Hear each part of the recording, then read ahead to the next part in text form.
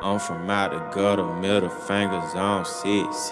Turn 16, then I got my first stick. Man, 90, fuck the other side, catch a body, send it hit. 20, you call that shit a extended clip, we call that bitch a dick. 20, bitch, I'm mad ballin', all my diamonds mad flawless. We got mad choppers, all my niggas mad cautious. I got mad dick, turn these hoes into mad stalkers. 21, I got mad dick, turn these hoes into mad stalkers. 21. Mad Max with me, I'm big. We don't do the Draco, we got seeds. Bustin' all on your bitch face. Make the bitch play with my kids. Stick a strip, shot him in the ribs. Baby bottles ain't no bibs. 20 models all gon' kneel. Breathing with this water like gills. I done got a low boat on a low note. And I got a 80 pointer that'll choke those. Sippin' on hot tech for locos. Wrist bird, fur crook with a goat hoe. Don't pass out, pop an addict. Won't smoke niggas in the attic. Rack X, the bank roll in the mattress. I got drip sauce like relish. Diamond slippin', drippin', I'm a problem. Heated my floor with the marble. Stand on the stove, cook a toddler. Cook it up. Trap on the knob with the gualas. I miss a many millions, could've bought a helicopter, do the surgery on the Cooper like a doctor. Heard that nigga poppin', call the goblins. Gang, nigga, for the opposite. Bitch, I'm mad ballin', all my diamonds mad flawless. 21, we got mad choppers, all my niggas mad cautious. Bitch, I'm mad ballin', all my diamonds mad flawless. 21, we got mad choppers, all my niggas mad cautious. Bitch, I'm mad ballin', all my diamonds mad flawless. 21, we got mad choppers, all my niggas mad cautious. Bitch, I got mad dick, turn these hoes into mad stalkers. I got mad dick, turn these hoes into mad stalkers. Hold on, let me kick my shit. Audemars drowning my wrist. Put a double G on my kids. Put a double G on your bitch. I'll probably leave you before I leave the lean. Little bitch, don't play with myself. I ain't even fuck around with no stylist. I got too much drip. You know you too much bitch. You got too much hip. When she suck me, she got too much lip. 4L gang got a whole lot of chopper, little nigga. We'll shoot this shit. Ran up a whole lot of M's, little nigga. I'm trying not to lose this shit. Rim stagger, bad bitch, I'm a bagger. On my face, it's a dagger. Private flights, I'm a jet lagger. Bitch, you ain't got no standards. Where's your manners? 100 choppers, roll the window down. MC Bitch, Hammer. I'm mad ballin', all my diamonds mad flawless. We got mad choppers, all my niggas mad cautious. Bitch, I'm mad ballin', all my diamonds mad flawless. We got mad choppers, all my niggas mad cautious. Bitch, I'm mad ballin', all my diamonds mad flawless. We got mad choppers, all my niggas mad cautious. I got mad dick, turn these hoes into mad stalkers. I got mad dick, turn these hoes into mad stalkers. 21. Yeah, young Metro, don't trust you, I'm gonna shit you.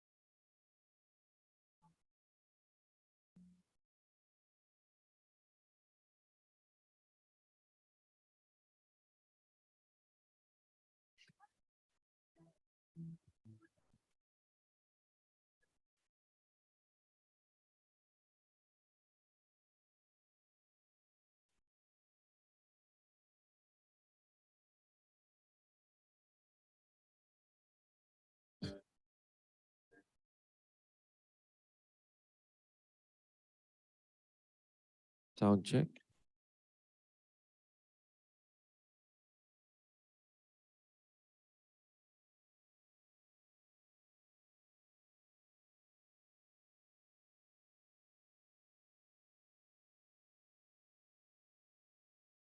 Sound check. 1, 2. Sound check.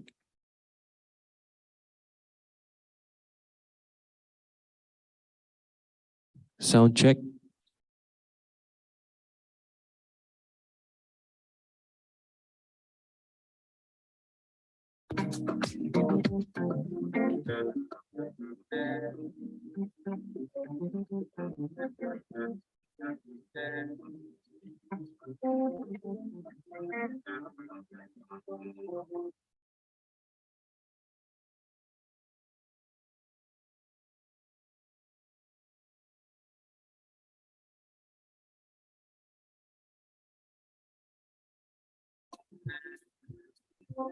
One time on the house with a big stove. I was cruising with my favorite gang. The place was so boring, filled with out of town touring. I knew that it wasn't my thing. I really wasn't caring, but I felt my eyes are staring at a guy who stuck out in the crowd. He had the kind of body that would save Adonis and a face that would make any man proud. He's the greatest dancer that I've ever seen. He's the greatest dancer. Hello, Tassie. The champion of dances. Hello, mic test. Good morning, ladies and gentlemen. We would like to request all participants to please be at the back of your respective banners because our program is about to start. Once again, we would like to request all participants, guests, to be at the back of your respective banners because the program is about to start. Thank you. From his head down to his toes. Austin, Gucci, Fiorucci. He looks like a steal. That man is just a kill. He's the greatest dancer that I've ever seen. He's the greatest dancer.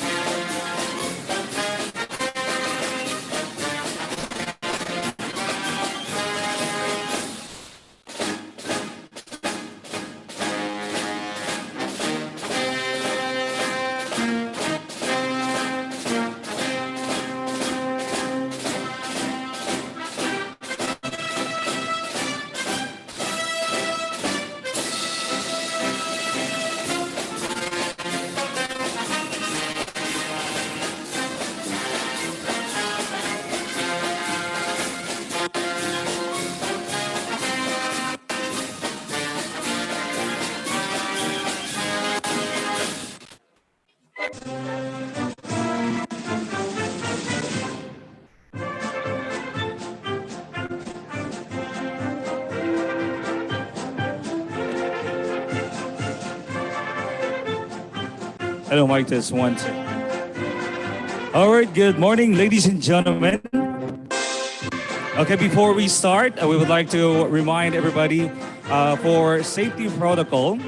Okay, so just in case of emergency like fire or whatever happens during our okay, please just find the exit area in case of emergencies. Okay, so thank you so much.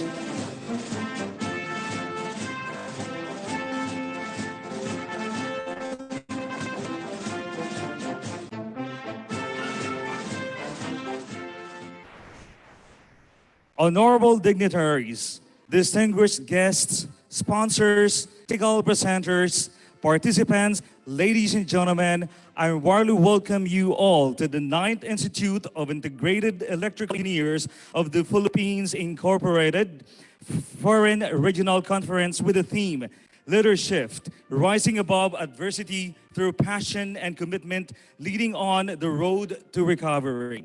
I would like to thank IIEWRCSA, Jeddah, and IIEE NWRCSA Yanbo for making a sponsor the second day or 2 days conference. A round of applause, please. And now, ladies and gentlemen, let us all witness the professional and banner parade by our different delegates for today's event. A round of applause, please. And of course, ladies and gentlemen, please welcome a chapter representative and members from ERCSA to be led by their president, Engineer Richard D. Devlin. Please welcome.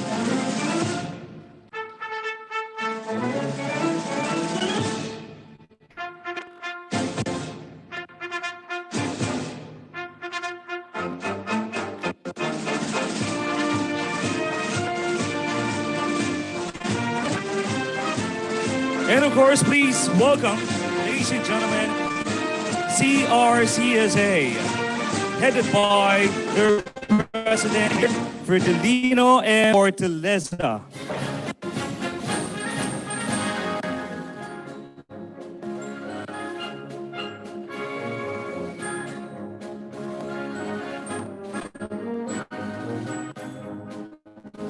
And of course, a round of applause and please welcome State of Qatar and their members, headed by their president, engineer, Lauren M. Olivos.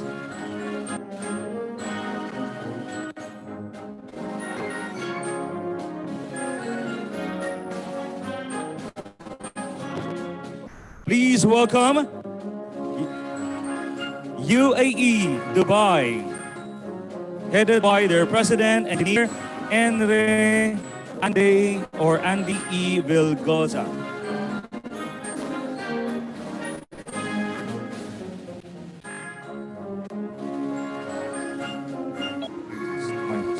Please welcome representative from Bahrain, headed by their president, engineer, Wilyard D. Gania.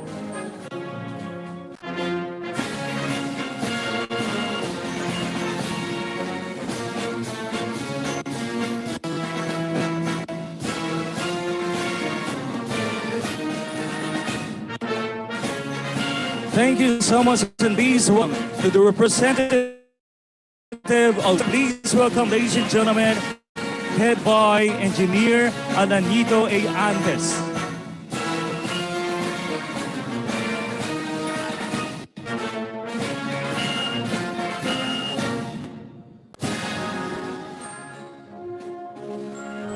Thank you so much and welcome representative from Kuwait, ladies and gentlemen, headed by engineer Louis Ildadaga.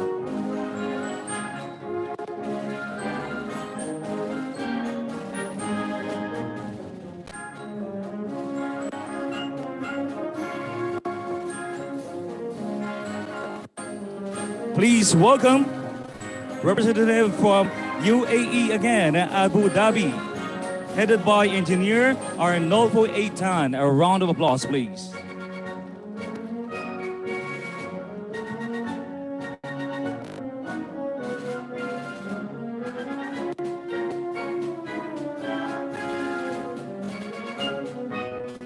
And of course, please welcome representative from SOC, headed by engineer Lark C. Cosido. A round of applause, please.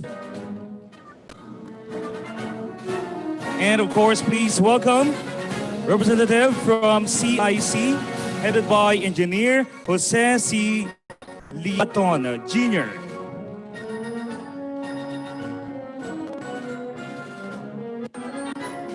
Okay, from Cayman Island.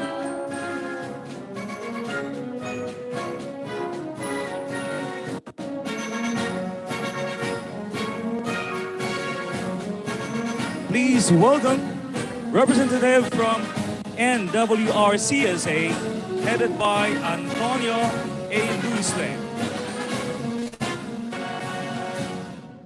Our host chapter, thank you so much, together with the members.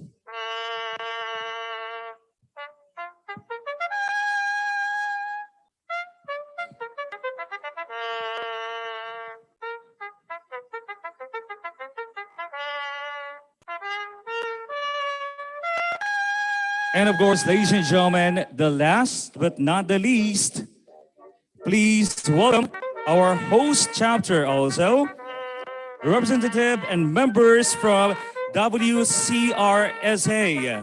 headed by their president, Engineer Marvin G. Adra. A round of applause, please.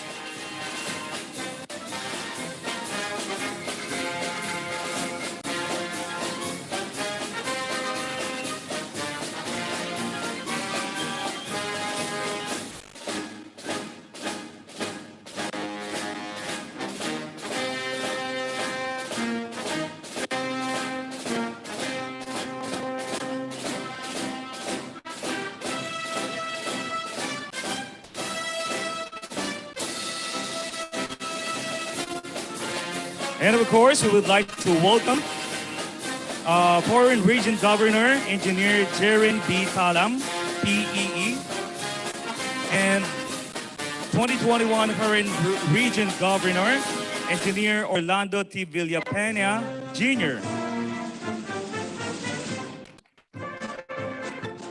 And also welcome Engineer Denny S. Horneja, 2020 Foreign Region Governor. Engineer Victorino A. Abihero, 20 Foreign Region Governor.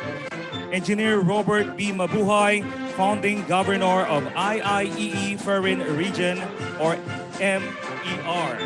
And of course, we're live in social media like YouTube and Facebook, and we would like to acknowledge also and welcome Honorable Francis B. Mapili, Chairman, Professional Regulatory Board of Electrical Engineering.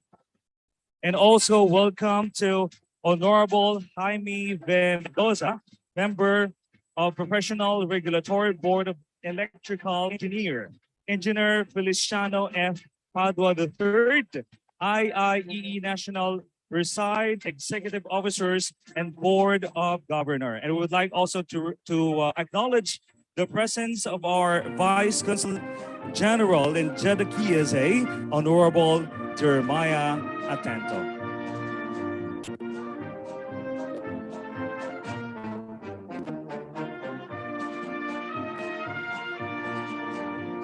All right, so thank you so much, delegates. Before we jump up in the event proper, let us all fix our eyes and eyes on the screen for today's webinar etiquette, as well as the hotel's safety protocols.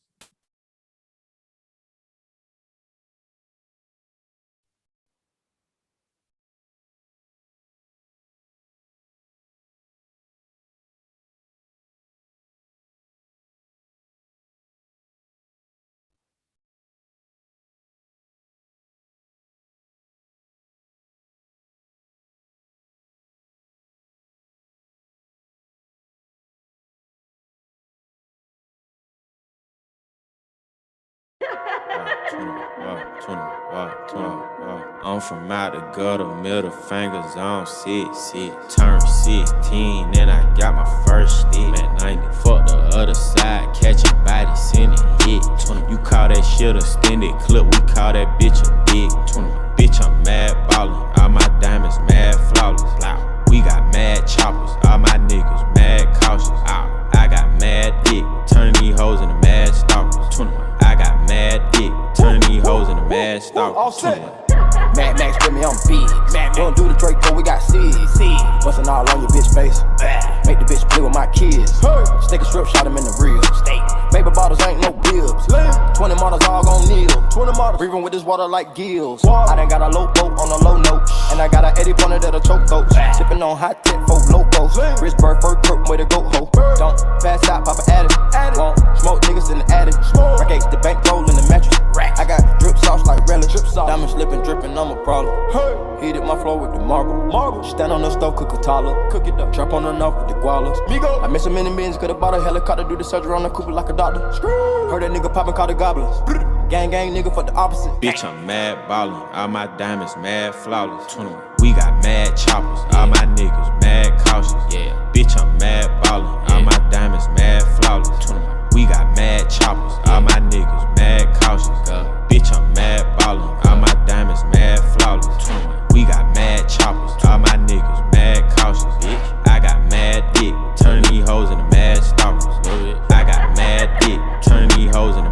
stalkers. Hold on, let me kick my shit. Yeah. Audemars drowning my wrist. Yeah. Put a double G on my kids. Yeah. Put a double G on your bitch. Yeah. I'll probably leave you before I leave the lean. Little bitch, don't play with myself. Oh God. I ain't even fucking around with no stylist. I got too much drip. Oh God. You know you too much bitch. Oh God. You got too much hip. Yeah. When she suck me out, she got too much lip.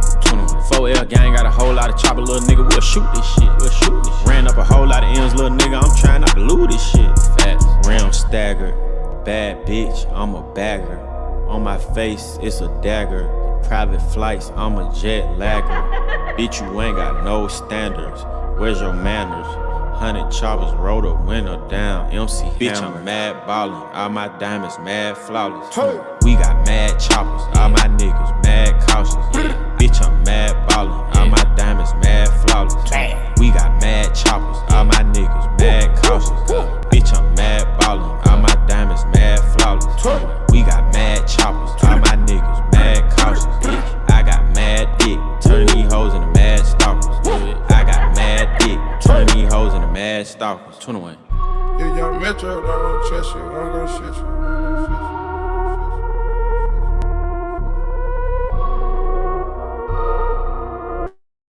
All right, thank you so much. And a round of applause, please, for a person who actually created that nice presentation.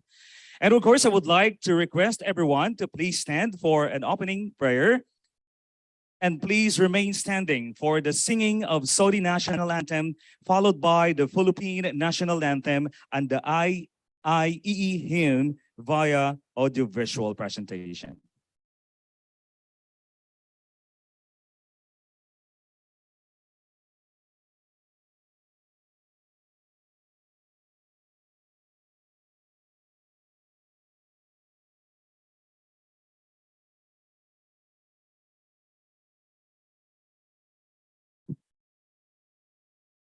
Okay, I would like to request anybody from the members who can lead the Christian and the other one also for the Muslim prayer.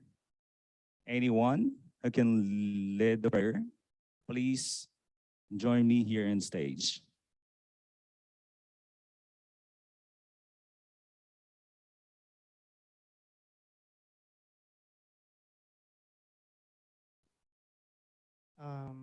Ladies and gentlemen, please join me in saying some prayer to guide us on this event. O Diyos na makapangyarihan sa lahat, pinupuri ka namin, dinadakila sa lahat ng oras, sa lahat ng pagkakataon. Tunay pong napakadakila mo sa patnubay at gabay sa bawat isa sa amin, sa patuloy po na blessings every moment of our lives. Sa kabila po ng aming mga pagkukulang, pagkakasala, O Diyos, nandito ka upang gabayan ang bawat isa sa amin. Panginoon, kasama po ng aming kahilingan sa pasasalamat at kahilingan ng kapaturan sa aming mga pagkakasala, ang hiling po din namin, O Diyos, na patnubayan at gabayan mo po ang aming activities for these coming 2 days para po ito'y maging matagumpay at naaayon po sa iyong kagustuhan. O Diyos, ang lahat po ng ito hiling namin sa ngalan ng iyong anak na si Jesus. Amen.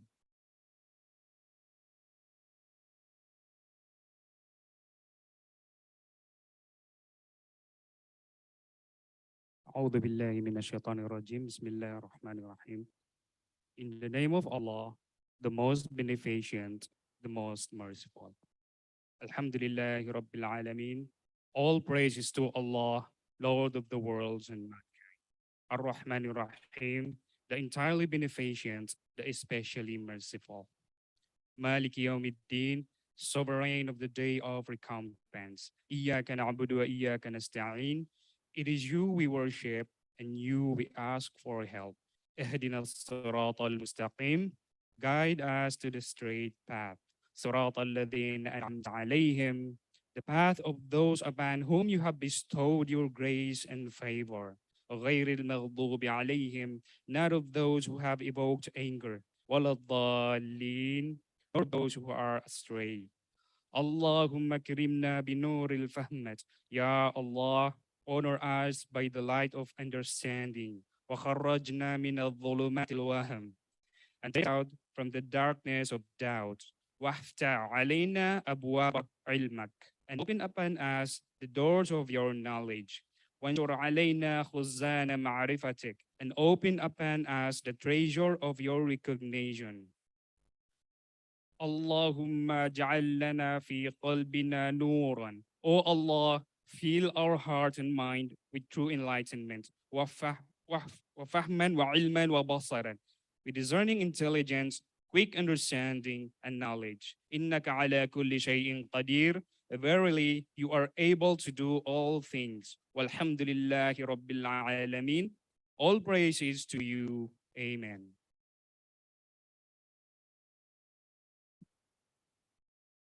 And now, ladies and gentlemen, the Saudi National Anthem.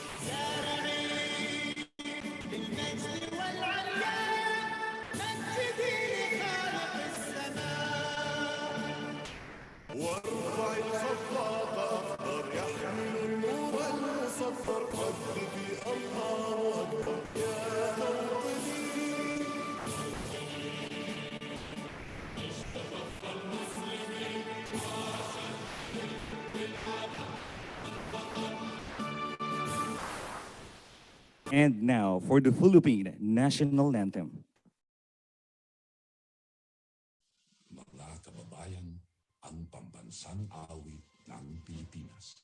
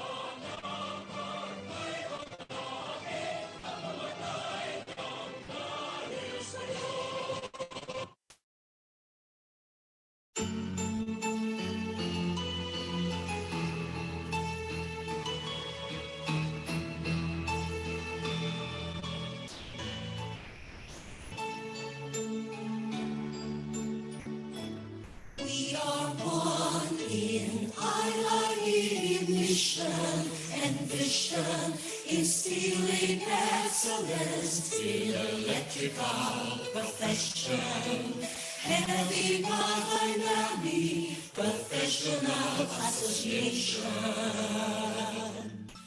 making innovative contributions to our nation.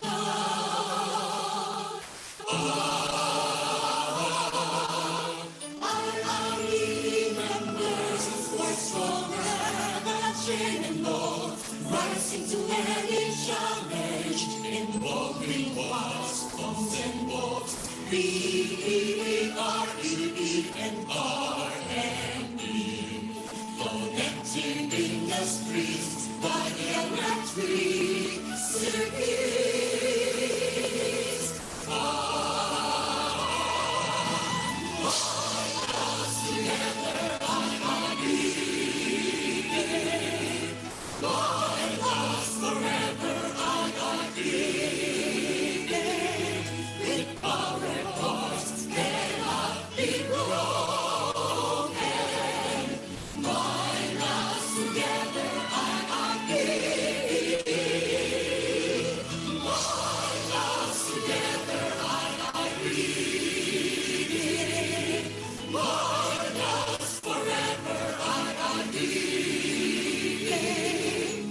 Synchronize our hearts to reach greater heights and brighter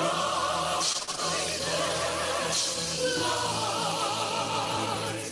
We serve humanity with the power of electricity, making rigid transmission, great for reliability, ensuring need of power loss and high efficiency. Shifting from one place, the use of all energy.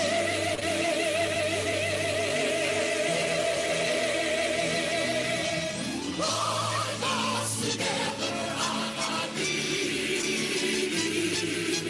Bind us forever, IIB. With power horse cannot be wrong.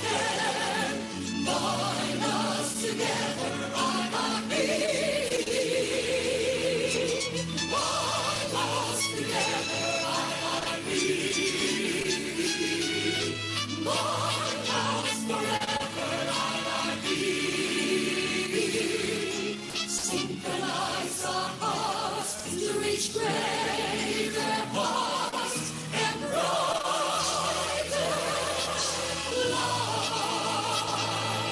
There's only one institute, no one else can substitute. There's only one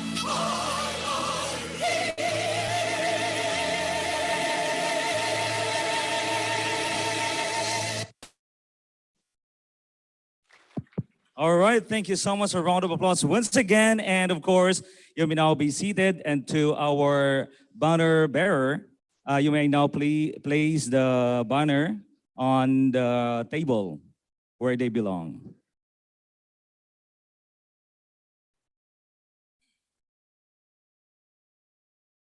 And also you can go back to your respective seats after that.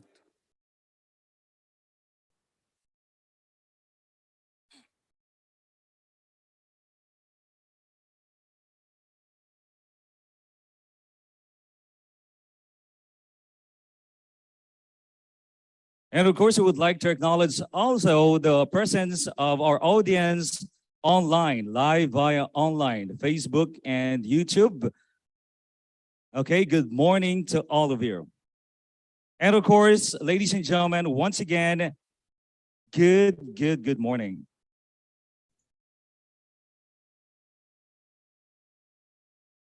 Hello guys, are you ready? Okay. Smile naman kayo dyan. Okay, so honorable dignitaries, distinguished guests, sponsors, technical presenters, participants, ladies and gentlemen, once again, I am glad and pleased to welcome you all to the 9th Institute of Integrated Electrical Engineers of the Philippines Incorporated, also known as IIEE Foreign Regional Conference.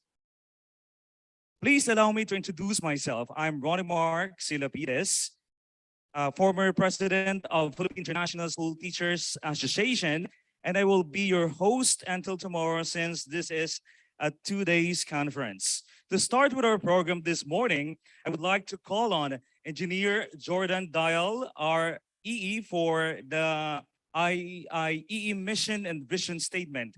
A round of applause, please.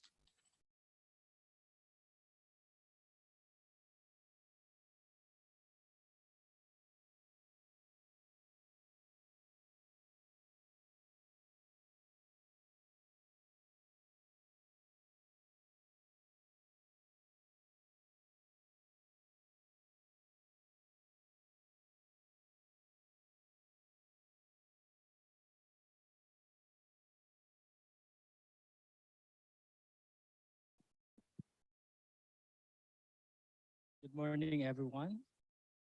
I'm here to read you the IIE mission. IIE mission to enhance the competencies of electrical practitioners to make positive contributions toward new trends and technologies. To be an authority of electrical engineering service that results to safe, reliable, and efficient systems. To consistently deliver high-quality products that is duly recognized by international organizations and institutions. To promote awareness on the use of environment-friendly electrical products, services, resources, as well as active participation on disaster preparedness and recovery program. IIE vision to be the leading electrical professional organization globally. Thank you.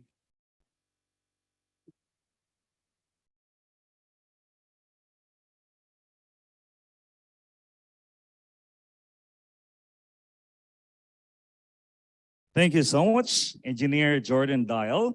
Now I would like to call on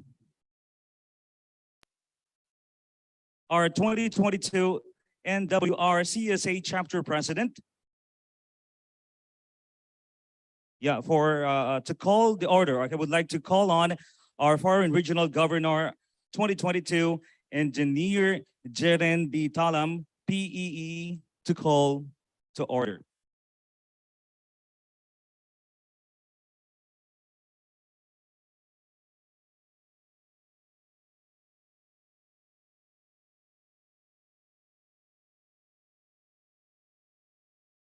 Morning. By the power vested in me, by the Institute, by the Constitution and bylaws of the IIE, may I announce the ninth IIE, the ninth Foreign Regional Conference open.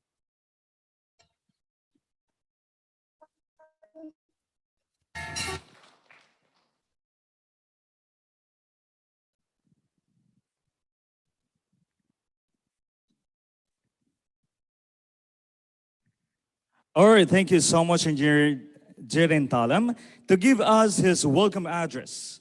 Let us welcome the 2022 NWRCSA Chapter President and the Chairperson for this year's conference. A round of applause to Engineer Antonio E. Luste, PEE.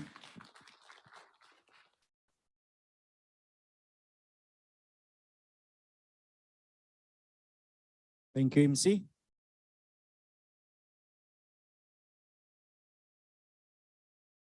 Minsan pamuli palakpak tayo. Yes! Alam ko, inaantok pa po kayo, no? What time na tayo natulog kagabi. Anyhow, thank you for coming. To our distinguished guest from General Consulate of Jeddah, Honorable Edgar Thomas Oxalian. To our Vice Consul General, Honorable Jeremiah Atento. To our IIEE PRC Chairman, Honorable Francis V. Mapili, sir. Our Honorable Member of PRC Philippine Regulatory Commission, Board of Electrical Engineering. Engineer Jaime V. Mendoza, member.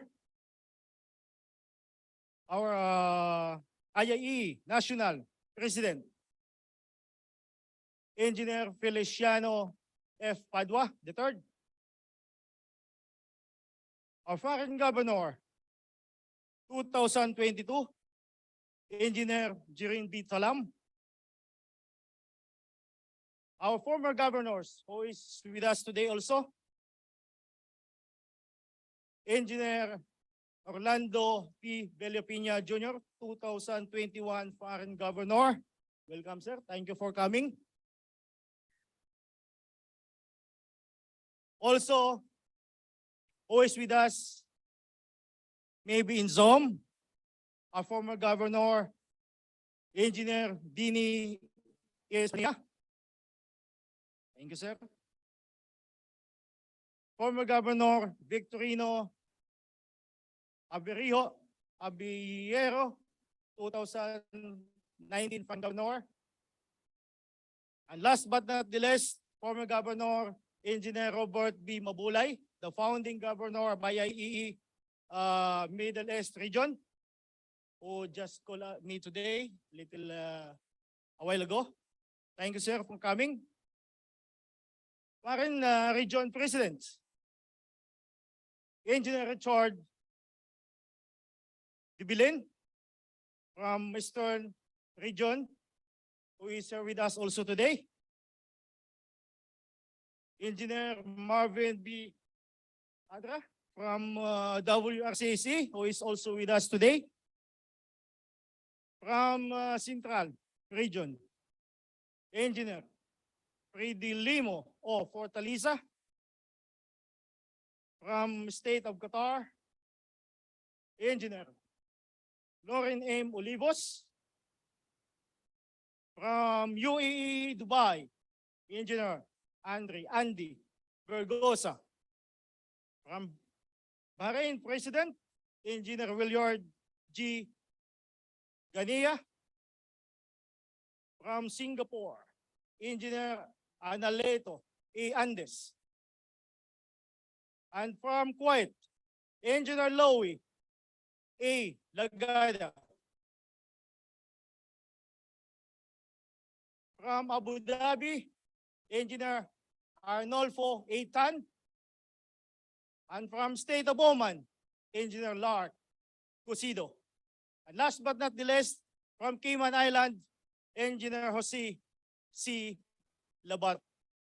Sponsors, Delta, JE Delta, Clean Technology or Cleantech Technical, Industrial Automations. Our technical presenters, fellow IIE officers and members, ladies and gentlemen, a blessed good morning in KSA, good afternoon in Singapore and Philippines, good evening in Cayman Island. Thank you for having us here today. Today we are celebrating our 9th IIE Foreign Region that mark us a memorable event as we experience as a chapter of this organization. We are so much thankful to God and much excited that this event come into reality despite a very short time and many challenges and struggles we faced when we started the planning of this event since early of the month of this year. As we all know, that the original plan of this event was first scheduled on the month of May 2022. But due to some circumstances that out of our control, that proposed schedule was postponed. During those days, we were quite hopeless, thinking how we can continue and proceed our plan and reschedule this event. But because of strong determinations of the host chapters and our members, we plan to move this event on the month of July 9, which is today, and 10, which is the next day, 2023. 2022. Thank God that that plan came to reality. Thank you to all who helped us a lot making this event possible. And on behalf of IIEE, NW, RCSA, and IIEE, WR, CSA, it is our pleasure to welcome you all for our event, 9th IIEE Foreign Region Conference. I may hope you will be joining us for this event until the end. Thank you, and may God bless us all. Welcome po. Thank you. Back to you, MC.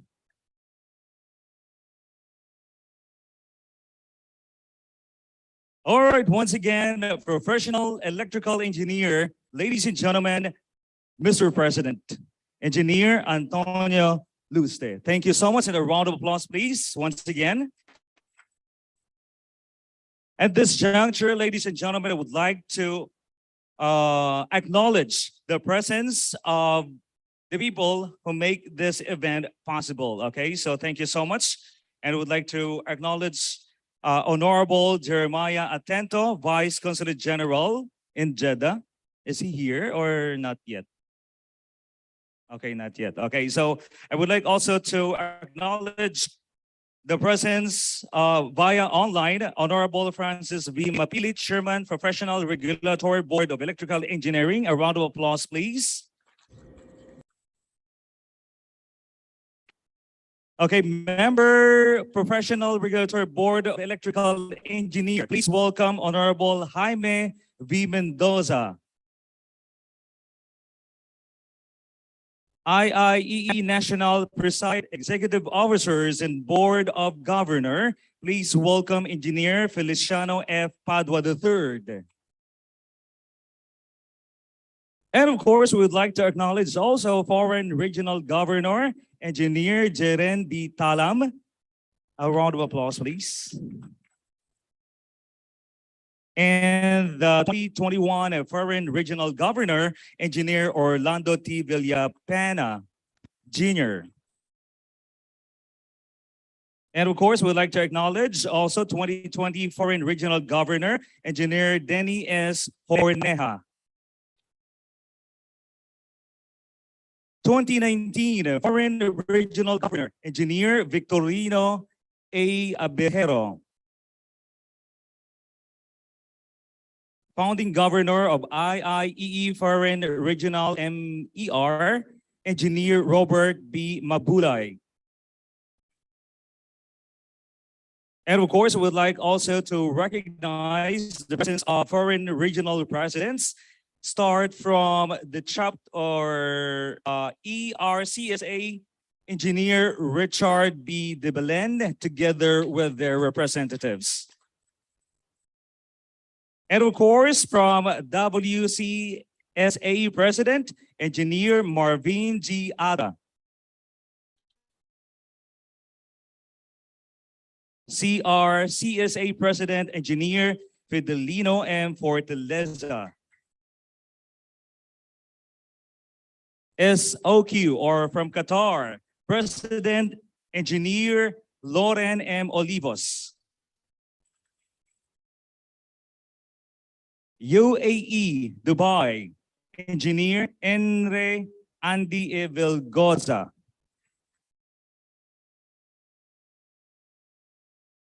From Bahrain, ladies and gentlemen, Engineer Williard G. Ganea. A round of applause also from Singapore, ladies and gentlemen, Engineer Alanito A. Antes. From Kuwait, Engineer Louis E. Ladaga.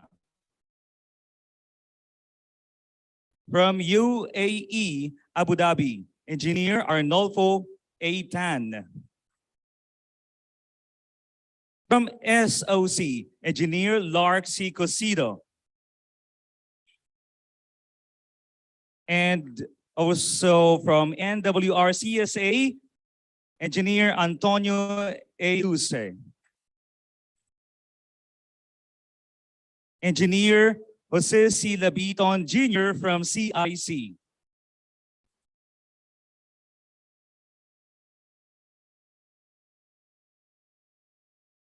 And we would like also to acknowledge Engineer Jose Libaton. And we would like also to extend our gratitude to our sponsors. Thank you so much, JAA Delta, Clean Technology or Clean Tech, Technical Industrial Automation or TIA. A round of applause, please.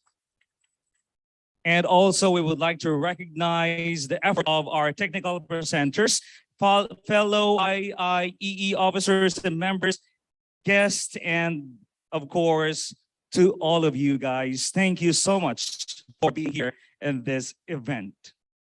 A round of applause once again.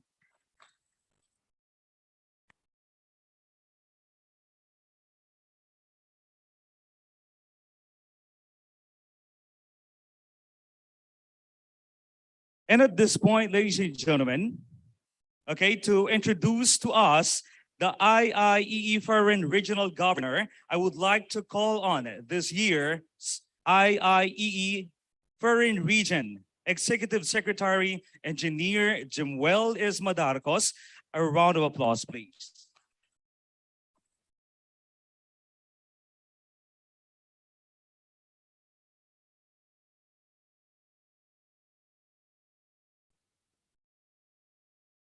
To honorable guests, attendees who join us here and then virtual, our fellow electrical practitioners, ladies and gentlemen, good morning Saudi Arabia and good day everyone.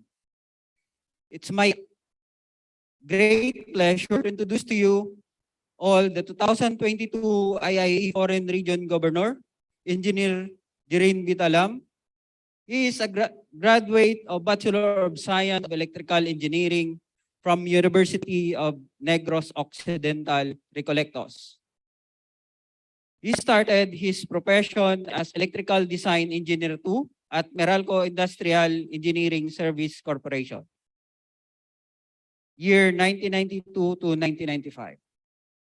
After a year working local company, he became an electrical engineer, site engineer, and designer at Saudi Trading Service, International Company Limited, Jeddah, from 1995 to 1999.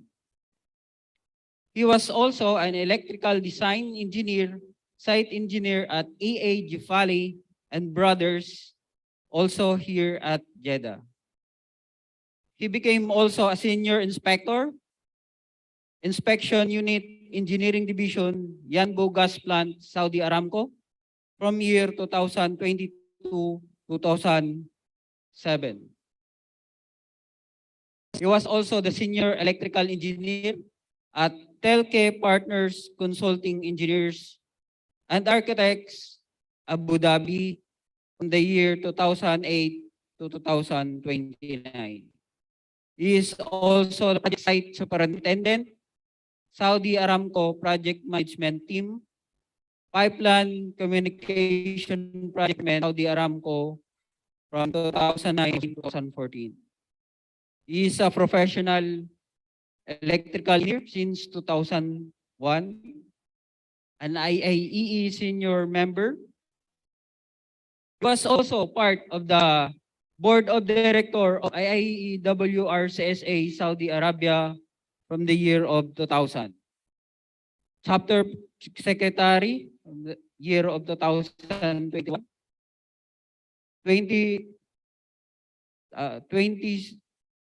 2002 at Technical VP Technical Affairs, 2003 at VP External Affairs, and became a president of IIEE WRCSA in the year of 2005.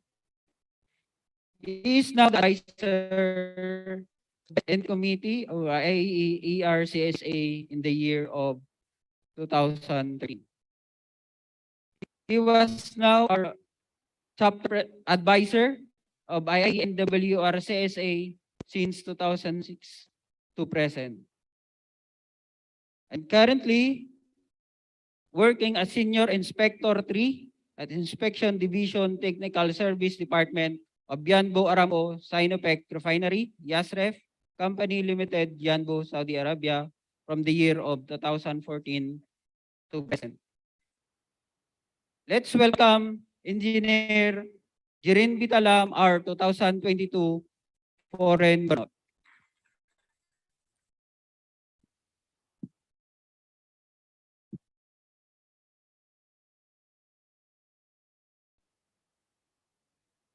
Thank you, Engineer Madarcos.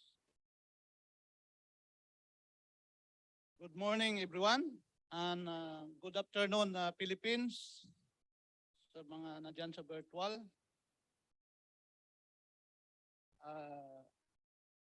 One thing I can say, this is the day that the Lord has made.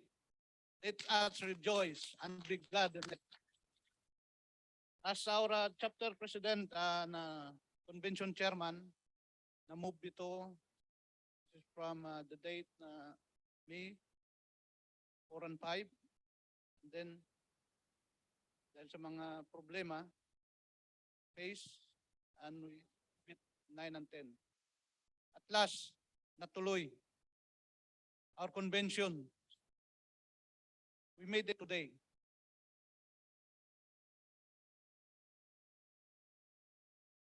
To our distinguished guests of honors, I would like to call the presence of our delegates,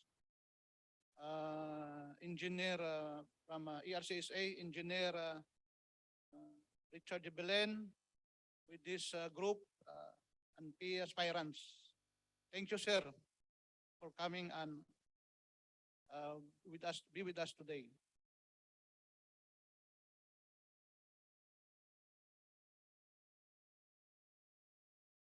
To our guest from CRCSA, engineer,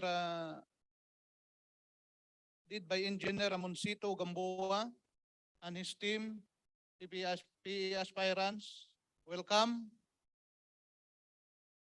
And also former Governor Orlando Villafaña Jr. Thank you, sir, for coming with us. And Engineer, former President of CRCSA, Engineer Luis Javier. Welcome po, sir. Thank you. And to all the delegates and virtually present with this event, and to all NWRCSA officers headed by Engineer Antonino Noste and WRCSA chapter officers and members headed by Engineer Melvin Adra. Good morning, sir. And to our guests, members of different chapter here in Saudi Arabia who are present today, and our sponsors, Engineer Osam and his group, Intellie Delta, welcome, sir. Engineer Napoleon Carion from Cleantech. Thank you, sir. Good morning. And to our another sponsor, Engineer Albert from Technical Industrial Automation. Thank you for the support. And to our guest and honor and virtual who is with us today, our National President, Engineer Feliciano F. Padua III, and executive officers and BOD of IIE National. Good afternoon. to all former governors, Engineer Dennis S. Ornea, it's virtually also with us, Engineer Victorino C. Abihero, 2020 Governor, and at 2018 Governor, and Engineer Robert Yumabulay, founder, Mayor Governor 2016 to 2015. And to our honorable guest, Honorable Francis B. Mapili, Chairman, Board of Electrical Engineering, I think who is with us also virtually, Engineer Jaime B. Mendoza, Member of the Board of Electrical Engineering. Good afternoon. To all chapter officers, foreign chapter officers who are with us, watching with us virtually, from Qatar chapter, Engineer Lauren M. Olivos, Engineer Henry Andy E. Bergosa, UAE, Dubai, Engineer Willard G. Ganea, IIE Bahrain, Engineer Alinato E. Antes, IIE Singapore, Engineer Louis E. Ladaga, IIE Kuwait, Engineer Arnolfo Eitan Jr., IIE Abu Dhabi, Engineer Lark C. Cosido, IIE Sultanate of Oman, and Engineer Jose C. Libaton Jr., IIE Cayman, and to all former chapter presidents who are also here with us, Engineer Carlos Rahimi, 2016 NWRCSA, Engineer Hopper Lau, 2017, Engineer Rolando Panganiban, 2021, from NWRCSA, and Engineer Bernard Alayban, 2019, and Engineer Edwin Apasionado, 2012, from WRCSA. Thank you for your presence, sir, and support. Today, I am honored to be with you as we celebrate our 9th Foreign Region Conference. Truly, technology remains as one of the leading drivers of globalization, and with regards to that, changes in this world, it proves how it play a vital role in our adaptation. Without this technology, we cannot celebrate with other participants like they are in virtual. So, thank you. With that being said, technology will have the meaning when it comes in contact with people whose hand ought to reach farther than what is expected and will do greater things with it. Hence, these are the gaps that will help us further towards our aim.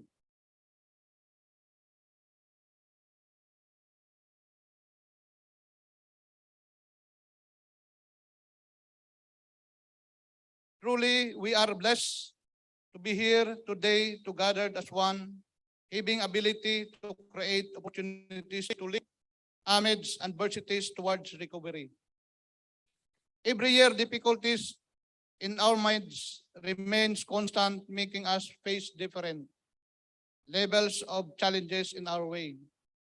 And with our company's performance, we remain exceptional, competitive, and strategic.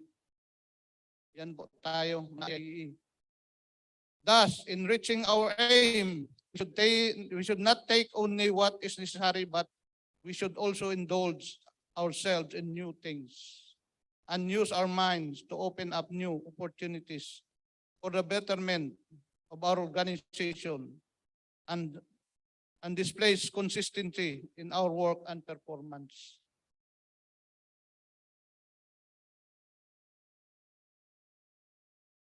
With this, the 9th Foreign Regional Conference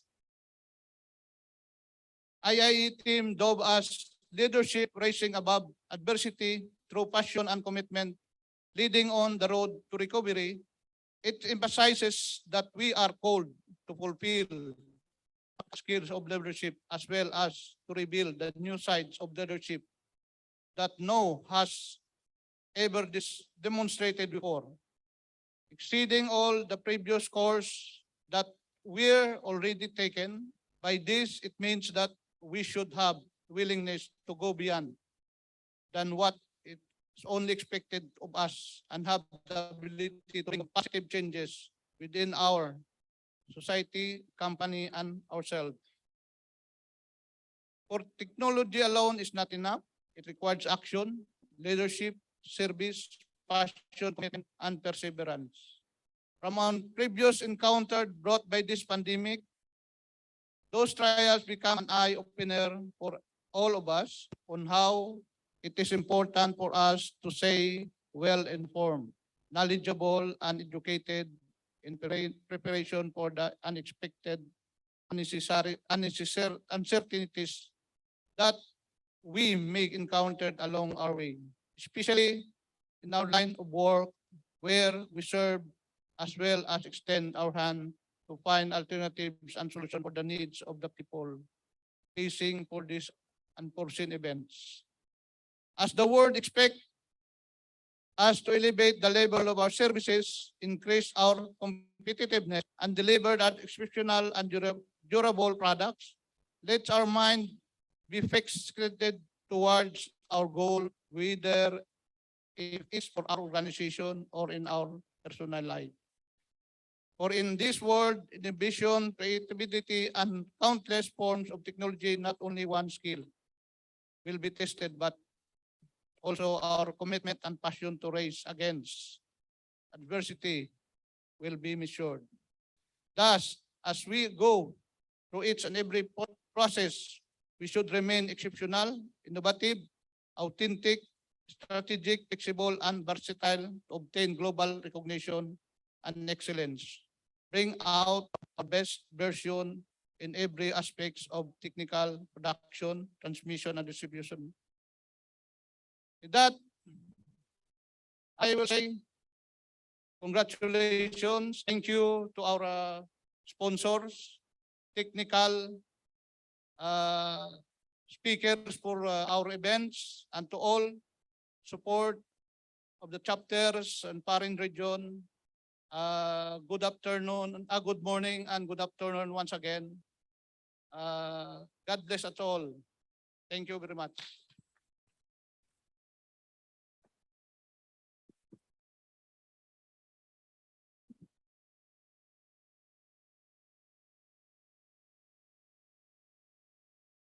All right, thank you so much, Engineer Jeren Talam, for that address.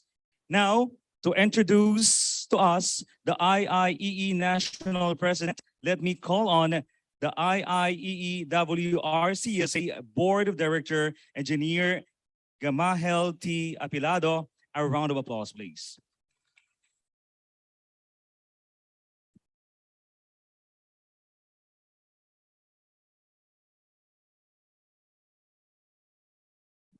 Thank you, Mr. MC. Good morning to all of us, yung sa mga physical attendees, and good afternoon din sa Pinas at sa ating lahat sa mga nag-attend ng virtual. So yung ating next speaker for today, he is a National Treasurer on the 2020, Northern Luzon Regional Governor on 2017, a Chairman, Member, and Disaster Development Committee in 2019. He is also a member of the Exhibit Bureau 2018 to 2019, a member of the Convention Bureau in 2019, the La Union Chapter President in 2014, and an IIEE Senior Member. He is graduate of a Bachelor of Science in Electrical Engineering and St. Louis University, Baguio City. Owner and General Member, Star Ace Trading and Engineering Services 2014 up to the present. He is the president also of the firm Consult and Trade Philippines Inc. 2019 up to the present. Let us all welcome no other than our national president who provided us all our needs and always supports big or small events of our organization. Engineer Feliciano Flores Padua III, PEE. A round of applause, please, for our physical and virtual attendees. Thank you. Thank you very much, Engineer Apilado. I am audible? Audible po ba ako? Yes po.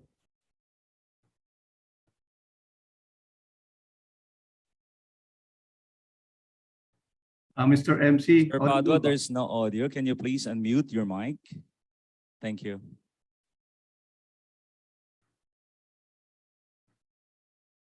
Am I audible now?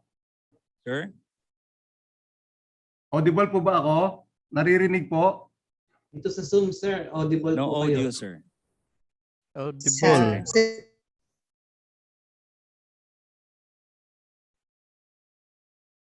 So okay na? Sa Zoom po, audible ako. Dance po sa site, audible na ba o naririnig ba ako? Yes, we hear you. Yes, sa Zoom kasi malakas Sir Flor. Doon sa site yata walang audio. Yes, sir. We can hear you now. You may now Okay. proceed. Thank you so much. Okay, salamat. Okay. To the Honorable Vice Consul Jeremiah Atento, to the Board of Electrical Engineering Chairman, Honorable Francis B. Mapile, and of course, Honorable Jaime B. Mendoza, member, to our Council of Former National President chaired by Sir Jules Alcantara, to the Foreign Regional Governor, Engineer Jerin Talam, our founding governor, Engineer Robert U. Mabulay, and mga former governors, 2019, Gov. Vic A. Abihero, 2020, Sir Denny S. Ornea, and 2021, Orlando T. Villapana. To our 2022 Board of Governors, paki-open yung mga camera nyo so that mapil tayo ng ating mga kasama sa foreign region na kasama tayo dito sa conference. Foreign region chapter presidents, officers, our beloved members, good morning to all of you. Good afternoon, Philippines, and good day to other parts of the world. So it is with great pride and honor and joy seeing you all today virtually at the 9th Foreign Regional Conference hosted by the Northern Western Region Chapter Saudi Arabia, headed by your chapter president, Antonino A. Luste, and Western Region Chapter Saudi Arabia, headed by your chapter president, Marvin J. Adra. So I was not able to join you face-to-face because of the visa problem. Hopefully, on other occasion, maka-join ako sa inyo dyan sa Jeddah. Okay, as a famous saying goes, every journey starts with a single step. And the journey of the birth of this region has opened the gateways for IIEE to become globally relevant as it elevates the electrical profession in the most profound way. I couldn't be proud how far this region has gone as it keeps surprising us how the members here elevate the status of our Filipino electrical practitioners. We may be miles apart, but we feel the burning passion and the drive to serve IIEE with grit and honor as we rise above together in journeying and embracing the new normal world. This only shows the host chapter's resilience geared towards recovery IIEE, by God's grace, made it here, that despite all the twists and turns, a blessing is always given in return as we were able to maintain and sustain IIEE as to what it is now. That is ever resilient, geared towards recovery. With the tremendous technological advances, everything is made possible with just one click away. We are all interconnected, but you will agree with me that nothing beats the physical attendance to conferences that brings life into many forms, more so making us all feel alive. Today, as this foreign regional conference upholds only promises to give the best of the best, let us all reap the benefits of the programs where an insightful exchange of knowledge overflows. In the future, we will be able to respond together to the issues of the electrical profession and achieve our common objectives. Virtual or hybrid conferences, whatever format it may be, what truly matters is the chapter's dynamic drive in pursuit to professional excellence and service to the members. As the Philippine governance turn the page, let us be reminded that as a member of this esteemed organization, we share a common goal, and that is the pursuit of professional excellence, focusing on our role in making difference in the society. With this, let us carry on and continue to be service and upholding the integrity of the electrical profession. My heartfelt congratulations to all for making this happen. Incredibly, I'm very proud to all of you. Before I end, I just would like to invite you all to our upcoming 47th Annual National Convention on November 7 to 12. So, congratulations, Northwestern Region Chapter Saudi Arabia and Western Region Chapter Saudi Arabia. So please keep it up. Let us keep the light in all of us. Mabuhay ang IIEE Foreign Region. Maraming salamat po. And again, magandang araw po sa ating lahat. Thank you po. All right, thank you so much, Engineer Feliciano E. Padua III, for the address. Okay, so the entire body would also like to express their gratitude toward your effort and contributions through this plaque of appreciation. Sir, please do not turn off your camera. And I would like to call on the presence of Engineer Jeren B. Talam, Foreign Regional Governor, Engineer Orlando T. Villapena Jr., 2021 Foreign Regional Governor, to assist the award. Even engineer is not here yet. Okay, just hold the plaque of appreciation, and let me read the citation first.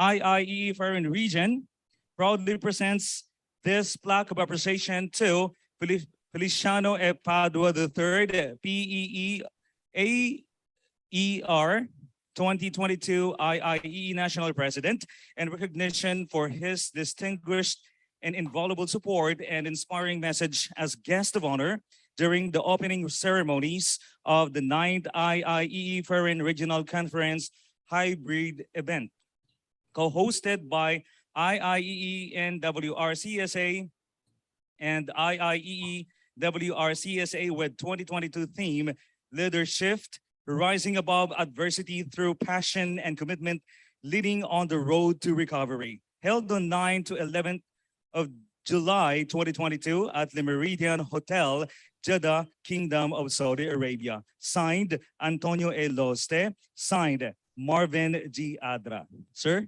thank you so much. Thank you so much. So I can only see National Auditor Flor Barona on the different Board of Governors for 2022.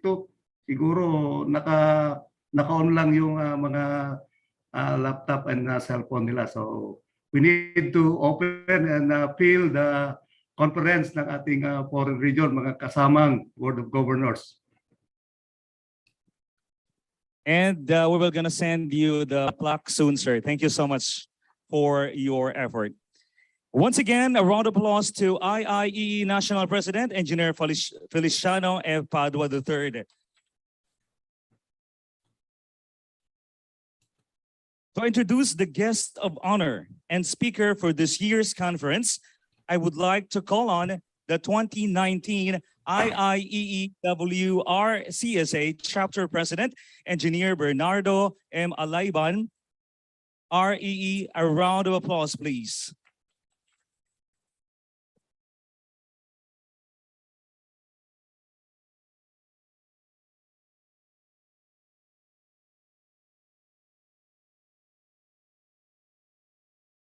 Morning, everyone. Attendees face-to-face and virtual attendees.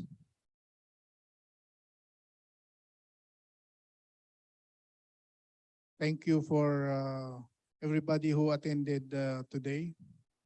I would like to introduce to you the next speaker for today, for the 9th Foreign Region Conference.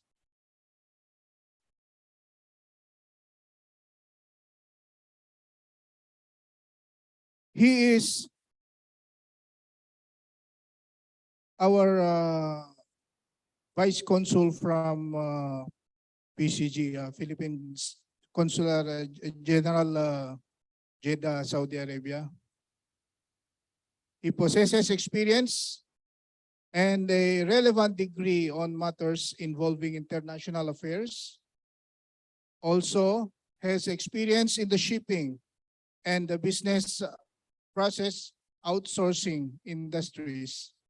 Currently studying for a Bachelor of Laws degree. He worked in the Department of Foreign Affairs as Principal Assistant from November 2018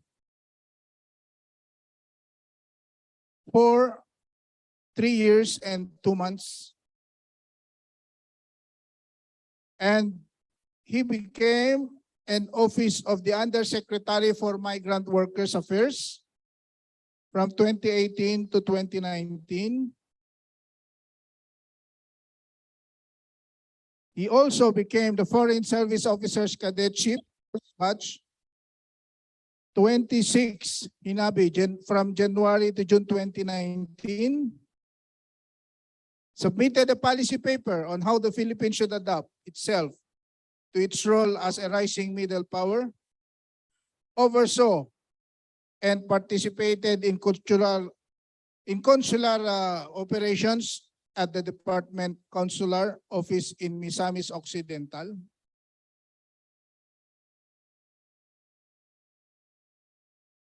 He also worked in ASEAN Economic Community or Office of ASEAN Affairs from July 2019 to present.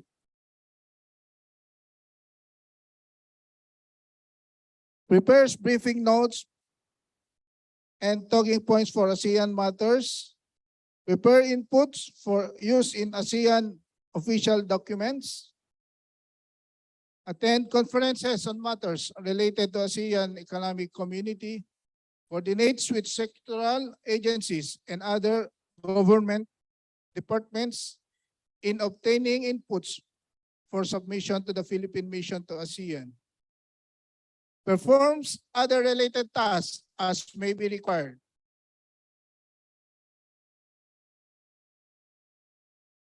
He attended and represented the company on labor proceedings in the National Labor Relations Commission or the NLRC, drafted and possessed legal documents on labor proceedings in the National Labor Relations Commission.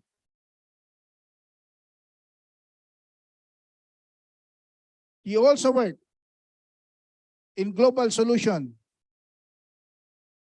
from June 2017 to September 2018. And other tasks he performed, such as Chelsea Shipping Corporation, assistant to the President and CEO legal assistant from February 2013 to May 2017. Prepared documents for submission to government agencies. He undertook legal research on subjects required by upper management. Undertook liaison duties with government officials on matters concerning ship inspections.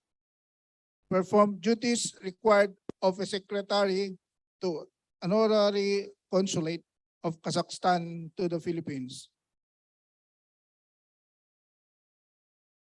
He finished his Bachelor of Laws from 2012 to 2016 at Lyceum of the Philippines University. And he took also his Bachelor of Science in International Relations and Affairs from 2008 to 2012.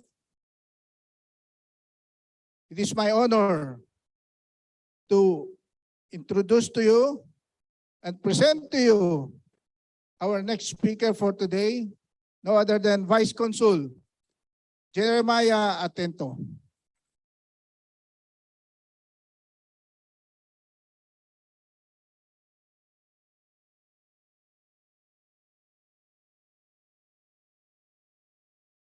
Thank you for that kind introduction, sir. To the officers and gentlemen of IEE, thank you.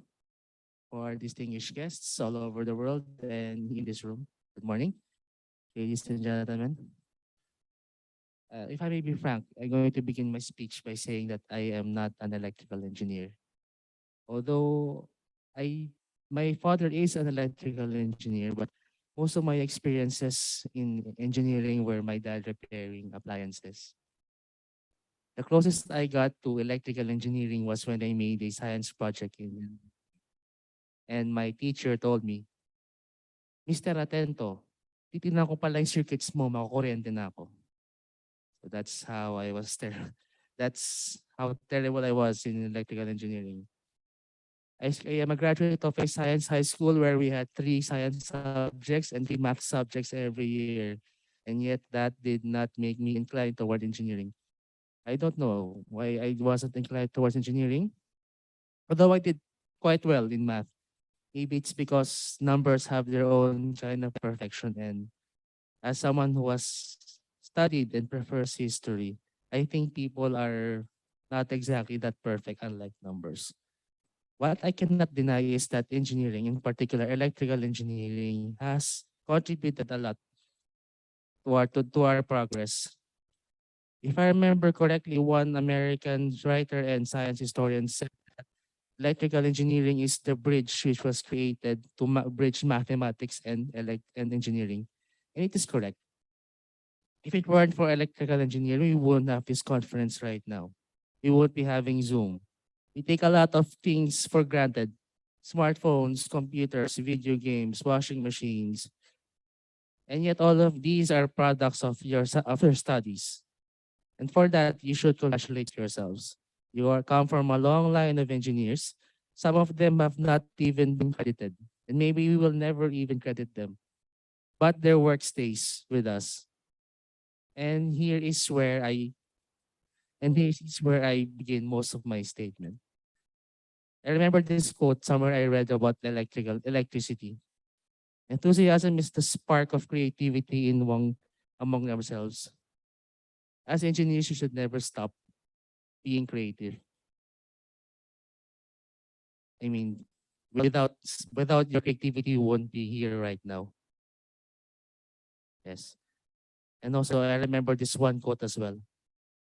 It's from someone I cannot confirm whether he or she said it, but it goes like this. We're all made up of electric cells. Our brain is made up of electric cells.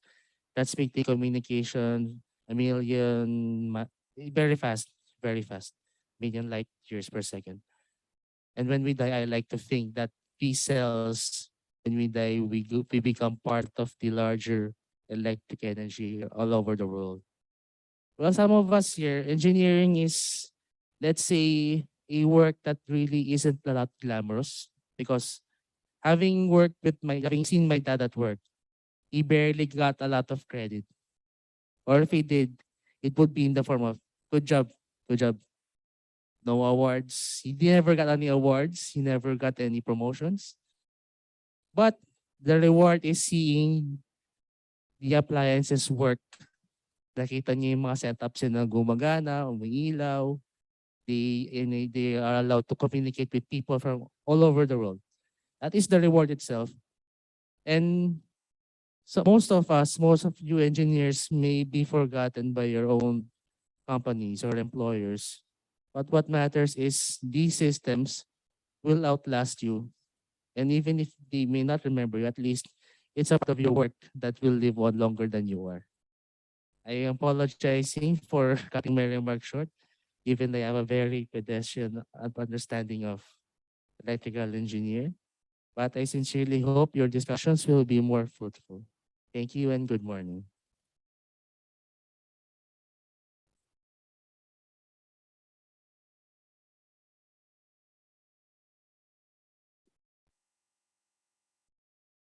A round of applause once again, ladies and gentlemen, to our Vice Consul, Honorable Jeremiah Atento. Thank you so much, sir. And I would like to request also our Honorable to please remain on stage to receive the plaque appreciation of Consul General and Labor Attaché, Attorney Wilby Martin. I would like to request also the presence of Engineer Jerin B. Talam and Engineer Orlando T. Villapena to present the plaque of appreciation. Let me read the citation. Okay, I would like also to request Engineer Noni and Engineer Adra, okay, to assist the awarding of plaque of appreciation. Let me read the citation, ladies and gentlemen.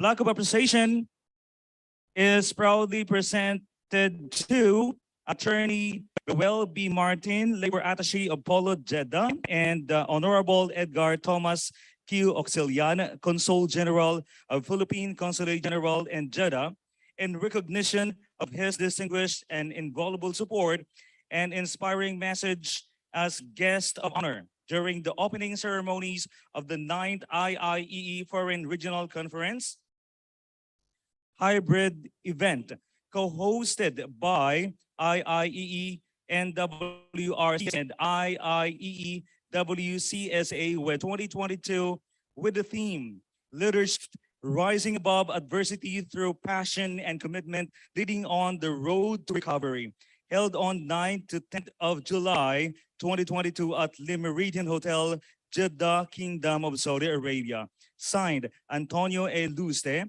2022 IIEE NWRCSA President. Signed, Marvin G. Adra, 2022 IIEE WRCSA President. And Jerin B. Talam, 2022 Governor. Signed, Feliciano F. Padua III, 2022 President. Once again, thank you so much to the presence of our Vice Consul, Honorable Jeremiah Atento.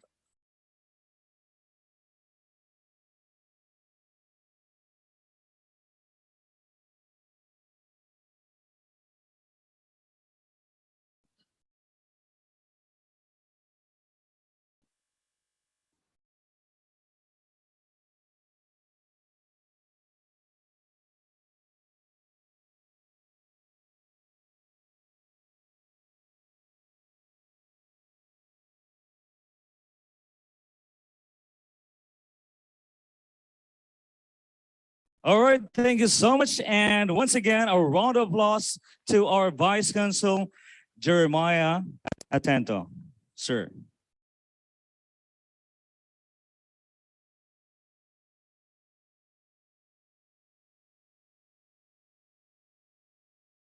And at this point, ladies and gentlemen, let's hear and let's learn from our sponsors, from the Building Management System by Delta, Controlled and Delta Electronic Products Awarding, products, in person of Engineer Hossam Al Ali engineer, and engineer Mukesh Fakri. A round of applause, please.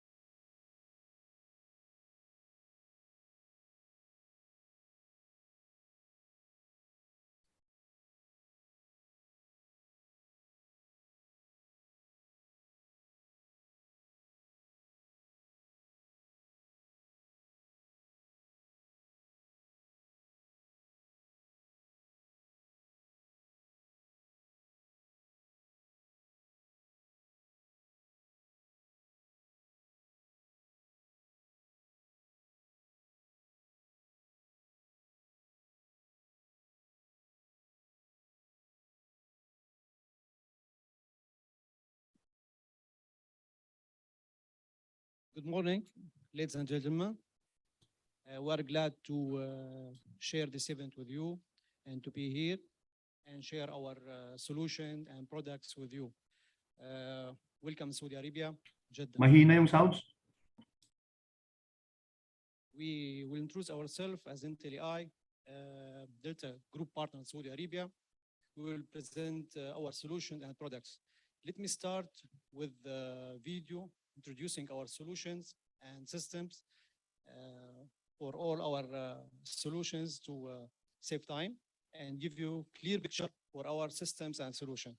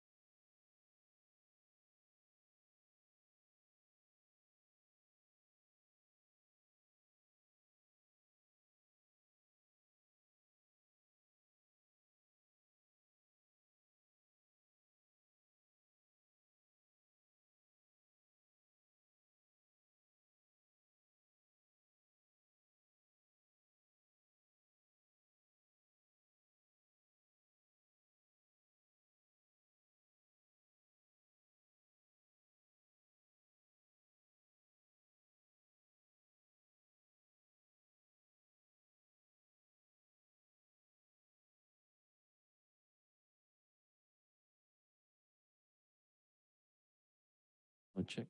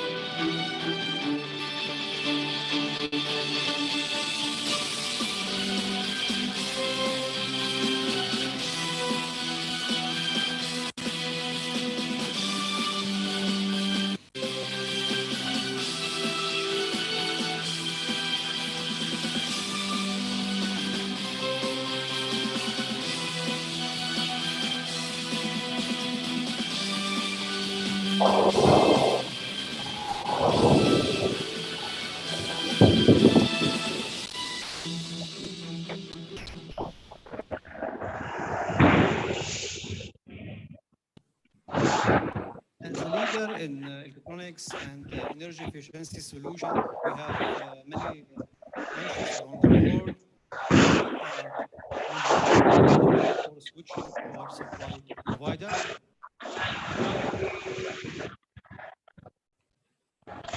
Our mission and vision is to be smarter and greener together. Products, smart products, connected together to provide integrated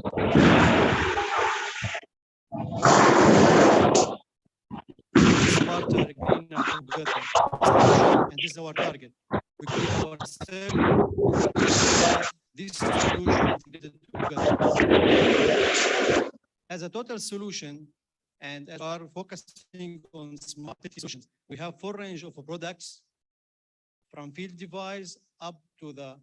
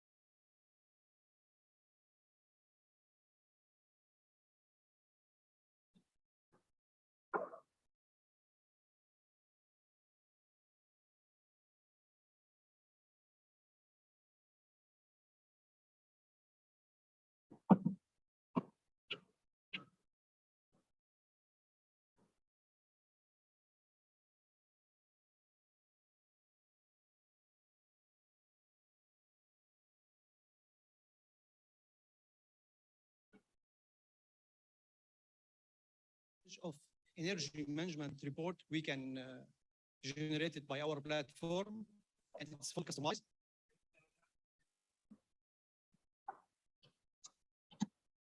For large scale project, we have the large scale controller It's Epicon. It's called Epicon. This controller is based on PLC type. It can connect up to 512 points per one controller and can expandable to connect a lot of points in one CPU. Another integrated solution, our controller, which can connect all the system together, the lighting and the access control, in addition to HVAC system connected to one controller. So you'll have one controller connecting and collect all the information from all the system together to one platform. Our smart sensor, it's called O3 Hub. This sensor is 8 sensors inside one sensor. It can give you the occupancy by PIR and audio, infrared temperature, humidity, normal temperature, audio output, lighting control, lighting level, LED ring indication, and wireless in-ocean connectivity, wireless Bluetooth, and audio signature in addition to IR clustering. This sensor is a smart sensor connecting 8 sensors inside one device. Delta has developed this sensor during the pandemic and use it for touchless solution in the hospitals and hotels. So you can just access the hotel by your mobile and you'll have the full control for the rooms by your mobile. This product has get the award of the ASHRAE 220.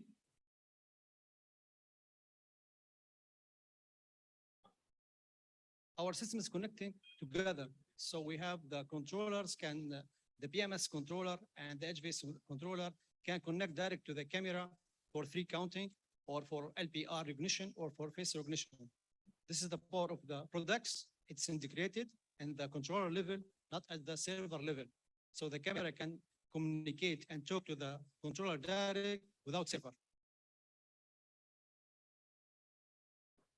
As we mentioned, we are using the camera for heat mapping to connect it to the BMS system to generate the reports and give the full control of the building, heat map, and energy efficiency. We are providing mobile application for advertising and navigation inside the facilities and the malls and the hotels. Under only one platform, it's IntelliWeb, which is open platform from Delta. We can connect to our open platform. We connect all the system together under our platform. We are open to any protocol. Our target to be smarter, greener together. Thank you so much.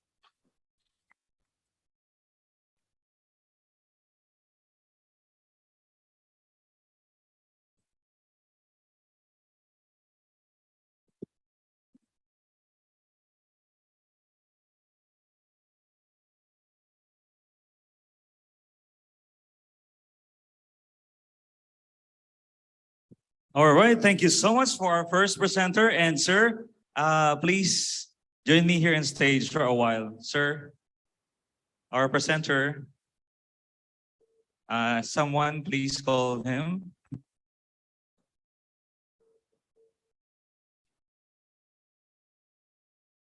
Okay, so thank you so much for our first product presenter, the Building Management System, or BMS, or also known as Intel-I, formerly JAA or Delta Group. Thank you so much for our sponsor. And the entire body would also like to express their gratitude towards your effort and contribution through this plaque of appreciation. And I would like to request Engineer Jerin B. Talam, Engineer Orlando T. Villapana Jr., and Engineer Antonio Luste, and Engineer Marvin G. Adra to assist the award of plaque of appreciation. Let me read the citation. Institute of Integrated Electrical Engineers of the Philippines, Incorporated, proudly present the plaque of appreciation to Intel-I, former JAA or Delta Group, Platinum sponsor, in grateful recognition of your generous sponsorship during the 9th IEE Foreign Regional Conference hybrid event, co-hosted by IIEE WRCSA and IIEE WCSA or WRCSA with 2022 with the theme Leadership, Rising Above Adversity Through Passion and Leading on the Road to Recovery, held on 9 to 11th of July 2022 at the Marina Hotel, Jeddah, Kingdom of Saudi Arabia. Signed, Engineer Antonio A. Luste or Antonino A. Luste. Signed, Engineer Marvin G. Adra. Signed, Jareen B. Talam. Signed, Engineer Feliciano E. Padua III. Congratulations and thank you, sir.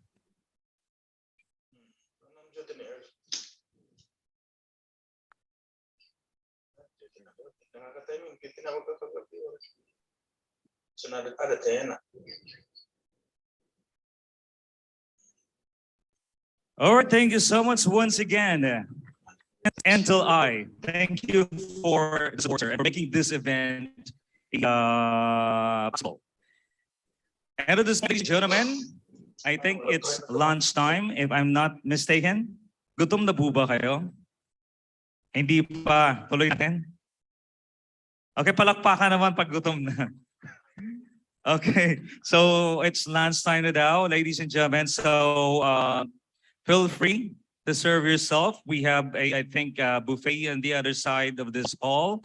So thank you so much. And we will back soon after lunchtime or lunch break. Thank you so much.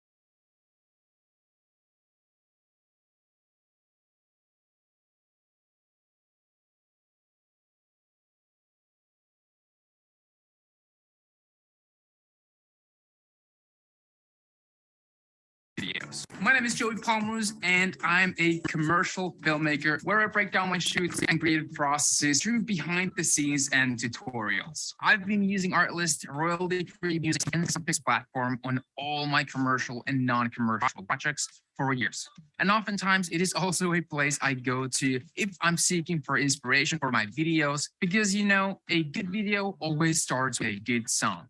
Thanks to their unlimited all-access license, I can download high-quality music and sound effects as much as I need. Fast and new ones are added every single day with an affordable monthly subscription. Damn. Stand out and make your creative process smoother by checking out Artlist today.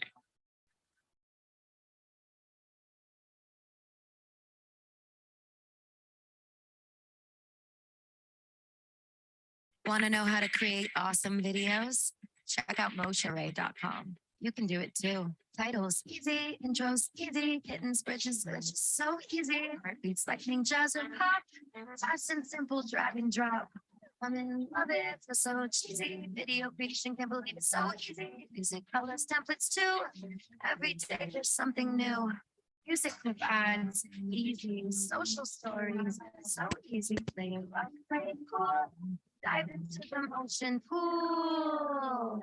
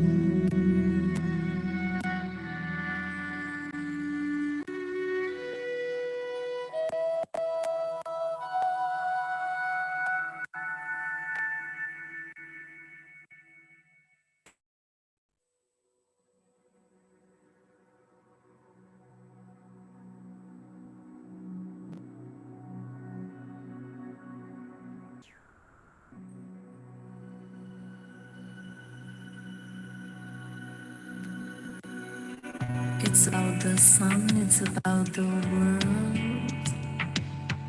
It's about the sun, it's about the sky. It's about the world, it's about you. Spinning around, it's about the world, it's about the sky. It's about you, it's about me. It's about you, it's what you want me to be. What you want me to be. What you want me to be.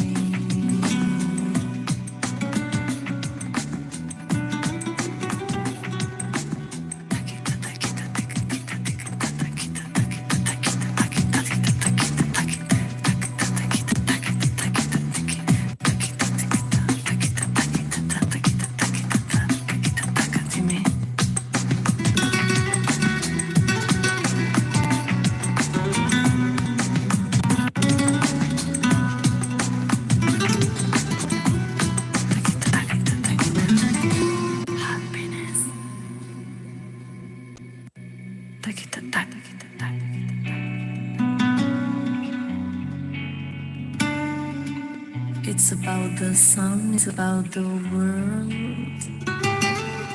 It's about the sun, it's about the sky.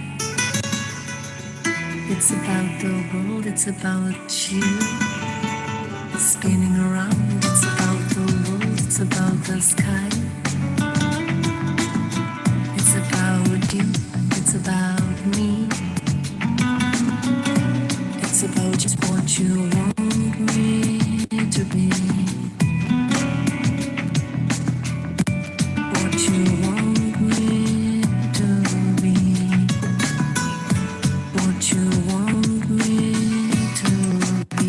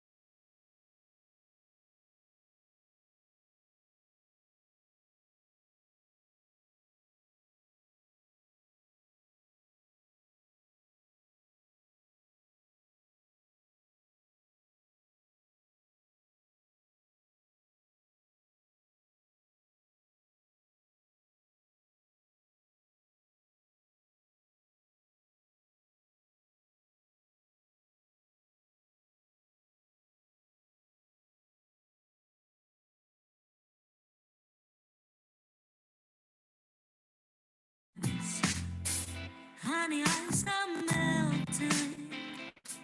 Would you take our necklace night? As I dive into your mind, getting my collection twice.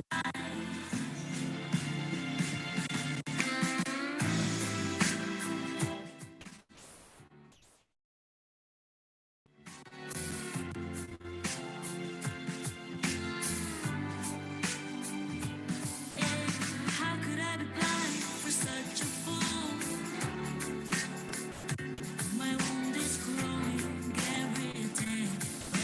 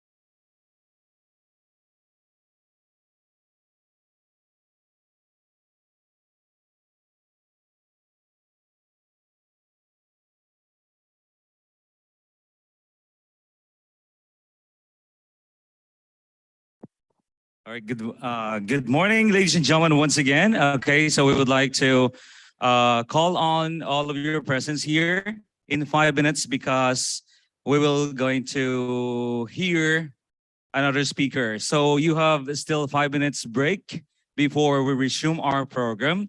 And we apologize for the fake news, fake news of lunch break. And after that, we will have our lunch for real. Okay, so for now, you have still 5 minutes break, and then we will resume our program. And after that is lunch break for real. Thank you so much.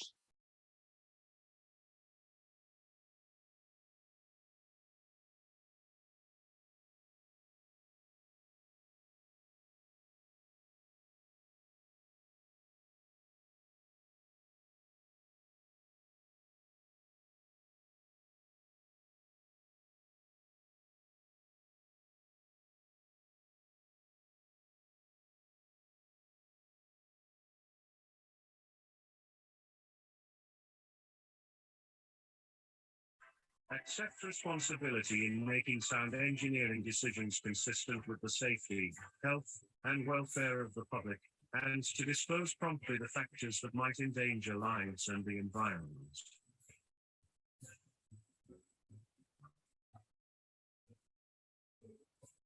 Avoid real or perceived conflict of interest, or disclose existence of such to affected parties.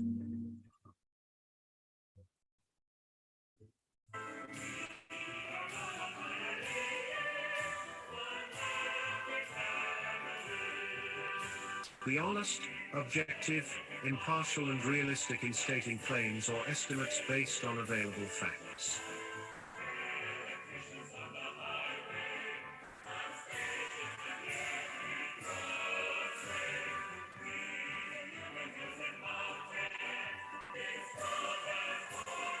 Avoid at all cost graft and corruption in all its forms.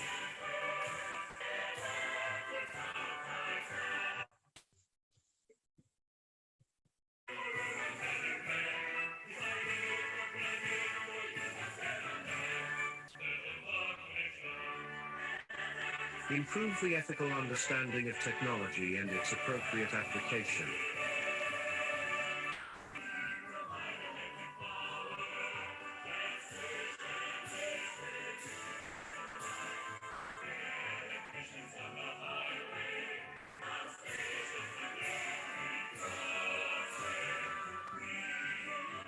Continuously improve practitioners' technical competence.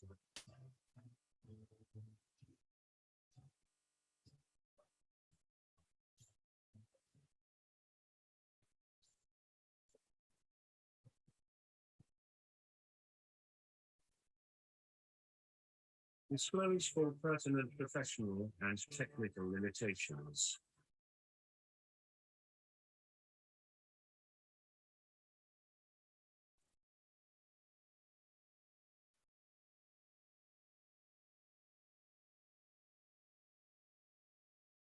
Seek, accept, and offer constructive criticism of technical work, acknowledge and mitigate errors, and give credit where it is due.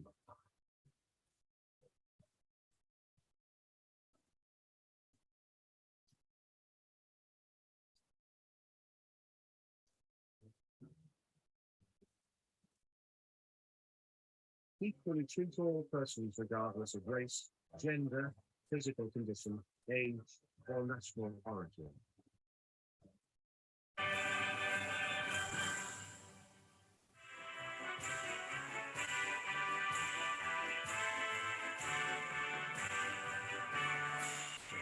Protect and avoid injury to others' life, property, reputation, or livelihood by false or malicious actions.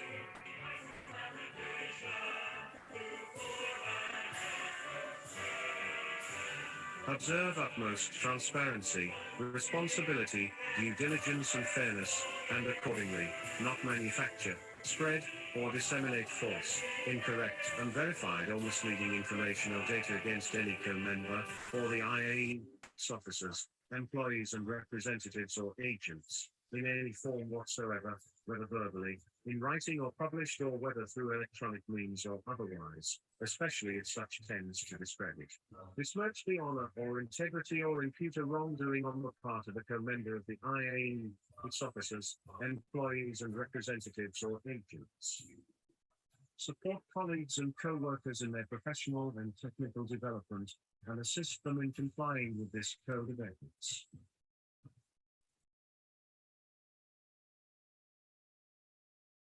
Timely and fully comply and abide with any and all of his obligations to a co-member of the IAE itself, or any third party.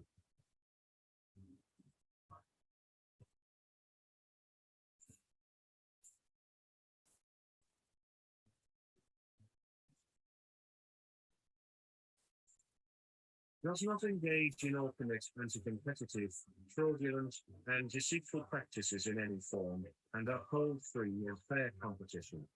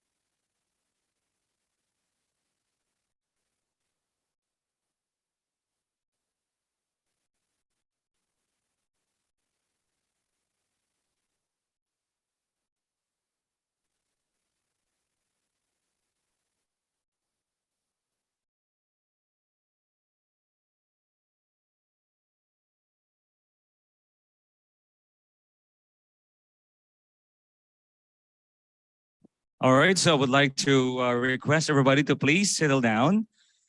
Please go back to your proper seat, and the program will start in a short while.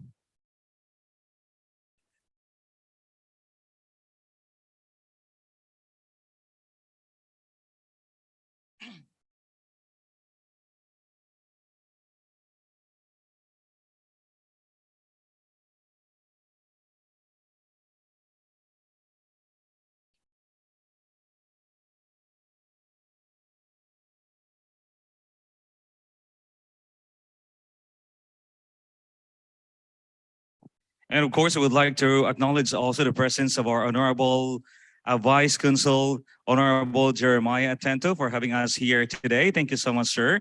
And to all of our audience online, because we're live via YouTube and Facebook, thank you so much for being with us virtually. Thank you so much.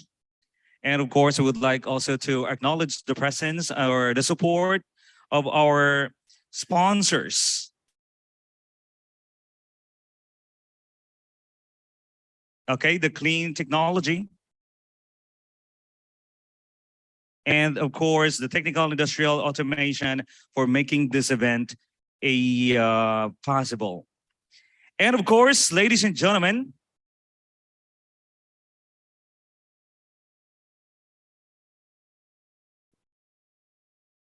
I would like to request everyone to please settle down in their respective seats so that we can begin with our program. Okay, so I would like to call on Engineer Joy C. Azor to introduce to us the first or our technical resource speaker for this event or session.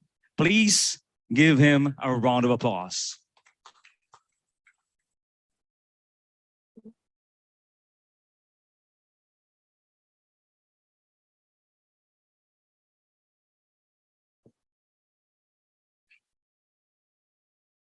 Good afternoon. Thank you, Mr. MC.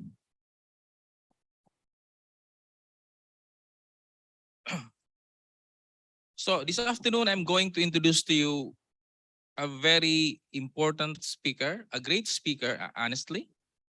But I'm going to introduce him to you in a different way. On the onset of the COVID-19 pandemic and during its peak in 2021, all of our professionals have been stuck in our houses.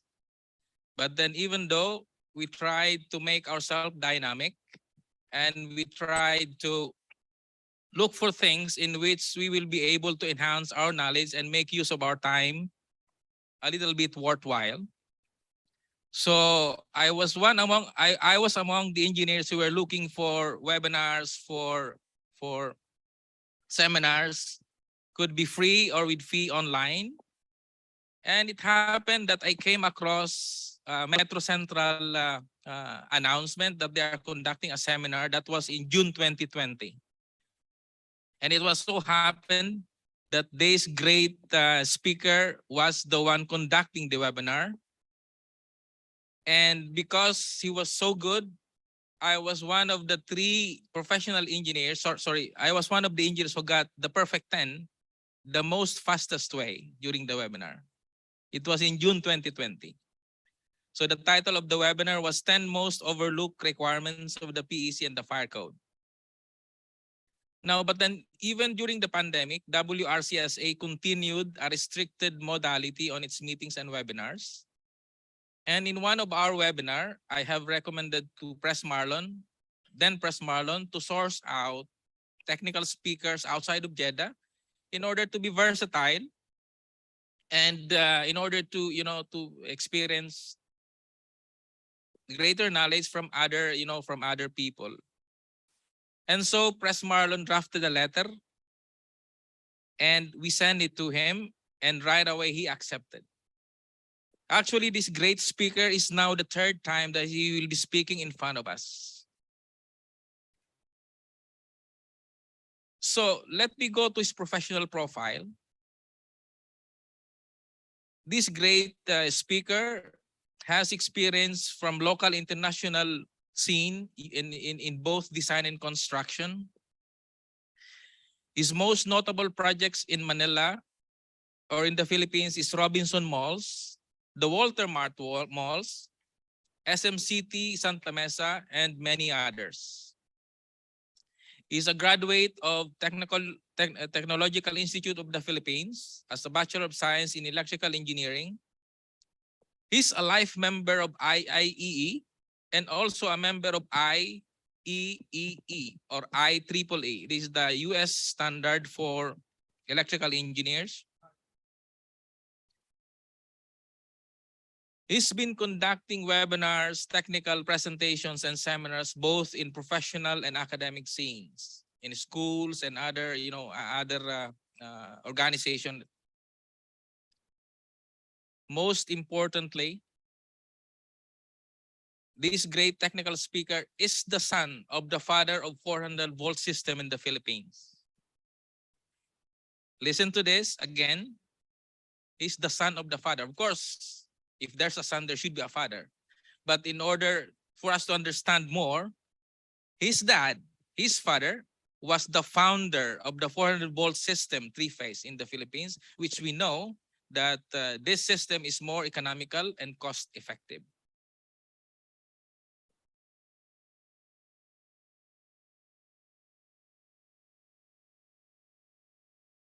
And so to the Board of Electrical Engineering Chairman, Engineer Mapile, and Member Engineer Mendoza, the IIEE National President and his officers, the incumbent Foreign Region Governor, Engineer Talam, and his predecessors, all IIEE chapter presidents and his officers, the officers and members of WRCSA and NWRCSA as the organizers, the Philippine Consul General and his assistant, the event sponsors, President Engineer Pokis, all technical speakers, all IIEE members from KSA and from around the world.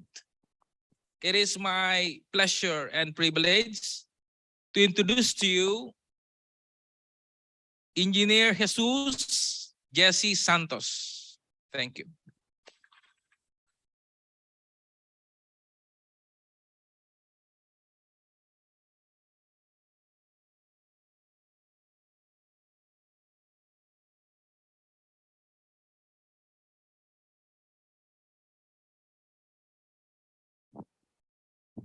Sir, can you kindly unmute your mic, please?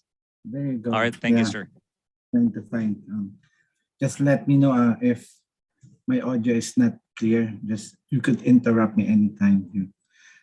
To Engineer Joy Azur, wow, that was a wonderful introduction. Yeah, thank you very much, Engineer Joy. Yeah. Now this is my, I think this is my third time for foreign IIE chapters. I want to start my webinar or my talk by giving acknowledgement. First of all, to the board Sir, of Engineer Santos, just hold on, sir. We're Sure. still having trouble with the technical aspect. Okay, just hold on, sir. Sure. And the venue. We're having trouble with the technical here. All right, is it okay now or not yet? Okay. We would like to ask an apology for the participants online for this unavoidable technical difficulties. Okay, try again, sir, please. Please unmute yourself. There you go. Am I okay now? Is it okay or not yet? No, yeah, just Little bit, sir. Just make your voice more louder, please. louder. Or maybe put your mouth near the microphone or something There's- like that. Okay. Is anyone, if you could chat, someone could chat if my mic or my audio It's still not is- yet. It's still the voice is still low. We can hear, but not so loud like that? How about this? Let me check again if Maybe we shift the microphone to another speaker or something. okay, let me check if my speaker you're okay. Okay, I'm going to use my earphone if it would be better. let's Let me try check. again. Let's test. Try again. Same thing. Yeah. Hello. Hello. Same thing. Because someone was tapping me on YouTube. Yeah. Someone was tapping me on YouTube. On YouTube is the audio is okay. I don't know on your side. Okay.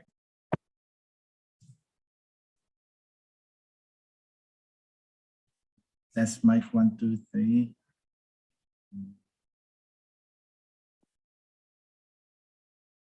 Okay, try again, sir. Sorry. Yeah, test mic 1, 2, 3. All right, so ladies and gentlemen, once again, Engineer Jesus and Santos. A round of applause, please. Thank you very much. Yes.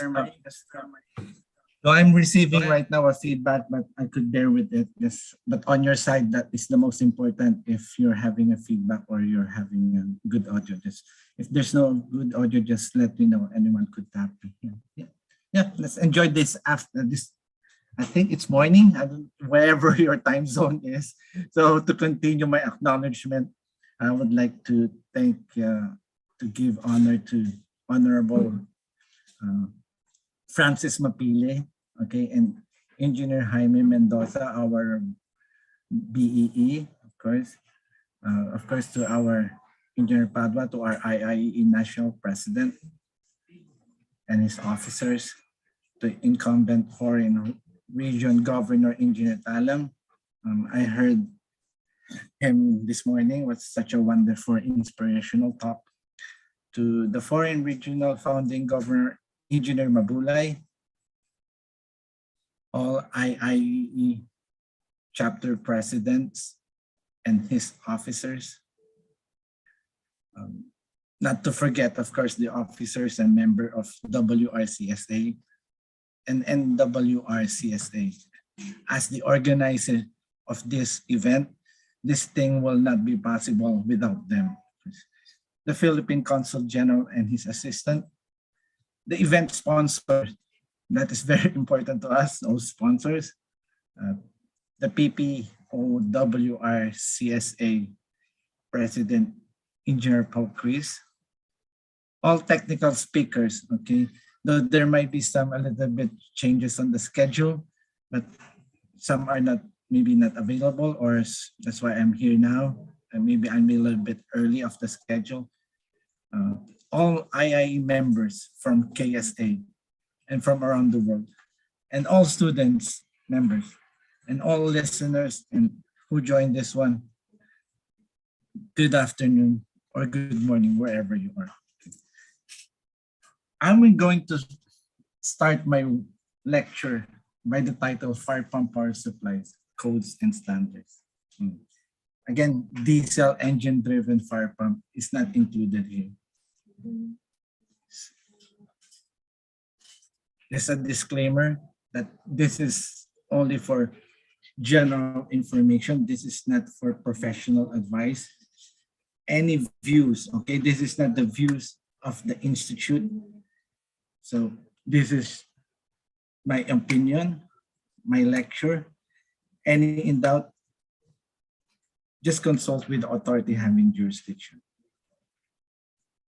So now, for this fire pump, okay, what is the intent, okay?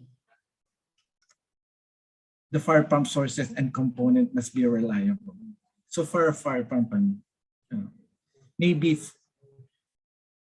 for fire pump, it's a different world, okay? The usual is we have to protect the conductor. It is when kailangan may trip and breaker. For this one, for this special talk, we have to turn ourselves 180 degrees. So the fire pump, called upon to function, it is considered sacrificial. It needs to sacrifice no matter what. Okay, sa ang tawag nila is no matter what, the pump must run. Okay. That is the philosophy. Okay, the regular motor, of course, you need to protect, but for the fire pump, you could abuse it. You could do whatever, you could overload it. For our job is to provide power. That's our job for electrical. So how can we know, how can we attain this reliability and make sure that the pump will run, okay? Or for sure that we will be providing power. So that is the topic to be covered. So in that, there are like almost 5, although there are more articles in the chapter of the code. So the most important is the power source. Another important is what to do to attain the continuity of power to a fire pump. And if there's a transformer, and how to do the power wiring, and the location of the equipment. Those are the major ones to consider that for us to attain the reliability of the fire pump. So just giving a little bit pause, okay. Just for now, you have to focus on this subject. So what codes and standard books shall I read? In the Philippines, for sure, that the applicable code is the Philippine Electrical Code, which has been modeled to the National Electrical Code. And there's more detailed information coming from NFPA 20. We call it the standard for installation of stationary pumps and fire protection. And then we might be needing getting example sections from NFPA 110. This talks about the generators. Okay.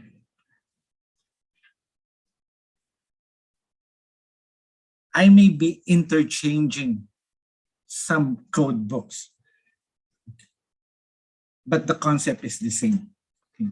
I may jump into sometimes to Philippine Electrical Code. I may jump into National Electrical Code. I may jump into NFPA 20. They are connecting with each other. They are very, very similar. How is Article 6.95? Okay. For National Electrical Code, it's 695. They just moved the decimal or the dot, basically. Okay. Because in chapter 6, okay, it applies to special equipment. If you could try to go one by one, the entire article, or the chapter, I mean, of chapter 6, the articles, those are the special equipment. Okay. You could see solar, you could see generators, you could see, so 6.95, okay, it overruled already the chapter of 1, 2, 3, and 4. Like in chapter 1, it talks about general requirements. So those chapter 1 to 4, this is the usual that we see every day. Where you're sitting right now, if you step out of the building and some commercial buildings, we are talking, this is a general how to protect the wire, how to do the construction method on a regular basis. So this is how to size up the circuit breaker. This is how to size up the conductor. This is where to locate the transfer switch. But here in 6.95, okay, it overruled already the 1 to 4. So as you go along by the chapter, actually, it's getting harder and harder. The 1 to 4 is the most generic, if you will try to observe. However, in 6.95, it does not modify Article 7.0. Okay, because Article 7.0, 700, okay, it talks about emergency system. And the most popular type of building that you always use Article 700 emergency systems are the critical load, or sometimes the building's hospital. It does not modify. Okay, if there's a rule in 7.0 for the fire pump, because fire pump is considered emergency load. Before we move on, here are some myths. Sometimes if we've been talking with other engineers or other people, sometimes we use slang words. Okay, now for this session, we will maintain the correct word or the proper terminology. For an example, wire, okay, the official term for wire is conductor. It doesn't mean there's a wire. You just stop, oh, there's a wire, there's a power. So we have to classify each conductor, okay, on the building premise. We have to know, we have to make sure that we understand what type of conductor is that. There are 3, okay? The service conductor, the feeder conductor, and the branch circuit conductor. Because there are some requirements in service conductor that is not applicable or not required to feeder conductor and branch circuit conductor. We have to keep mind on that. Otherwise, we'll get lost when reading the code or when installing the electrical distribution system. We thought that it is a requirement, or you thought that it's not a requirement, but it's really required. Because you thought that that's a feeder. It's just not a feeder. It might be a service conductor, or thinking of that's a feeder conductor going to the receptacle outlet. No, that is a branch circuit conductor. So we have to know. So the tip how to know without reading the definition of a service conductor. This is the conductor that you cannot de-energize anymore, but only to call the utility to turn to de-energize that conductor. If something that you could de-energize because you are the building owner, whatever it is, anything in between 2 overcurrent protection device is what we call the feeder conductor. And then from the final overcurrent device going to the load, and that's what we call the branch circuit conductor. Sometimes there are some cases motor circuit conductor because it's not a branch circuit conductor, because just right before the motor equipment, there's an overruled relay. So sometimes we cannot call it branch circuit conductor. Then there's a special case, we call it a motor circuit conductor. Again, anything in between overcurrent device is a feeder conductor.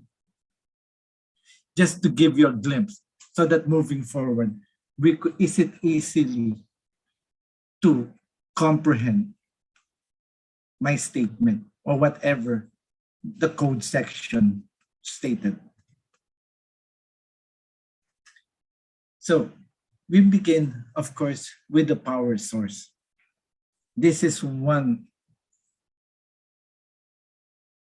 article in the chapter that, again, there might be some other time. We do not have the time to discuss what a section was, a chapter, what's an article. Okay, so we have no time for now. Okay, one article is power source. You need power source. Okay, there are only 3 permitted as a power source for the fire pump. One is the electric utility service connection. Or you could have the on-site power production facility, or it's a dedicated feeder derived from a service connection. let's see.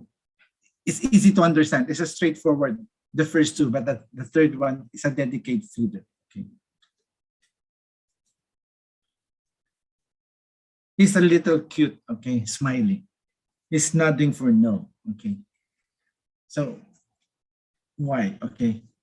If you're going to use as the power source coming from the utility, it shall be connected, okay? It could be, it's permitted to have supplied by a separate service, or if you do not want a separate service, it shall be connected ahead of and not within the same cabinet of the switch gear. Okay, it shall be ahead and not the same cabinet, a different cabinet ahead. If as the service disconnecting means. Okay. So you have to determine if you do not want a separate service, you have to determine, you have to know where is the service disconnect. Okay. The service disconnect, that is sometimes in the code they call the first disconnect. Okay. You have to find and you have to know where is the first disconnect. In this case, yes, this is top ahead of the service disconnect, but still it's not compliant because it has to have a separate, okay,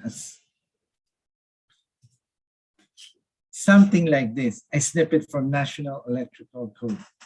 So it would be tapped, okay, or it shall be tapped ahead of the service disconnect. So looking at this one, there's a separate vertical section.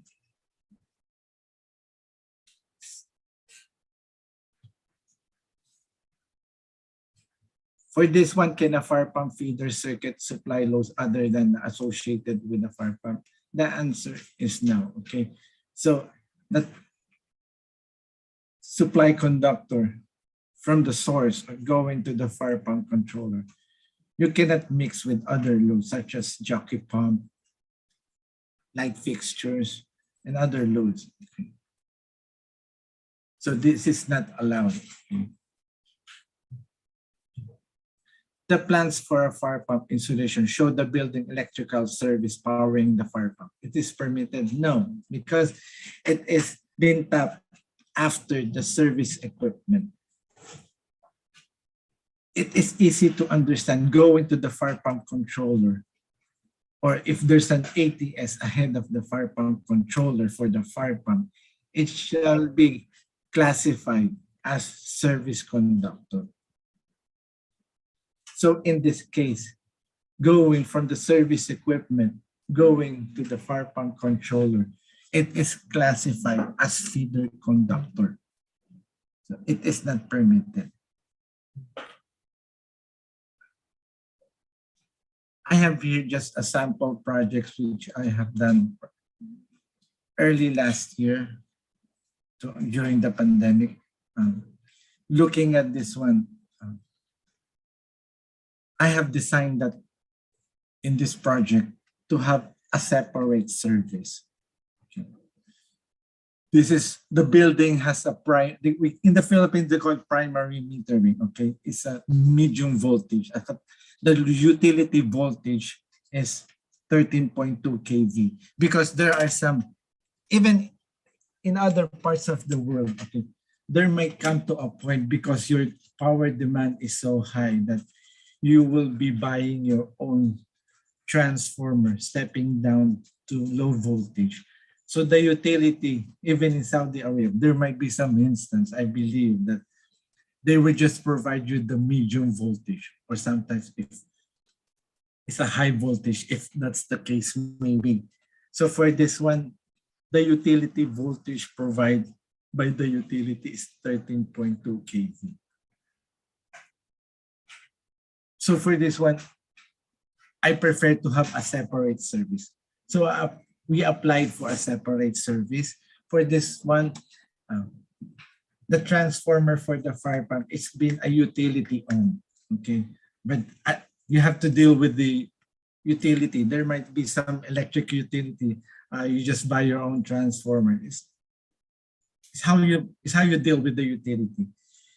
For this case, I was able to talk with the utility. I'm just applying for another account. Just give me another account, a separate service. I'm asking for a low voltage, 400 volts, 3-phase, and then they were able to provide that one. Because that on the left, on the right is the utility pole. It's going to the 13.2 service disconnect, and the utility intercept to create another service, to supply another service, I mean. And then they provide a step-down transformer. So in this building, there are 2 accounts. It is allowed.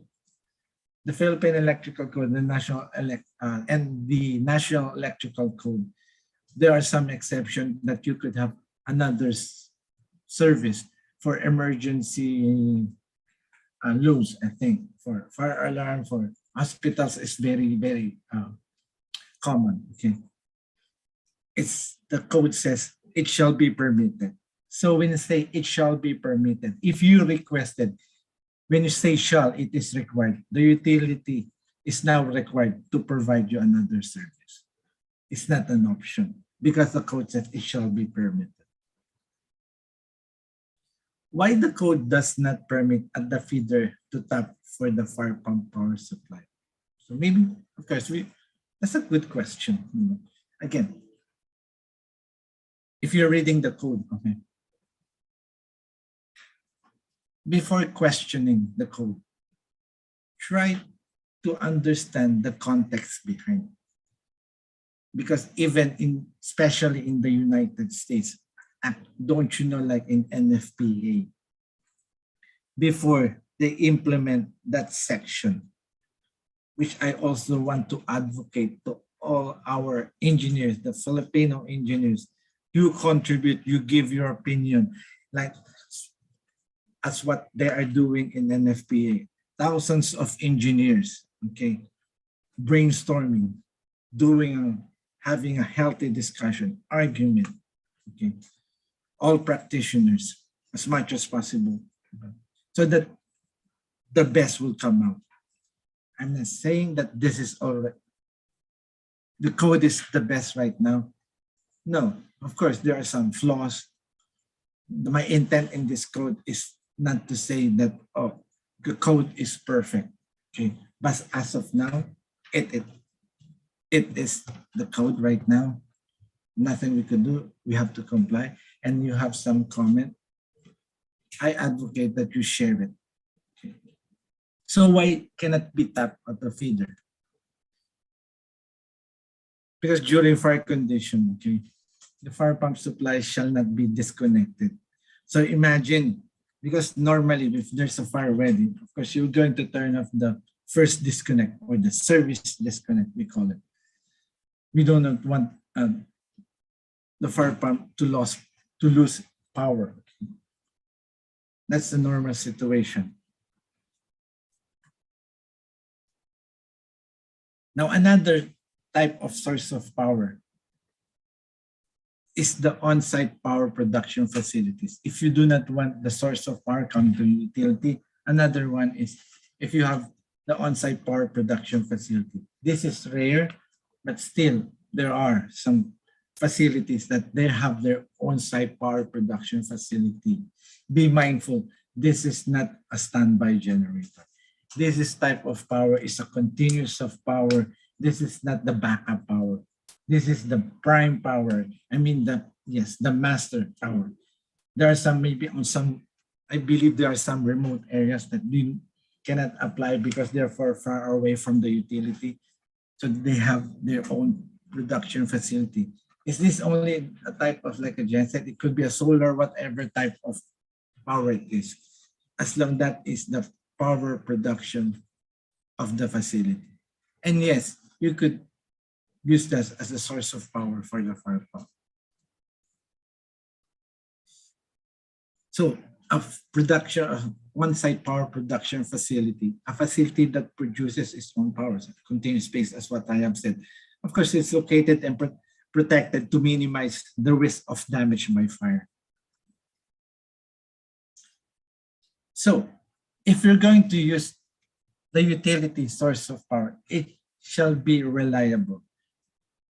There is no definition anywhere in the code that what is the definition of a reliable source of power from the, if the utility is reliable. Though they're giving up some idea, like if there's no power outage of like 4 hours a year, and then maybe you want to consider that a reliable, but there is no definite, you do your own judgment. In case that if reliable power cannot be obtained, and then you have to pick two, okay? It could be utility source of power and an on-site generator, or a power production facility and an on-site generator. For reliable source of power, you do not need a backup power or a standby power of generator. But if you assess that the utility is not reliable and standby generator is required. Again, not all cases, generator or standby generator is required for in a facility. It's an option if the building was because you want a standby generator. But if it's not stated in the code, it's not required. Of course, there are advantages if having a standby generator. But for a high-rise building, even though that the utility source of power is reliable, still standby power for backup is still required by 6.95. High-rise building, of course, in definition, you could look at a building code or fire code. In international building code, I believe it's 75 feet and above, or in fire code, it's 23 meters. You just check it. So there's some exception. You could tap at the feeder for a multi-building campus style. So for this one, because of impracticality, like in a campus, you have like a very, very long feeder that it's very impracticable if you're going to tap the service like a kilometer away or 500 or half kilometer away. So the code understands, okay, if that's the case, I fully understand it will really spend you a lot of money because you're a campus style complex, okay, building. So we would allow you to tap at the feeder, okay. You could tap it on the two service utility that is coming from different source, okay. Or you could tap, you must have a genset, okay. So there are two. You can tap at the low voltage already, which is the feeder conductor. This is only again for multi-building campus style complex. So you have to determine, if it's not a multi-building campus, you are not permitted to use this option. Again, there's a deal on the multi-building campus style. The service disconnecting means shall not trip, okay? If anywhere at the downstream of the electrical distribution system has fault, okay? Of course, the rationale is we do not want to lose power supply for the fire pump. So like this one, anything other than the breaker going to the fire pump controller, it shall be coordinated. Shall be correct word is selectively coordinated. Other speakers, I think tomorrow, they will be discussing about power system. Okay, for this now, this is not our topic, but there will be topics I think tomorrow, something about the power system or the short circuit, anything about that. They will discuss further about this. So I'm just talking about the rationale, why there's need to have a selectivity coordinated. Actually, if you're going, any emergency load shall be selectively coordinated. Again, not all loads are emergency. So Now, what's a dedicated transformer? Again, what is a dedicated transformer? Because there are some, if you do not want a separate service, you're going to use the utility source of power. And you do not want to have a separate service because, oh, that is complicated. I have two accounts on my building. So, okay, yeah. The thing is, if the utility voltage or the service voltage and as the utility voltage is primary, is the medium voltage, such as I do not know all voltages in Singapore and Saudi Arabia. And the Philippines, of course, is 13.2, 13.8, 34.5. Okay, if that's what, because here, like in instance in Meralco, like for commercial building, like they could only provide up to 2 MVA. Other than that, you have to buy your own transformer. So we will just give you 34.5. Okay.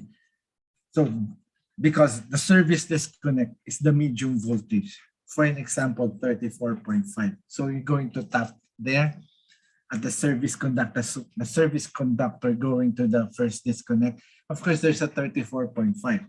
And then you have to step down whatever the voltage rating of the fire pump. It could be a 480, 230, 400 volts, 3-phase. So you have to step down. So that is a dedicated transformer.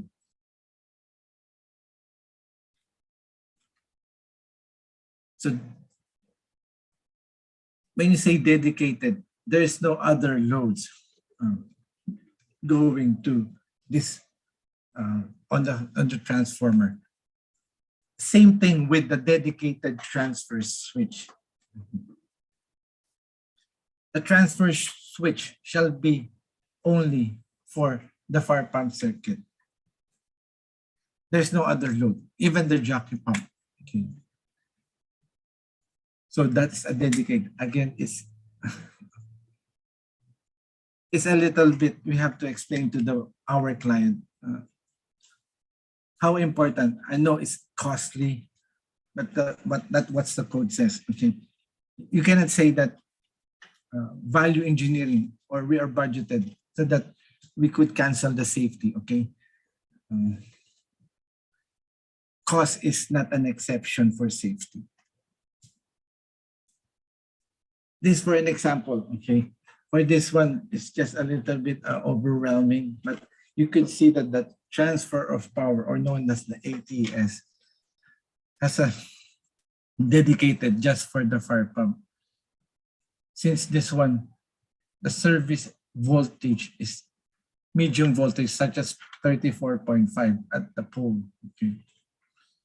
So it is, if you're going to see at the, looking at the green, okay, let's go for the next slide. For this one, the color green is the service conductor going to the medium voltage circuit breaker because primary protection is required for the transformer. Okay. The green one is the service conductor. Again, okay, for this one, grounded conductor, or sometimes if you want to call it neutral, is required, even though we're talking of the service conductor. Okay. Grounded conductor is required, even though you do not need a grounded conductor or a neutral conductor. This is not the time to discuss about grounding and bonding. But for service conductor, you need to have a grounded conductor. But my intent in this figure is showing that there's a dedicated transfer of power to the fire pump. Why does code place a limit on the number of disconnecting means? Of course, more equipment, more redundant. If we try to make it simple so that the reliability is being maintained. We do not want, oh, the circuit breaker has a failure, it cannot open or cannot close. So the code allows one disconnecting means. And then if you're going to have a generator for your backup power or for your standby power, it shall be classified this as level 1, type 10 plus X. Type 1 is about, type 10 means like the generator, if the main source of power loses power, and then it shall kick and should provide power within 10 seconds. So that's very important. Actually, any emergency load, if a loss of power normal, you should give within 10 seconds. Of course, there are challenges if you know if there are more than one generator and passes through like a synchronizing panel, there's some programming. It's a challenge. This is very challenging for us. I know you may be having some challenges in there, but this is what the code says. The emergency generator shall be classified class X, level 1, type 10. This is per NFPA 110. This some a little bit, I could see some not complying with the code. Any working clearance, why do I say that? Because inside the pump room, okay, or the fire pump room, there are lots of pipes in there. But we need clearances for the fire pump controller or for the, even if there's a transfer switch inside the fire pump room. Why? Because you still need to comply the clearance. You could read it in NFPA 110.26. It shows some minimum working clearance. There might be some 3 feet. There might be some higher clearances. So you have to pay attention to that because it is cleared from top up to the floor. Be mindful. It's not only up to your chest, only up to your arms, all the way down to the floor. It shall be cleared 3 feet. Which normally, if you on the pump run, there are lots at the bottom, at the floor. There's some running horizontally, vertically, some pipes for the fire pump. So you have coordinate as early as possible during the design stage. Another bit that we need to know, that we need to consider, the transfer switch shall be located or shall be placed inside the pump room. There are some, of course, some a little bit cost in this because there are two. If you have two sources of power, I mean, one from the utility coming from the standby generator, yes, there would be two supply conductors going to the ATS.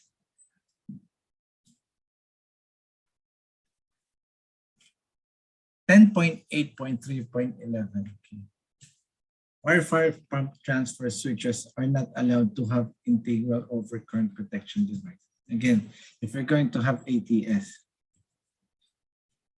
there shall now no be any tripping device in terms of overcurrent, because the function only of a transfer switch for the fire pump, it lost power, okay, and can withstand for any short circuit or ground fault. But any overcurrent protection, why? Because as we keep on saying, okay, we try to minimize the number of equipment from the source going to the fire pump. Because why? Again, why? It's because the reliability.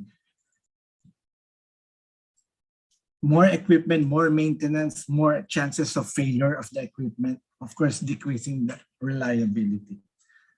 Not like in the general purpose of our electrical distribution system. Yeah, more protective device or more overcurrent protective device, the better. But not in the case for fire pump. So how a power transfer switch being sized, okay, the requirements. So if you have more than one fire pump, okay, they shall have one transfer switch for each fire pump. So each fire pump has its own dedicated transfer switch. It shall be listed. Okay. Now we just have to define what is a listing. Though here in the Philippines is a little bit tricky because now we're moving to the IEC standard. But I'm not sure if there are some IEC that is listed for fire pump. In ANSI and UL, yes, there are. Okay. Because since NFPA is the partner of UL in terms of standards, codes and standards. And some suitability, okay, suitable for available short circuit current, and how to size up the ampere rating.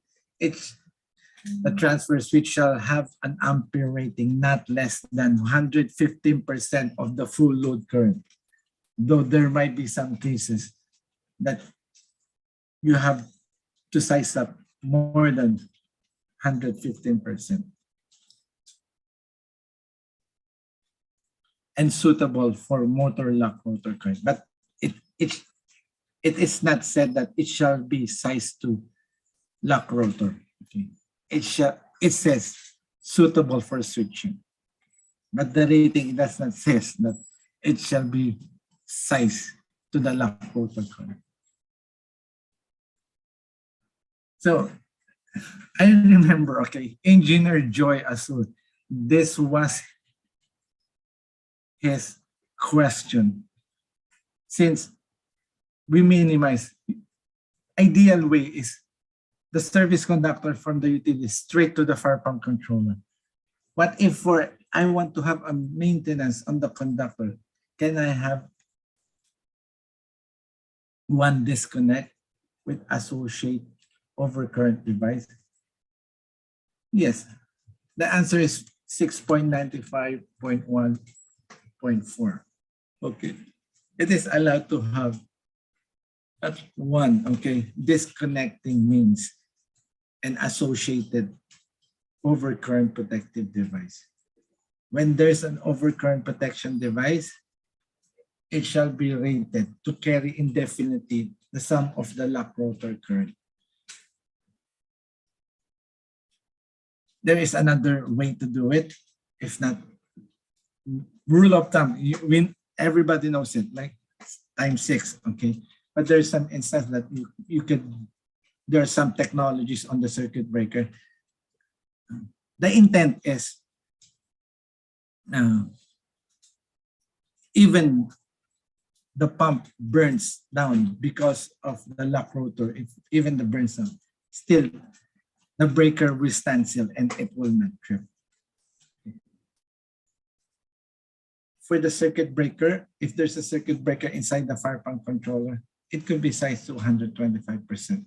Actually, the fire pump controller and if there's any ATS combo in the fire pump controller, it could be sized and it shall be sized at 125% of the full load current of the fire pump motor. Again, what if the fire pump motor locks and it burns? Will it burn down? No, the fire pump controller will trip. Okay. But for the circuit breaker, if there's a lock rotor, it will not trip. So how to wire, okay? If the utility service conductor, okay, going to the fire pump controller, and the fire pump is inside, the fire pump room is inside the building. So that is considered a service conductor. Because if you're going to read like 230 or 2.30, it talks about the service conductor. The service conductor, you have to understand, basically the service conductor cannot go inside the building. Okay. If the case that there is no way, you really have to route the service conductor inside the building, and it shall be concrete encased. So similar with the requirement of the fire pump, because it is considered also a service conductor. Because if there's no circuit breaker, okay, so you have to route installing in a concrete encase, something like concrete. What if a fire-rated cable? No, it's not permitted. Okay. If the service conductor is a fire-rated, so now can I now route inside the building? The answer is no. Even a fire-rated cable or fire-resistant cable.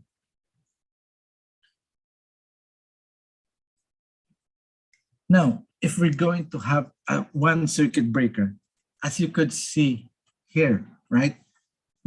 Before it routes just right, the nearest point when it penetrates inside the building, you put a circuit breaker. Okay. Now going to the fire pump, it's now already feeder conductor. And then yes, it could be installed in concrete encase, or it could now be using a fire-resistant cable system. The proper terminology that the code said that fire-resistant cable system. So no need actually for, but of course better if you're going to put on a concrete encase. So until you reach the fire pump room, okay. So no, you're going to penetrate inside the building. If there's a feeder conductor, it could be a fire-resistant cable system. PEC and NEC 700.2 both do not stated as an emergency load. Yes, it doesn't say. So where can I find in other codes that it is classified as an emergency load? So in 2021 International Building Code, one of the emergency power loads is the electrically powered fire pumps. So this is very important because when you're powering up or giving power to a load, it's not just, they are not all the same. Basically, when I teach my staff, okay, there are emergency load, there are non-emergency or legally required if you want to say it, and there's an option. Do you treat them differently? Of course, emergency is your baby. Okay. There are some options like you would feel it like aircon. Is that emergency load? What will happen if the air conditioning fails? Of course, nothing happens. It's just an ease to your comfort, but there's no life safety. So you need a selective coordination again, because if there's a fault on the optional standby or other loads, it should not trip the common overcurrent protection device. Again, the rule is, keep on saying, is reliability. So for this one, the LRS or legally required standby and the OS shall be coordinated with the common overcurrent protection device. You make sure that if there's a fault after the circuit breaker of LRS and or OS, it shall trip the first overcurrent protection ahead of them. It shall not trip the main. So it's like a same setup, a typical setup, okay? So there might be some ATS for the building, but there's a separate fire pump ATS. Where shall I tap? If this is a secondary, of course, after the transformer, if this transformer is utility on after that, of course, after the meter, okay, utility meter, you cannot tap before the utility meter, that is unmetered, and that's, of course, that is not allowed anywhere. Okay, so for this one, there's a fire pump ATS. Okay, so we're almost wrapping up. General rules, okay. If you're going to put one overcurrent protection device, okay, it shall be only the function only of the circuit breaker is short circuit. There's no function about overload, okay, because it says in the code there's no overload protection, okay, and even ground fault protection of equipment is not permitted. So these are the restrictions, okay. Taps made to supply a fire pump shall be treated as service conductor. So if you have a lot of knowledge of service conductor, It is easily for you to understand how to supply power for the fire pump. Okay. Conductors needs to be routed independently from all other wirings. It should, if you have a wiring going to the fire pump, like using a conduit or a cable tray, so it shall not mix with other cables or conductors. Okay. Summary, okay. It's a common standard operating procedure to turn off the service disconnect of the building during major fire. Okay. Fire pump power shall not be affected when turning off the main switch of the building. So you would know that you have correct or not correct setup. If you turn off the power, if it affects the fire pump and there's something you need to fix. Why? Why is so picky? Why is so meticulous? Because at bullet number 2, be mindful. We have human condition. We forget things, especially our adrenaline rush. During the building is under major fire. Yeah, we have SOP, we have protocol, yeah, but we are human beings. You know what happens. You know how you feel. Or if you have experience during emergency, sometimes you are being mental block. Sometimes you have panic attack. This is a different situation. Again, so what now if I follow the code? Is it guaranteed? Of course, the answer is no. We are just trying to mitigate all the reason that in the event of pump is not running anymore due to loss of power supply. Again, okay. The last message that I could say that me as a practitioner, I believe we have now let it get to the point where people take standards for granted.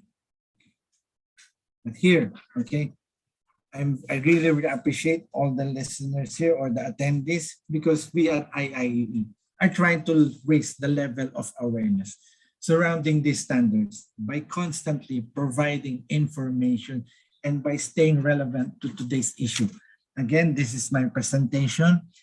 If there are more updates, more improvement, I'm here willing to have a discussion with you. The point is just to give the awareness. Okay. Thank you very much. Okay, I think that's it for my presentation.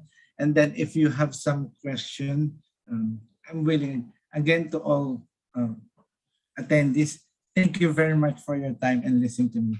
I'm going to give the mic back to our MC, to our host, and to accept if there are some questions that I would answer. I'm open for any question. Back to you, host, for the.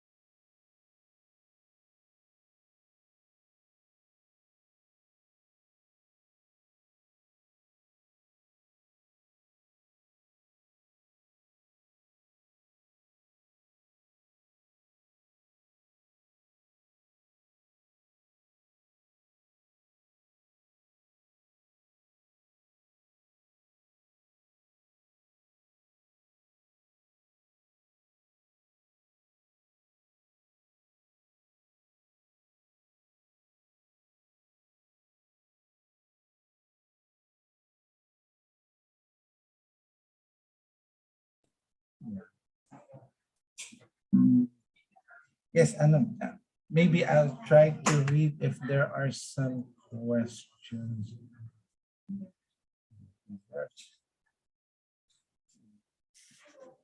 There is one question here no, from Engineer Darius Latino. Let me try to.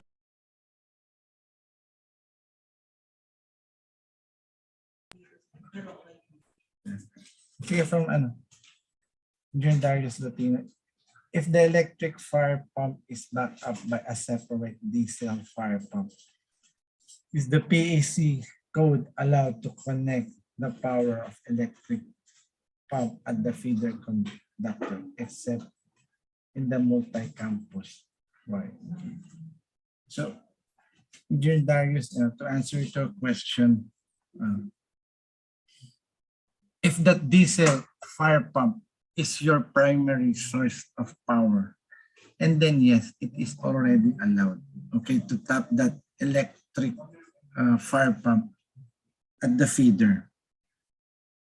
So yes, again, one more time, it is allowed, okay, as long that is your primary source of power, the diesel engine. But if that's your backup, then it's not allowed. So I hope that I answer your question. Just let me know if you. It is not written on Philippine Electrical Code.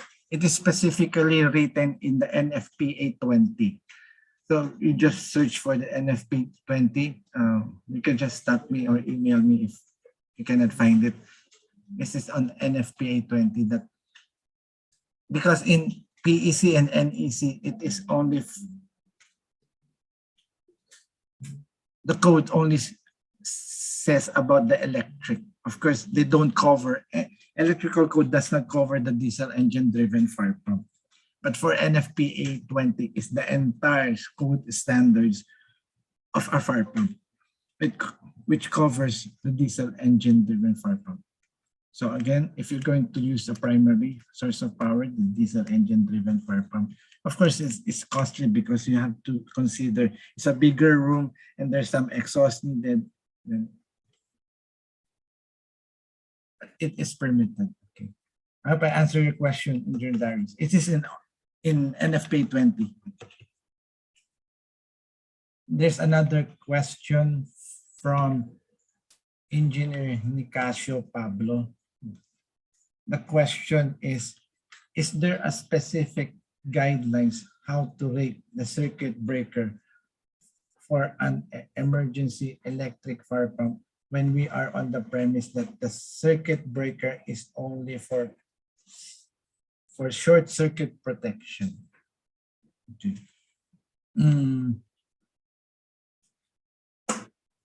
How to rate? Okay. To size up the circuit breaker on the emergency side, okay, if that is the generator, it's not required to size up at the lock rotor. You could just size up based on the generator startup current. If it's a 250%, you have to check. So it does not need to be, because that's only a backup power. Okay. Again, okay. If there's a short circuit, okay. If overload is different from short circuit, because on the normal side, if it's size, the circuit breaker is only for short circuit. So why is allowed for short circuit? Because that's only a short circuit. It's the current when go up to the fire pump. It's a shortcut, right? So it would trip. So that when the short circuit, you would know where are the shorts, where are the fault. You could find, and then you could fix it, and then you could close it already. So why it will lose power? Yes, even though it will not trip the short circuit, you will still lose power anyway. So not like for overload. I do not care if that pump will burn down as long as this would not trip. Now for a circuit breaker on the generator is only because it is only for backup power. Okay. So it shall be sized only, or it could be sized only up to 250%. Okay. It depends. As long as it won't trip when the generator starts up. So again, I hope I answered that question.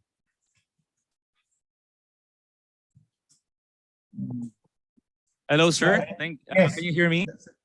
Yeah, I hear you. Yes. Okay, sir. Here's another question from the audience, and I would like to call on Engineer Francis Mirasul to state the question for Engineer Jesus. Sir?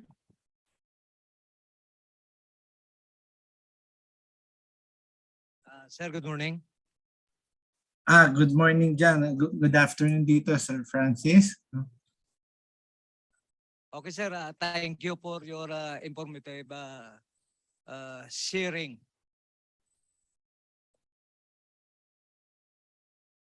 Sige, what is your question? Sir, ang question ko doon, sir, ang level ng insulation ng motor. Kaya kuminsan yan, hindi na natin alam doon eh. Ngayon, siyempre doon walang overload protection ang motor. Ngayon, kailangan talaga doon malaman natin talaga doon ang insulation class ng motor doon kasi wala tayong overload eh. Ngayon kung during doon sa emergency situation, baka masunog ang motor doon o sa breaker ya doon kaya wala sang overcar. Yun ang dapat nating tingnan kasi sa operation na maintenance ko, sir eh. Base sa experience ko, lalo na wala kang diesel driven generator. Ngayon kung ang motor mo pag sunog, kasi ang insulation class ya, medyo mababa, hindi H. O ngayon, yun ang tanong ko, kailangan pa nating tingnan yan, sir, ang insulation class ng motor. At saka, yun ang controller nga gagamitin natin, ano ang mas preferably, yun ang solid state or ang mga frequency drive or ang electromechanical, yun ang anong pinakamagandang gagamitin dyan in case may sunog doon. Ito lang, sir. Maraming salamat, Sir Francis, sa tanong mo. Uulitin ko lang para sigurado kung naintindihan ko yung tanong mo. No? So, kasi nga, iniiwasan mo masunog yung motor. So, anong klaseng insulation level yung kailangan? Okay? Then, ano yung kailangan pag startup, kung naka-VFD man o solid state, kung ano man. So, punta tayo dun sa sinasabi mo na insulation level. Okay. Sisimulan ko doon sa sagot na meron kasing fire pump controller. Sigurado na yun eh. Wala na, ano na yun eh. Pag yung fire pump contractor o kaya yung installation ng fire protection na yun, meron siyang fire controller. Yung fire pump controller na yun, hindi niya hayaan mag-overload yung pump motor mo eh. So ngayon, kung ano yung insulation level nun, ngayon, at ang susunod kasi doon, hindi yung insulation level. Ngayon, okay naman kung palitan mo ng insulation level. Pero yung gumawa ng fire pump controller, isa-size up niya yun o gagawin niya yung functionality ng fire pump controller na hindi masusunog yung insulation nun. Otherwise, may problema doon sa insulation nun, ay sa fire pump controller. And naintindihan mo. So, big sabihin, ang unang kung yung manufacturer, gagawa siya ng insulation doon sa mismong motor. Ngayon, papasok siya, kasya. Hindi naman kasi, pag may manufacturer naman yung fire pump system, hindi naman mauna yung fire pump controller kaysa sa fire pump motor. Agree? On that point. Hindi pa pwedeng fire pump control, gagawin mo na. Siyempre, gagawin mo na yung pump motor. Ngayon, yung fire pump controller, isa-set up niya yun, o program niya yun, o i-controlin niya yun, o protect na ayon dun sa specification ng motor. So kung tama yung system na yun, hindi mangyayari yung masusunog yung insulation kasi may overload naman dun sa fire pump controller. Sana nasagot ko yung sagot mo. Kung sakaling nasunog siya, hindi na-protekta ng fire pump control, ayusin mo yung fire pump controller mo in terms of protection. Kasi doon, ang kailangan, sir, kasi kung rewind, kung minsan hindi nila yan, nalimutan nila. Pag nasunog ang fire pump, hindi man palagi yan baklasin nila ang motor. Ngayon ipa-rewind nila doon. Yun ang point ko doon nga dapat maingat sila doon. Kung magpa-rewind sa mga dapat, class o anong klaseng insulation dyan. Kasi during emergency condition, at least masustain ang motor. Nga, okay. So, ibig sabihin, pag i-rewire mo na, kung i-rewire mo, i-recondition mo kung ano, dapat alam mo rin kasi kung ano yung capability ng fire pump controller. Hindi ka lang basta sa motor nakatingin kung anong gusto, okay naman. Pero dapat yun, kasi magkakapit basic yung fire pump controller. Yun ang kailangan ko munang buksan ng isip mo. Kasi nakasarado ka lang sa fire pump motor eh. Dapat nakatingin ka rin sa fire pump controller.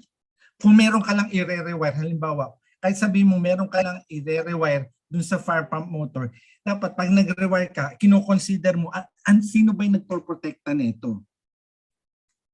Ano yung capability ng protection nung sa fire pump motor ko na normally nakalagay yun sa fire pump controller. So hindi ka basta rewire ng rewire. Okay, kailan pag nag-rewire ka, unless na meron kang kalayaan mag-rewire and then aayusin mo rin yung fire pump controller para sumunod kung paano mo ni-rewire. Kung meron kang kalayaan, okay, sabihin kung wala kang kalayaan na paano i-rewire yan, i-rewire mo siya na kayang protektahan ng fire pump controller. Nakuha mo, uulitin ko, i-rewire mo siya ng gantong klaseng installation na kayang protektahan. Hindi, kasi wag mo tapusin. Ibig sabihin, i-rewire mo siya, tutuloy mo pa na kayang protektahan ng fire pump controller. Kasi nakahinto ka lang dun sa fire pump motor eh. Hindi natatapos yun eh. Tatandaan mo, fire pump system to, hindi fire pump. Kailangan maintindihan, fire pump system, hindi siya stand-alone. Pero kung stand-alone, ibang usapan tayo din. Ibang topic yung pag-uusapan natin. Pero kahit sabihin mo hindi na lang fire pump, yung ordinaryong motor, merong overload protection, may mga protection yun eh. Ngayon, ang sino gumagawa nun minsan?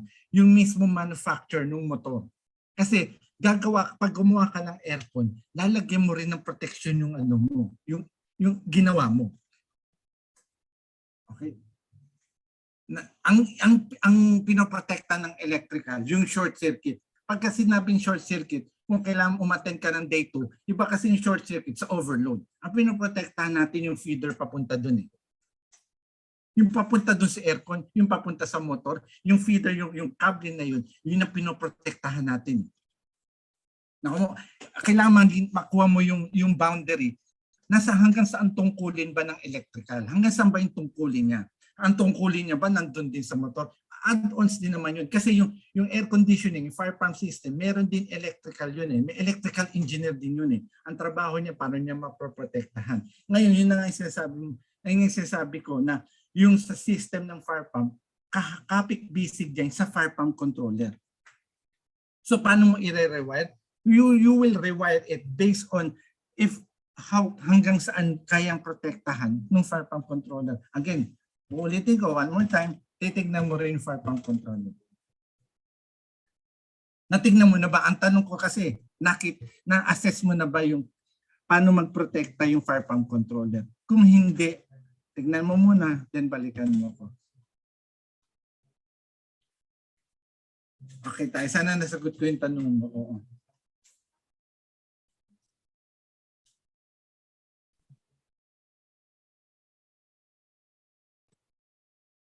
Okay, sir. Thank you very much, sir. Once again, for your... Yeah. You check the fire pump controller. Yeah. Thank you. Mabuhay ka. Okay, sir. Thank you very much. All right. Thank you, Engineer Francis Mirasol, and thank you so much also, Sir Engineer Santos. And another question from NWRCSA. Please welcome Engineer Sonny Abe. Sir? Yeah, good afternoon, Sir Sonny Abe. Yeah. What's your question? Yeah. Magandang hapon sa inyo, sir. Ang tanong ko lang sa yung sa fire pump from incoming generator.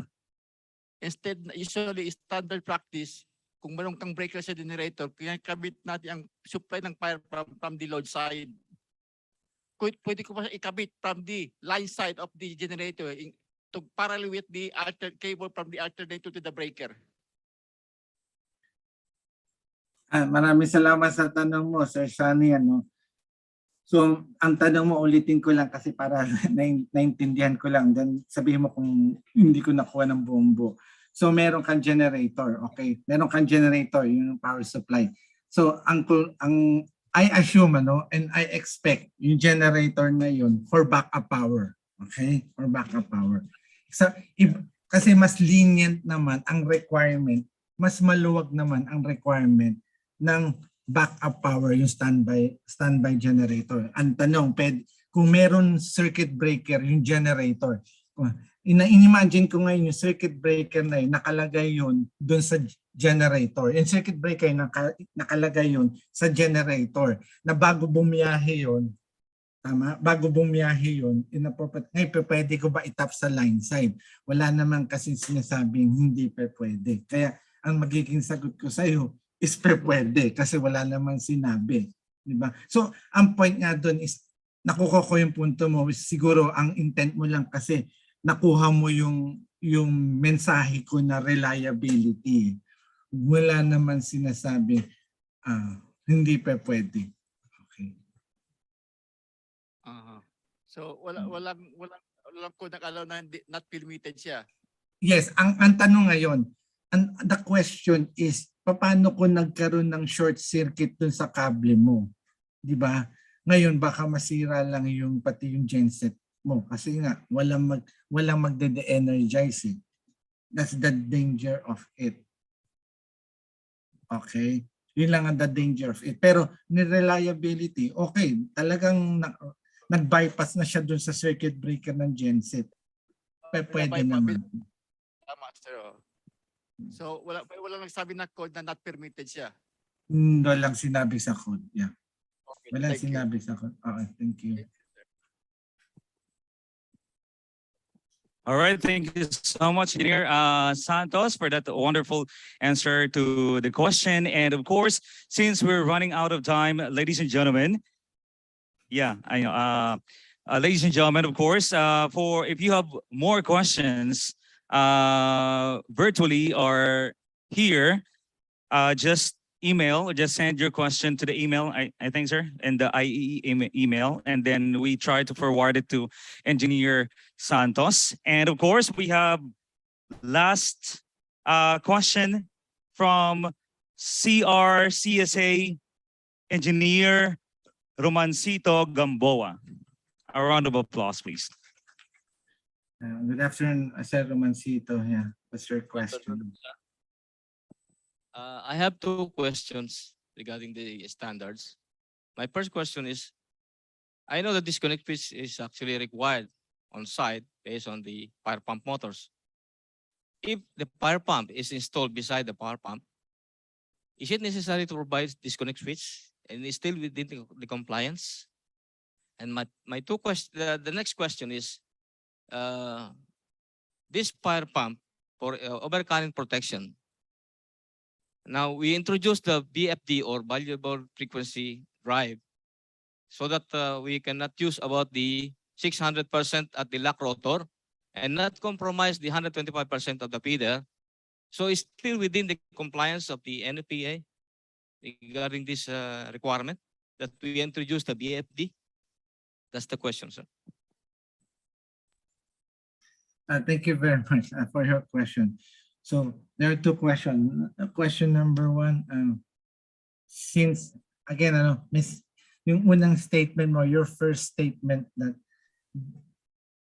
a disconnect switch or a disconnecting means is since it is required.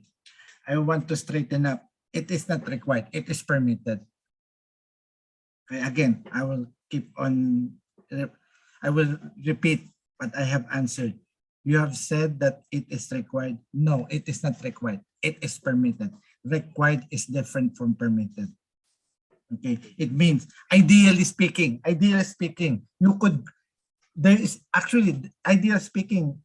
there shall be no disconnect na because reliability. But the code permits, sige na nga, okay, you could now just at least one with associate overcurrent device, and it is permitted. I forgot your question that if it's located, am I correct? Located at where? So actually, the fire pump I know with require the disconnect switch. If the main power pump supply for the power pump itself, is it necessary the disconnect switch to provide it beside that? Even it is actually accessible for the main power pump panel. Okay. That disconnect. Again, if you're going to put one disconnect, okay, it does not said that you locate a specific location. Okay, if you're going to locate outside the fire pump room, and then it shall be capable for lock rotor. Okay, because I'm going to give you a glimpse. When there's a fire, okay, when there's a fire and the pump is running, there's a responsible person inside the pump room. Okay. Now, if the disconnect is outside the pump room, of course, that's very hard to access because you can never tell where is the fire.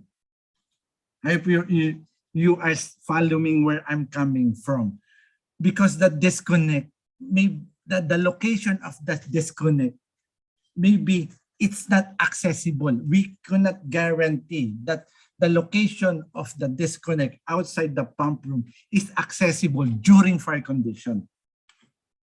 I'm talking in terms of normal condition. It's a different, then it's easily for us to have a discussion. But I cannot guarantee you in terms of fire condition. You cannot dictate the fire must be at the left. It could go anywhere.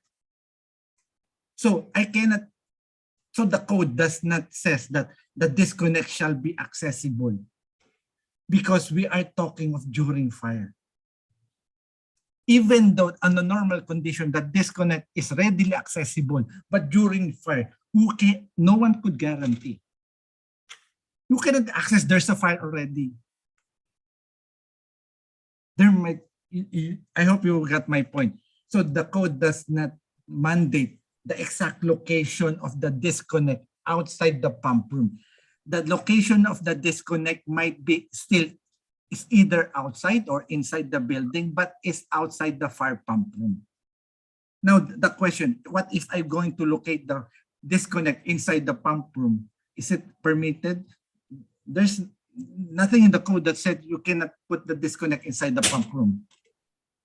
That's why, in other words, there's nothing in the code that you shall locate it here. You should locate it here. We're talking the disconnect. That disconnect that is from the service, in between the service and the fire pump controller or the ATS for the fire pump. Now, the second question, if the VFD, can I add a VFD? Yes. There's nothing in the code that says. Though there are some specific deal in the NFPA 20. The quality, okay, the power quality, if you said in terms of harmonics and so, and then you have to read the NFPA 20. Okay, that it is a little bit so much of the discussion if we're going to digest the type of methodology, the functionality of the VFD, but in general, it permits. Yeah, it is permitted. Okay, now so I hope I answered that question. Yeah, it's okay, sir, because actually we are thinking about using BFD, whether this is within the compliance of the NFPA, so that we not compromise the cables. Because if you are using 600%, the lock rotor and the 125% of the feeder will be a compromising capacities because of this tripping current. I'm going to whisper you something. Actually, the code says talagang lock rotor. But of course, if nowadays, if there are, like you are a practitioner, now you are updated because it does not really, yeah, it's a gray area. I understand you, it's a gray area. So maybe you are one of the practitioners that you could give opinions or you could give suggestion that maybe we could go down to the 6 times because there are already VFD. Yes, because remember, that circuit breaker of multiply by 6, the lock rotor, it does not, because the VFD talks about the starting current. That times 6 is not talking the starting current. It talks about the lock rotor. That's different. Okay, you might be confused that VFT covers the lock rotor. No, I believe in my practice, in my knowledge, okay, that VFT talks about the quality and the starting current. That's the talk about the lock rotor. So it means yes. I hope I answered that question. Yeah, it's okay, sir. Thank you very much, sir. for this Thank you. Thank you. More power to you. Yes. And that was a fantastic question and answer portion from you, Sir Jesus and Santos. And please be on the camera for a while as we award the plaque of appreciation. And I would like to call on the presence of Engineer Marvin Adra and Engineer Richard De Belen.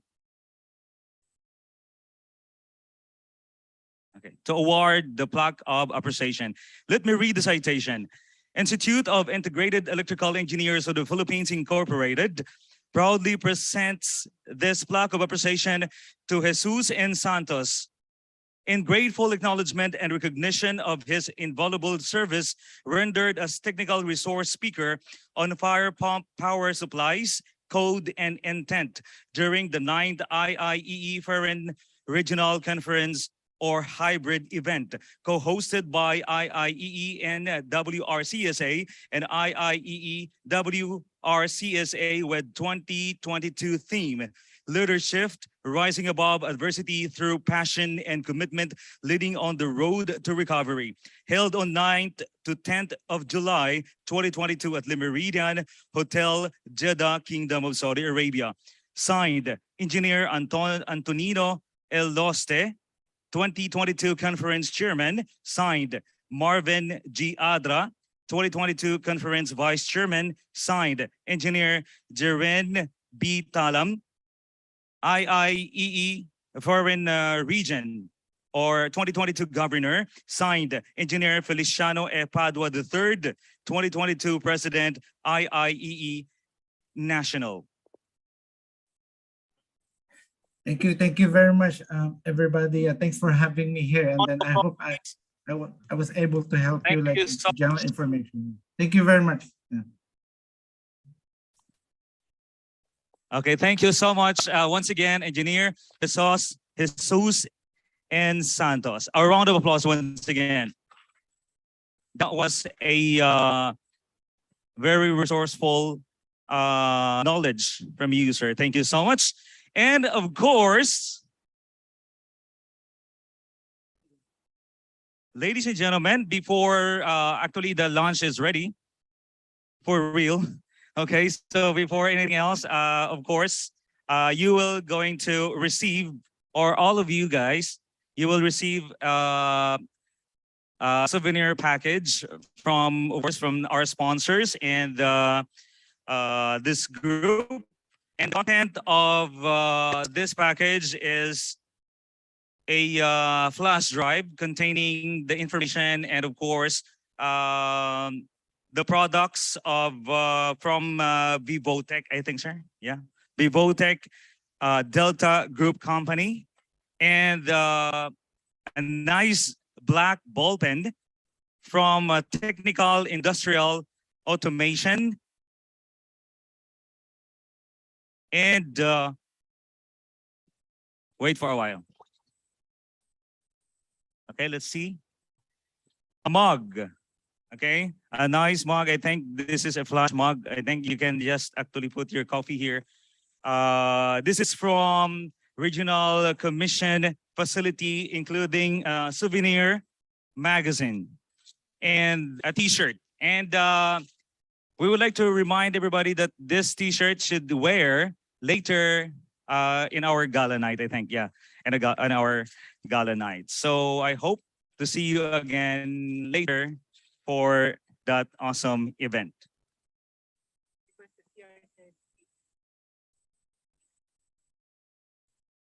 And before, in order to avail this, you have to what do you call that? To approach the registration counter to receive this. So we will going to call your respective region, I think, or group or chapter. And then as I call your respective chapter, you have to proceed into our registration counter later. And the rest, you can actually enjoy the lunch and wait for your chapter to be called. And then that's the time that you have to approach the registration counter. Am I clear or no?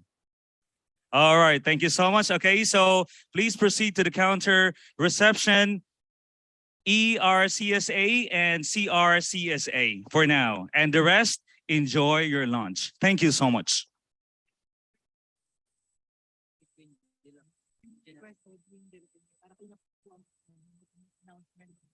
Okay. Okay, I would like to request also the presence of Engineer Edwin de la Puena for some announcement. Thank you.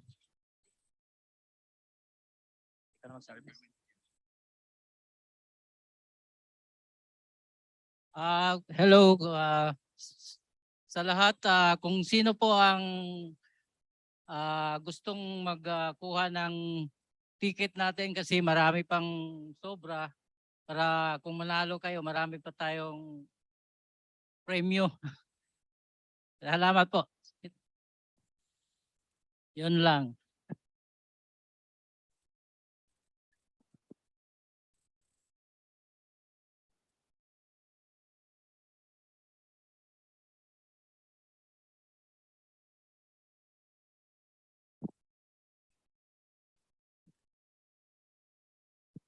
And of course, for our online viewers, you can enjoy the presentation from our Singapore chapter while we're having our awesome lunch. Okay, so enjoy and don't leave us until the end of this event. Thank you.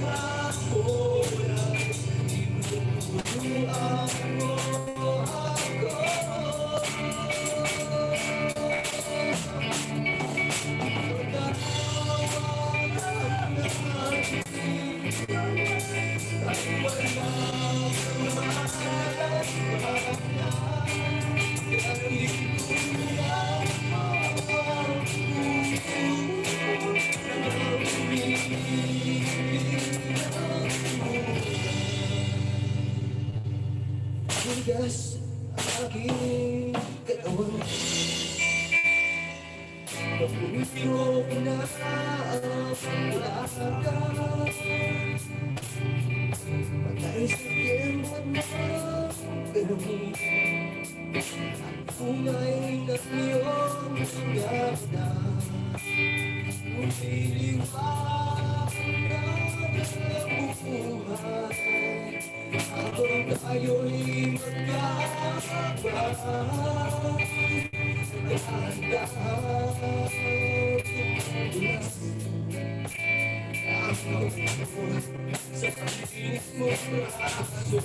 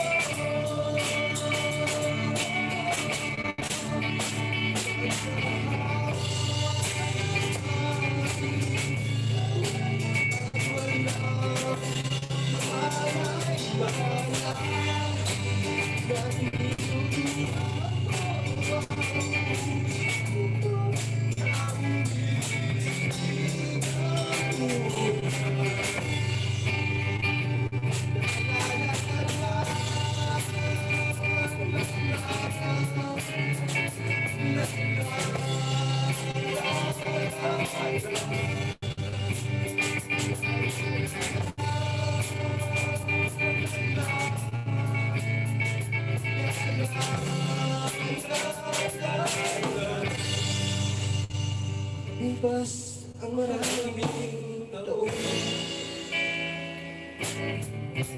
Di na tayo nakikita.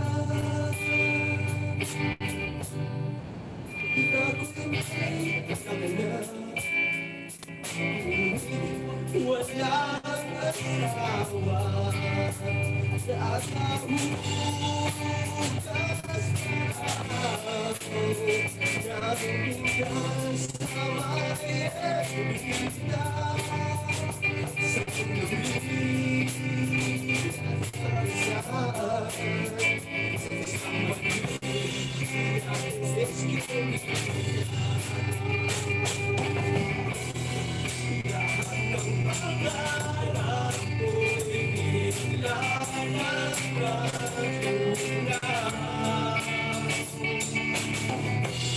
Pag-ibig sa'yo'y pagkakita, mag-isa sa'yo.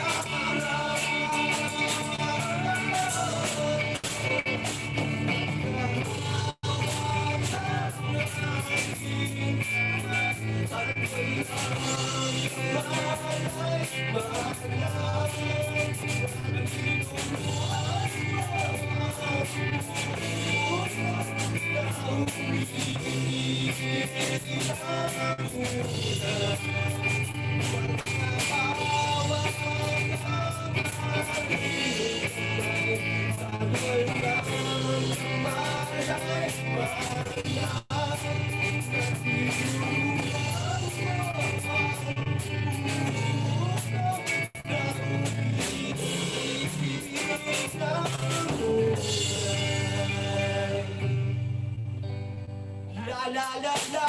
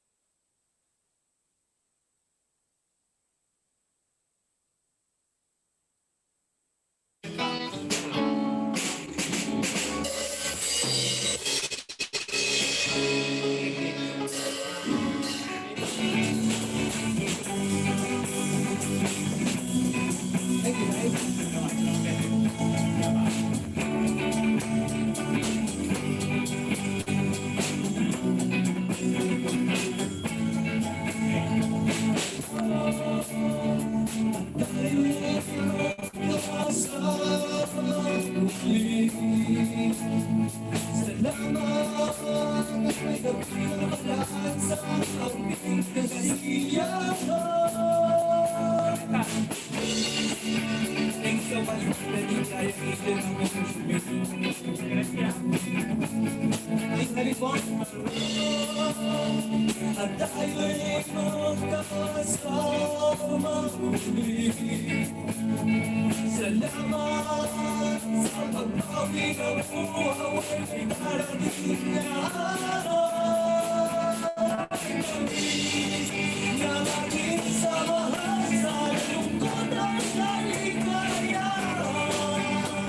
Ay tunay na kaibigan kasama ang isahan. Salamat at tayo'y kaibigan kasama. Salamat at tunay na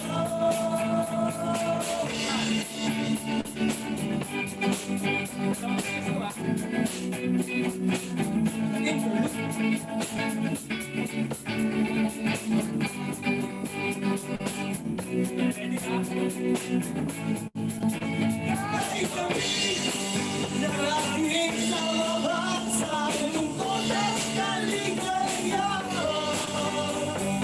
Tunay na kaibigan kasama ang asahan.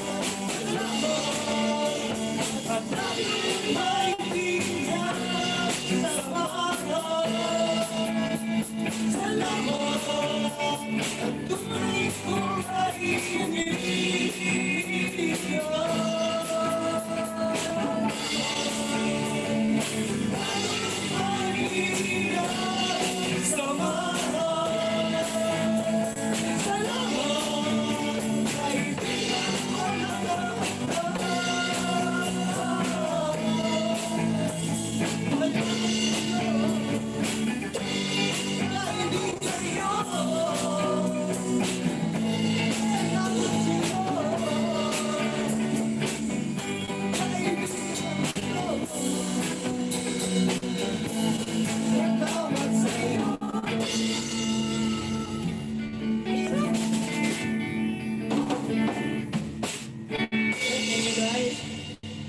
Thank you so much. Once again, thank you so much for coming to our IIE Singapore General Membership Meeting. Introducing. Ito yun mo sa Lentex to. Sige na, pre, bago ano. Losing time, turn all of the lights on over every boy and every girl. Losing time, one last call for alcohol, so finish your whiskey or beer. Losing time, you don't have to go home, but you can stay here. I know who I want to take me home. I know who I want to take me home.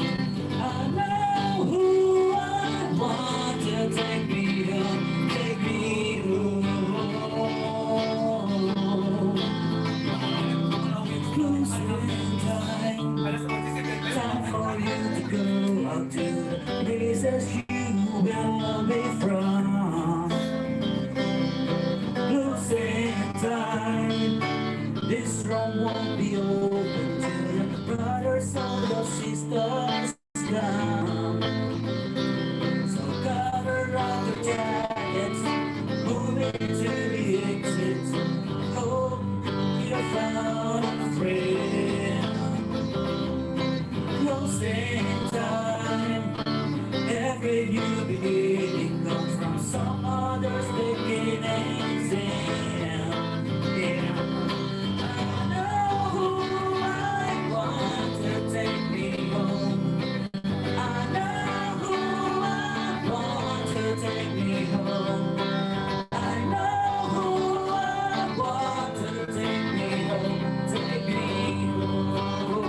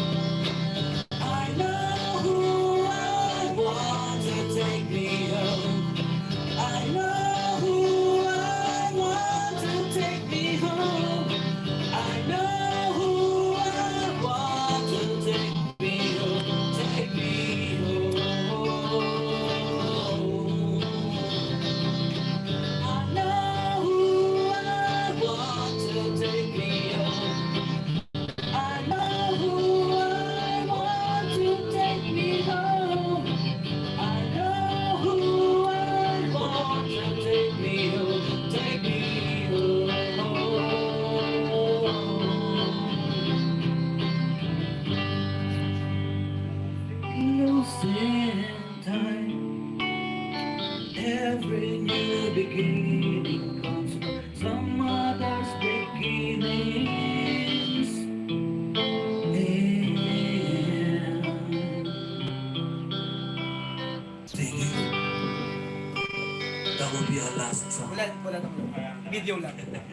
Yung lahat ng video natin.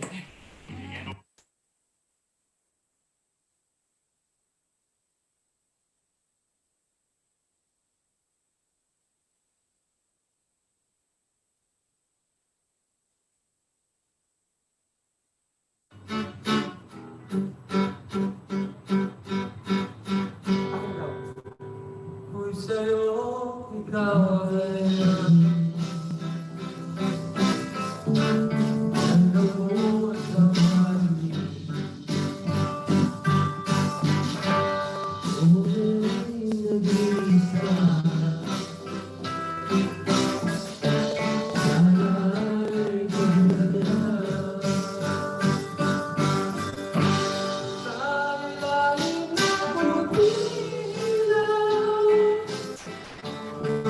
sa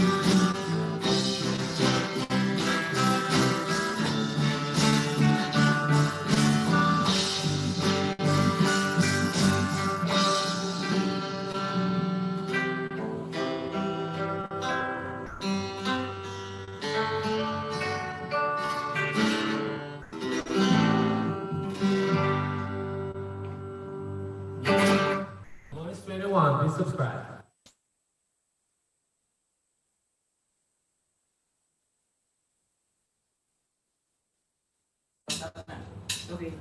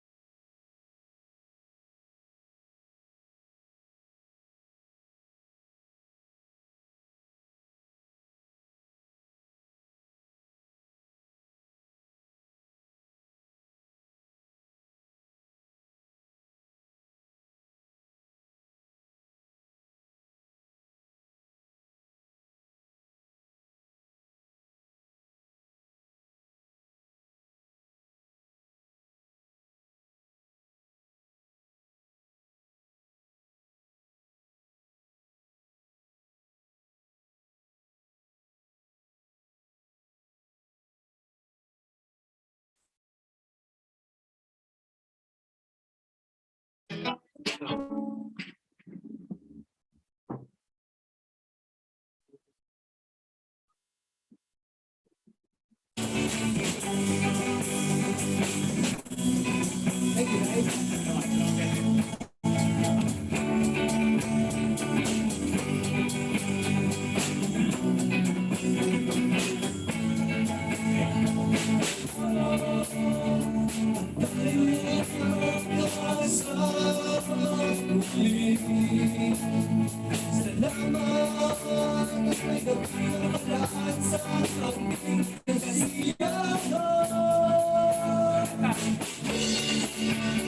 so much for letting the agent ng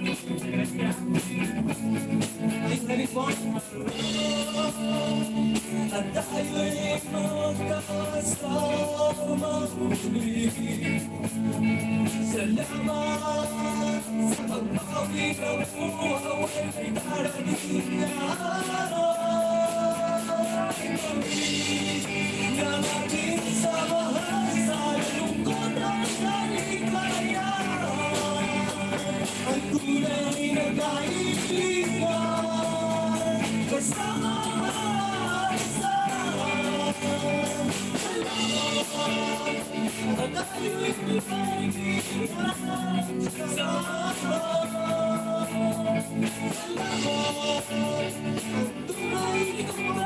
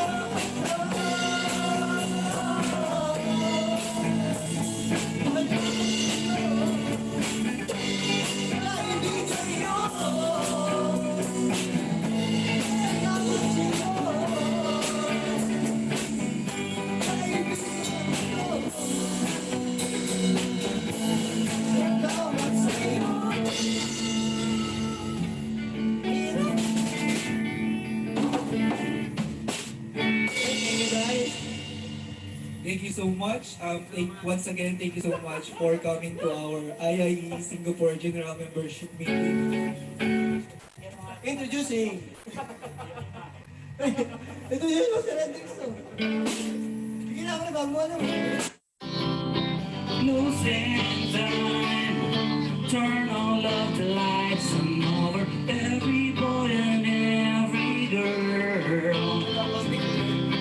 Losing time, one last call for alcohol, so finish your whiskey or beer.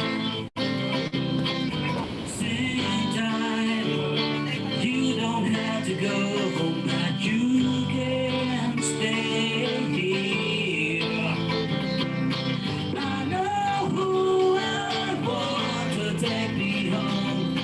I know who I want to take me home. I know who I want to take me home. Take me home. Closing time. Time for you to go out to the places you will be from. Losing time. This room won't be open till your brothers or your sisters come. So gather up the jackets, move into the exits. Hope you're found a friend.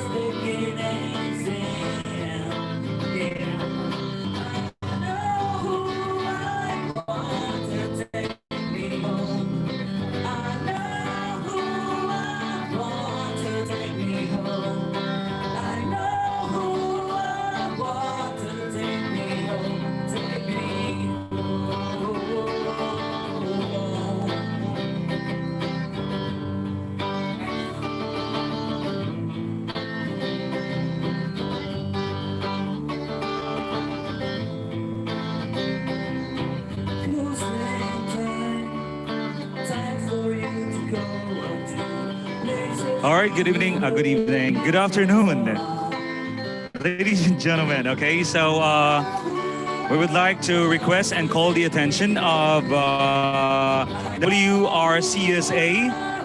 Qatar, and WRCSA. You may now proceed to the registration area to claim your souvenir gift pack. Thank you. Once again, calling the attention of WRCSA, Qatar, and NWRCSA, you may now proceed to the registration area to claim your gift pack.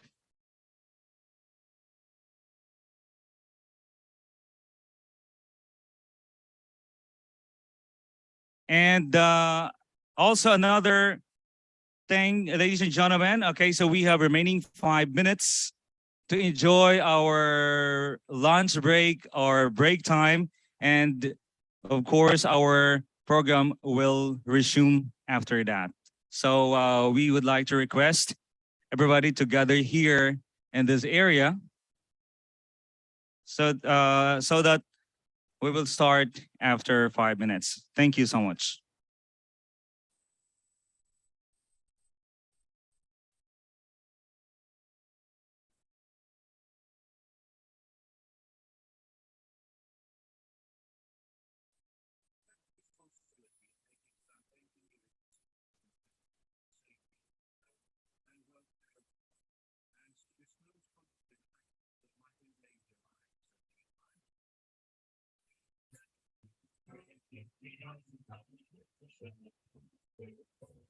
Avoid real or perceived conflict of interest or disclose existence of such to affected parties.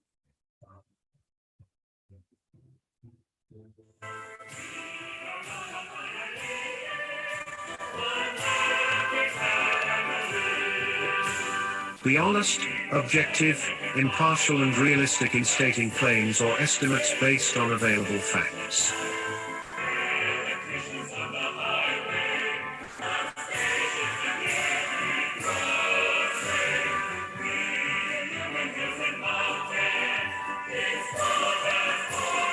Avoid at all cost graft and corruption in all its forms.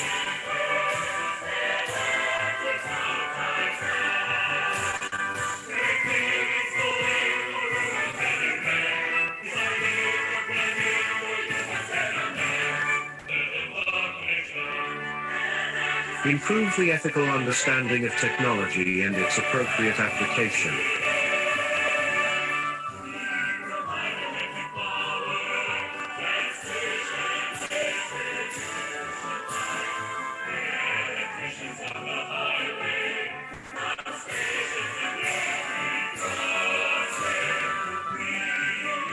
Continuously improve practitioners' technical competence.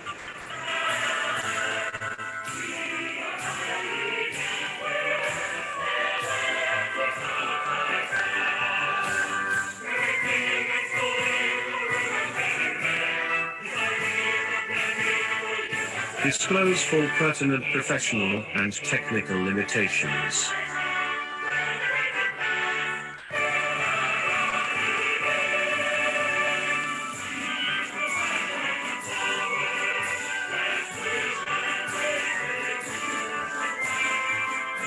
Seek, accept, and offer constructive criticism of technical work, acknowledge and mitigate errors, and give credit where it is due.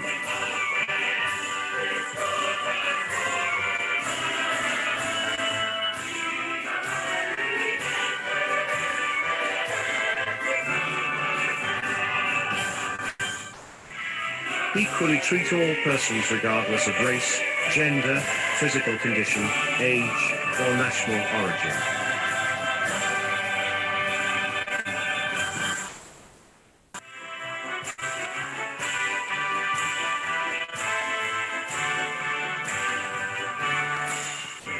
Protect and avoid injury to others' life, property, reputation, or livelihood by false or malicious actions.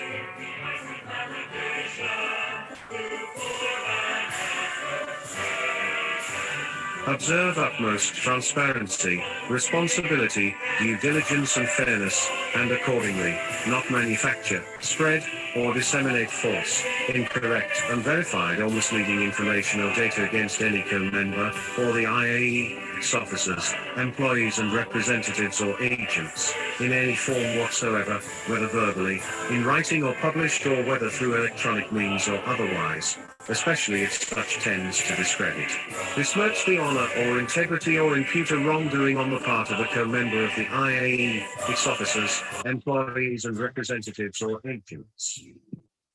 Support All right, so colleagues and time of the clock co-workers in their is professional and 1:41 technical p.m. and we would development like to and assist acknowledge, them or I in mean, complying to with call this on code of ethics. the presence of our technical team to please approach the stage to prepare Fully comply and the abide with any and the all of its presentation of obligations to a our co-member of the next speaker. IAE, Thank the you. IAE itself or any third party.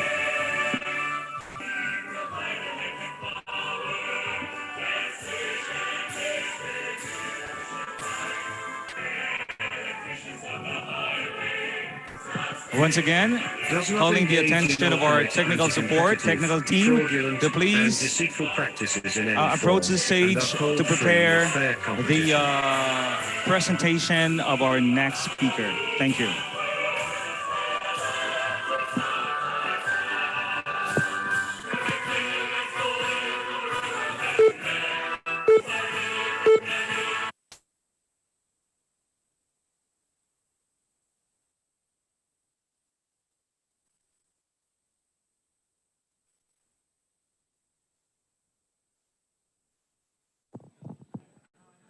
And we start. So calling the attention of all of the delegates and visitors to please settle down and occupy the seats because our program is about to start. Thank you.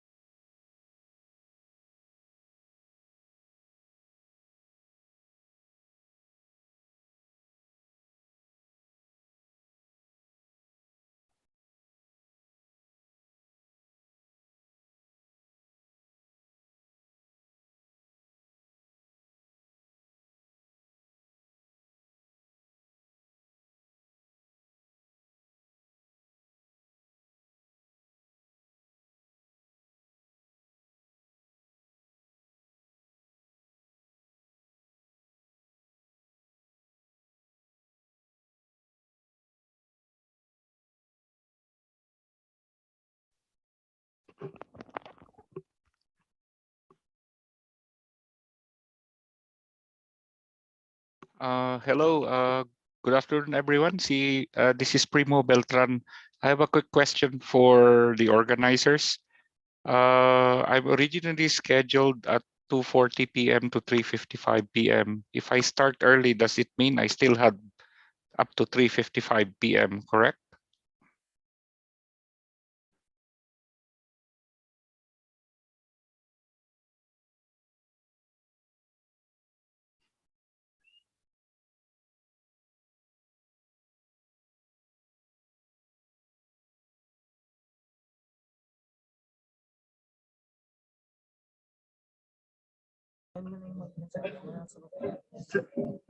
Sir Chito. Sir Primo.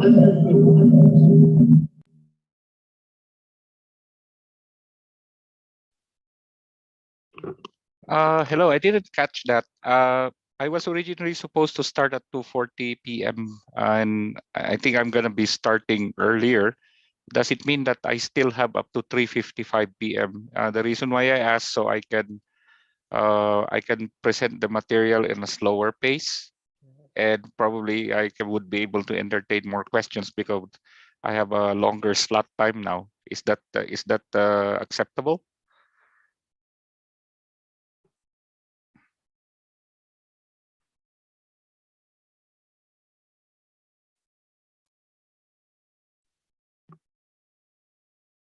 Hello, sir. Oh, ayun, nagising na ako ng maaga-aga. Oh, oh.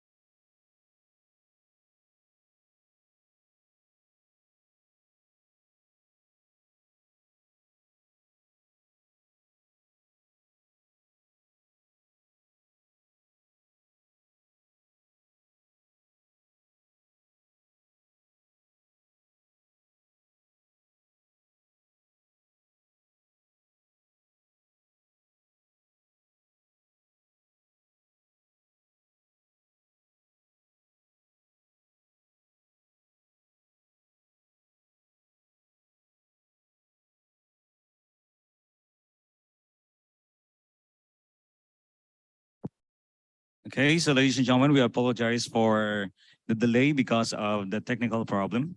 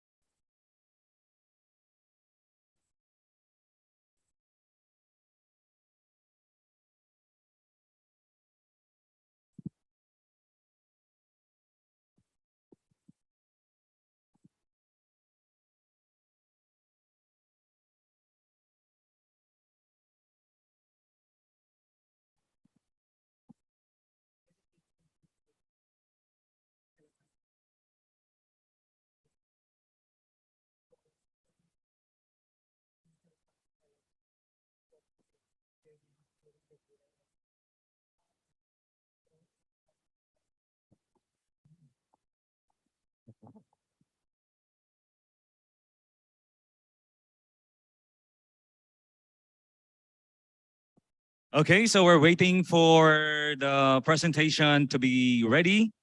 Okay, so we would like to thank and express our deep gratitude to the Singapore chapter for giving us the best performance a while ago, right, sir? And of course, that's the only a partial part of this great presentation. And of course, we really encourage everybody to be in the gala night tonight, of course, so that we will going to enjoy the blast of excitement and performance this of each chapter this coming event. So we strongly encourage you all to be 100% present in this said occasion or event. Thank you so much.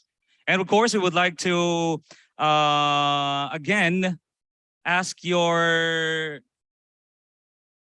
or an apology for the delay of our program because we're having a problem in terms of technical aspect.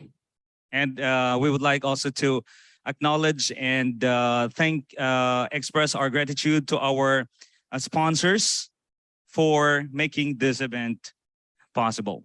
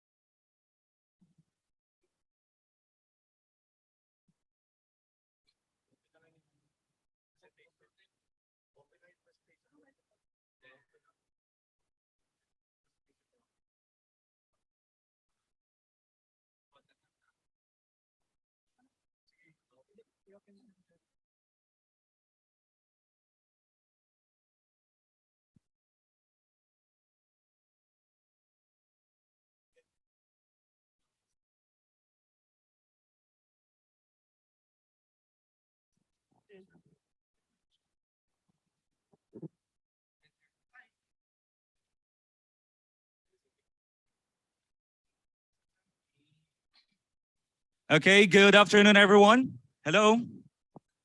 Hi. Okay, so please, I just really want your attention today. And of course, don't forget to wear your best smile this afternoon. Can I expect that? Okay, so thank you so much and a round of applause once again to all of us here. Okay, so we're very lucky because, you know, this event is not just some kind of event that we can't take a lot, but of course, it will change our life is that because of the information that we're about to partake this afternoon or even for tomorrow. And of course, without much ado, ladies and gentlemen, let me introduce to you our next speaker. Our next speaker is a graduate from University of Santo Tomas. And since 2010, he had this entrepreneurship mindset. He successfully introduced and implemented sustainable technologies into the Saudi market with numerous multinational entities throughout his career. He is also co-founder and chief operating officer of Clean Tech Saudi Arabia, previously known as Egfel Solar. Ladies and gentlemen, a Philippine licensed mechanical engineer, please welcome Engineer Ahmed Lakno Selim. A round of applause, please.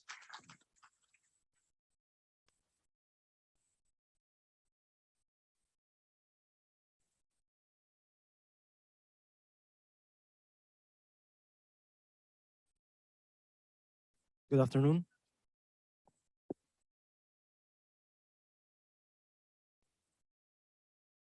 So first, I'd like to thank and congratulate all the participating IIE chapters.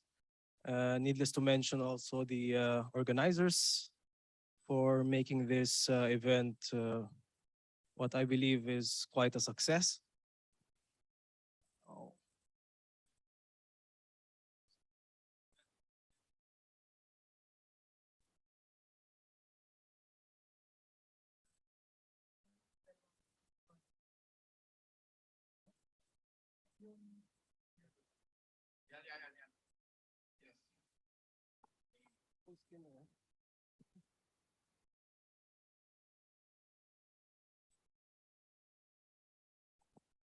Okay, just to kind of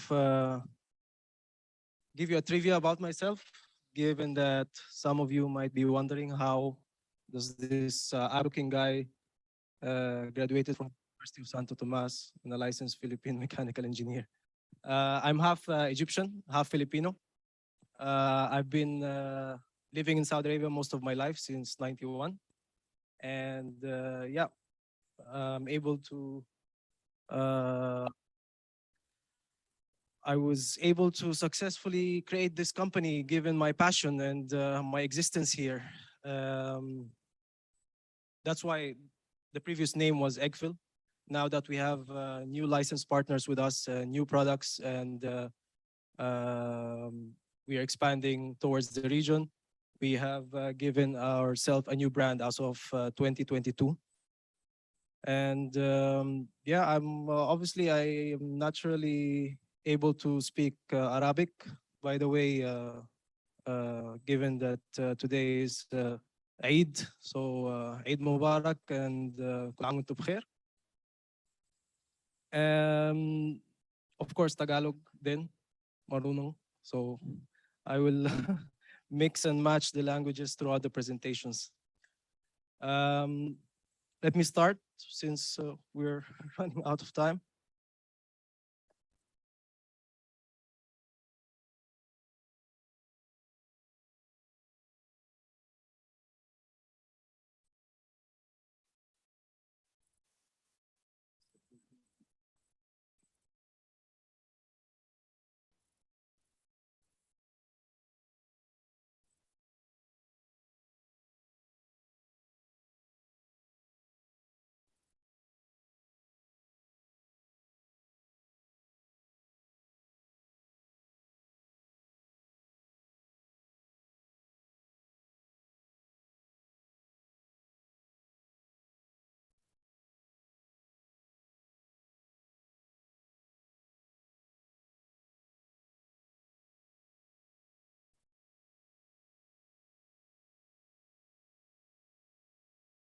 Okay.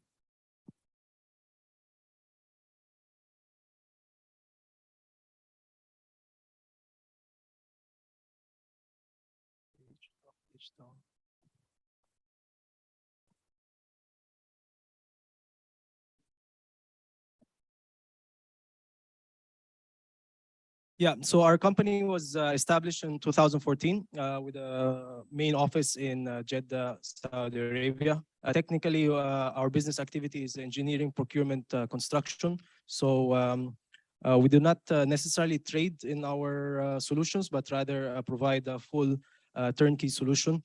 And yeah.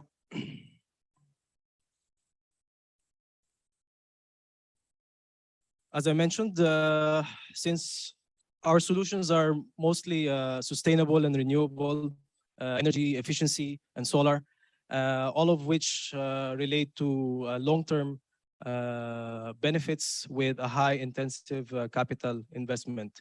And therefore, we are obliged as engineers to involve ourselves in the technical due diligence, starting off with consultation, design, all the way to the support, testing, commissioning, and the after-sales service.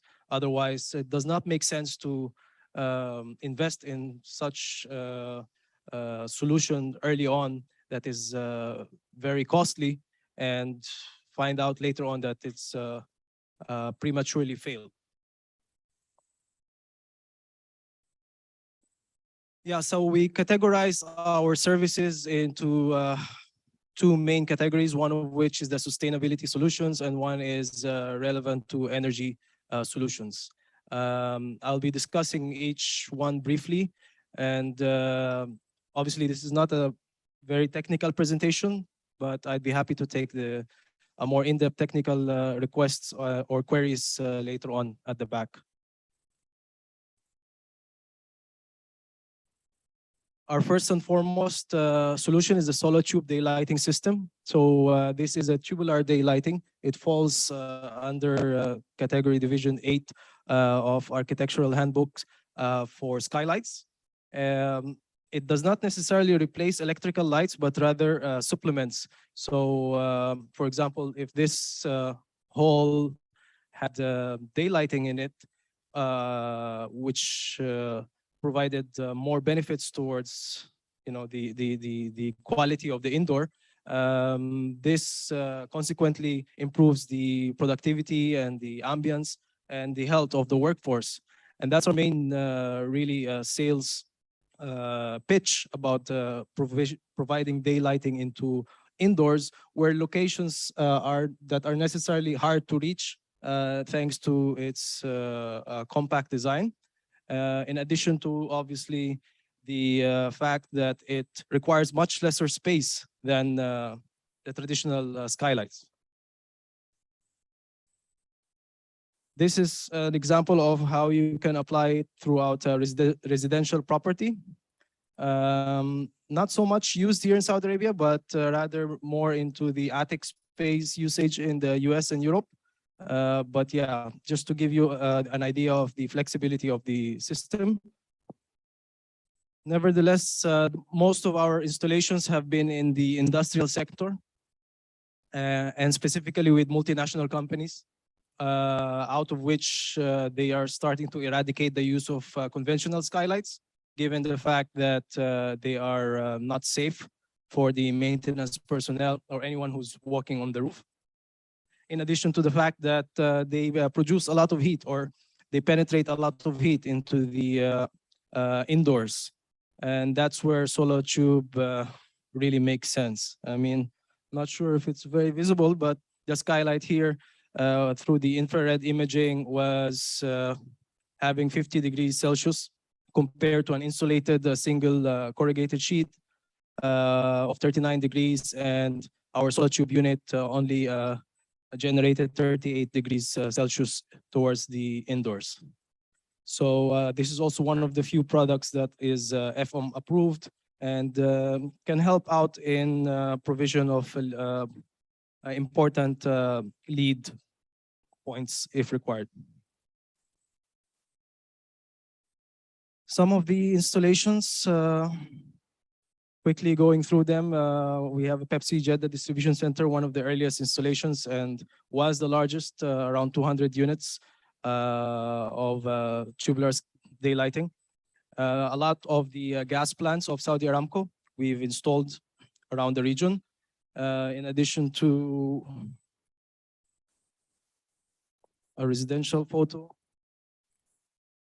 Yeah, most recently we had the MISC Creative Hub in Riyadh using our technology of the tubular daylighting system. So as you can see, one great benefit of this is the fact that contractors, especially the MEP contractors in large hangar spaces, once the PEB contractor is done with his job, then it's completely dark inside. And when we come in and install the solar tube daylighting, it actually helps them to give them, increased worker productivity and quality of work.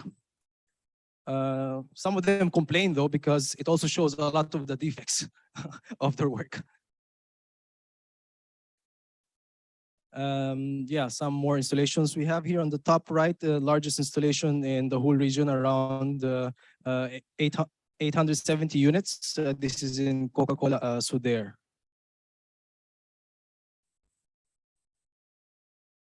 So the next complementary solution that we've provided to our industrial multinational companies is natural ventilation. This is specific to open areas without air-conditioned space, without air conditioning, and required to normalize the temperature. So this does not cool, but rather normalizes the temperature so that the indoor temperature is equal or a little bit better than the outdoor temperature through the use of natural ventilation. The whole concept of it is that the stack effect, wherein the hot air, which is less dense, naturally rises and rotates the ventilation vanes, in addition to also the wind as well helps to that. This may not be a very new technology, but this Australian Bradford ventilation system has two concepts that are quite unique. One of which is the hybrid ventilation, wherein the same concept would have an electric EC motor inside it. This consumes 70% less of electricity and than the conventional type belt-driven motors. But on top of that, when you turn it off, it still operates through the wind and the buoyancy effect.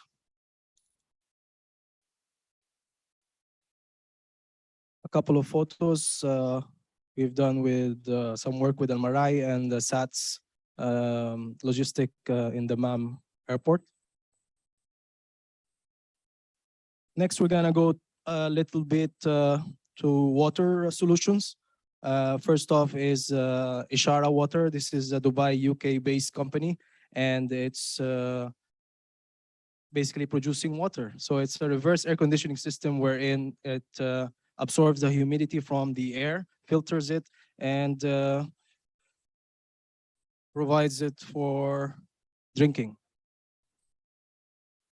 Comes with different modules, anything from 5 liter all the way up to 1,000 liter systems. It's, by the way, it operates with electricity. So it is in locations where water is more scarce than electricity. And this is, we had 4 units in NEOM that are installed and currently being used. Yeah. One of the latest solutions that we've provided is Quick Dam flood control systems. So this is not very technical, but rather interesting, and it's we just got the distributorship rights, a couple months ago. Basically, it's a sandbag that is very manageable and portable, and only inflates when it is exposed to water. So the chemical or the type of plastics that is inside the sandbag, once it absorbs enough water, depending on the size, it expands and becomes a proper flood control kit. There will be some applications here in Saudi Arabia, but I believe locations such as Philippines, Asia, Singapore would have been more useful for that. Another unique solution is the ion polarization system. So it's basically an inline filter that reduces the calcium and TDS hardness of the water. Very useful with protecting water heaters, boilers, as well as chiller systems. This is a sample of standard before and after, with or without the system after 12 months. Next, we have a Japanese wastewater treatment system. The main thing about this is the fact that it is quite compact. So wastewater treatment is an age-old technology, but having it compact enough to be able to install it quickly in locations wherein you have, say, like a 10-family home in an isolated location would be very much useful.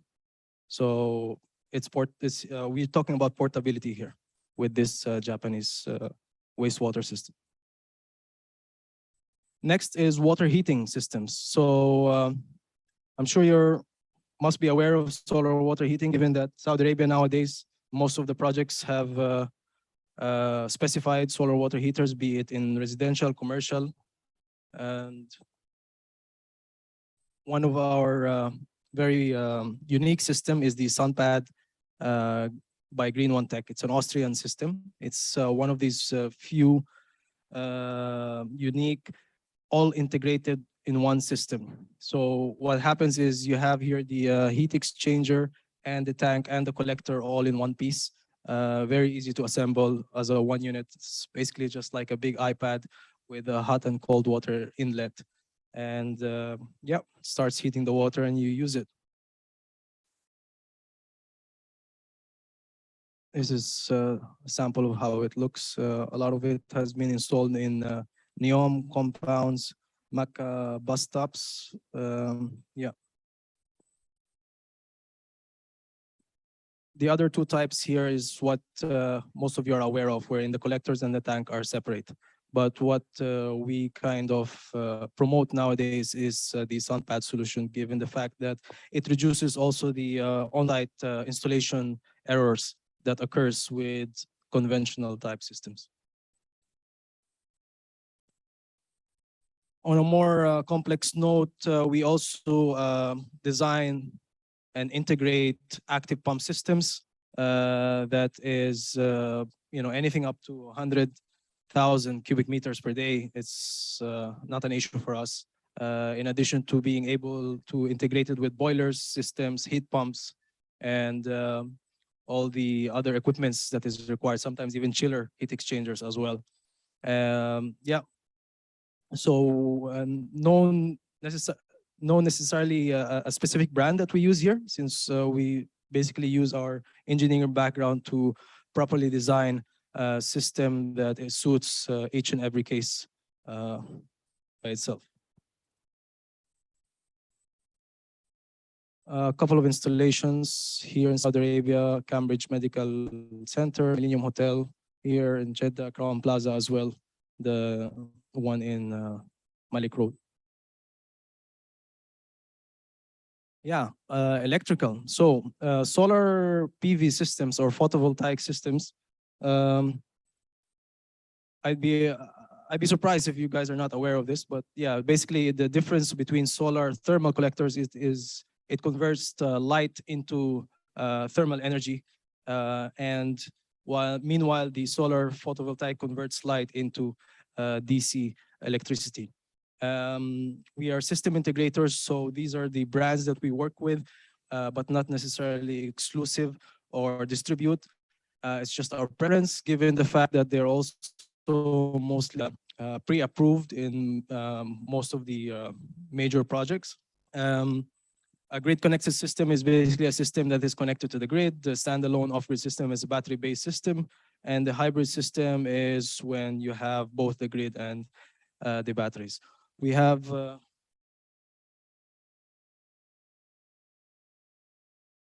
of the proud moments of our integration is this LEED KAUST Smart Villa that we were part of from the design stage all the way up to testing and commissioning, wherein we integrated a lot of new and different technologies.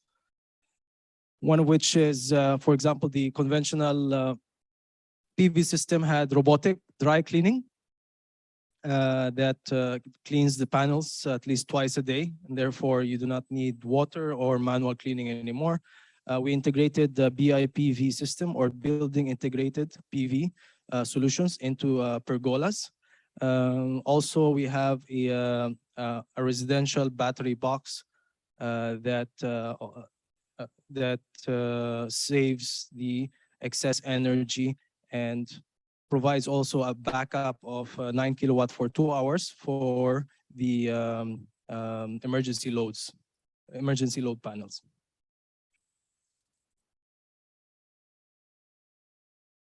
Another interesting system was in Royal Commission, Yambo, HIEI, High Institute of Elastomer. Again, one of the few building integrated PV solutions. So this location here is with solar panels.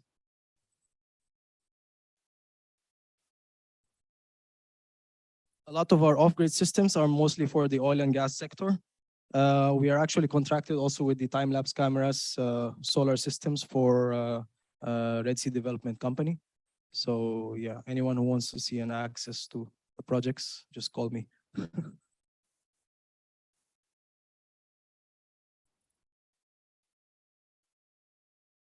This is Saudi Snacks Food Company, or Pepsi, Frito-Lays. Basically Lays. Yeah, we have around 340 kilowatt system on roof. It was one of the first ballasted installations. So when I say ballasted, means without any roof penetration. The work has been calculated by using cement blocks to hold the systems. As you can see, also the unique part is that it is not facing south. Actually, south is towards the left, but it's east-west. And that helps with, again, the wind uplift resistance and reducing the ballast requirement, given that this is actually a soft roof in the end, so we are not able to penetrate it at all. Most recent one is a 650 kilowatt system in Schlumberger, very similar to the Pepsi as well. Yeah, to all the Jeddah guys who are aware of the recent missile attack. So this is before the missile attack. This is here in Jeddah bulk plant. King Abdullah Economic City, we have in the CEO's villa, one of the first hybrid systems that was installed around 7 years back here in Saudi Arabia, using Fronius branded battery and inverters. Next, we have solar lighting. So with Sunna, which is a French company, it has this unique nickel metal hydride battery that can withstand temperatures up to 75 degrees Celsius. And the reason why I started this is the fact that all premature failures of standalone battery-based solar solutions or solar lighting solutions are due to battery degradation from the temperature that we are facing here in Saudi Arabia. It's quite an expensive solution, but yeah, one of the few solar lighting solutions that have really withstood the heat and dust that we have in this region. We have in the MAM, the cultural center in the MAM, the bench lights are all solar based, and it was using the same technology of Sunna during that time.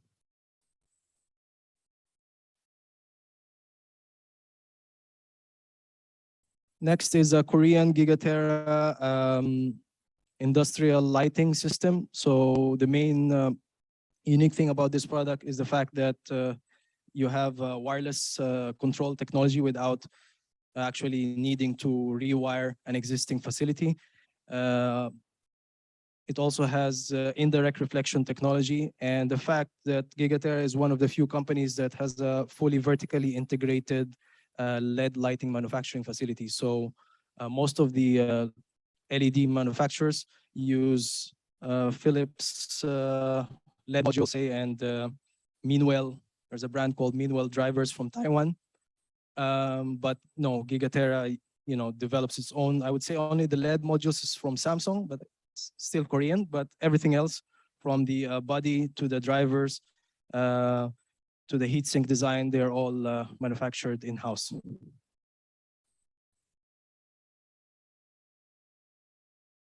And because they do that, they're able to withstand the harsh environment, again, that we have here in Saudi Arabia.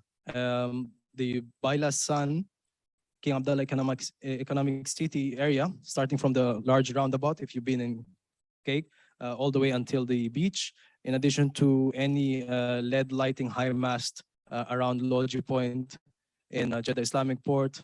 Around 3,000 units were installed here and 700 units in King Abdullah Economic City, both of which are now more than 5 years old, and thankfully not a single premature failure to date.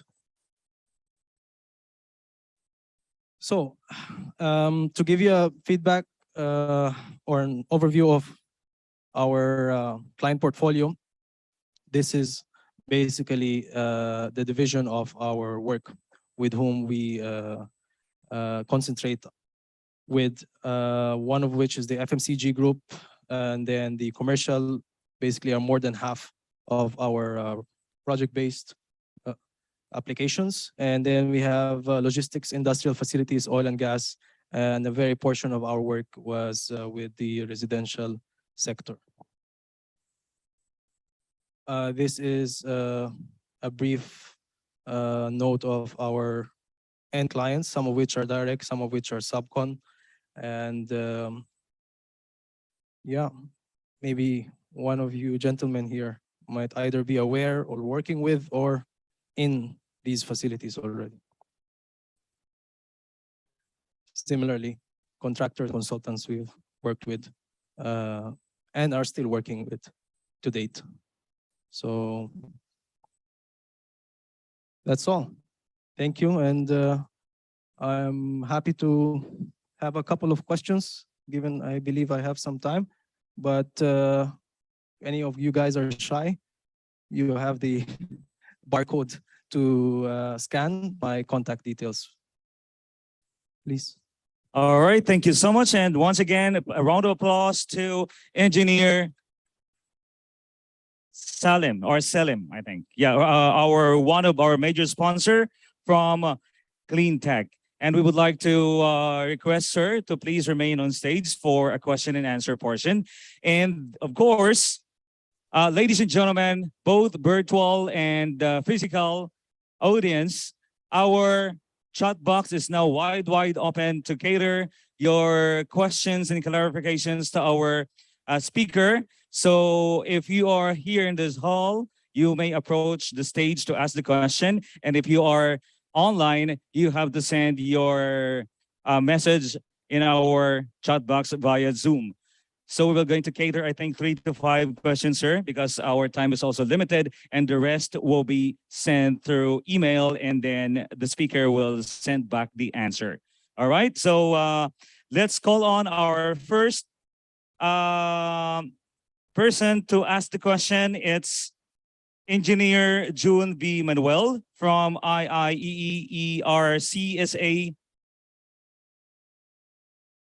Vice President for Technical. Okay, sir. Hi, good afternoon. Actually, I want to ask some questions regarding about the tubular lighting system. Yes, sir.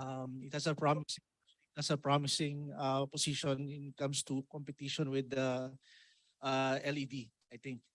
So my question is actually when I'm designing like for example a commercial industrial facility, how will I consider the depreciation factor, since this is I don't know whether this newly being utilized in facilities, but how will I consider the depreciation factor? How will I present it to the client when I going to design the lighting system? I mean, instead of the conventional lighting fixtures, I'm going to utilize the tubular lightings? Thank you for your question, engineer. First of all, I'd like to highlight that the tubular daylighting system, which is harnessing the natural daylight indoors, not necessarily would, especially in very critical facilities such as offices or I would say factories, be a full replacement to an existing lighting electrical system, which is quite stable, right? So as I mentioned, this is in comparison to the skylights. So the skylights is a supplementary form of light because in any form of architecture or lead design, you would require to have natural daylight indoors, right? But the main benefit is you will require lesser roof space penetration and you will have a more uniform light distribution throughout the day. So in our experience, say most warehouses of Jotun have this, and because they're just purely warehouse, they were able to have at least 70% throughout the year without needing to use the electrical conventional lights, given the fact that they work from 7 to 4 p.m. only, right? So only during the daytime. When it comes to the design, we have a daylighting calculator because again, this is variable light. And then we have a single point in time factor, which is required by lead. For example, let's say September 21, 9 a.m., you must have amount of lux in such location. And accordingly, according to the location of the facility, because each area has its own amount of sunlight that is exposed to, we are able to define how much lux and how much therefore quantity and the distribution and the size of the systems that are to be installed. So it's a combination of the proprietary SoloTube daylighting calculator in addition to the conventional Dialux software as well. So the data is available. I mean, Yes. for example, if I'm going to design a facility wherein going to apply for a lead. So there is a 100%. Yeah, okay. So there's a data you Yes, sir. already Yes, collected. sir. I mean, Coca-Cola industrial facility in Sudair was able to achieve, I think, lead silver or gold, and it was due to one of which solutions that it implemented is SoloTube daylighting system. Okay, thank you. Welcome. Okay, thank you so much, Engineer Salim, for that nice answer. And of course, the next that we're going to ask the question will coming from Engineer Joy Azur of WRCSA.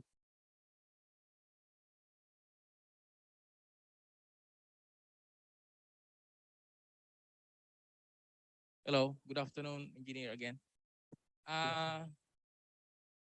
We know that Saudi Arabia is so dusty. You know, this place, this region actually, the Middle East region is so dusty. How do you mitigate the dust in your installation, in your design? Do you consider a special derating factor for this? Or because as we know, dust is the #1 enemy of solar. So how do you go around it? Thank you for your question. It's a very natural question given that we are in this region. And yeah, so just to rephrase your question about the dust and how it affects our applications, I'd like to clarify that it's dependent on which application we're talking about, right? So for example, when it comes to the tubular daylighting system, which is just purely daylighting, the fact that this is on a shape of a dome, it's a self-cleaning system wherein if it rains once a year, then it's sufficient. From our experience, there is a dust depreciation factor that occurs if no one touches the dome forever, around 20% less than originally having the amount of light when it was originally installed. That's #1. But again, it's not a huge issue when it comes to the tubular daylighting. Then you have the solar thermal heating, which is converting light into heat. That is the least affected one because, again, we're talking about heat more than anything else. Now, the most affected system is the PV or the photovoltaic panels. Now, the photovoltaic panels, there are a lot of studies that has been done, and most utility scales to date, a utility scale installation of solar PV systems that you hear of that are being awarded by the Ministry of Energy nowadays are implementing brush-based waterless robotic solutions. Okay, so that so far has been the most effective solution. But again, it's dependent on the location, the cost of labor when you try to compare which way, because sometimes there are locations wherein the cost of labor is very low and it's quite accessible, and having these few workers just clean the systems once a month is more than sufficient. So depending on the complexity of the design, we're able to define which kind of solution works best. The reason why everyone or most contractors nowadays, if they require dust cleaning system, is waterless, given the fact that it does not make sense to use water that is desalinated, that uses power in order to have a better energy production in the end. You know, just it's like a circle that doesn't end. So yeah, in our experience, if you don't clean PV systems, you can lose up to 30% of the production that is expected. So yeah, at least once a month is necessary. And that is being suggested to the owner of the solar systems, right? Yeah, I mean, it depends. There are contracts where you're just an EPC, just you install it and then you tell the maintenance people what to do. You have no liability over the production, I would say. Then we always recommend, you know, at least once a year cleaning. But most of our installations have been, we have a 2-year contract, O&M contract, and that we take care of the, I would say, maximum 45 days before we do a cleaning system in order to achieve the proper, and this is tried and tested. So what we simulated as a 5% soiling loss prior to the implementation of the product of the budget, we were able to achieve that by having anything between 30 to 45 day cycles of cleaning. Yeah, I would agree with that, because usually when we're doing design, we only consider something like 2 to 2.5% normally. If you're getting, if you're giving it 5%, then you are mitigating actually the dust. Anyway, thank you very much. for Thank the you, answer. sir. Bye-bye. All right, thank you so much. And a round of applause, please. And of course, at this point, Sir Selim, please remain on stage for the awarding of plaque of appreciation. And of course, we would like to call on the presence also of our governors, Engineer Jeren B. Talam and Engineer Orlando T. Pena Jr. to assist the giving of plaque of appreciation. And of course, let me read the citation. Institute of Integrated Electrical Engineers of the Philippines Incorporated proudly presents this plaque of appreciation to Clean Tech, our major sponsor, in grateful recognition of your generous sponsorship during the 9th IIEE Ferrin Regional Conference or Hybrid event, co-hosted by IIEE and WRCSA and IIEE WRCSA with 2022 theme, Leadership, Rising Above Adversity Through Passion and Commitment, Leading on the Road to Recovery. Held on 9th to 10th of July 2022 at Le Meridian Hotel, Jeddah, Kingdom of Saudi Arabia. Signed, Engineer Antonino A. Loste. Signed, Engineer Marvin G. Adra. Signed, Jeremy B. Talam. Signed, Engineer Feliciano F. Padua III. Congratulations, sir, and thank you.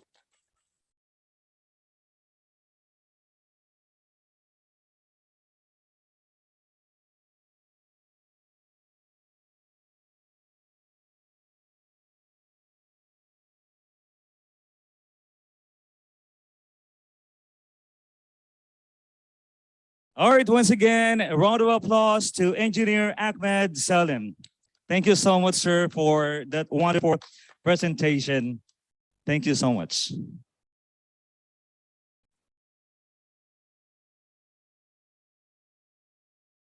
And at this point, ladies and gentlemen, our next speaker, it's my honor to introduce to you our next speaker for at this point. Okay, so he is a board of director of IPSR vice chairman of 2013 to 19, a Philippine Professional Organization auditor of 2015, CRSCA president of 2015, and the same year, IIEE Most Outstanding Chapter President Awardee, Icon Leadership Award, and of course, in 2016, IIEE Most Outstanding Electrical Practitioner in the field of project management.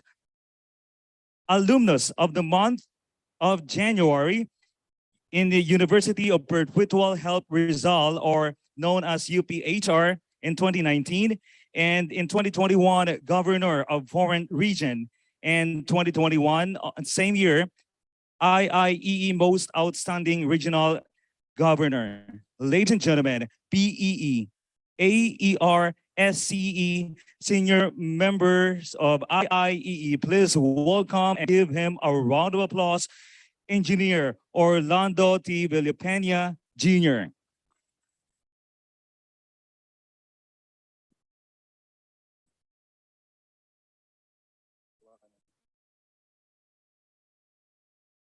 Hello.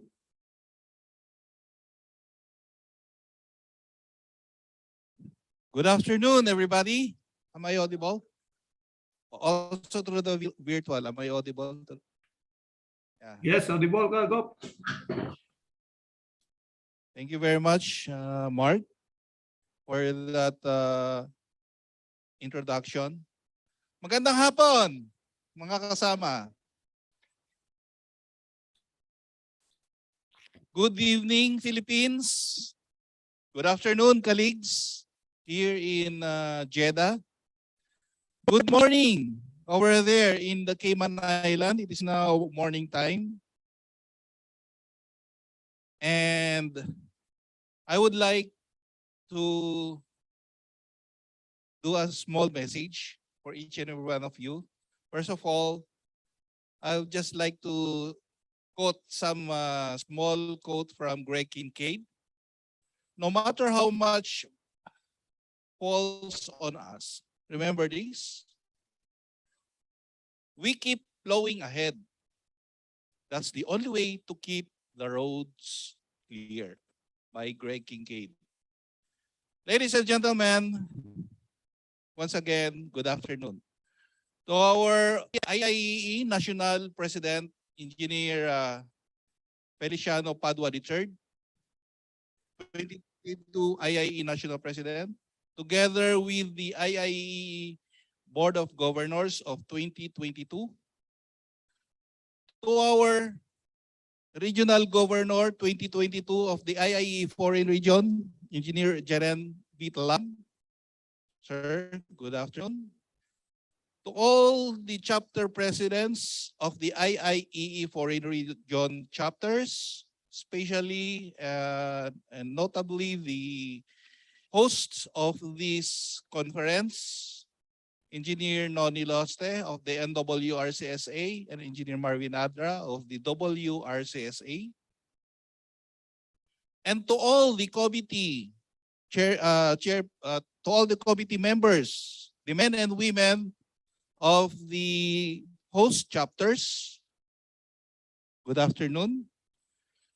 To all the chapter members of the host chapters, NWRCSA and the WRCSA, to all delegates coming all over from the different foreign chapters, from the East region, from the Central region, and so on. To our Honorable Chairman of the Board of Electrical Engineering, Engineer Francis V. Mapile, and to the member of the Board of Electrical Engineering, Engineer Jaime V. Mendoza, to our Honorable Ambassador, Adnan Alonto, and to our Vice Consul this morning, Mr. Jeremiah Atento. Ladies and gentlemen, good afternoon.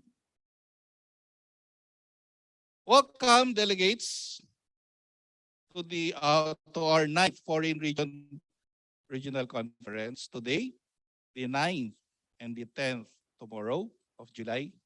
Of course, held here at the Le Méridien Hotel in Saudi Arabia. No? So we would like first to congratulate our co-host chapter, once again, WRCSA and NWRCSA, for its dedication and innovativeness to ultimately providing us the means in conducting this hybrid conference into our general membership. As our IIE theme for this year implies, leadership, rising above adversity through passion, commitment, leading on the road to recovery, we need to be passionate and committed in the performance of our oath. As a volunteer servants, remember, as a volunteer servants and leaders of our institute.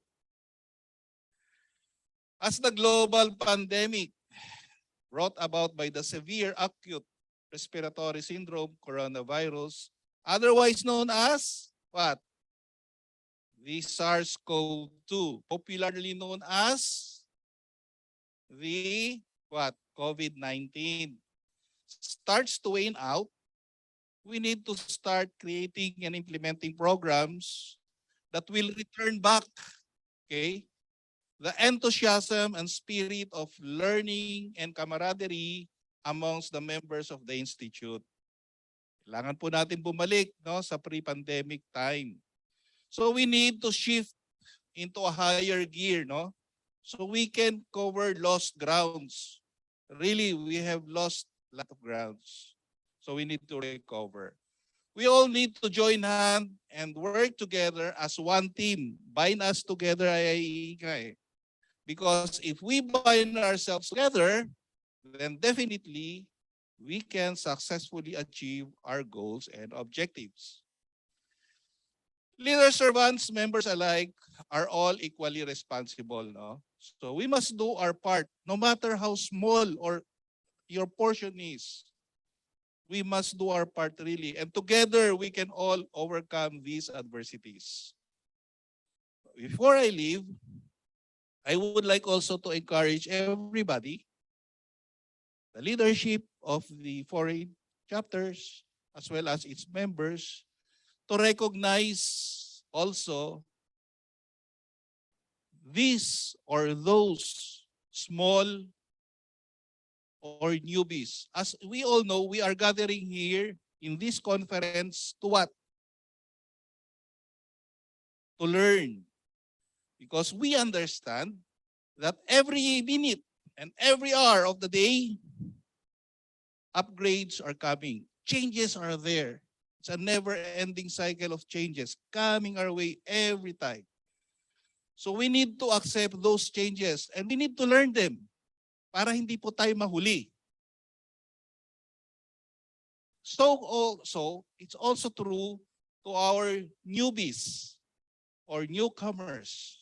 We must also try to understand or accept the fact, if we understand the term, maybe you have heard this, what we call rookie MVP. What does this mean? A rookie MVP is a newcomer which gave his or her full service, and in eventuality, he or she achieved more than those who are already with us. So let us give a chance to all those who are coming, because they bring with them new ideas, and maybe it can also help more to our institute and to our region. So without much ado, I would like now to say once again, thank you very much for attending this Foreign Region Conference. Back to you, Mr. Mark.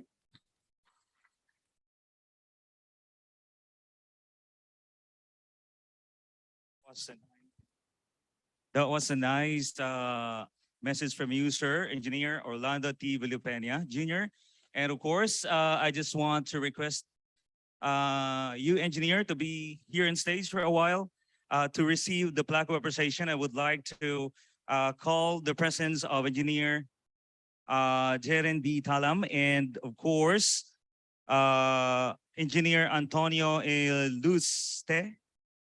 Yeah, and then Engineer Marvin G. Adra to give the plaque of appreciation. And of course, let me read the citation. Institute of Integrated Electrical Engineers of the Philippines Incorporated proudly present this plaque of appreciation to Engineer Orlando T. Villapena, Jr., 2021 former governor IIEE Foreign Region, in recognition of his distinguished and invaluable support and inspiring message as guest of honor during the opening ceremonies of the 9th IIEE Foreign Regional Conference, or also known as hybrid event, co-hosted by IIEE NWRCSA and IIEE WRCSA with 2022 theme, Leadership, Rising Above Adversity Through Passion and Commitment, Leading on the Road to Recovery, held on 9th to 10th of July 2022 at the Meridian Hotel, Jeddah, Kingdom of Saudi Arabia. Congratulations and thank you, sir.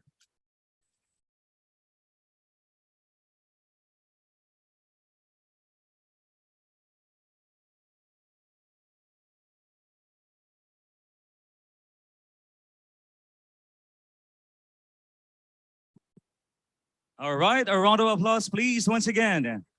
Thank you. And at this point, ladies and gentlemen, to introduce our next speaker, I would like to call on Engineer Edwin P. Ramirez to introduce to us the second or our next resource speaker for this afternoon session. A round of applause, please.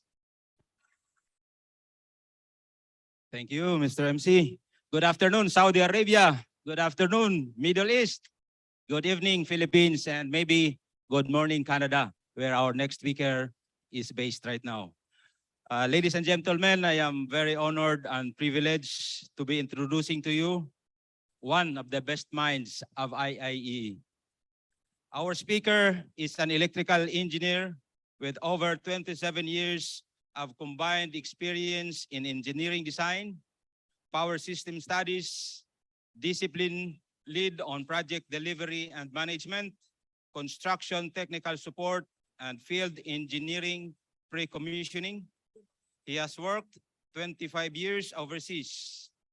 He was involved as a senior electrical engineer and working lead function role in electrical distribution system design, power system studies, field engineering of oil and gas, petrochemical and refinery facilities, brownfield and grassroots major and sustaining capital projects. He worked in numerous oil and gas, petrochemical, offshore facility design development and execution, field technical and engineering support under various global companies since 1998, like Japan Gas Corporation, Wood, formerly Amec Foster Wheeler Canada, and Worley Canada, serving large clients like Saudi Aramco, Kuwait Oil Company, Suncor Energy, Shell Canada, Canada Natural Resources Limited, Syncrude Canada.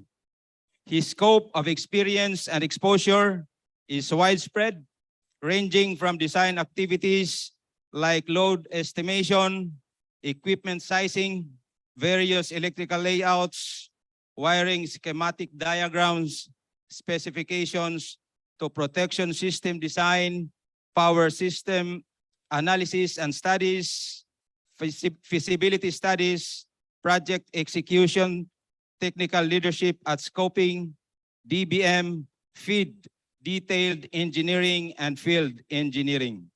This 2021, he is a member of the PEC Hospital and Healthcare Facility Design Manual Technical Working Group and one of the active, vigorous, and courageous member of the IIEE Professional Practice Committee 2021, whose accomplishments are focused on members' welfare and protection, like the 2021 edition Professional Practice Manual and other PPC projects. He is an advocate of technical advancement and development to fight obsolescence and ethical practices and conduct, and a patient committed, and passionate educator while maintaining a low profile and humility. He is currently writing technical books to help promote technical literacy to his kababayans. He is currently working with Breton Anvil and Associates Consulting as protection and control lead electrical engineer. He is a professional engineer under the Association of Professional Engineers and Geoscientists of Alberta, Canada. He graduated BSEE at Marianos Marcos State University, Batac, Ilocos Norte in 1995. Ladies and gentlemen, please help me welcome the one and only, no other than Engineer Primo Beltran. Hello. So thank you very much. And if there's something I learned today is, thank you for that kind introduction. Probably I need to provide my profile a little bit compact para po, because that was a long one. So thank you very much. And pardon me with my voice because it's 5:53 a.m. here. So let's get this presentation started. Okay. So is everyone able to see my screen here? Okay, just a question to the organizer. Okay po ba? Is my screen seen by everyone else? Just to make it sure before I start. Okay, so Yes, sir. okay, good, very good. Okay, let's start. So I'll just have to switch off my video. You don't need that. Okay, let's start here.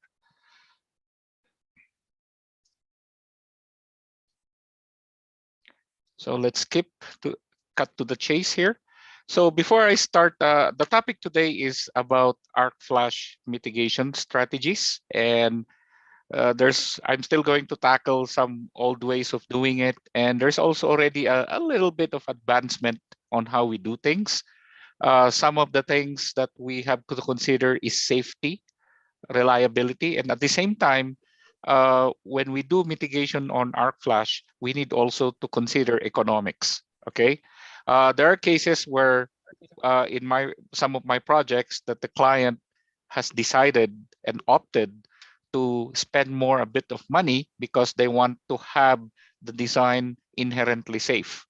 And that's the main goal of every protection engineer, that as much as possible, the human intervention should be minimized, because every time there's human intervention on anything, there is also what we call to err is human. Okay, so as much as possible, if we have a concept in every design, modern designs that we do, that we have to make the safety built into the design, that you don't have to do any human intervention, because every time there's human intervention in the past, there's also what we call the complacency, and we also have what we call some people may even procrastinate, and some people might even say matagal na namin ginagawa yan, and because of that, some unavoided avoidable errors could have been these errors are normally prevented. Okay, so in the past, there's always what we call reliability assessments, and based on those reliability assessments, it has already developed further in the industry, because most of the manufacturers, they already decided to be in their intent to be more competitive. They have managed to bring down the costs, and what was a costly design in the past is no longer that costly nowadays. Okay, so before I start with the mitigation, let's go with some little basics on the arc flash, and I'm not going to be spending a lot of time on this. So basically, an arc flash is a high impedance fault, and why I say high impedance fault, it's because of the fact that the shorting, the method of shorting or creating the short circuit was developed by a high impedance short. Okay, kaya nga po tinawag na high impedance fault. Okay, when we have a voltage fault, it is a high current value. There is no fusing that will happen, and that's why when you accidentally drop a wrench into a bus bar that is energized, nothing will happen. The relay will trip, high current will be there, but since the shorting material is of a very low impedance, it's not going to create any arcing. You might create a spark, a little spark, as long as your protection is properly set to quickly remove the fault, then no arc flash will happen.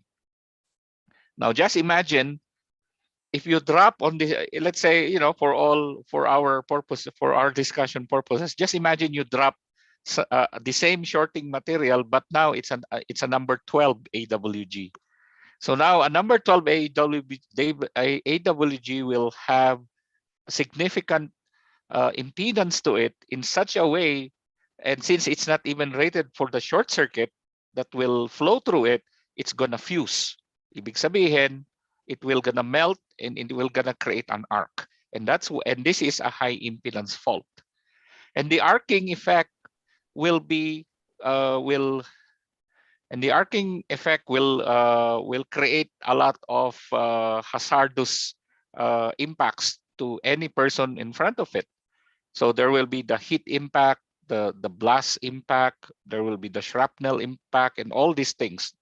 But it all boils down on the pressure that is created and the heat and pressure that is created by the arc itself. So when we say arcing, we're talking about heat that is almost synonymous to the heat generated by the sun. Well, a lot of people have considered this as an exaggeration, but because of incidents that happened in the past and the associated deaths and burns that was an after fact of the arc flash incident, arc flash energy towards a person that didn't had the proper PPE and towards an equipment that was not robust enough to contain it. Statistics have shown, and this is a very old statistics, okay? So you will see all these deaths, and mind you, when you are in a facility like an industrial plant, they are self-insured. And if you get deaths or injuries within your plant, then the safety agency or the government agency has the capability to shut you down to allow an investigation to occur. And this is where a lot of plants are getting shut down. And of course, there's economic impacts to it. There's disruption of operations.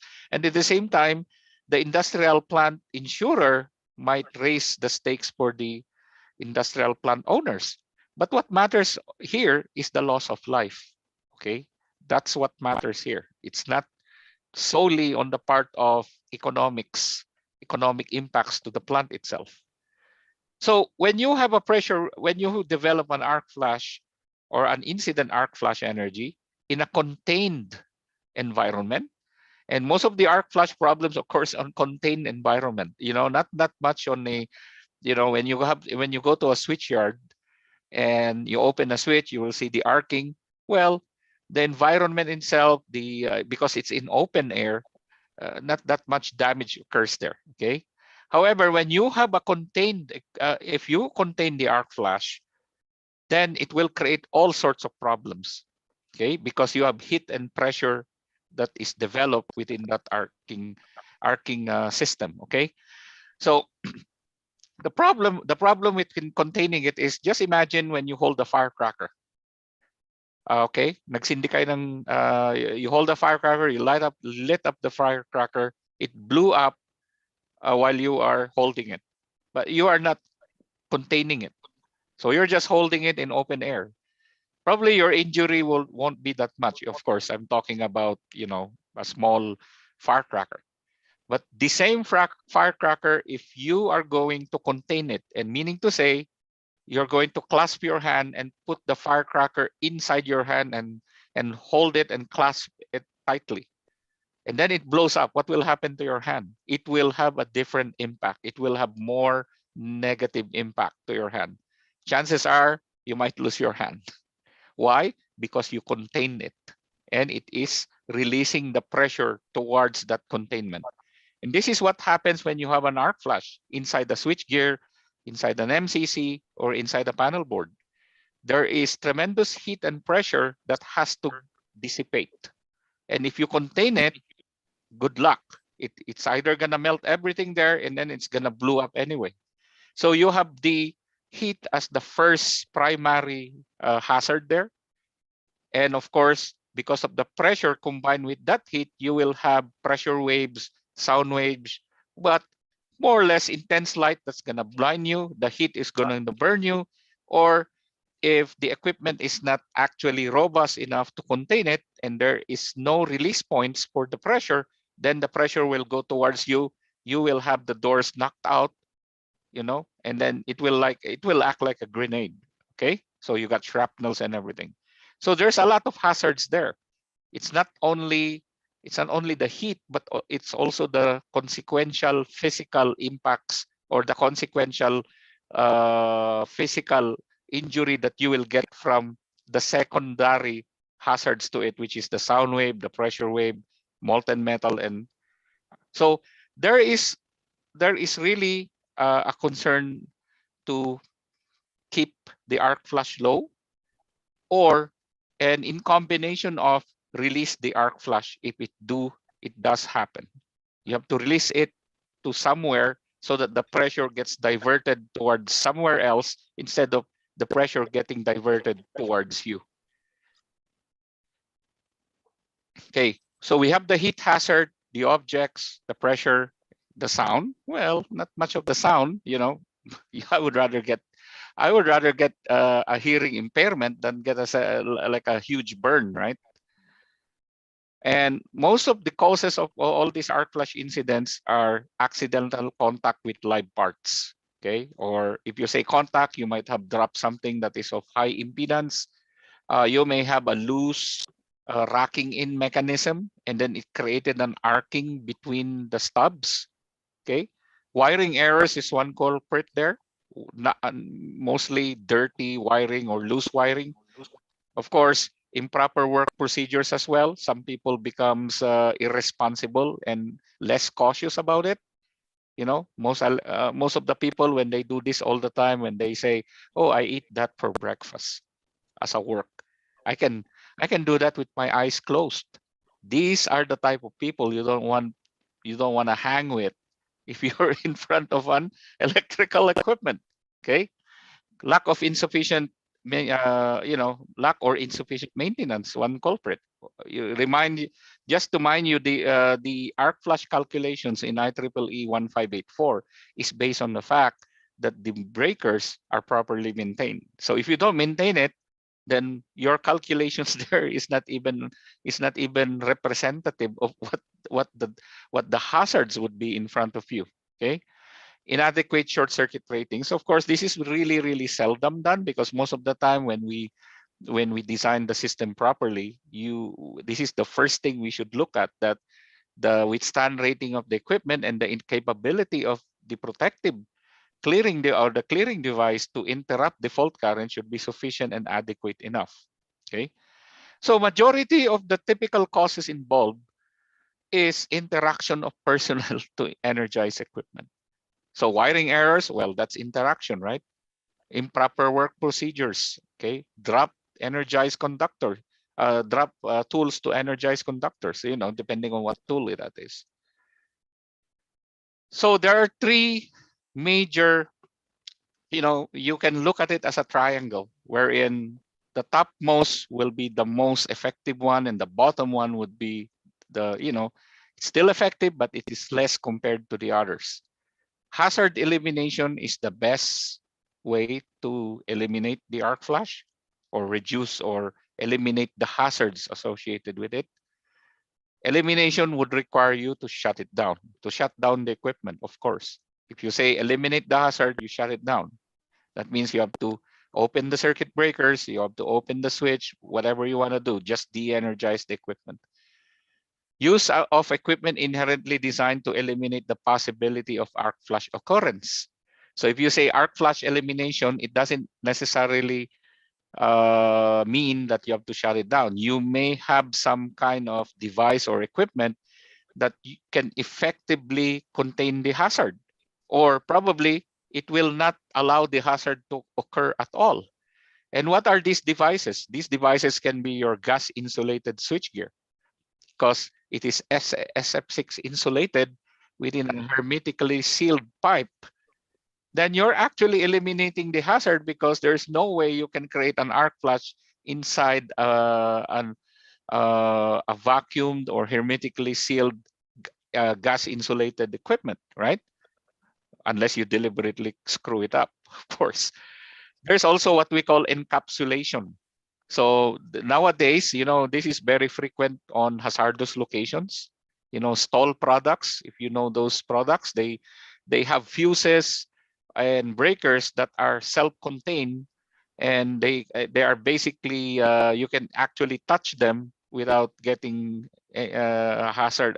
You're not able to touch any energized parts on the breaker itself, not even the terminals. They are so much encapsulated that if it creates an arc, it kind of contains itself. Okay, so these are the other hazard elimination that we can do. But most of the time, these hazard eliminations has impacts, and these impacts is like there are process equipment that you cannot really just shut it down. Why? Because those equipments are connected to bigger. It's part of it's playing a vital role in the entire process system. So what will happen is you're gonna shut down or interrupt operations, and when you interrupt operations like that, you cannot just flip the switch to put it back. You have to go with some kind of a startup procedure to do it. So hindi po ganun kadali, or it's not easy to simply shut down an equipment. You have to plan for it. What if the equipment is not even a secondary selective system, so you don't even have redundancy? So what if that equipment is just connected to a single-ended substation? So reliability comes into play in this kind of scenarios. Engineered controls, and this is the best way to this is the medium between economics and safety. This is what falls in between. It has the advantage of inherent elimination or inherent safety. At the same time, it's cheaper than the hazard elimination method itself. And this is what we call engineered controls. Engineered controls is being done by design. Okay, so if you don't have that integrated in your design, then there's no way you can retrofit an engineered control in the field if there are no provisions for you by design to do it. So what are these? Incident arc flash energy reduction to within personal PPE. So you are deliberately reducing the arc flash. This is engineered controls. So instead of shutting it down, you are actually bringing down the you actually bring down the incident arc flash energy to within the rating of your equipment and within the capability of your equipment itself to contain itself. Incident arc flash energy reduction within personal PPE, and let me see here. The view is blocking me. Okay, in combination with use of equipment inherently designed to eliminate the possibility of an incident arc flash. So if you do a combination of both inherent design and equipment containment and dissipation, then these are all engineered controls. What will happen is, hindi nyo na kailangan ng maintenance to do any switching. You don't have to mess around with the relay settings just to make it safe. Okay, and you don't need to apply permitting just to do some temporary adjustments on anything just to make it safe. The last one will be what we call administrative controls, and this administrative controls is nothing more than you may want to change the setting so that it will be inherently safe. So you need to have to go to proper permitting, because whatever you change, you have to put it back. Okay, and somebody has to make an inspection to confirm that you did put it back, and that's part of the permitting process. Kaya tayo may tinatawag na lock boxes as well. We can go there and lock itself, lock the equipment because he want to make it sure that before you energize, the person has to go there and unlock, and before he unlocks it, he has to apply what he has to apply the settings or put it back, or he has to do a different kind of switching so that it makes it safe. So these are all administrative controls, which means it's going to take time. It is also susceptible to human error because there's a lot of human interface required. And these are administrative controls, what we call administrative control. So the best elimination is the first one, but it might get costly. The cheapest one is administrative control, but you're prone to human error. So engineered controls is one application that I want to highlight in this webinar. So before we go to the process of mitigation, bear in mind that arc flash is an energy, and energy in its simplest form, without all the jargons and all the mumbo jumbos of IEEE 1584 equations. You see, as you know, the IEEE 1584 equations is very long because they have to replicate the actual enclosure itself. Okay, the actual spacing of bus bars. It's more of a physical modeling of the arc flash. But in its simplest form, it is going to be I squared T. Okay, that is the arc flash energy in its simplest and dumbest form. Okay, so it's like saying arc flash energy is equal to I squared T. That's all. Wherein I is your arcing fault and T is your clearing time. So how fast it clears, it is also impacting the energy level. So the faster you clear the arcing fault or the fault itself, the lesser your energy impact is, by calculation as well. Okay, and these equations were developed based on factory testing over time. Kaya po yung IEEE, yung latest IEEE 1584, it has more comprehensive way of calculating now, and it is more specific to what kind of equipment you have. Okay, because they did all these calculations, these equations were derived from actual testing, and it took time over the years before they have developed this one, and they might even develop further, right? And the arcing fault is governed by your bolted fault, because there is no way by calculation you would be able to accurately predict what the arcing fault is. So you have to predict what is worst case, and worst case is based on the bolted fault. So it is taking a percentage of the bolted fault. In reality, it might be even less.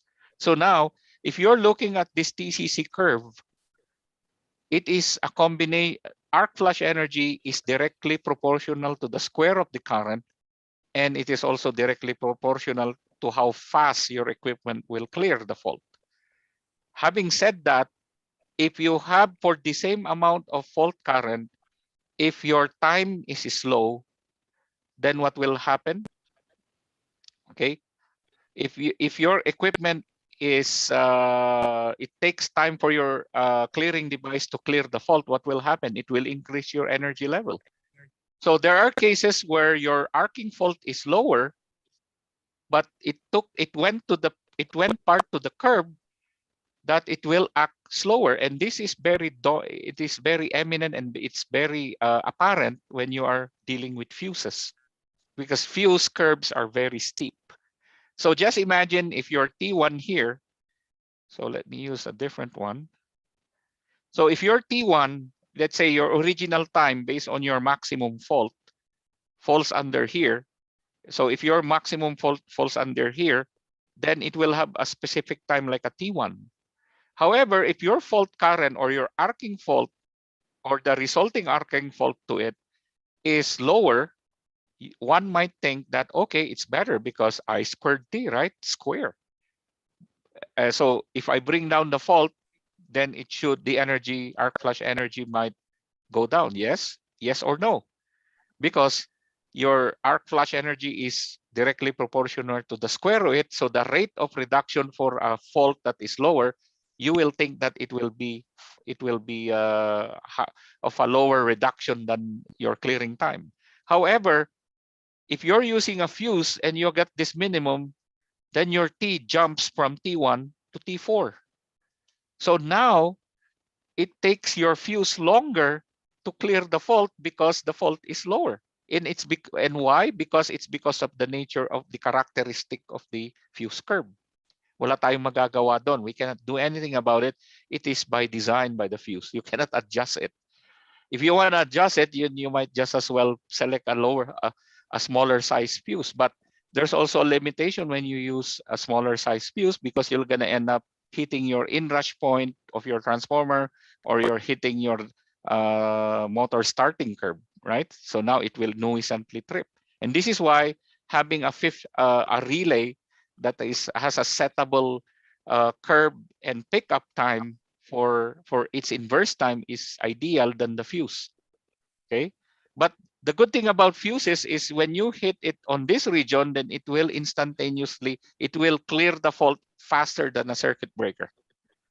That's a good thing about fuses. The only problem with fuses when you're on this region here on the left side, because now it tends to make the clearing time longer.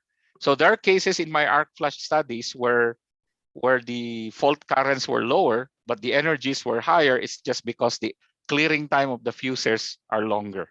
Okay. So, since we are limited with our time, I can just have to go on, and then we will entertain questions later. Sorry about that. So next one.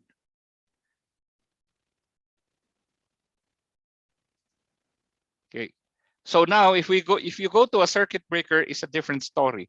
Why? Especially if the circuit breaker is like those solid state trip units type, where you have a long time, you have the short time, and you have the instantaneous elements. And these particular elements, the long time, the short time, and the instantaneous, they are settable according to their pickup and their time. In this way, you're able to make adjustments in such a way that at maximum faults it will still clear fast, and at minimum faults it will still clear faster than a fuse. Why? Because you're able to customize this region here. Okay, and this is the good thing about protection devices that are settable from long time all the way to its instantaneous.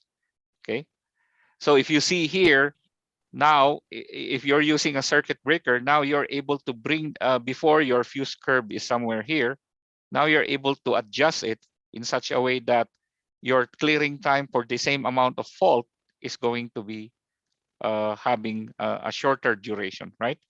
So if you look at the other one, your T4 is way up there. Here, your T4 is way down below.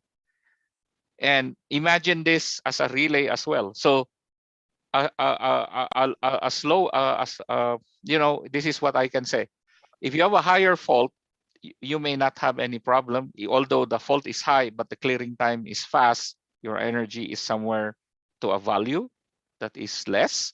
However, if you have an adjustable overcurrent device, then what will happen, even for lower faults, you're able to set that particular region in such a way that it will still clear fast.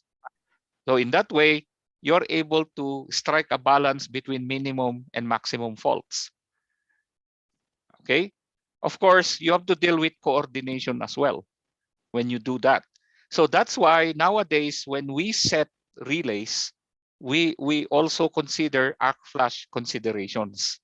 Okay, before in the good old days, nung hindi pa po masyadong sineseryoso ang arc flash, when people are still not taking it seriously, okay, we have a 0.25 millisecond gap, we have a 0.3, we have a 0.3 second gap, we have a 0.2 second gap, and those were not numerical relays during those times. So it's really hard to really set them close to each other enough, right?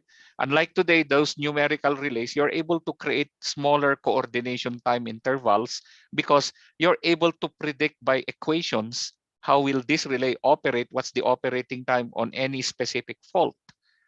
Before, it was not, you cannot set it with fine steps. You know, from 2 amperes, pupunta na siya sa 2.5. From a time dial this, it will jump to a whole number to another time dial. Now we have a multiplier setting and a pickup setting in steps of 0.1 multiples, right? So you're able to create this coordination in such a way that the CTI is shorter and smaller. In effect, it will improve the clearing time of the device. So in this particular case, you have a fuse. Let's say you have a fuse type transformer. This is always there's no problem most of the time here on the bus because you're able to set this breaker. You know, select the breaker curve that will bring down the fault energy here because the clearing time is fast for that specific arcing fault. However, when you are dealing with the line side here, your fuse cannot do anything about it. Your breaker will not trip because the fault current will not reach your breaker. It will stop all the way here, and this fault current on the secondary is smaller than the fault current on the if you have a fault on the primary, simply because you have the impedance of the transformer in between. And since this is a smaller fault compared to a fault on the primary, then the equivalent current here by voltage transformation, the fuse might see a smaller current. And this is always a problem on the line side if you have a main breaker.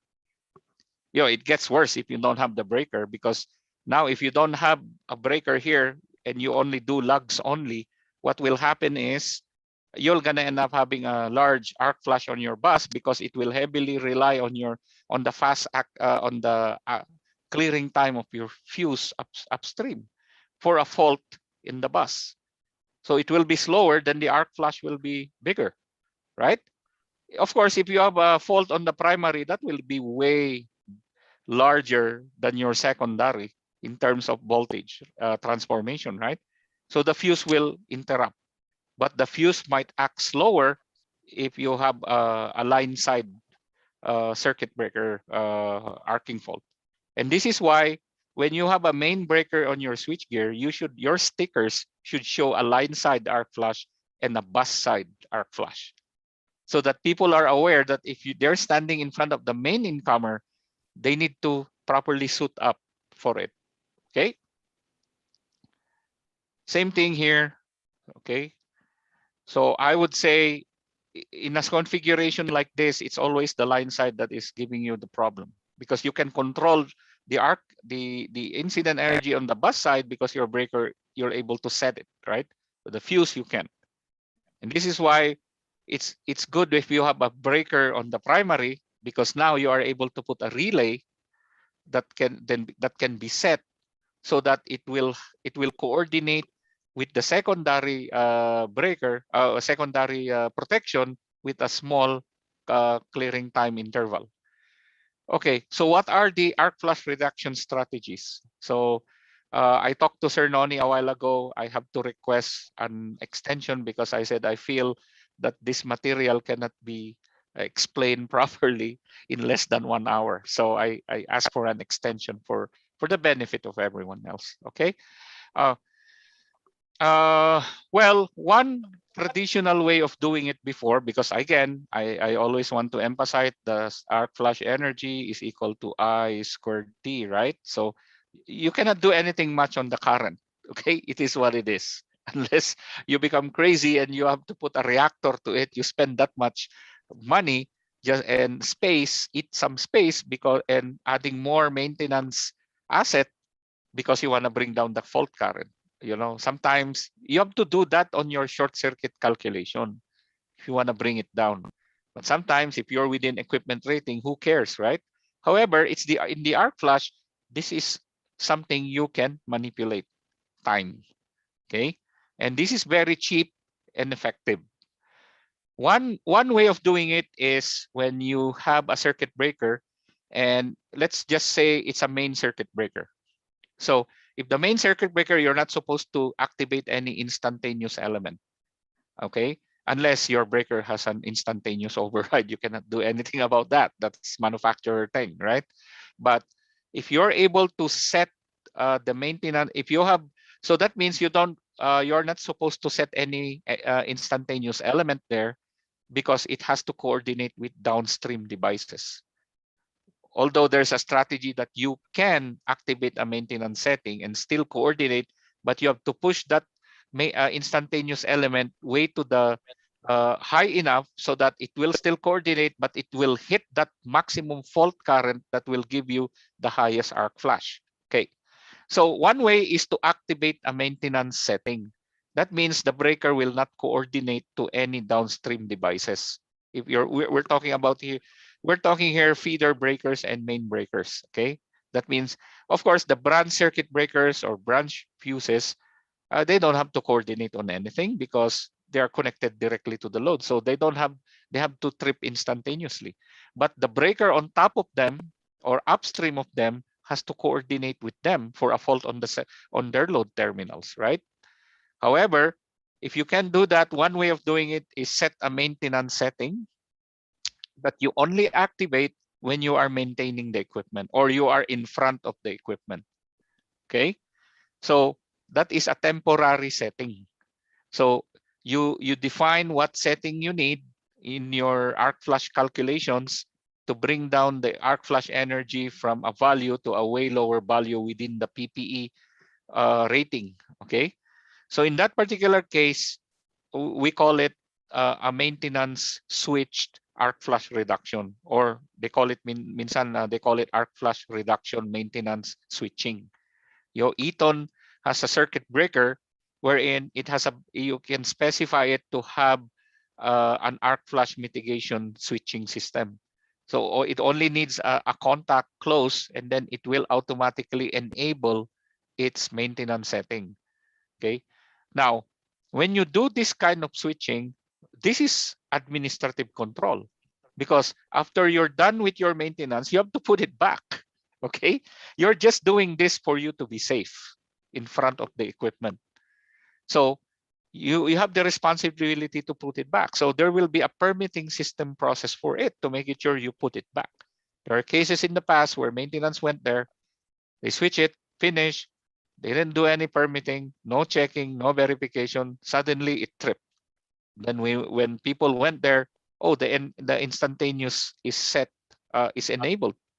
And why it was enabled? Because some people, the maintenance personnel went there to maintain it, and he has to bring it down, but he forgot to put it back, and it was not validated and verified. So eventually, they only found out when it actually tripped already, when the miscoordination occurred, right? So in this particular case, when you do maintenance switching, you have to do it remotely. Okay, just imagine this. Common sense. You're trying to protect yourself from a high incident arc flash, and yet by switching the setting of that breaker to an instantaneous mode, but you are actually in front of the equipment while you're doing it. So what's the point? That means you have to activate the instantaneous setting remotely. So it's either, if this is a relay, then you have to communicate with the relay remotely. Or if this is an Eaton circuit breaker, you need to get a wire coming out from the breaker, going into a switching box located away from the equipment. It can be on the door of the substation, and then you will have lights there to confirm that it is already switched and you are safe to enter, or you're safe to go near to it, right? So this is a circuit diagram that I created long time ago. This was long time ago. It was actually implemented and fabricated. It's a very simple schematic. So it was easy for the fabricator to do it.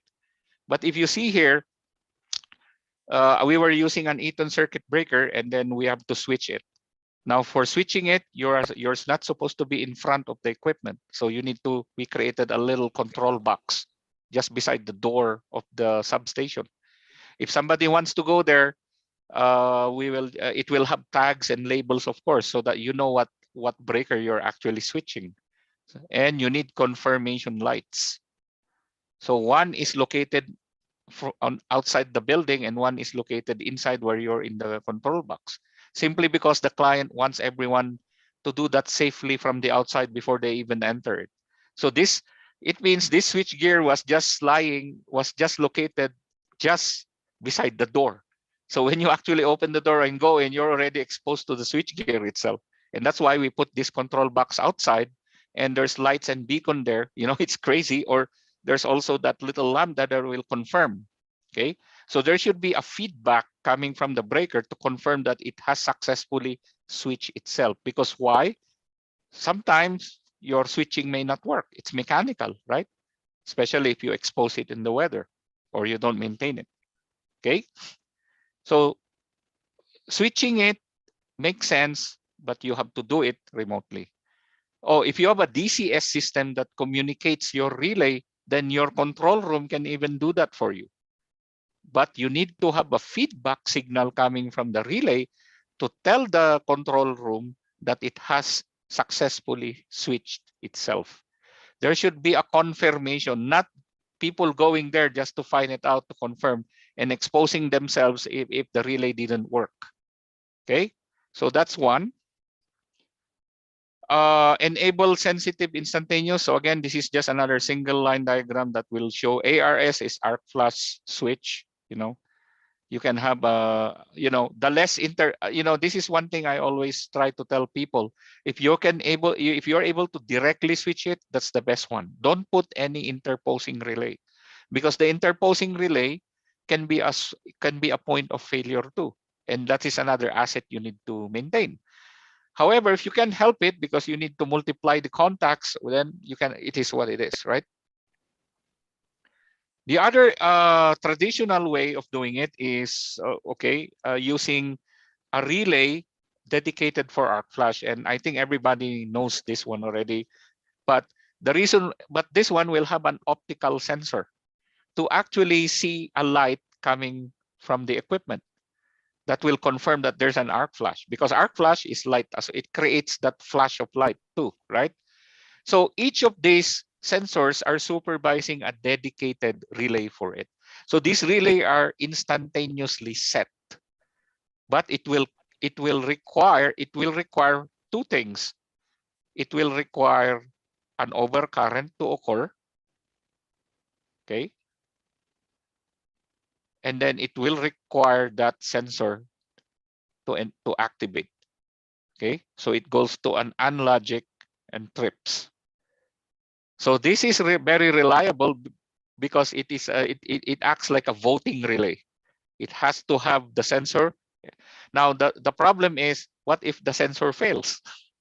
And then this sensors is something you need to maintain also. Now you cannot just easily access these sensors. You have to shut down the equipment for you to do it.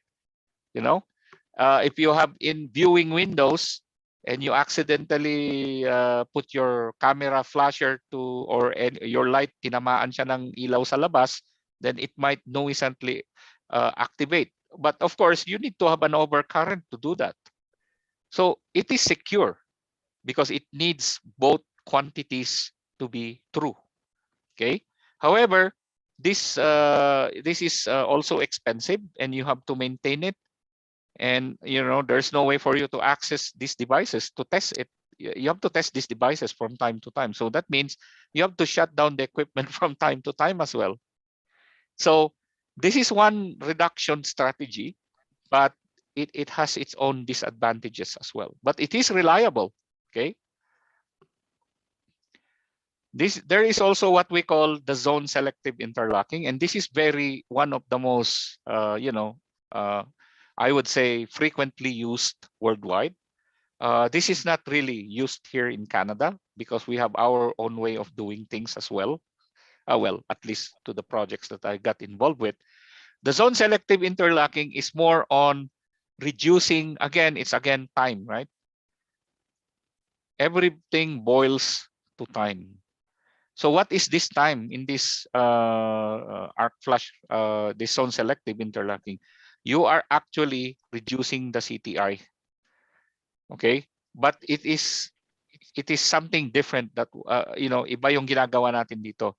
So ideally, you can look at this as a zone, okay? And then of course I borrowed this from some manufacturer as well, this diagram. So if you have a fault here and it is within that zone 4, then that means your circuit breaker has the responsibility to clear the fault. Whoever is nearest to the fault, right? Whoever is within the zone. Kaya po tayo may zone of protection, okay? And if you have a fault here on the bus, of course, these downstream breakers won't be able to see the fault because your contribution will always come from the utility.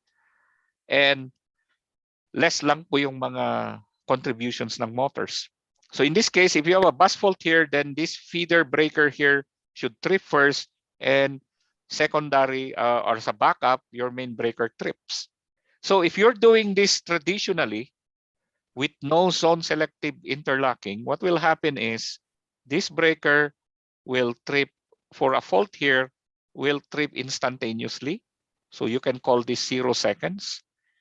Now, for a backup, this breaker here on the other side, which is the feeder, you should have a, let's say, 0.2 second coordination time interval for a fault here.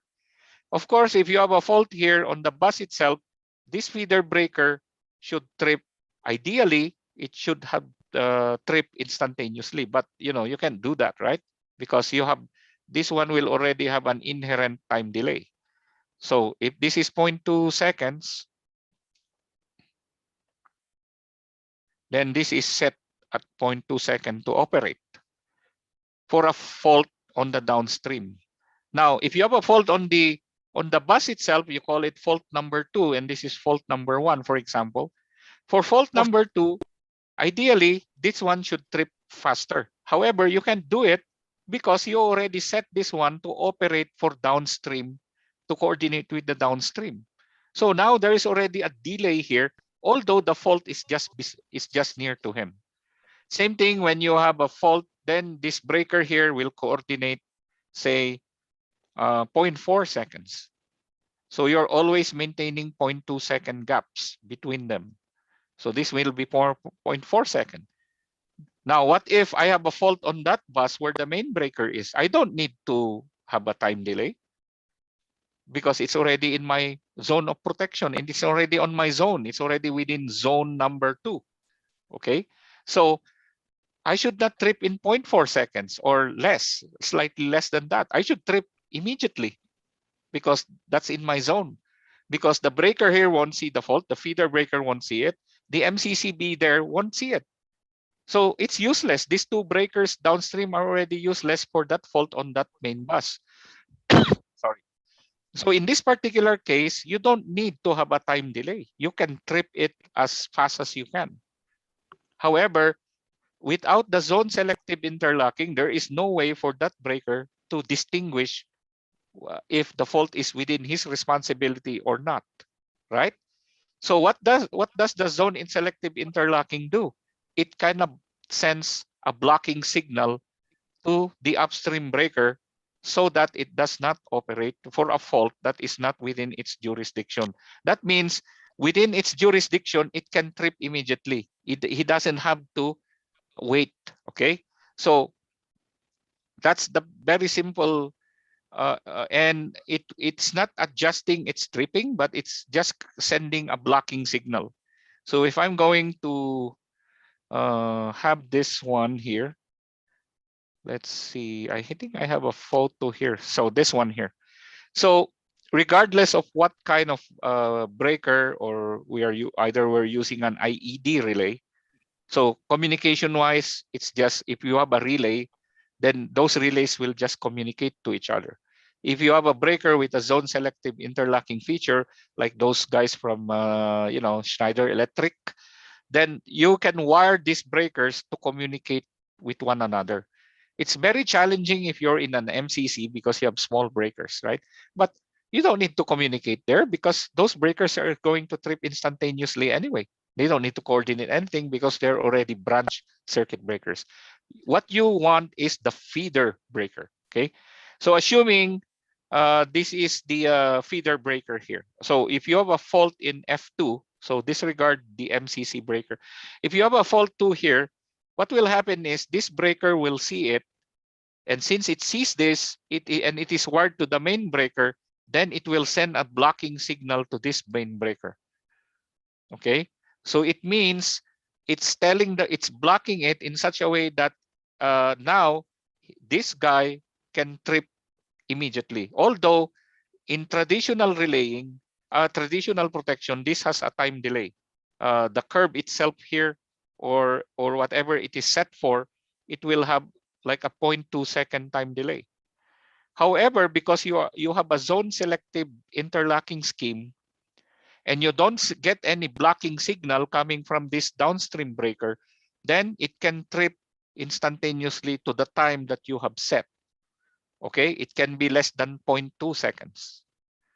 And this breaker, since it's getting a signal from this downstream breaker, then it will not, its own instantaneous setting will not operate, but the timer will get activated. So that if that timer times out, then this breaker will trip. That means it's not going to rely again on its 0.2-second duration, because the setting for the zone selective interlocking will be less than 0.2. And since the breaker has received a signal, that means he already knows artificially that the fault is not within his protection zone. So the advantage of this is against traditional non-selective interlocking systems is that the breaker close to the fault can trip instantaneously, although it has to coordinate with the downstream. And since it's not receiving any blocking signal from the downstream, it is going to trip instantaneously. You can set it that way. In that way, when you have an arcing fault here or an arc flash or a fault here, this breaker will trip almost instantaneously with no time delay tied up to it. Why? Because it's not receiving any blocking signal from any of the downstream breakers. And how is this being wired?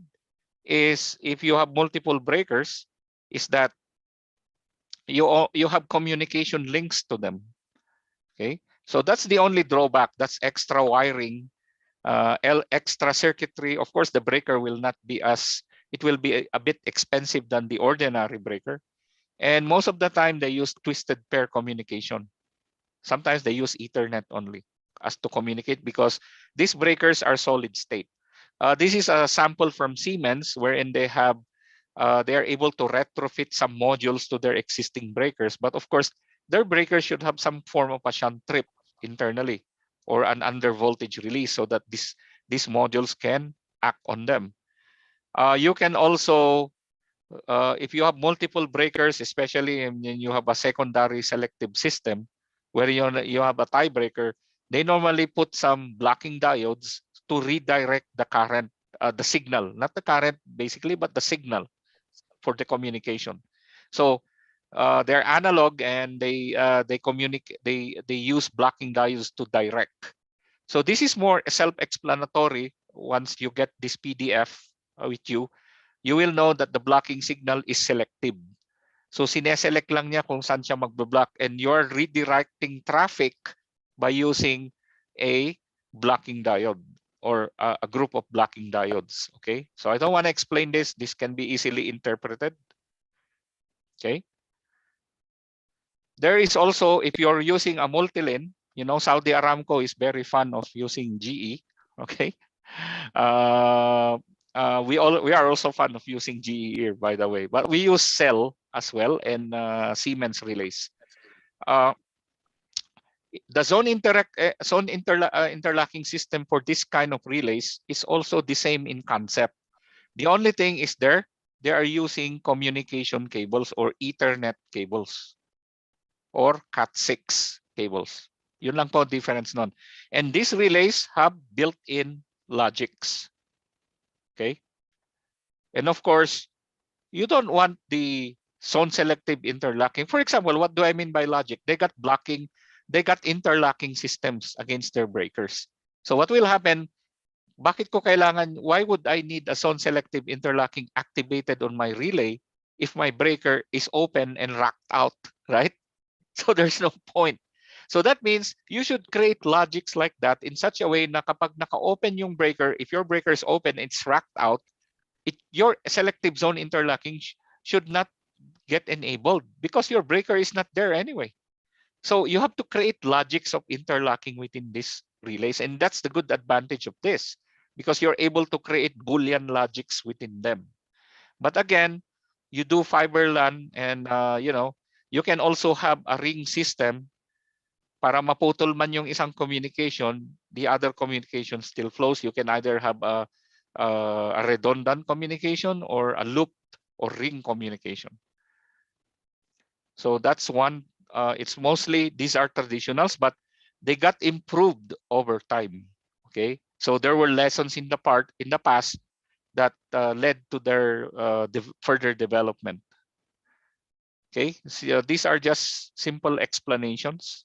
So this PDF will be sent.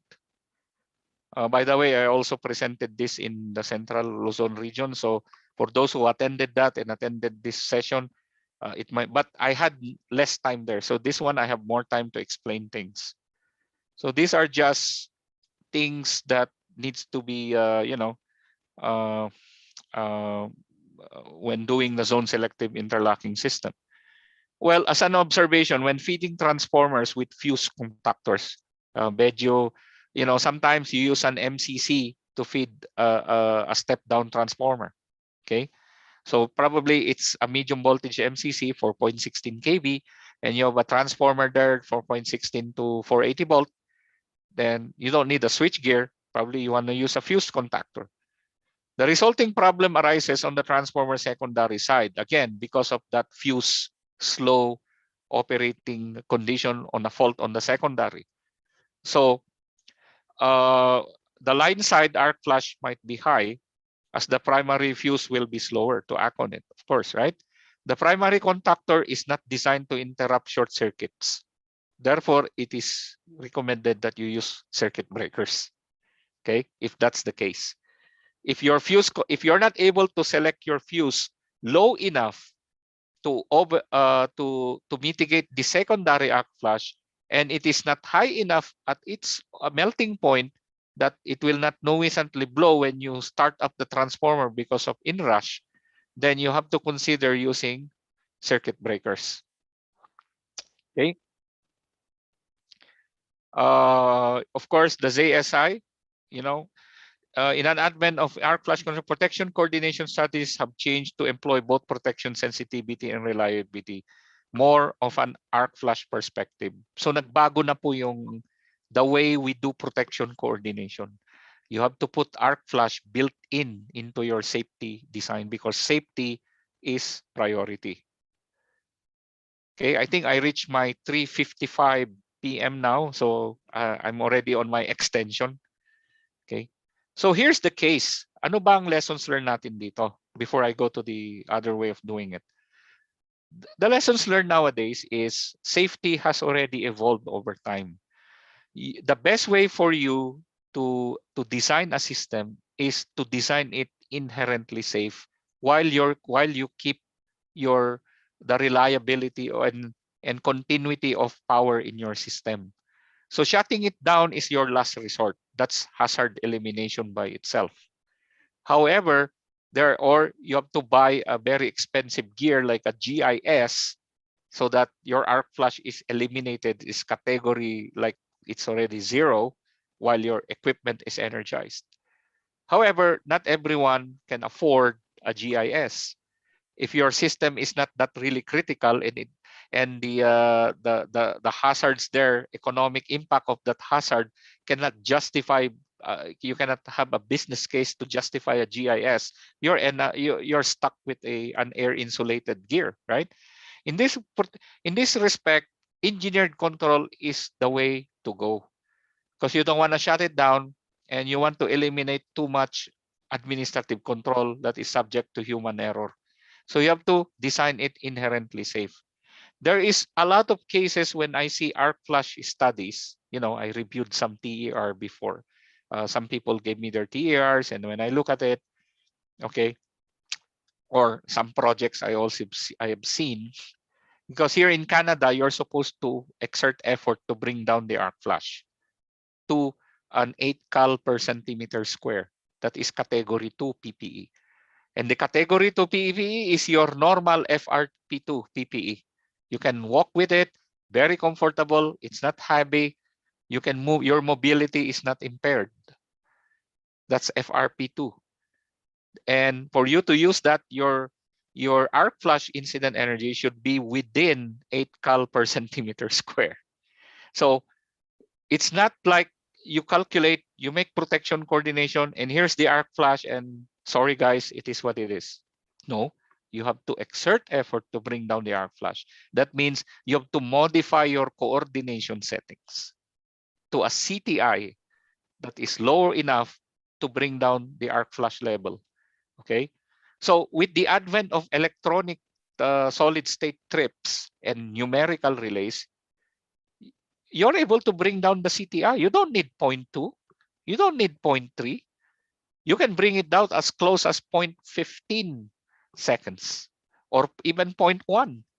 As long as you can prove that the tripping time that the relay will pick up plus the time the breaker will react on it is still below the pickup of the relay on the upstream. So you don't need to maintain 0.2 and 0.3. That's old days. Of course, you start with that and see what the arc flash is. And then later on, you make adjustment and see what the arc flash again. Okay. There are cases when you cannot do anything no matter what, right? You know, sometimes shoot happens, right? So you cannot do anything. So one way of doing it is if you have a differential relay. So if your system is large enough that justifies a differential relay, then good for you. You mitigate the line side problem. Okay, so since this, let's say here for this example, you have a differential relay here, and this differential relay, you got the CT right there and the CT way up here. So what happens is this is your entire zone. That means there's no time delay. If you have a fault in between on the region in between those two CTs here, it will trip instantaneously with no time delay. So that means your line side arc flash here, your secondary arc flash here is mitigated. Kasi wala na siyang time delay eh. So it will be low. It's, you know, to heck with it. It might be even lower than your bus now, because you don't have to coordinate on anything on differential relaying, right? Same thing if you have a bus bar differential, which is this one. If you have a bus bar differential, then you're able to mitigate your bus faults to a very low value. And sometimes you can also mitigate the line side of this breaker now, because your CT can go extend beyond up to the cable compartment. So covered na niya yung terminations nyo. So here's your terminations.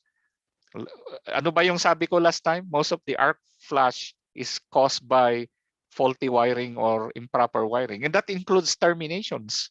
That includes your termination kits. You know what? You know what? The failure in the termination kits is more, and it will cost millions than a failure on the cable itself. Because why? The installation of your termination kit depends on the workmanship of the terminator. So once you do all these splices and you cover that with the overall jacket, tapos na ang there's no way for you to check it. And this is why here in Canada, when they are splicing those termination kits, somebody has to witness them from the client side. They should be in a very clean environment if they are outdoors. And before they put that overall boot, somebody has to inspect that, make measurements that the manufacturer's specifications is complied and followed. Because once you put that overall boot there, or your overall cold shrink boot there, jacket, it's done. You cannot, you have to re-splice it again, and you have to damage the cable now, right? So most of the arc flash, most of the time it emanates from faulty or improper workmanship on the termination kits. And that's why if you have a bus bar differential, the CT can go. So if this is the compartment and here's your heat ring, the CT can go up to here, so that it covers the termination kits. If the CT is just on the bushings here, so it's not gonna cover the termination kits, right? So any failure or arc flash that will occur here, especially partial discharges problem. If your cable is not even shielded and it's medium voltage, or it's a BFD cable, it's not even shielded, then you have partial discharges on your cable. And at some point, it might fail and it might create an arc flash. Okay. So I'm looking at the time now. It's already 3:57. So I'm still on time as far as my extension is concerned. Okay. So in this particular case, you have to make it sure that if you do a bus bar differential, just to mitigate the line side arc flash, you have to make it sure that the CT placement is it's covering the terminations. Because that's where, when you open, let's be practical here and let's be realistic. When you open the rear door of your switchgear, and for some reason you will be exposed, or probably you don't have an arc rated gear and you're doing thermography at the back because you have an infrared window, you're doing your infrared thermography on the cable terminations. If an arc flash occurs there, you need then you are already exposed to it, okay? Or you want to inspect visually. So your bus bar differential, the CT should encompass the zone of protection, should include the terminations. Otherwise, it's useless, okay? And this will mitigate. So these are the two ways. You might say, overkill naman ito. Oh, mind you, we use this one. We use a GE B30 bus bar differential relay in our 600 volt switchgear. Why? Because we are not able to bring down the arc flash on the line side, even if because our primary was a fuse. Okay, or sometimes the primary breaker, we are not able to set it because let's say even if we put it, isagad namin yung CTI niya. Even if we do sound selective, sometimes we cannot do it because the high current is so high. So we use a bus bar differential so that we set it, we leave it there. No more maintenance interaction. They will just come on a turnaround to test the relay again. But you don't need to do any switching anymore because the entire design is already inherently safe. So it's not subjective to any administrative controls anymore. That's what I meant. Okay. The other thing now, so these are your arc flash energy reduction strategies. And because of the advent of numerical relays that you are able to program whatever you like, you can even do zone selective interlocking. Those are the two major engineered controls. You reduce your CTI deliberately during protection coordination. That's one. And since you consider that it is all numerical and solid state, so there is no over travel, there is no, electromechanical relays. The reason why you got 0.2 and 0.3 on the first place because of the over travel. You only have a slight communication delay only on the relay. You don't have any mechanical over travel anymore. Okay, so in that case, you don't have to comply with 0.2 and 0.3 anymore. Okay, you can go below that. Okay, you just have to consider that before the upstream relay picks up, your breaker has already cleared the fault. So your tripping time in your coordination should consider the breaker time as well, so that you know that because you're putting your CTI too tight, you need to consider to make it sure that the relay picked up, the breaker trip before the upstream relay will even decide to pick up. Okay, now you can do that without no zone selective interlocking. Second, you do a zone selective interlocking. And third, you do a bus bar, you use a differential relay. The only problem with differential relay is you're gonna end up specifying additional CTs, right? Because for a differential relay to be secure, it has to have its own dedicated CTs. And at the same time, they should have the same CT ratios because you're in the bus bar. If you're in a transformer, of course, the CT ratio will be different in a way, but in reality, proportionately because of the voltage transformation, they are still the same. And the good thing about new differential relays, they are already self-correcting. You know, during the olden times when the numerical relays wasn't there yet, you normally do mismatch calculations to match them, to match then you got tolerances and errors. Okay, before, if your winding is delta, you need to put a Y connected relay CT. Now you don't have to. You can make everything as Y, or because you in the relay itself you can specify what's the connections, and its opto circuit there, its optical circuits there is going to recalculate and fix the mismatch itself. And that's the good thing about numerical relays now. You don't need to do all those mismatch calculations anymore. The relay will correct itself as long as you set it properly. That means you set the right parameters to it, then it will do its job. Okay.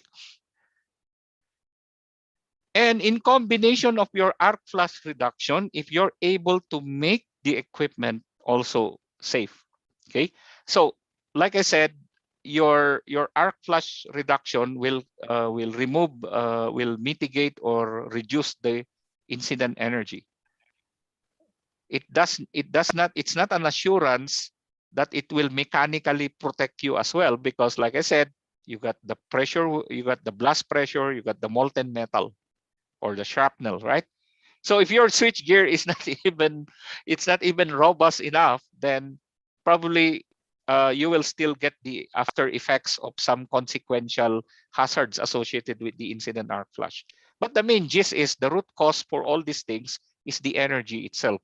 So if you're able to bring it down, then then you would be able to use a normal PPE, and you can stand in front of it. Of course, you have to put your face shield and everything. Your cover or FRP2 is only for your body. You're still exposed on the face and on the head. So you need to put your proper your hard hat and your shields. But since the arc flash is within FRP2, you don't have to use a spacesuit to do it. There was a time my colleague, he went there and he used a spacesuit like category more than 12. He could barely move. He could barely breathe. He cannot even see what he's doing because it is so thick and it is so hot inside. He said, I'm gonna die here from suffocation. Okay, so nobody wants to be on that freaking suit, not even me. To hell with it. Okay, so bring down the arc flash, you can use the normal PPE. Now, one way in combination of is to use arc rated switch gears, but unfortunately these are expensive ones. So you need to have a business case. You should have some kind of a safety justification why you want to use it. And the reason why this one is different from any of those normal switch gears, they are heavily bolted. If you can see it from here, let me use my yellow. Here, they are heavily bolted. Halos naka-rivet na nga siya eh. Para siyang riveted, right?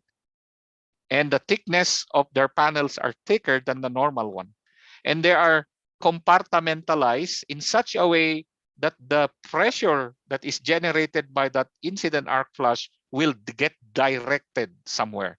So it's not gonna get directed towards you. So they are heavily bolted so that they secure the fault here, the pressure.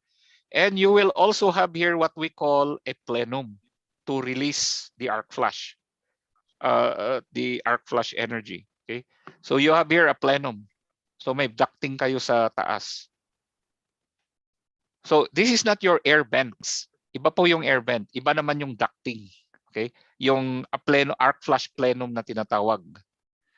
So this one is a duct that is going to collect, and this is what we call aerodynamo. Parang it is designed internally so that any arcing that will occur in any of this gets directed to that duct, and that duct will get directed.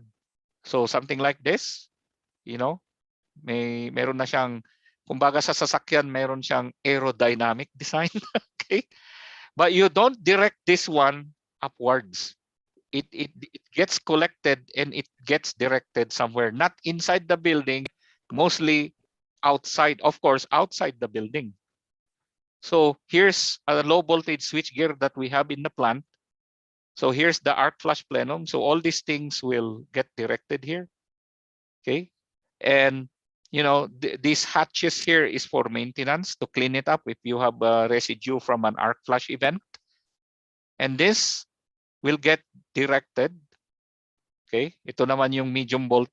This is still low voltage. Okay. Here's the plenum. So the arc flush goes here. Okay, the less elbows, the better. Kaya nga single elbow lang dapat, hindi dapat, okay? And it gets directed eventually to the side of the building. So this is a medium voltage switchgear. So this ducting goes out here and it will have flaps there with spring-loaded flaps in such a way now if the pressure is high, then those flaps will open. It will be pushed by the pressure. And then once the pressure is released, the flaps will go back again because you need to seal the building, right? So this is, I think this is for our low voltage one. So here's the design. So here's our this is the medium voltage switchgear and this is the low voltage one.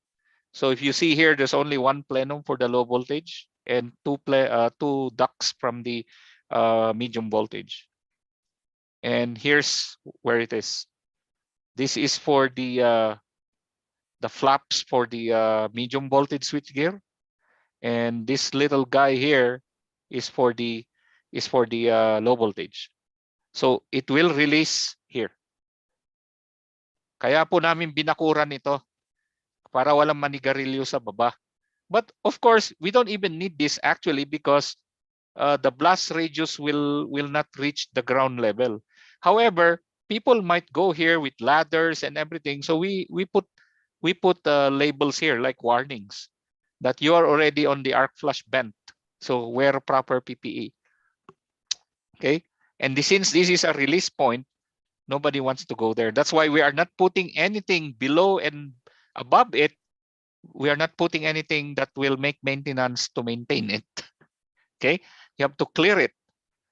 So we have a very good safety procedure, and yet we've still put a fence. So much, right? We could have just put a barrier and a sign that says, "Thou shall not walk around this area."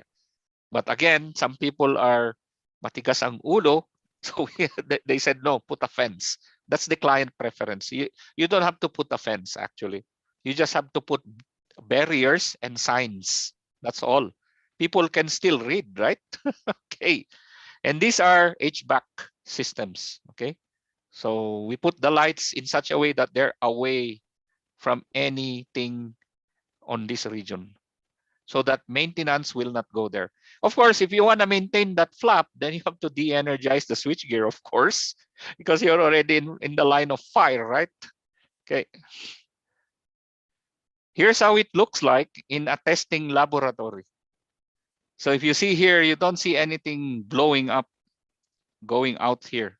Of course, you will see some little bit of smoke there, but the arc flush is directed outside here. It's like a flamethrower. That's not a good lighter for your cigarette. Okay, so you're not supposed to go near to an arc flush vent.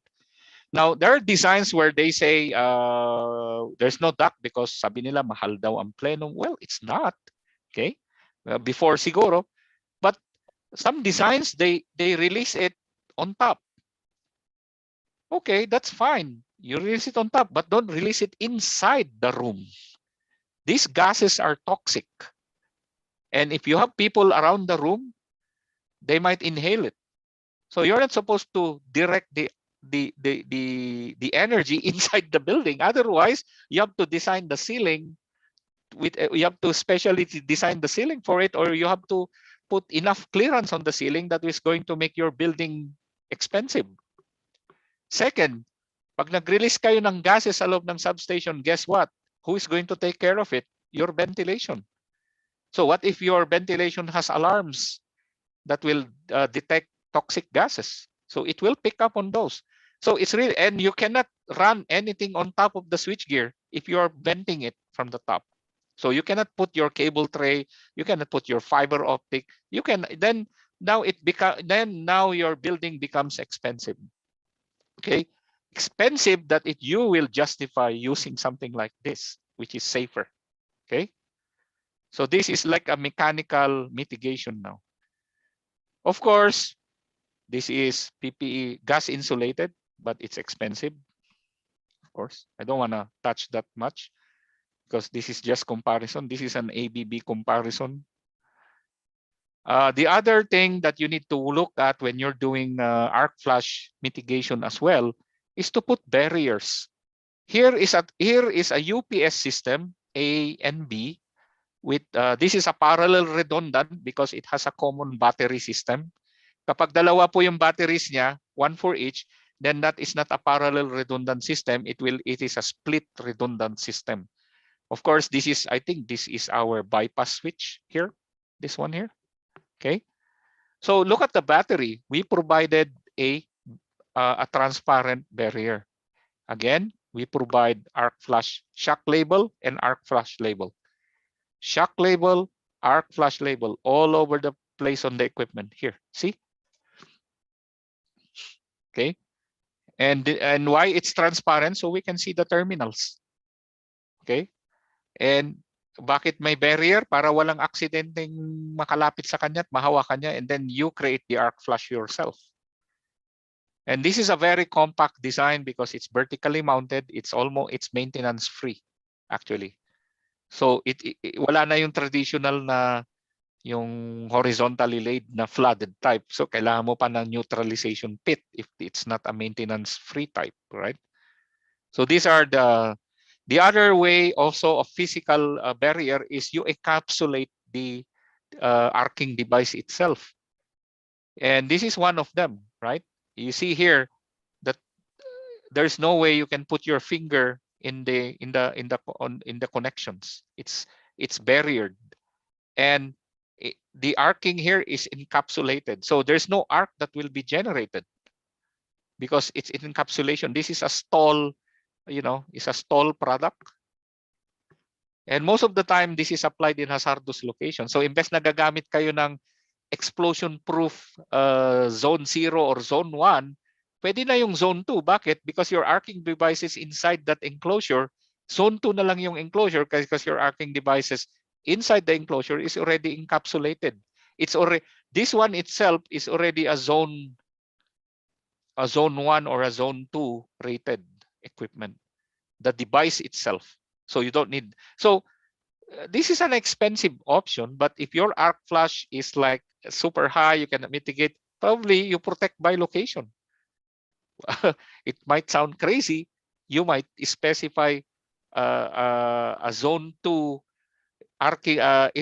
switching device within a zone like wala naman kayo sa hazardous location talaga eh. So you don't need you'd only need a NEMA 3R probably or a NEMA 1, but you deliberately specified an encapsulated switching device like this one here. Okay. Well, it's NEMA 4X, right? This is in the factory. It's not in the actual build. The other thing is, you need to consider is don't ever do the switching. Here in Canada, they are trying to avoid operators to switch in front of the switchgear. So they create a switching panel. So in the good old days, these are the pistol grips, control panel somewhere, and it has a mimic diagram. Nowadays, it is all communications already, and you can create an HMI. And instead of facing the switchgear, you go to the HMI and operate the breaker from there. Okay. Something like this. So this HMI here is operating those low voltage switchgear and the medium voltage switchgear. These yellow ones here are wireways for the Ethernet, for the communication cables from the relays. So you're using the relay to operate the breaker, which is a good thing, right? So now you don't have to be standing in front of the switchgear. You can just stand here and use or punch something there. It's a localized control panel. And this one is connected to the overall plant system as well. That's the advantage of using numerical relays. Now, the other thing I need to emphasize as well is please, oh please. I've seen a lot of things in the social media. I've seen switch gears that are energized in front of them. They are not in their proper PPE and they're doing selfies. And the switch gear doesn't even have an arc flash label. Please take arc flash seriously. It's in the National Electrical Code. It's in the Philippine Electrical Code. So as part of your safety procedure, before you energize any major electrical equipment that is rated 240 volts and above, that requires you to switch it, put an arc flash label first. You know what is the arc flash value, and make it sure you are properly, your PPE is properly set or properly rated for the arc flash to it. In Canada, we don't execute commissioning or even energization of any equipment unless we know what the arc flash value is. So there should be a sticker there. Okay, I've seen in social media, ang dami ko nakikita, pati yung mga supervisors nila, kasama pa nila nagseselfihan. Okay, you did a good job, na-install yung switchgear. Hey, nakita ko yung mga LED, nakabukas, naka-energize daw yung switchgear. Good, everybody happy. Well, you're not in your proper PPE. You don't even know what if your PPE is rated for it or not because you didn't even have a label. You know, here in Canada, by legislation, we cannot energize anything without a label, without knowing it. Although we have a, oh, here's the arc flash study report. Here's the single line. Here's the energy. Oh, you know about it. No, it's not about that. The legislation says you put a sticker first. So if I'm in the field and they're going to do commissioning and Primo, we are in very hectic, it doesn't have a label, or we don't have the label creator yet, it's not available. Okay, create a plastic tag with the arc flash label on it. Isabit ninyo sa switchgear. You know, itali nyo lang. At least merong nakalagay doon. Then by legislation, we are not violating. But I'm gonna punch this because I cannot close out the project unless maglagay kayo ng label dyan na permanent. So I cannot allow you to close out your project. So you cannot turn over, you cannot transfer your custody hanggat walang arc flash label. So that's all the things that we do here to make it sure that the contractor is responsible and the operators are responsible and you are all responsible. At the end of the day, what we want is to go home safely in one piece, okay? Not in pieces, okay? So let's take all these things seriously. The arc flash reduction is there. I would like to emphasize engineered controls. Thank you very much for attending this short webinar, and I would start to entertain questions. Thank you.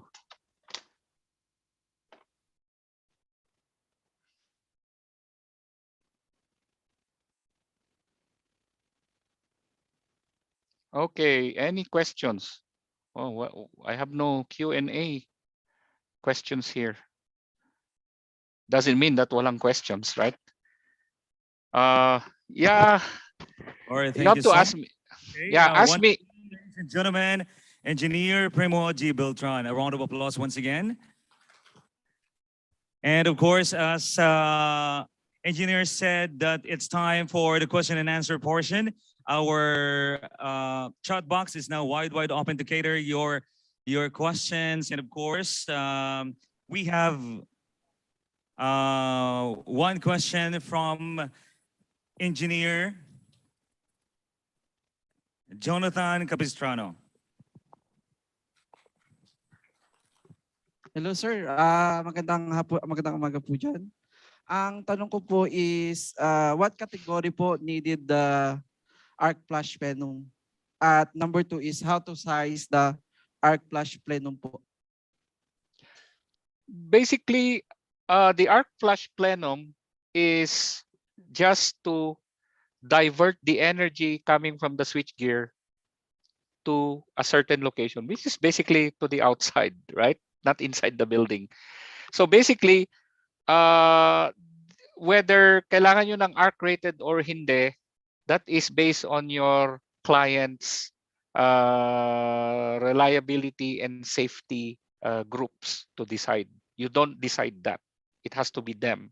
Your responsibility as a design engineer is to bring down the arc flash level to at least an FRP2. That's my recommendation. Here, it's by standards ng client namin. and it became our industry practice to bring it down.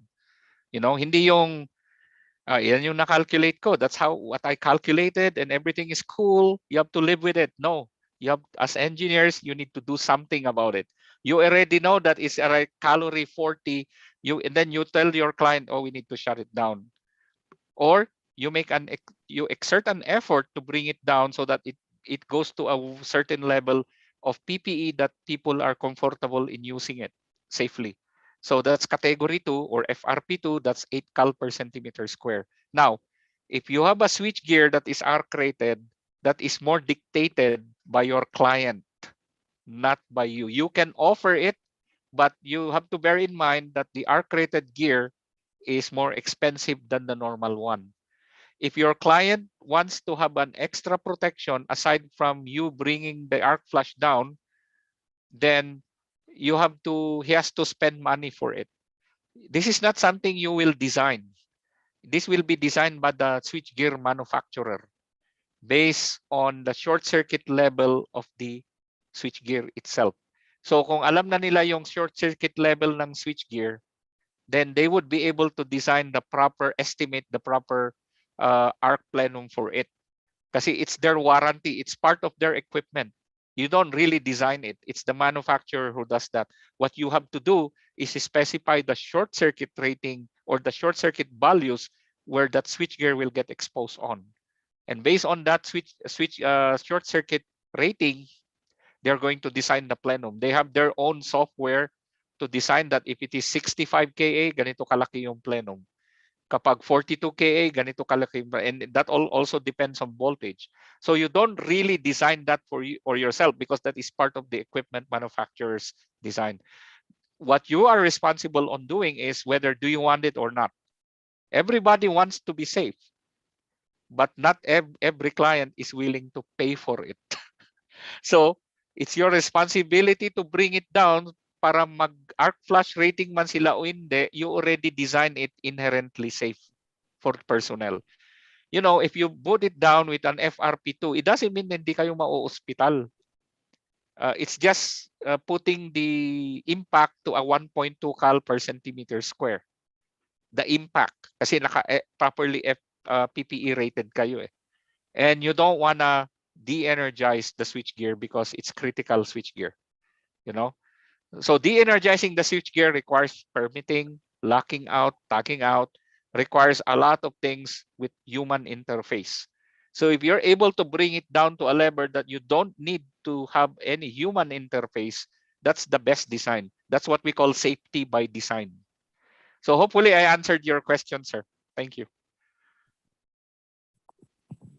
All right, thank you so much. And of course, let's proceed to our online question.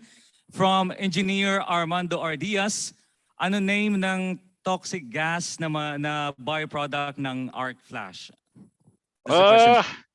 It's not in my head, but I know it's it's like it's like emanating from an electrical fire, right? So basically may mga toxins yung gas. I just don't know if it is, of course it's always carbon related. Okay? So most of the time, if you have fire and everything with, but this is not fuel generated, it's electrically generated. Unfortunately, it's not on top of my head, but I think there's a lot of information in the website that you can, that will tell you what kind of toxic gas it would be, okay? Okay, I think I have a lot here now. Can I just read it? Yes, sir. Let me read. From Engineer Armando Ardias, do you have maybe a data how many arc flash or major incidents like that? I don't have, unfortunately. And even if I do have, it is not the same for any region or for any country. The reason behind is that some countries are more safety oriented. They are more safety serious. Some countries are less. So probably their probabilities will change depending on what country you are into. So you cannot really create a statistical data applying to one country based from a third world country probably who doesn't care. Okay, you cannot justify it. It has something to do with the culture. It has something to do with the downtime and everything else. Unfortunately, I don't have that data because I'm not part of the reliability group of any client. I'm on the design part. So we actually get the safety decisions coming from the client. We create the Arc Flash report. We give it to them. They conduct a meeting. They invite us there, and they will start digging into past experiences, past safety procedures that they had, past incidents. So they all base from probability and culture. So if they say we don't need to do this, we will just leave to do that, because anyway, our plant historically had a good standing on this one. We have good procedures for it, then we don't need that. Oh, our plant needs something because I think we don't want our maintenance people to be doing all these administrative things, and we want extra protection on the switchgear. And since we can afford it, and it's a critical switchgear on our end, it's one of our critical assets because it's feeding critical asset facilities, then we'll put an arc rated gear. It's not up to you to drive the decision. It's for the client to drive it, and he has to conduct a safety planning and everything based on all the facts that you provided to him. So that's why in IEEE, the NFPA 70E or the CSA Z462, you don't mention PPEs in your report anymore, because you don't want to be legally liable for telling the client to do something. You have to give the client the facts, and it's up to the client to decide on it based on the data that he has, because you don't have that data for you to drive or influence a decision. Kaya nandun po kami attending the meeting to support the report. And probably we are there to also provide our past comments, our experience comments and everything, right? But we are not the decision makers. We're not even supposed to be liable for it. Because you sign and seal based on the technical integrity of what you're doing. You don't sign and seal to impose a decision or influence a decision to your client. And that's why I don't have those data. It's with the client itself and the reliability and safety team. Okay, thank you. Right. Thank you so much for that wonderful answer, sir. And of course, maybe this is our last online question, and the rest will be maybe sent through private message or email. Here's the last question from Aaron Percival Santos. Hello, sir. Question: is arc flash relay or sensor mandatory or optional? And can we use the relay setting to reduce the arc flash energy? You don't have to use an arc flash relay in an optical sensor in combination. If the cheapest way for you to do it is do your arc flash reduction using your coordination time interval first. Okay. If you cannot do anything about it, you're not able to bring it down, then you look for another option. But your starting point will be your CTI. Okay. And then you have to be very keen and analyze your TCC. So make it sure that when you reduce your CTI, it has to allow the downstream to pick up and that breaker to trip before the other guy will pick up. It doesn't matter if you need 0.1 second in between, fine.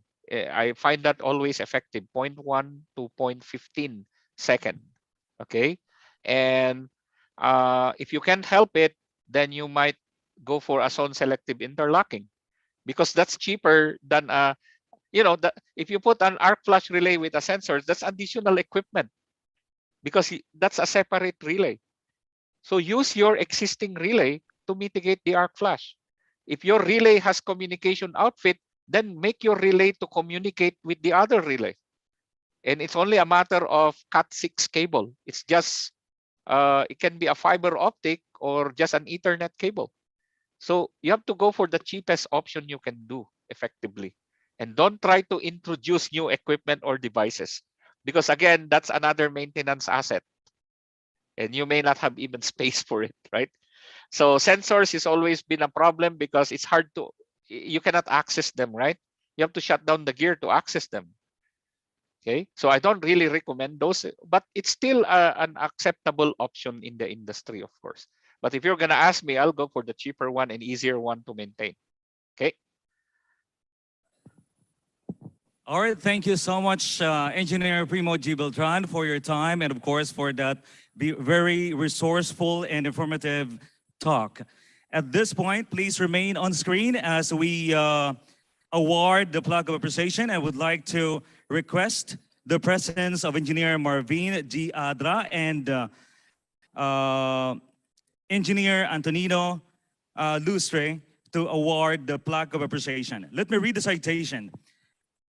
Institute of Integrated Electrical Engineers of the Philippines Incorporated proudly present this plaque of appreciation to Primo G. Beltran Jr., professional engineer, APEGA, in grateful acknowledgement and recognition of his valuable service rendered as technical resource speaker on modern day arc flash mitigation strategies during the 9th IIEE Foreign Regional Conference or hybrid event co-hosted by IIEE and WRCSA and IIEE WRCSA with 2022 theme, Leadership Rising Above the Adversity Through Passion and Commitment Leading on the Road to Recovery, held on 9th to 10th of July 2022 at the Meridian Hotel, Jeddah, Kingdom of Saudi Arabia. Once again, a round of applause to Engineer Primo G. Beltran. I would like to request for the questions in the chat box to be sent to me by email because I'm sending the PDF of this presentation and I would like to answer all those questions and put that as an appendix to the handout. Okay, so the organizer, please send me an email and collect all these questions so I can answer them and record them and put them on a yeah. All right, and that will be facilitated by our technical staff. All right. And yes, we do use TCP Modbus for communication and IEC 61850. Sorry, pahabol. Thank you. All right, sir. Thank you so much.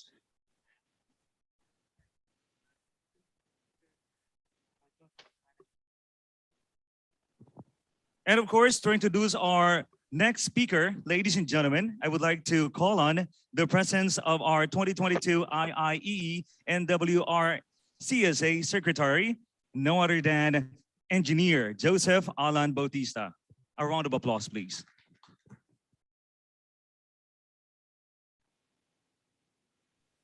Thank you, Sir Mark. To all our distinguished guests, IIE national officers, foreign regional officers, chapter officers, fellow practitioners, and attendees, physically and virtually. Good afternoon and good evening there in the Philippines. Our next guest of speaker hails from Cabuyao, Laguna. He is a graduate of BSEE at Mapua Institute of Technology and has earned his master's degree in business administration. He is a professional electrical engineer and a member of the ASEAN Chartered Professional Engineer, specialized in operation and maintenance and testing and commissioning. He is the president of Dawn MEPF Engineering from 2007 up to present. He was the engineering manager of Universal Robina Corp, BOPP division in 2001 to 2007. He was the chief engineer at Ramadan Hotel in 1992 to 1994. He was the chief engineer at International Rice Research Institute from 1977 to 1989 and a former IIEE national president in 2011. Let us welcome and a pleasure to introduce one of our guest speaker, Engineer Armando R. Diaz, PE, ACPE. Sir, the screen is yours. Yes, at magandang hapon po sa practitioner dyan sa foreign region natin. Medyo nasupresa lang po ako ng konti ni Marvin kasi medyo nawala sa schedule ko. Anyway, I was tasked to give you some message I don't know if this will inspire you, but alam ko naman, inspired na kayong lahat eh. Kaya wala na akong sabihin how to inspire all these practitioners. Anyway, going back to our team, napansin ko lang yung leadership, rising above adversity through passion and commitment leading to the recovery. 3 keyword po nag-attract sa aking attention, the word passion, commitment, and recovery. So as you aware of, maaaring yung hindi naman, hindi rin alam, there was a law signed by President Duterte way back 12 July 27, 2019 regarding the creation of a national body for senior citizens. Napakaganda po noon. There are 6 commissioners and the chairman. Ang malaking nakalagay po doon sa tinatawag nating Republic Act 9994, yung sinasabi is about the senior citizen ma-empower in nation building. Alam naman natin, meron tayong tinatawag na Youth Commission. Ngayon, meron na rin parang Senior Citizen Commission. So doing, ito ating mga kababayan na nahandyan po sa foreign countries, dadating din naman yung ating panahon na tayo magiging senior citizen lahat. So ano ko ibig ko sabihin dito? Alam naman natin, in other countries, ang senior citizen ay empower pa ho yan. Lalo sa Amerika, nakakapagtrabaho pa ho sila. But in our countries, pagdating mo na 60, 65, wala nang tumatanggap sa iyo ng trabaho. But with this law, pwede pa tayong pakinabangan na nation building. Kaya sabi ko nga, 3 keyword ang nag-attract sa akin yung passion, commitment, and recovery. At alam naman natin, masyado tayong nahulmaan dito sa tinatawag nating pandemic. However, ngayon, dito po sa ating bayan o bansa, ang pinagtutunan ngayon ng pansin, sabi nga ni Vice President Sara Duterte, na walang magugutom na Pilipino at di pagkain sa hapagkainan. So doon sila sa lahat nakapokus. But hindi naman nila iniiwan yung tinatawag nating global warming o climate change. No, maraming pero sinasabi, climate change, education. Ano ba ito? Ano ba ito? Noong araw po, ang pinag-uusapan natin, yung ozone layer daw may butas. Bakit mukhang nagkalimutan na yata tayo dito? At ang pinag-uusapan na ngayon climate change. Yun ang nangyayari medyo. Sabi nung nila, naghilom na raw yung ozone layer. At kung alam naman natin, yung ozone layer, ang cause niyan, ang tinatawag natin yung emission ng fluorocarbon. Like Freon. Freon is a trademark of DuPont. Sabihin na natin, refrigerant 11, 12, and 22. Ito daw yung sumisira ng ozone layer. In so doing, yung init ng araw, tumatago sa ating daigdig o sa ating mundo. At ito, natutunaw daw yung mga yelo, umangat yung tubig, ganyan. So, yun ang kwento ng araw. Pero ngayon, iba na ang kwento. Dati, ang rates going down, but now it's going up because of the tinatawag nating greenhouse gases. Saan ba nanggagaling itong greenhouse gases natin? Ito, mostly from the fossil fuel. No, alam naman natin mga fossil fuel, mga sa mga oil, coal, and so forth. So, yun po ang dahilan, katulad ng carbon dioxide, yung methane, tsaka yung nitrous gas o lagdalaping gas, at marami pa, pati mga nabubulok na mga even though yung ating mga livestock, no? Kasi livestock natin, like piggery and poultry, alam naman natin yung dumi ng hayop, they emit the methane. So, anong nangyayari, yung greenhouse gases, nandyan lang po sa ating tuktok, hindi nakakalusot ang init ng ating daigdig. So, kaya sabi ko, pataas ang problema, dati pababa no? So, doing, hindi siya makaalis, binablock siya ng greenhouse gases. So, ano nangyayari? Yun ang tinatawag nating pag-init ng ating kapaligiran o ng ating daigdig. So, pag uminit siya, the same effect din na tinatawag natin sa ozone layer na nagbutas.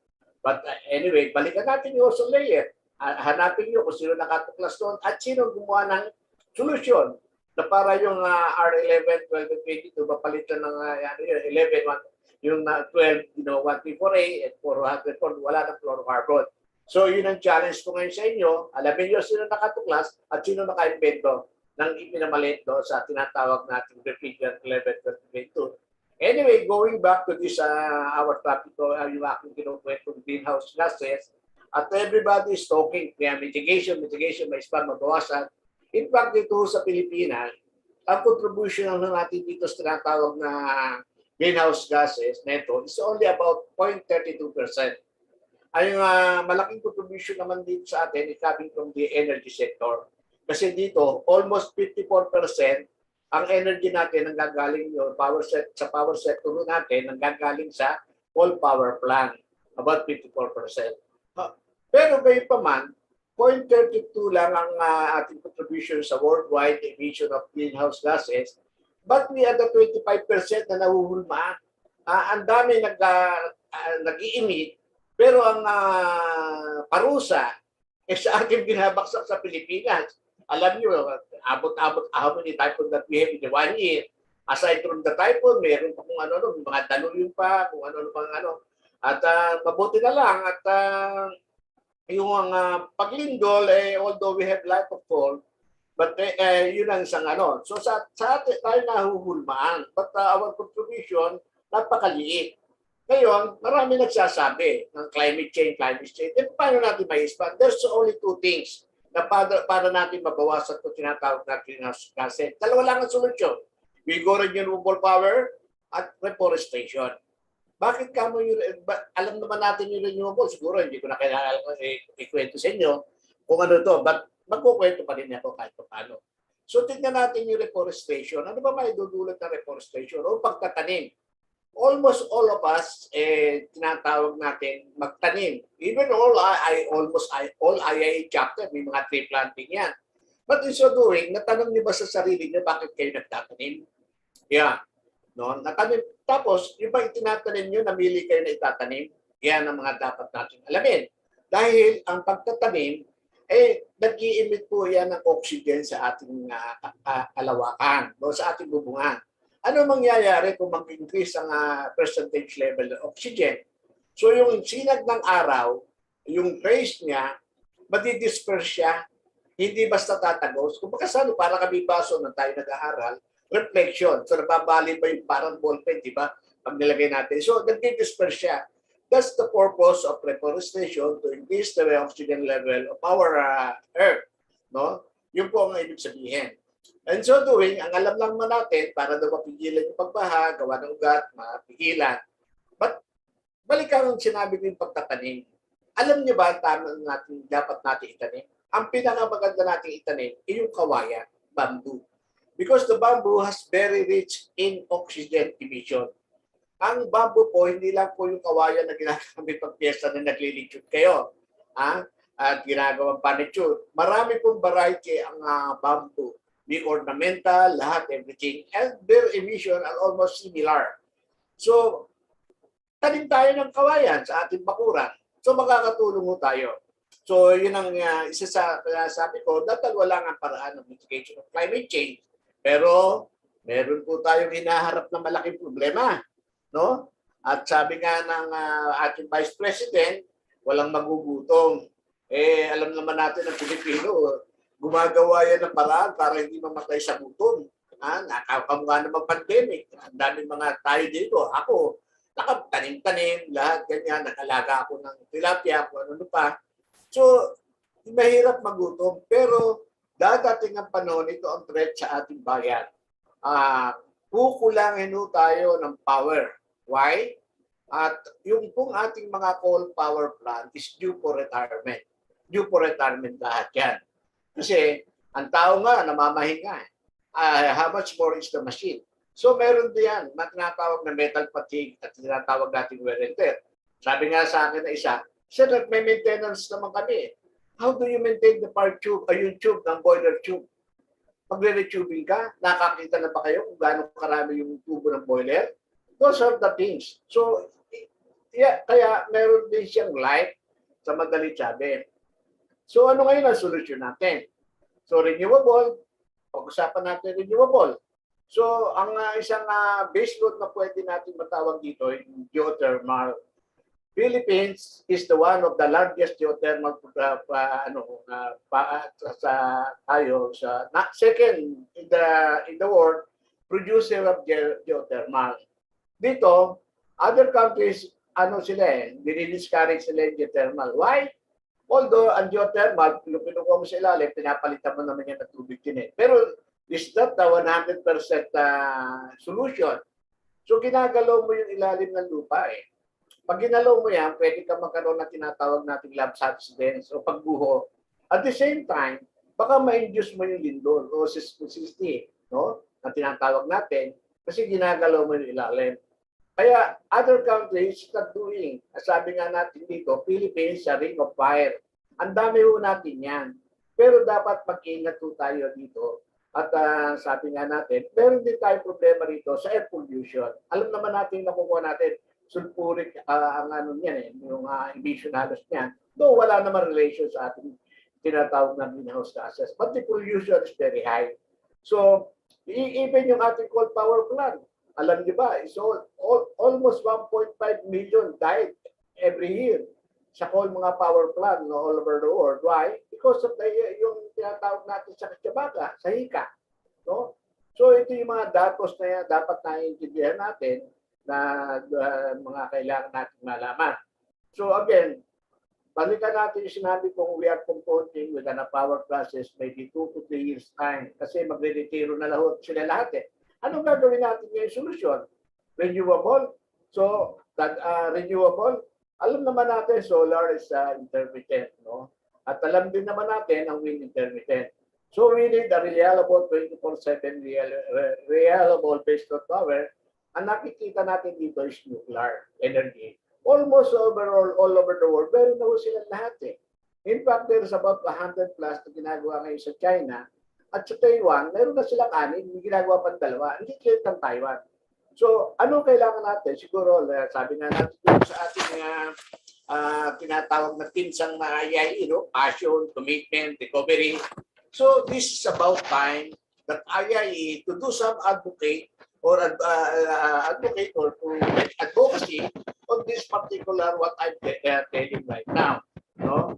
So, tayo po ang kailangan mag-educate sa tao kung tawag natin yung alternative power na kailangan natin para tayo maka-recover. Kasi hindi tayo kumikibo sa IIE. No? Sino ba nagsasabi, dapat magsabi na ang nuclear power ay ganito? So we have to educate people.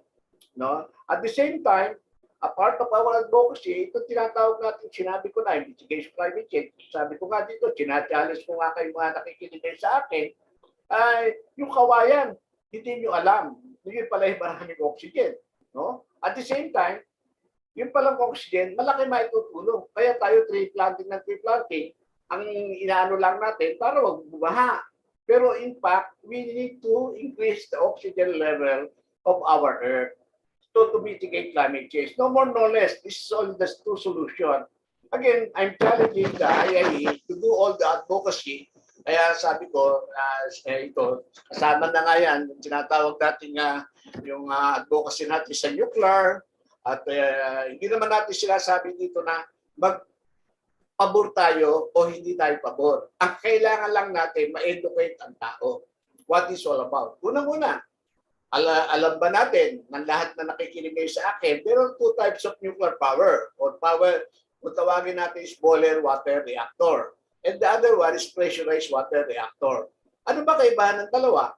Yung boiler water reactor, ito po yung nangyari sa Fukushima na mga 3 major accident, yung the 3 Mile Island, saka yung Chernobyl, saka yung Fukushima way back 2011. These are 40 more or used model. Para siya kalderong nakabukas na yung steam lumalabas siya nagpapatakbo sa turbina. But the pressurized water reactor po, para itong iklog, ang init na sa loob ng iklog, yung init ng balat ng iklog, siyang nagpapakulo ng tubig. So this is a simple explanation. I had also from the other notable people here, mga commissioner, mga director, ang sabi nila, wag daw mag-alala doon sa Bataan Nuclear Power Plant kasi it was hitting on tinatawag na wala daw doong yung fault, wala daw fault ng earthquake. At the same time, yung daw volcano is dormant, no? At hindi raw puputok basta-basta. Sino makakapagsabi sino hindi puputok ang volcano?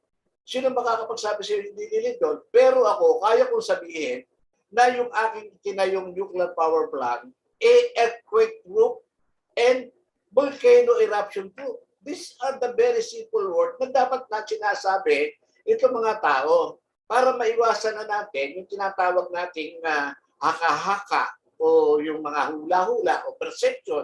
Sabihin mo na agad, eruption proof yan, earthquake proof yan. How to sustain those particular two words? Madali. Kasi yung containment ho niya, 1 metro kapal yan eh. Kahit lumindol yan, parang iklog yung magpapagulong-gulong. So, yun ang ibig kong sabihin. Sa about time, we are in this profession, spearhead na ho natin, yung tinatawag natin mga advokasyon yan, especially the renewable power na tinatawag natin, yung solar. Balikan natin yung solar. Yung solar, meron ho tayong problema dyan pag pupunta ho tayo sa tinatawag na more solar farm. Kasi magkakaroon ho tayo sa problema doon sa land use. No? Malaki ang problema mo sa land use. At the same time, pag dumami ang solar power plant mo, siyempre, papasok yan sa grid, magtitinda. Baka ang mangyari sa atin, nangyari ka mga sa Germany. Kaya pinatay nila lahat yung kanilang mga nuclear power plant, they shift to renewable, hydro, and so forth. What happened now? Nag-increase ang cost ng electricity nila, mas mura pa ang bill kasi sa kuryente. But ngayon po, if you can go to the internet or to any website, bumabalik na ho sila sa nuclear. At the same time, merong pronouncement ng European Union that nuclear power is very, very safe. So yun ang sinasabi nila. Bakit hindi ito ang ating i-capitalize ng mga anong ito? Okay, balikan ulit natin si renewable dito. Yung dito po, meron po tayong batas na 9513 na 2008 pa ho ito, kung tawagin natin Renewable Act. No? So under Section 7, pinapayagan ho tayo magkaroon ng tinatawag na net metering. What is net metering? Yung net metering kasi, alam naman natin yan, naka-on-grid ka. Ay, siguro naman, wala naman magsasabi sa akin, magtatanong sa akin, sir, ano yung on-grid, no? So, naka-on-grid ka. Sa madalit sabi, pwede ka mag-import, pwede ka mag-export. Ano, sa madalit sabi, Tagalog, bibili ka sa kanila, pero pwede ka rin magtinda sa kanila. This is the way we call it metering, net metering. So, in so doing, what really happened? Bakit merong report international community that our renewable or net metering is a failure? Talaga ho failure. Dahil halos kukunti nagpapakabit. Dito nga ho sa Luzon, ilan na nagpapakabit. How much mo sa Luzon, sa Visayas, Mindanao? Baka mabibilang mo sa daliri. Why? We have to address this question, especially we are the engineer. We have to do some standard. Kasi po, pag nag-apply ho kayo ng net metering ngayon, hindi ko alam kung ayaw nila yung ayaw nilang aprobahan. Ang dami-dami hong iba-ibang hinihingi na kung ano-ano. Merong humihingi ng certificate of occupancy, humihingi ng building permit. Kung matagal na yung bahay mo, paano mo yung mapuproduce? Tapos, ang ERC naman, naglagay ng tinatawag nilang RPS standard or Renewable Portfolio Standard na nagpapalagay ng rec meter kung tawagin. Ano ba ang ibig sabihin ng rec meter? Is only in the Philippines, meron ng rec meter no? Yung rec meter kasi, masusuman niya yung ginamit mo at the same time, masusuman yung in-export mo. So madalit sabi, total production of your solar power. So yung iba nagamit mo, iba tininda mo. Ngayon, anong benepisyo mo? Sino na benefit doon? Pinahirapan mo lang ang pagkakabit. Tapos, ang sinasabi pa, yung wiring mo, yung conduit mo, hindi mo pwedeng ibaon. Can you imagine yung mainboard mo nandoon sa loob ng bahay? Ibabaybay mo yung tubo mo doon sa sala, sa kusina. Ang ganda-ganda ng bahay mo na sa subdivision. Natatanop sila. Huwag na ho tayo mag-net metering. So, ano ginagawa ng mga installer? They provide now the current limiter. So, ang laki po ang nasasaya na haring araw. So, siguro, again, this is again challenge to all our practitioners to do standard, no? Kuha tayo ng standard. Kamukha ngayon, alam naman natin na sa PEC, sinasabi sa PEC, yung ikakabit mo doon sa yung net metering, doon ka sa light side ng 3R na tawag dito doon sa PR na disconnect mo. Yung after the meter, doon ka kapit sa land side. Can you imagine? Tatawag ka pa sa kanila para tanggalin yung metro para makakakunik ka kasi walang disconnect eh.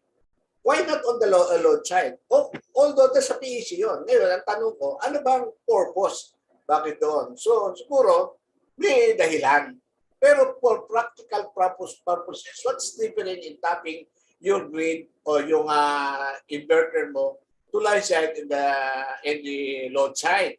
Tapos, lalagay mo doon sa line side, maglalagay ka pa ng breaker, additional breaker. That's another cost. Another cost na naman. So, parami ang cost. Parang ayaw na kanaya, tangpayakan, magnet metering. At iba-iba ang hinahanap.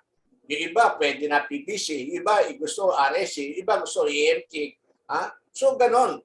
Tapos, pag ang tapping mo, nando sa ibabaw, galing metro mo, kailangan pa, naka-LQT ka. Can you imagine, yung namang tubo naman natin, katulad ng mga EMT o RSC nato, load shed ka na, o PVC. Pwede naman natin lagyan na lang ng bulkasil yan eh. Di ba? Kaya baka isang dangkal, dalawang dangkal lang layo niya doon. At the same time, yun yung role ng after the meter is the, ibig sabihin, responsibility ba yan ng OBO. But minsan, yung utility company, pinakikialaman pa yung after the meter. That's the big problem. So, ano ibig sabihin? Kanya-kanya eh. Kung ano-ano gusto nilang there is no existing drawing or standard what to do. So, sabi ko, this is another challenge for us, a practitioner, na dapat mag-initiate tayo dito para yung tinatawag nating net metering maging successful. Kasi pag nangyari po yun, we have about 23 million homes in the Philippines. Sabihin mo ng kabitan mo na lang, sabihin mo 10 million homes na lang. Lagyan mo ng 500 watts. 500 watts, only about 20,000 pesos. So net metering ka. What will happen now? So bababa na ang demand. Baka hindi mo na kailangan magtayo pa ng another power plant. So 40% na ibababa na ng demand mo. So in so doing, upsweldo na tayo. Sinasabi kong threat, in 2 to 3 years time, magkaroon ng power shortage. So sa Amerika, alam naman natin, pinamimigay yan. Sa ibang bansa, inaayudahan, tinutulungan.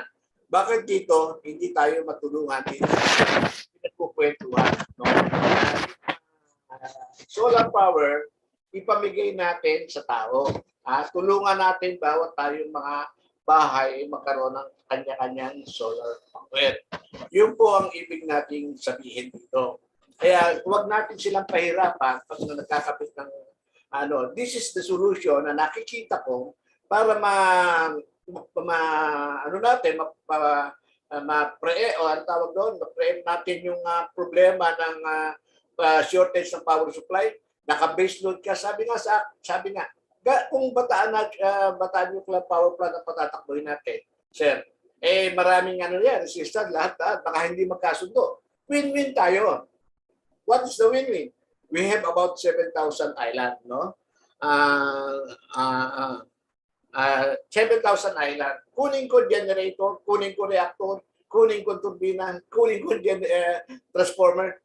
Dali ko sa isang island. Siguro hindi na sila makakapunta doon, mag-engage na sila. Then I use now the submarine cable. Ayun. Muli, ang aking pagbati sa Foreign Region for very, very successful regional conference. Pagdidias po at bumabati ulit ng magandang hapon sa inyo at sana sa maliit na kaparanan nakapagbigay ko lang sa inyo ng maliit na information na sabi nga doon sa ating tinatawag na yung team sa IIEE, passion, commitment, recovery.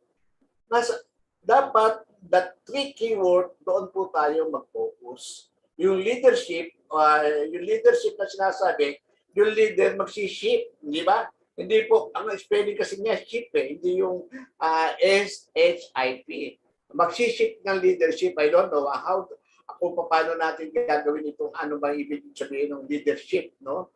So, siguro, yun ang ibig sabihin nito, yung ating kamukha ko, ang passion ko is to, alam niyo naman, mag-share, sharing of experience, sharing of passion, sharing of lahat, libre. Kaya nga sabi ko, knowledge is for sharing, is not for sale.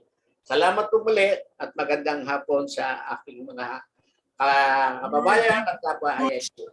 Once again, ladies and gentlemen, Engineer Armando R. Diaz, our 2011 IIEE National President. All right, thank you so much for that wonderful and great inspirational message. And at this point, ladies and gentlemen, sir, please be on screen for a while as we award you the plaque of appreciation for being our guest of honor. And I would like to call on the presence of Engineer Antonio A. Lustre and Engineer Marvin G. Adra to assist the giving of plaque of appreciation. Institute of Integrated Electrical Engineers of the Philippines Incorporated is proudly present this plaque of appreciation for being a guest of honor for this hybrid event. To Engineer Armando R. Diaz, 2011 IIEE National President. A round of applause, please.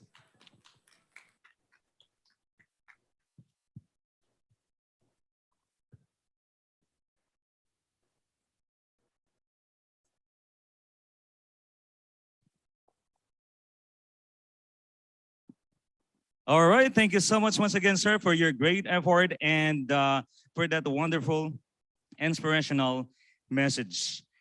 And at this point, ladies and gentlemen, I would like to call on Engineer Pete S. Velia, our 2022 IIEE and WRCSA Vice President of Internal Affairs, for the introduction of our technical resource speaker. A round of applause, please.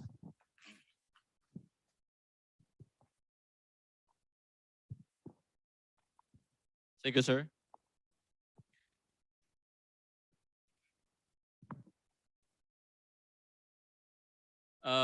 Good afternoon, KSA. Good evening, Philippines. And good morning, Canada and Cayman Island. Our next technical speaker finished his Bachelor of Science in Electrical Engineering in 2001 at Nueva Ecija University of Science and Technology. He has more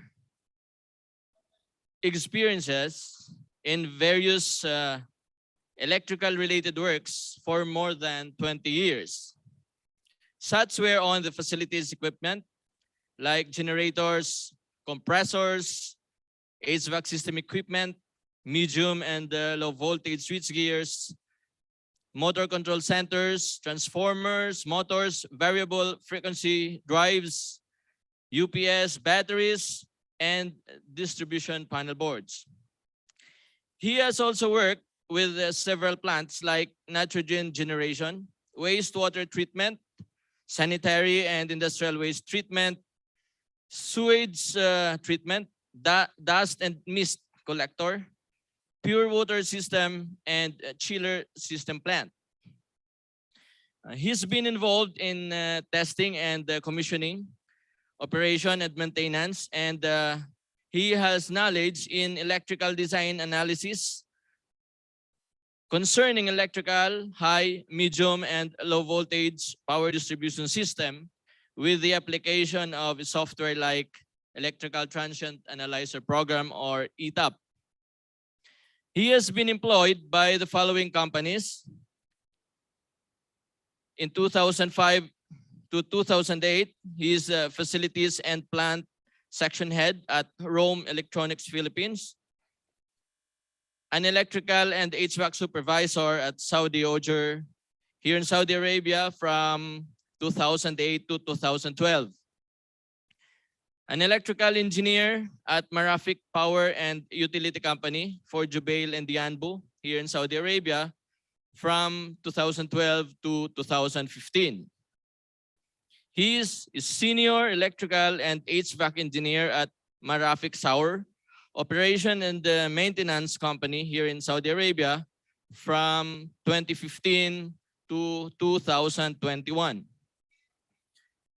He is the owner and manager of 80 Driz Solar and Electrical Engineering Services from 2021 up to the present. And during this time, he was certified as solar system installer. He has been an active member of IIEE and held the following positions. In 2015, he is the chapter secretary of Western Region Chapter here in Saudi Arabia. And in 2018, chapter vice president internal affairs of NWRCSA. And in 2019, chapter president of NWRCSA, or the Northwestern Region Chapter here in Saudi Arabia. Ladies and gentlemen, I am humbled for this privilege to introduce our next technical speaker, who's going to share with us his knowledge in photovoltaic solar. He's one of my mentors during the time that I took my PE board examination in 2017. Ladies and gentlemen, Engineer Alexander T. Dries, PEE, ASEAN Engineer Registered.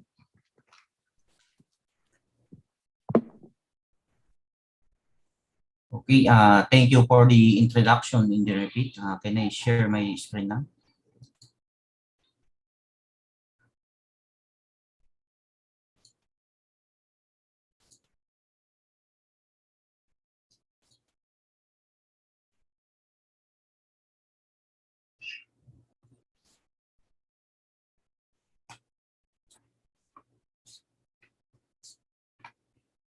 Okay, thank you, Engineer Pete. I can start my presentation now.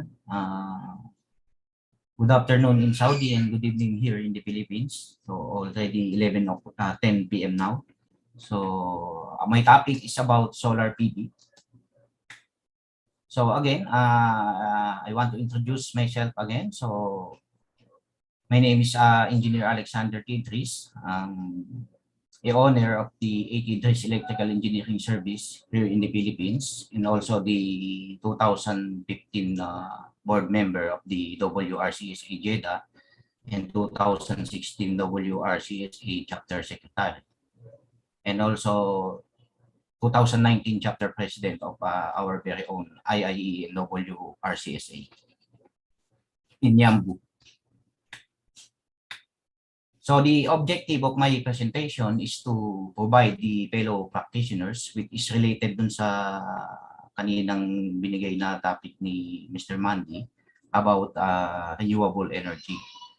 So first, I will introduce the solar technology regardless of our technical background. And I will discuss the difference between the three systems, the grid tie, the off-grid, and the hybrid system, and when to use it. So how its solar works, I will discuss the basics.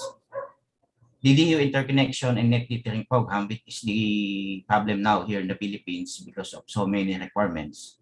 So we will discuss this one. Then how to evaluate property, house, building, farms, etc. And how to calculate the return of investment in solar installation. So medyo mahaba yung kan ko, so but approximately 1 hour lang naman yung presentation. So susubukan natin i-discuss lahat. So course outline. So what are solar panels?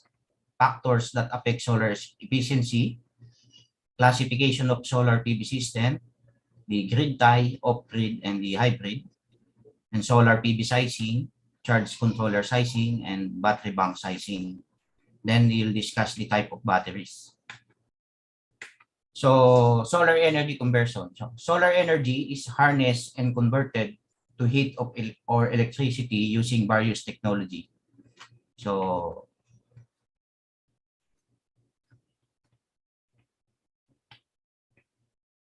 yung solar electricity, simple lang man siya, yung photovoltaic system. So meron siyang P-type tsaka N-type na junction na pag nasinaga naman ng araw, so magpo-flow yung electricity. So lahat naman tayo is electrical practitioner, so hindi ko na i-discuss yung basic niya dahil limited yung oras natin.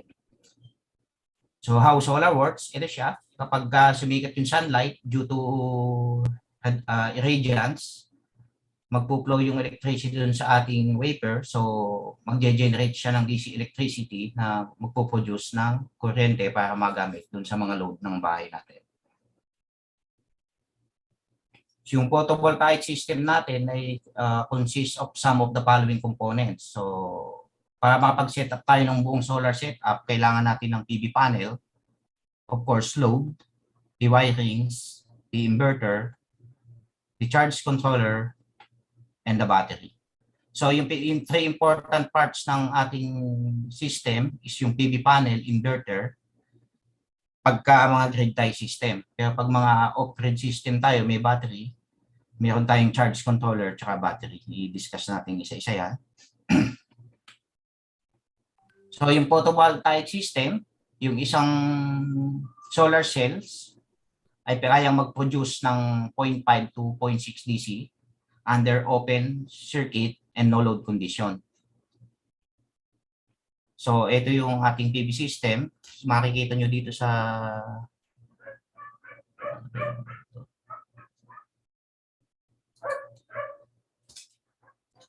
screen. Ito yung ating PV system. Meron tayong cell, meron tayong module or panel, and this is the string, yung red, at saka yung green is yung ating arrays.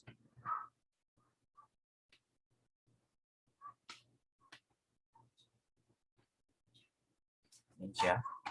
Ito yung ating cell, ito yung module arrays, ito yung arrays, then ito yung ating solar generator. So under standard test condition, yung sa mga module natin, yung performance ng ating isang PV is usually 85 to 90%. Hindi naman siya magpuproduce ng always 100% output dahil mayroon niyang mga losses. So, dun sa factory, under standard test condition, yung sa operating temperature na 25 degrees C, tapos irradiance level ng sun na 1,000 watts per square meter, kaya niyang mag-produce ng 80 to 90% efficiency. So, yung mga panel kasi natin, kapag sobrang init din, bumabagsak din yung output niya. So, ito yung standard test condition niya. Kung mamimit yung 25 degree na temperature at mataas yung irradiance ng araw, so ang harvest natin is usually around 85 to 90% under standard test condition. So sa pag-grading ng solar panel nameplate, so meron tayong ditong sample na nameplate, makikita kasi natin dito sa likod, pag itinalikod mo, may makikita ka dyan na maximum power, Pmax, open circuit voltage, which is the VOC, the short circuit current, the maximum power voltage, BMP, maximum power current, and maximum system voltage. So, ang pinaka-simple explanation lang nito, pagka nakita mo yung open circuit VOC 22.10 volts na to, ang ibig sabihin niya, open circuit voltage, pag yung panel ay hindi pa inilalaplag doon sa bubong. So, ang open circuit voltage mo is 22.10. So, importante kasi yan sa design, set up tayo ng system. Yung namang short circuit current, same din. Pag yung panel mo hindi pa nilalapag ng bubong, hindi pa siya naiinitan, yung short circuit current niya is 5.91 ampere. Tapos yung maximum power voltage, 18 volts, ibig sabihin ito yung inilatag mo siya sa bubong. So yun yung 18 volts. Yung current, ganun din. Yung maximum IMP niya is 5.56. Then the maximum system voltage is 1,000 DC.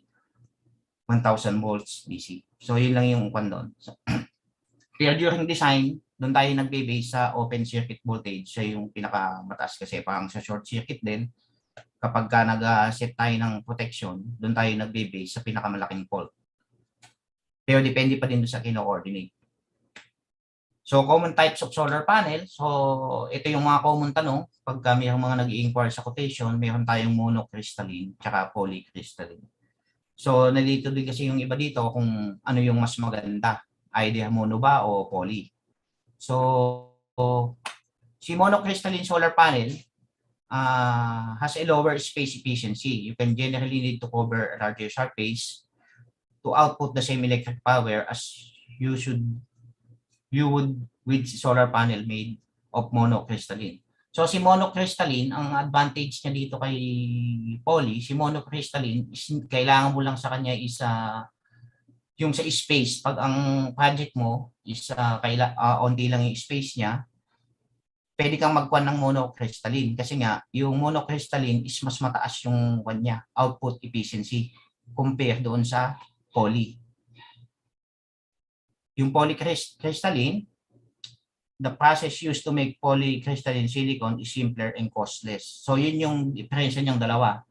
Mas mahal yung monocrystalline sa poly dahil mas mataas yung efficiency niya. Yung isa namang, yung polycrystalline is mas mababa. So, ano yung ba yung advantage at disadvantage ng dalawa? So, ang advantage ng mono, meron siyang highest efficiency. Tapos, dun sa space, dahil mas mataas yung efficiency niya, so mas onting panel lang yung kailangan mo para mapit yung required output nung installan mo na load. Ang disadvantage naman niya is mas mahal yung monocrystalline dun sa poly. So ano yung mas maganda? So yung doon, the answer depends on your project specification. Poly modules, for instance, are ideal for project with large roof or ground space. So kung ala na ka namang problema dun sa space, pwede kang magkuhan ng polycrystalline dahil din dun sa budget. So yung conclusion natin dyan is there's no better panel, either poly or mono. It's all depend on your project application. Remember, panel selection should be based on the advantage and disadvantage of each type of panel. You should contact good supplier to assist your requirement. So tayo lang naman yung magde-decide doon kasi either kahit ano naman yung gamitin mo sa dalawa, as long as na-meet mo yung requirement ng kliyente, so pareho lang din siya. So ang mangyayari lang dyan, kung gagamit ka ng poly dahil less efficient siya, pwede mong dagdagan yung capacity. Halimbawa, ang requirement may 1,000 watts. So kung gagamit ka ng poly, mag-multiply ka ng 20%, gamitin mo 1,200 watts para yung efficiency niya, ganun pa din dun sa required na output. So ito yung mga recommended polycrystalline solar panel, meron tayong mga Seraphim sa market. Canadian is yung lagi yung ginagamit, tsaka Bisol. Japan Solar is yung magandang panel din yan kasi Japan made. And meron din naman tayong REC Peak Energy. Ganun din sa monocrystalline, pareho lang naman yung mga manufacturer na. So ito, basic lang naman to, pagka panel series connection, so i-discuss ko na din. Pagka, importante kasi pagka nag-solar ka, yung connection din yung isa sa pinaka-importante. Kasi kung hindi mo din siya i-calculate ng maayos kung magko-connect ka ba ng series o parallel, dapat alam din natin yun. So sa series connection, equal lang yung current tapos mag-a-add yung voltage. By series connection, given higher voltage, current remains same. Sa parallel naman, parallel connected solar panel give more current, mag-a-add siya, then the voltage are equal. So ito yung sample connection niya na setup. So pagka dun sa solar panel, ang pinaka-mortal sin dito is huwag tayong mag-joint ng kable, especially yung DC kasi prone siya dun sa heat kapag mayroon siyang loose connection. So ginagamitan talaga ito ng mga MC4 connectors, mga special connectors na para pagdugtungin yung DC wire dun sa taas ng bubong. So ito siya, mayroon siyang mga type. Mayroon siyang male pin tsaka female pin. So kapag kailangan mo mag-parallel connection, so gumagamit tayo ng two-way connector, three-way connector, at mayroon din namang mga four-way connector.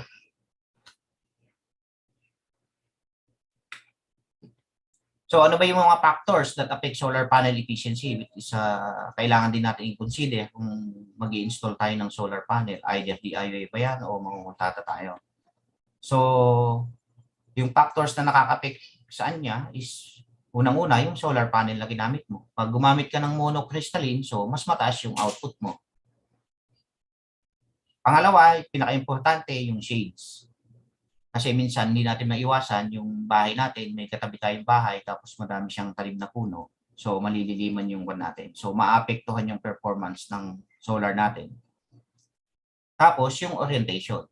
Yung orientation ng bubong natin, Kasi kailangan ang installation natin, yung solar panel natin, always facing south. Pero minsan hindi naman ito nasusunod kasi nga yung facing south orientation ng bahay mo, minsan naman andun naman yung shading. So, kailangan din natin i-consider na mai-install yung panel natin ng walang shading at ma-meet yung orientation.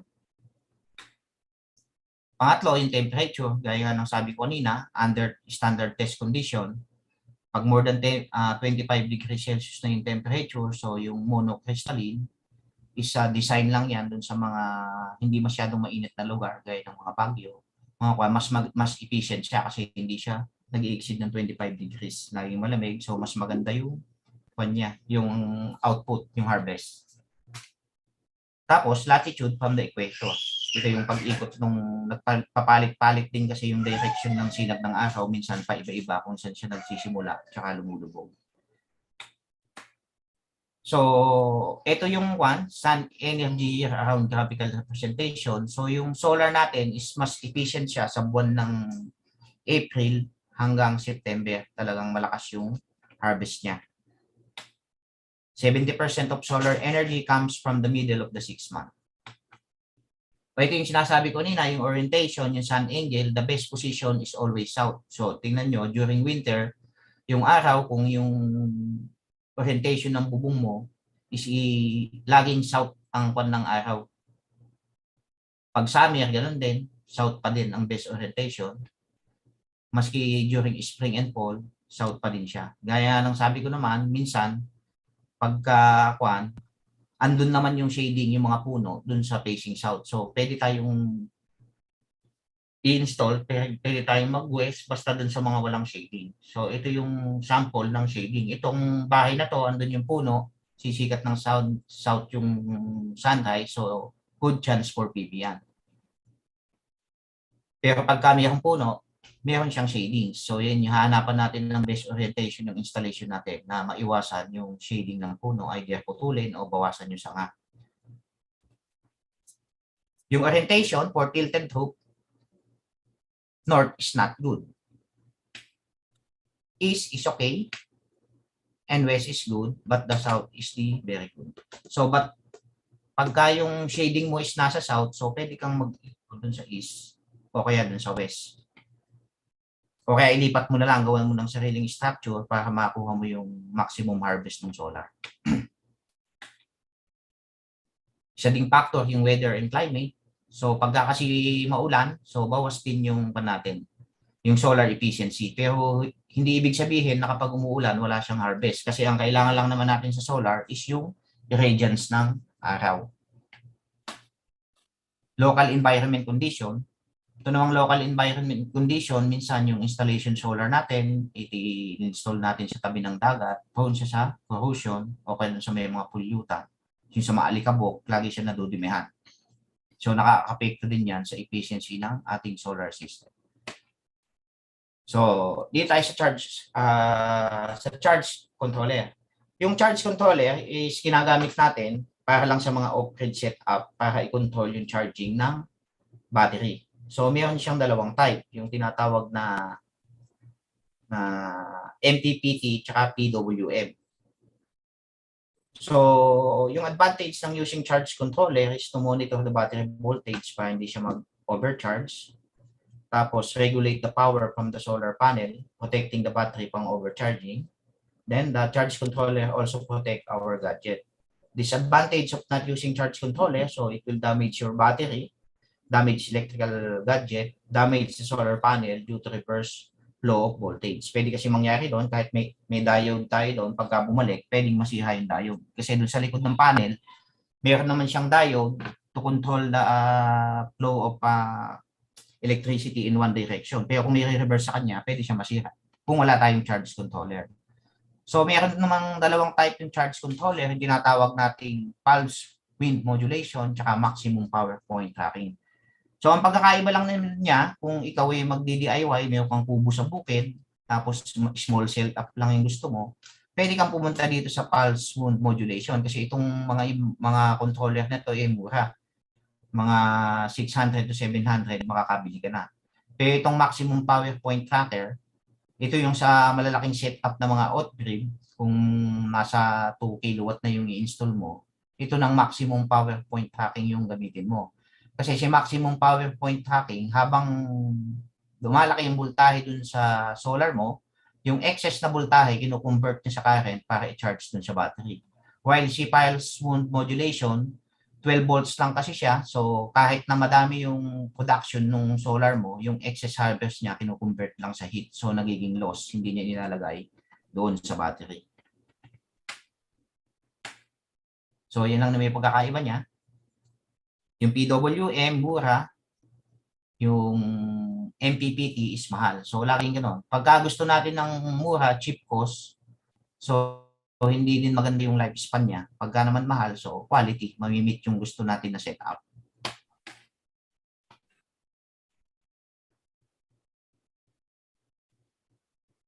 So solar battery. Doon sa solar, ang ginagamit natin na battery is hindi yung car battery. Ang ginagamit natin diyan is mga deep cycle batteries. Yung solar system required use of deep cycle batteries. This differs from standard car batteries. In the deep cycle batteries have been developed for frequent discharge and slow charge. Yun yung dahilan niya. Kasi itong si car battery, its capacity is too small to continuous charging. So they will not last very long. Kasi pag in-start mo yung sasakyan mo, discharge na siya. Pag andar mo, i-charge ulit. So hindi natin recommend na gamitin yung car battery dun sa mga solar kasi nga mabilis lang din siya masira. Wala namang issue, gagana din siya, kaya lang mabilis lang din yung pagkasira niya. So palit lang ng palit. So deep cycle batteries ang mga ginagamit sa solar setup.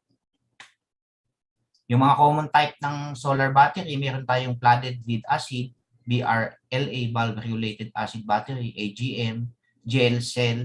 Basta mga deep cycle battery, ang pinagkaiba lang yan sa lithium ay ang kanyang depth of discharge at ang kanyang life cycle. So, i-discuss natin later. Ito yung sample ng flooded lead acid battery. Ito yung mga bulb regulated lead acid battery.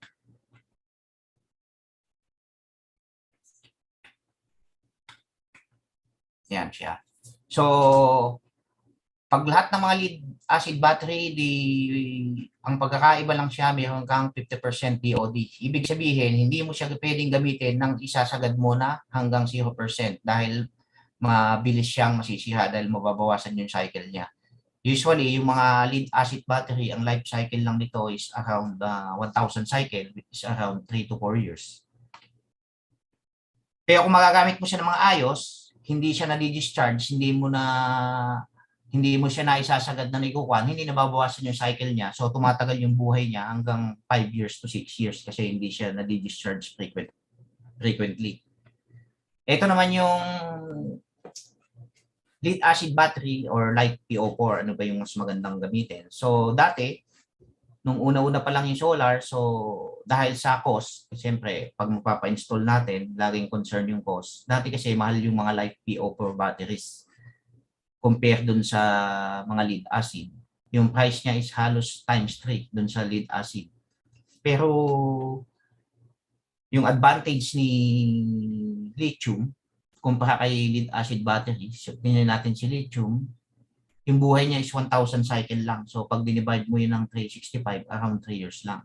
Pero si light PO po, up to 4,000 cycles. So halos times 4 ang difference niya.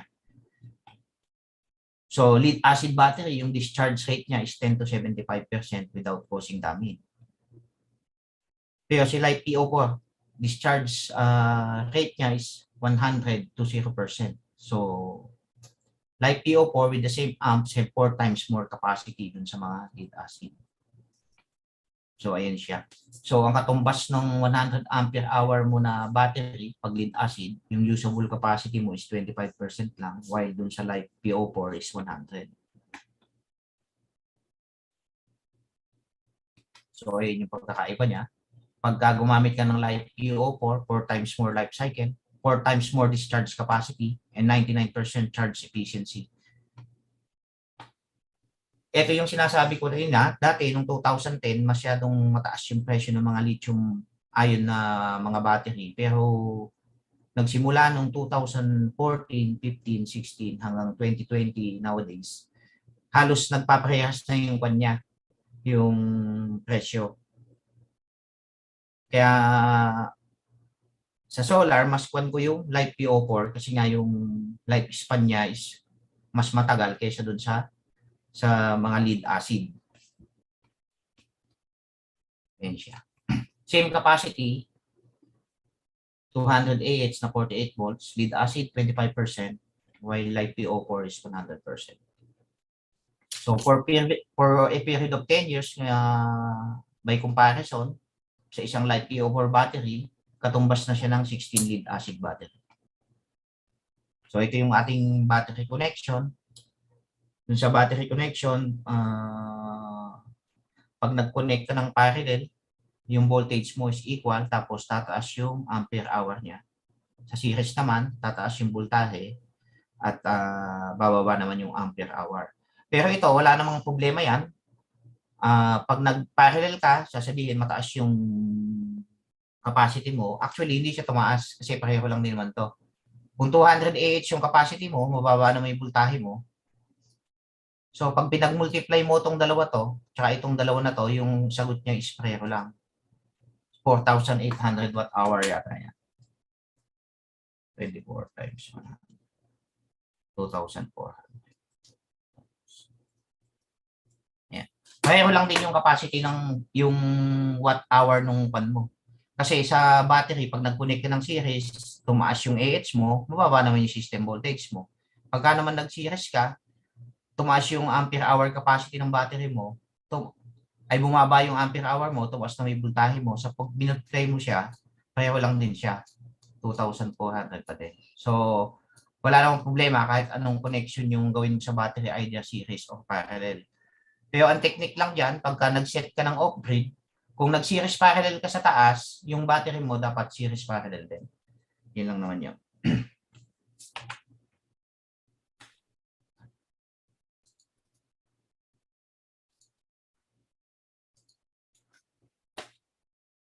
So ito yung battery connection natin. Power inverter, sa mga power inverters naman, mayroon tayong sa grid tie, mayroon tayong dalawang type niyan. String or central inverter, microinverter or power inverter. Kaya ako sinabing dalawa lang kasi itong si microinverter at si power optimizer is halos pareho lang naman yung kanya. So pag string inverter yung ginamit mo, a single inverter connects your entire arrays of solar panel to your electrical panel. So ito yung sample niya. So pag centralized ka, ito ka, mayroon kang isang inverter. Pag string naman, isang string ka, pero kailangan mo ng maraming inverter. Pag microinverter naman, install each solar panel. Pag mayroon kang microinverter, i-install mo dyan sa bawat panel, mayroon kang isang microinverter. Parang ganito siya. Ayan. So, hindi mo na kailangan ng string inverter. Kaya lang, individual yung installation mo niya. Ngayon, ang advantage nito, kapag mayroon kang mga shadings, dun kasi sa string inverter, kung papansinin mo, kapag nakakonekta ka ng series dito, kung ito series to, pagka nagkaroon ka ng shading dito, yung buong system na yan is apektado kasi connected ka ng series. Pero kung ang pan mo string microinverter, kapag naka-microinverter ka, pagka nagkaroon ka ng shadings dito, alang problema dun sa iba. Yung output niya, ganun pa din. Mas mataas pa din yung efficiency niya. May shading ka dito, nag-shading dito. Itong mga iban to, hindi maapektuhan. Yun naman yung advantage ng microinverter.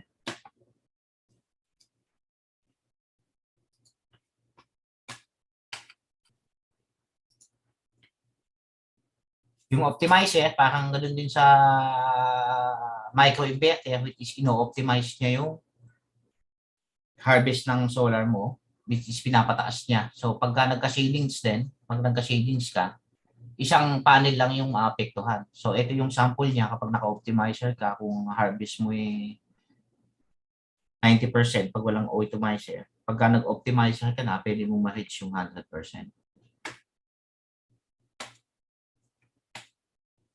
So ito yung sample ng off-grid inverter. Meron tayong inverter, ito. Tapos meron tayong MPPT, tapos battery. Tapos meron tayo ditong solar. So yung solar is pupunta dito sa inverter na to. Tapos si inverter na to, i-convert niya sa AC, yung na-generate na DC, tapos yung supply doon sa bahay.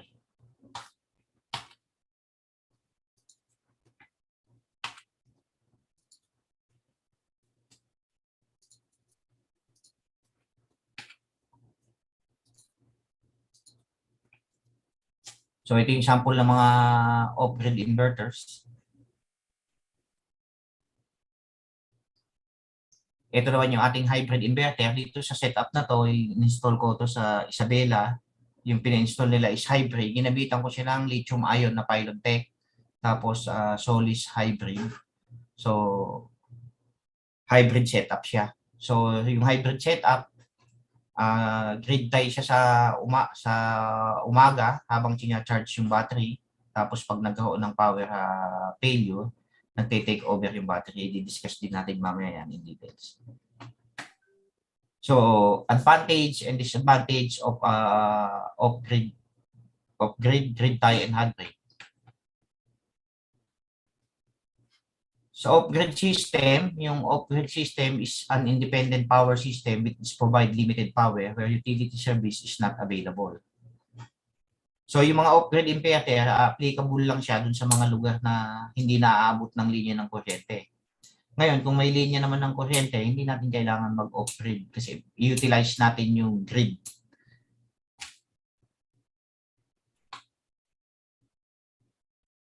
Ito yung simple off-grid graphical representation. Meron tayong PV module, charge controller to charge the battery, tapos meron tayong inverter na nagko-convert ng DC to AC to power up the load of the house. Advantage of off-grid. Off-grid PV system are good for those who need power in a remote area. Yun yung sabi ko kanina. Where the power lines don't reach or when it's too expensive to extend power lines to the desired location. Minsan kasi gusto din natin magpalagay ng linya ng kuryente, kaya lang yung lugar naman ng bahay natin is napakalayo. So yung gagastusin mo dun sa kable, pwede ka nang makapaglagay ng small setup kasi ng off-grid. So yun yung advantage niya. Disadvantage, mayroon siyang extra equipment. Kailangan mo kasi ng batteries, charge controller, and DC wiring. So, magkakalculate tayo ng simple setup ng sizing of small off-grid setup. So, dito sa example natin, mayroon tayong load na lights, electric fan, TV, refrigerator. Hindi na sa yung aircon kasi small setup lang yung kuha natin. So, ang una lang natin gagawin dyan, ikakalculate natin yung requirement mo per day. Halimbawa, mayroon kang sabihin natin lights na 30 watts, tapos gusto mong gamitin ng 8 hours. Tapos, electric fan na 50 watts, 8 hours din na gagamitin. Tapos, TV na 70 watts. Tapos, magde-decide tayo ng system voltage dun sa battery natin. Tayo yung magde-decide kung 12 volt system ba, 24 or 48 volts. So, since small setup lang naman itong gagawin nating example, so 12 volt system ang gagamitin natin.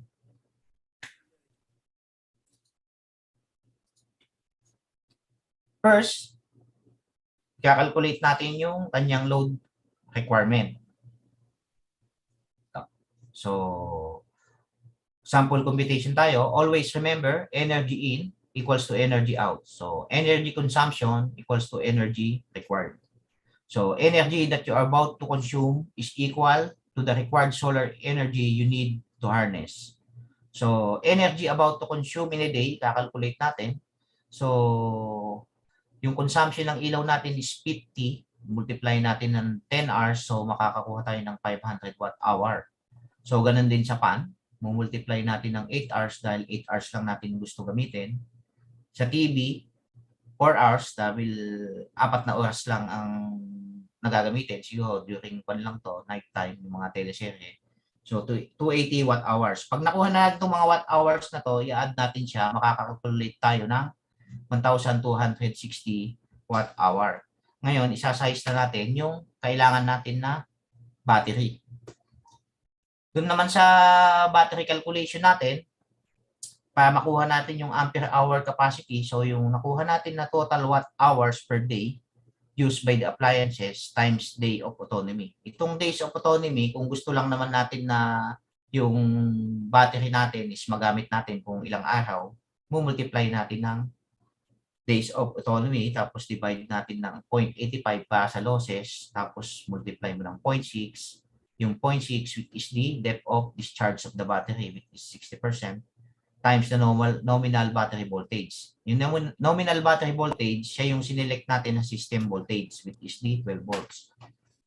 So yung nakuha natin na total na 1,260 watt hour, pag i-divide natin dun sa 0.8, tapos sa depth of discharge, tsaka sa system voltage ng battery, makakalculate na natin ngayon yung ampere hour na kailangan natin sa battery para mapagana yung mga appliances na yon sa loob ng 2 araw. So, pag divide mo siya, makakuha ka ng 411.76.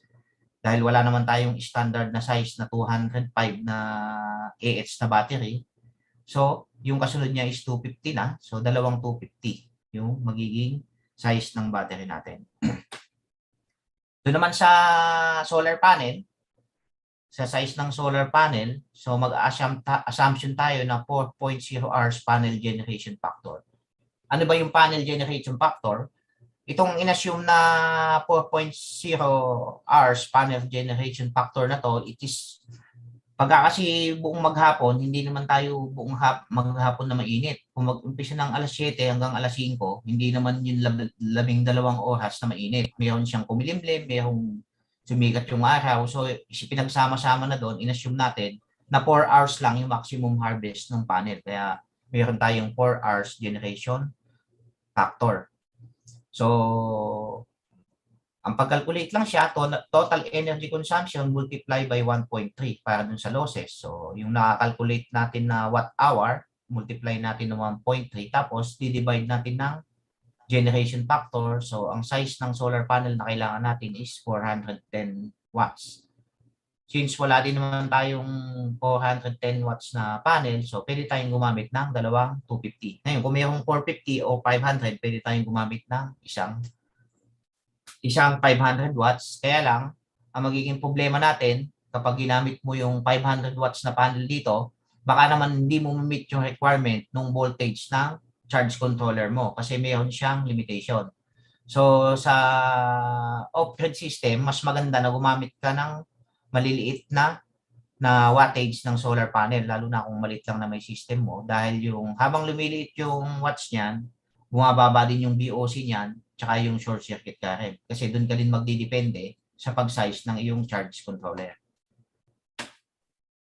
So, sa pag-size naman ng charge controller,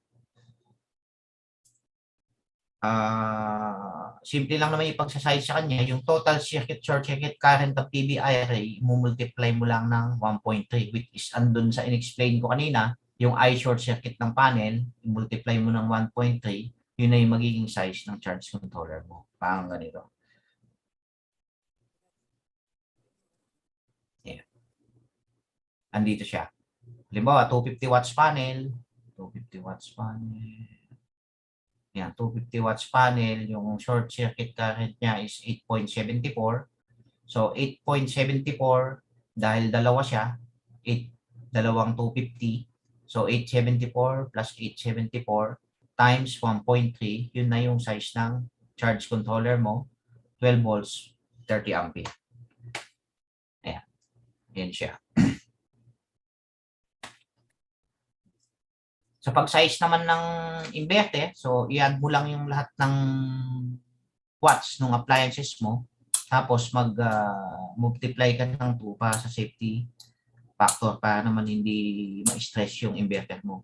Pero kung ang load mo is mga motor, mas mataas yung gawin mong multiplier kasi yun is meron siyang mga interest current. Pero pag sa mga small setup, hindi naman tayo naglalagay ng mga motor. So, pwede na yung 1.5 or times 2 dun sa total watts ng mga load niya.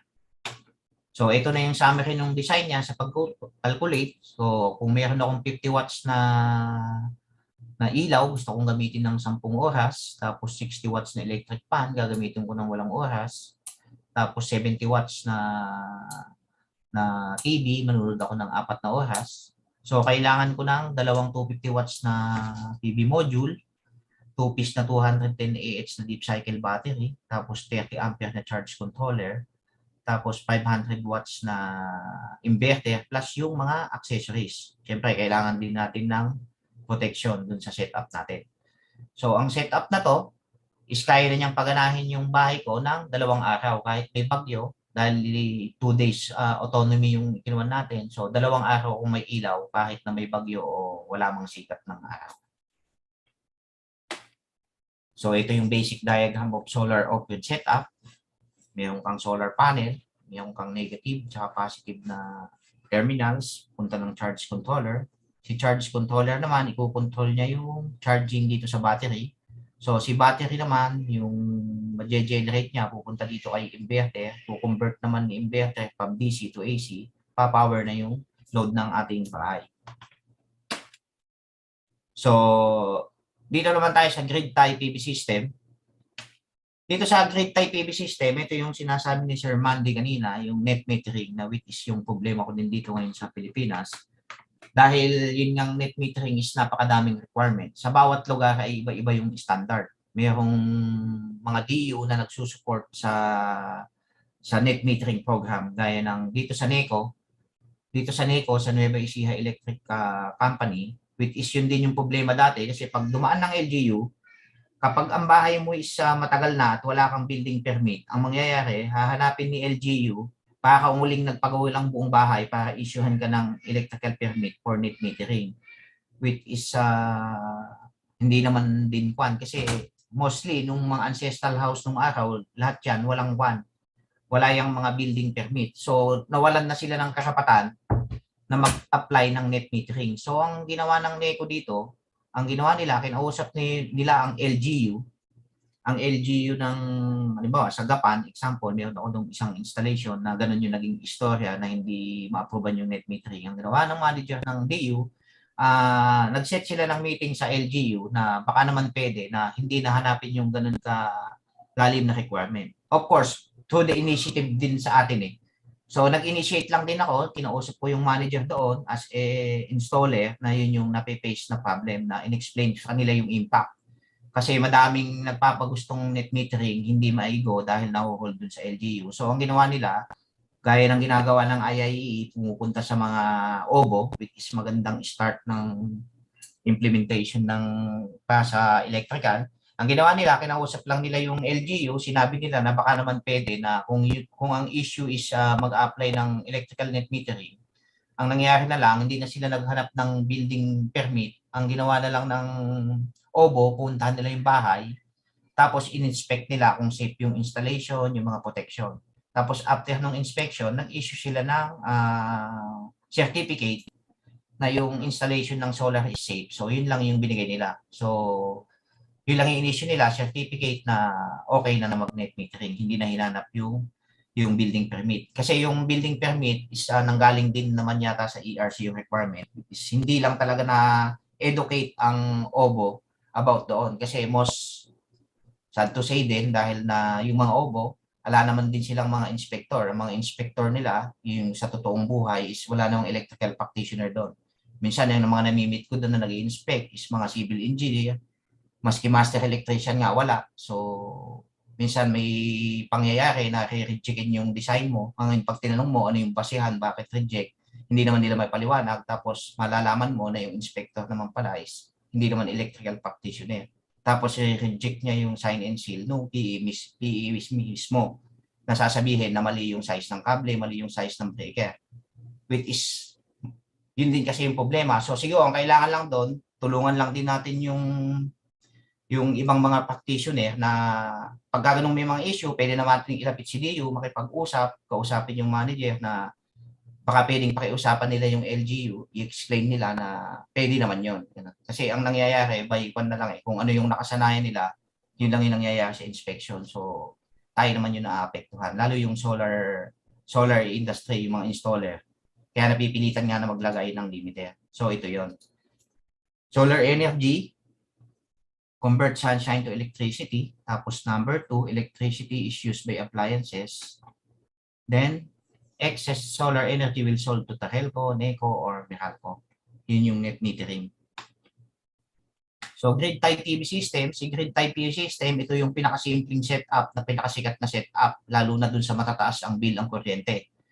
Kasi pag sinabi mong grid-tie system, i-connect mo lang siya sa grid. Once na mag-synchronize siya sa grid, wala kang overloading. Kahit ano yung load ng bahay mo, kung ano yung setup ng solar mo, yun yung isi-save mo. Ngayon, kung umalis ka ng bahay mo at naka-net metering ka, ibabalik mo lang siya dun sa DU para naman bayadan niya sa'yo yung excess na naibenta mo. So, grid tie inverter. Ayan siya. Ito yung simple diagram. Ito yung common tanong. Naka-solar pero tumaas ang bill. Isa din yan. Kaya tumataas ang bill, ito yung common problem ng mga unang nagso-solar. Sinolar yung bahay, tapos pagdating ng monthly bill, gumamit ng madaming kuryente, pagdating na shock ka, nakasolar siya pero mataas ang bill niya. So ang nangyari, dahil hindi siya naka-net metering, yung 1,000 watts na setup niya, ang load ng bahay niya is 5,000 watt lang. So lahat ng sobra, dahil hindi siya naka-limited, ibinalik lahat dun sa grid. Ngayon kasi, mayroong requirement ang mga DU na yung excess harvest, kung hindi ka naka-net metering, ikakalculate nila yan as a additional load. So, ang nangyari, sa halip na bawasan yung bill mo, nadagdagan pa siya. So, 30 days na 500 watts. So, kaya siya tumataas. So, ang ginagawa dyan ng mga installer na tulad ko, pagka hindi pa na-upload ang setup, naglalagay lang kami dito ng limiter, CT. Itong si CT na to, siya yung magbabasa ng load ng bahay. CT. Current transformer din yan, clamp lang. Ngayon, babasahin lang niya yung load ng bahay mo. Halimbawa, ang load ng bahay mo 500. Ngayon, sasabihin ni CT kay inverter mo, oy, 500 lang yung load ng bahay. Ang ilalabas lang nito, 500. 500 watts. Ngayon, ang tanong, saan naman mapupunta yung 500 watts na yon na hindi inilabas dito? Yun yung nagiging losses kapag hindi ka naka-net metering na sinasabi kanina ni Sir Mandy. Imaginein mo, kung meron kang setup na napakalaking setup dyan, tapos ang load mo maliit lang, magiging losses lang yun. Yun lang yung disadvantage pagka hindi ka nag-net metering. Pero temporary, itong city, maganda din siya. Temporary lang. Pero i-apply dapat ng net metering sa mga DU. Pero yun nga, madami siyang requirement at saka medyo yung ibang lugar, ayos, pero yung iba, medyo mabigat yung mga requirement nila kasi nagkakandak pa sila ng harmonic study, distribution impact study, madami silang hinahanap. Kaya nadi-discourage minsan yung mga aplikante na gustong mag-net metering. So, advantage ng grid tie PV system offer the advantage of unlimited utility power when you need it. You can also sell your extra energy back to the grid. Connecting the grid is an essential aspect of lowering the cost of your system. Disadvantage. Ito lang yung disadvantage niya. You will not be able to receive power to your house when the grid is down kasi nakasynchronize ka sa grid. Ito naman yung the best na setup is the hybrid PV system. Si hybrid PV system is yung combination ng grid tie at off-grid PV system. Yan yung setup niya. Mayroon kang inverter, battery, tsaka solar. Yan siya. Ito yung kagandahan ng hybrid system. Kung meron kang setup na hybrid condition, when there's a full sunlight to sustain the energy of the load, kung full sunlight ka, tapos kaya yung load ng bahay mo, halimbawa, ang setup nito, sabihin mo 500. So, mayroon kang 2,000 watts na solar. Tapos, ang load ng bahay mo is 100, hybrid yung setup mo. 100 watts na hybrid ng setup mo. Ngayon, yung sobrang 1,000 nito, ilalagay lang niya to sa battery, yung 1,000.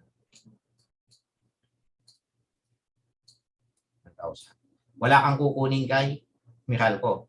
Kahit may excess harvest ka, ilalagay lang niya sa battery. When there's a sunlight to sustain the energy of the load. Ngayon,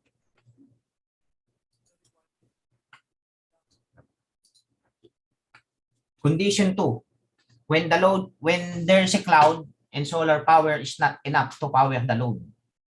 Ngayon, biglang kumulimlim, biglang yung harvest ng solar mo ay bumagsak. Sabihin natin naging ang load mo 1,000, kumulimlim, natabingan yung naging 900 watts na lang yung mo, cloudy.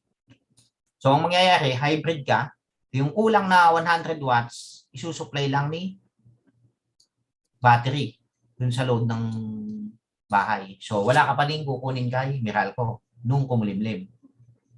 So, hybrid. Scenario 3, biglang nag-brown out. Biglang nag-brown out, wala ka pa ding interruption. Ang mangyayari lang dyan, pag nag-brown out ka ng maga, yung solar harvest mo na 2,000 watts, nag-brown out ka, susupplyan pa din ni inverter yung load ng bahay mo, pero hindi ka gagamit ng battery. Brown out ng maga kasi meron ka pa ding harvest dun sa solar. Ang mangyayari dyan, susupply niya yung 1,000 watts mo, si battery, i-maintain pa din yung charge niya.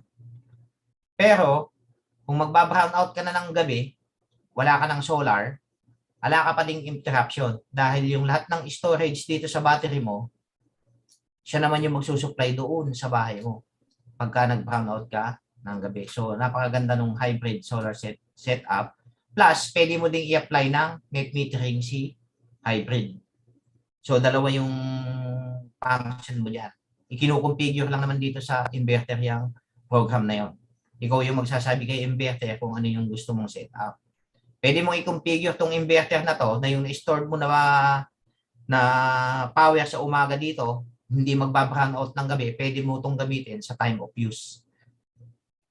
Time of use mo, gagamitin muna yung lahat ng laman ng battery. Tapos pag naubos yung battery, automatic, susupply si Meralco. Wala ka pa ng interruption. So ang savings mo, umaga at saka gabi. Plus yung excess harvest, pag naka-net metering ka, ibebenta mo kay Meralco. Ang nangyayari dito, usually, may utang pa yung Meralco pero hindi naman nila ibibigay na pera yun, consumable.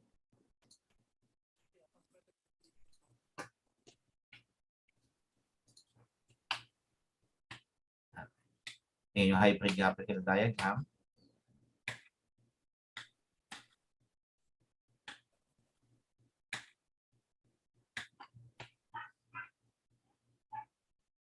So advantage, this system is good, best for areas where you have grid power but the grid goes down often. Yung laging mga nagba-brown out. Disadvantage, very expensive. Kasi kailangan mo ng battery tsaka ibang mga equipment. So yung sa solar sizing ng hybrid system, so pareho lang din naman nung kanina. Halos wala siyang pinagkaiba. Doon sa hybrid system design calculation, meron ko lang 4 na step. Load analysis, sizing of solar PV panels, sizing of inverter, and sizing of battery bank. Yung load analysis naman yan, hindi naman yung load analysis na kinakalculate natin pagka nag-a-apply dun sa mga OBO. Yung load analysis, ang gagawin mo lang sa step 1, kunin mo yung monthly consumption ng bahay o kaya yung bill. Tapos kunin mo lang yung daily consumption niya per day. Tapos, i-size mo, base doon yung size ng panel mo. So, daily consumption divide sun peak hour times 1.3 which is yung i-discuss natin kanina. So, makukuha mo na yung size ng panel. Doon naman sa pag-size ng inverter, ang gagawin mo lang, kunin mo lang yung total, halimbawa, ito. Mayroon kang 1,475 watts. So, ang inverter mo, multiply mo lang ng 2, pwede kang mag 3 kilowatts. Basta kailangan, lagi lang siyang mas mataas dun sa setup na panel mo. Yung inverter mo, kailangan laging mas mataas dun sa solar setup mo. Pero pwedeng yung solar setup mo, mas mababa dun sa inverter para meron kang room to upgrade. Yung sizing battery bank, ganun lang din sa ginawa natin kanina. Kunin mo lang lahat ng load, tapos i-calculate mo kung ilang oras mo siya gagamitin. Pag nakuha mo yung total watt hour per day niya, multiply mo sa nominal voltage, so makukuha mo na yung size ng battery bank. So, that's all na presentation. So, limited lang kasing oras natin. Kaya, thank you.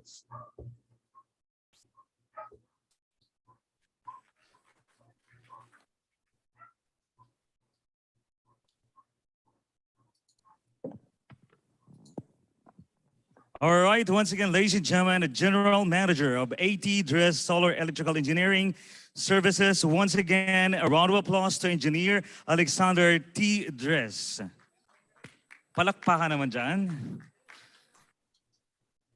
And of course, as usual, ladies and gentlemen, it's time for a question and answer portion. And we would like to invite our audience, both virtual and physical, to raise or to give your questions. If you have any questions about the topic photovoltaic solar, as we know that this is one of the most important topic today is because we're running out of our fossil fuel, the main source of our energy today. And this is really important since this is one of the cleanest energy that we're using here in this planet. So any questions from our virtual chat rooms or from our, yes, it's from engineer. One second, sir. Yeah, Francis. Okay, Engineer Francis. Question from Engineer Francis. Sir Alex, good evening. Oh, good evening, Francis. Nice to see you again. Sir Alex, may question ko talaga ito kasi siyempre plano rin ako dito sa solar sa pag-uwi ko na ngayon. Uwi ka na ba? Sa hirap ng buhay sa Pilipinas, siyempre pag sahod mo, bibili ka ng solar panel. Sa next mo na mga sahod, bibili ka naman ng battery. Sa standalone sa standalone o sa upgrade. Sa susunod nga naman, bibili ka naman ng charge controller. Ang tanong ko, Sir Alex, kung minsan ito, mahirap ito kay mapalakol tayo ito ng may-ari ng bahay. Pag ang battery maglubo, lahat itong rate of return of investment, instead nga makuha natin sa 4 years, 1 year pa lang sira na ang battery natin ngayon. Ang tanong ko sa iyo, okay na ito, naunawaan ko na ito doon sa pag-size ng charge controller, doon ko sa kapasidad ng battery at saka ng panel. Pag ang 250 watts divided by 12 times 1.3, yun ang rating ng charge controller. Kung ngayon ang tanong ko kung paano ito i-set up, Engineer Alex, pag ang aking nagbili ako ng charge controller, hindi sila package. Like for example, nagbili ko ng battery, ibang model naman o manufacturer, nagbili naman ko paano ko ito i-set up ang like for example, float voltage. Siyempre kung hindi mo ma-set up, maglapit-pit itong cell. Isang taon pa lang ito, sira na, maparangay ko ito. Ngayon, ano ang gagawin ko ito? Okay. Bali yung pag-setup niya siya, mayroon siyang setting dun sa pag bumili ka ng, halimbawa, bumili ka ng charge controller, mayroon siyang manual. Mayroon kasing mga setting dun na nakalagay na. Mayroon siyang instruction kung paano mo i-set yung float voltage, yung low voltage, yung under voltage. So, ando naman siya sa manual. Ngayon, kung medyo nalilito ka, i-kuan mo lang ako kahit mag-kuan tayo, mag-messenger, i-video lang. Pero pag yung kasing mga ganyan, usually mayroon na dun sa manual na instruction kung paano siya install, kung yung safety niya. Yun ang ako kasi naiwasan ko yan, baka mapalakol tayo doon ng pagdating natin sa Pilipinas. Kang battery, 1 year pa lang nagka-pit-pit na kasi ang setting doon. Kasi iba talaga kung package, walang problema. Ang problema kung hiwalay-hiwalay. Una, ang sa equalize kung anong klaseng step up, constant voltage or step current o modified. Hindi ko alam kung paano ko i-set up yan. Actually, ang magiging advice ko lang, Sir Francis, is kung bibili ka ng complete setup, yung piliin mo yung talagang legit na mga nagbebenta ng kuwan kasi mayroon silang mga technical support. Hindi ka nila hayaan na install nang hindi i-guide. So, yun lang naman yung advice ko. Bumili ka dun sa legit na nagbebenta na nakakaintindi dun sa solar, pa yung lahat ng concern mo is matutulungan ka niya during installation. Huwag dun sa nagbebenta lang. Mayroon kasing mga nagbebenta na talagang nagbibigay ng technical support hanggang ma-install yung system. Okay, Sir Alex, maraming salamat po. Okay na po. All right, thank you so much. Any more questions from the audience? Okay, sir. What's your name, sir? Okay, Engineer Richard, a question Okay, a question from Engineer Richard De Belen. Please, sir, please join me here on stage.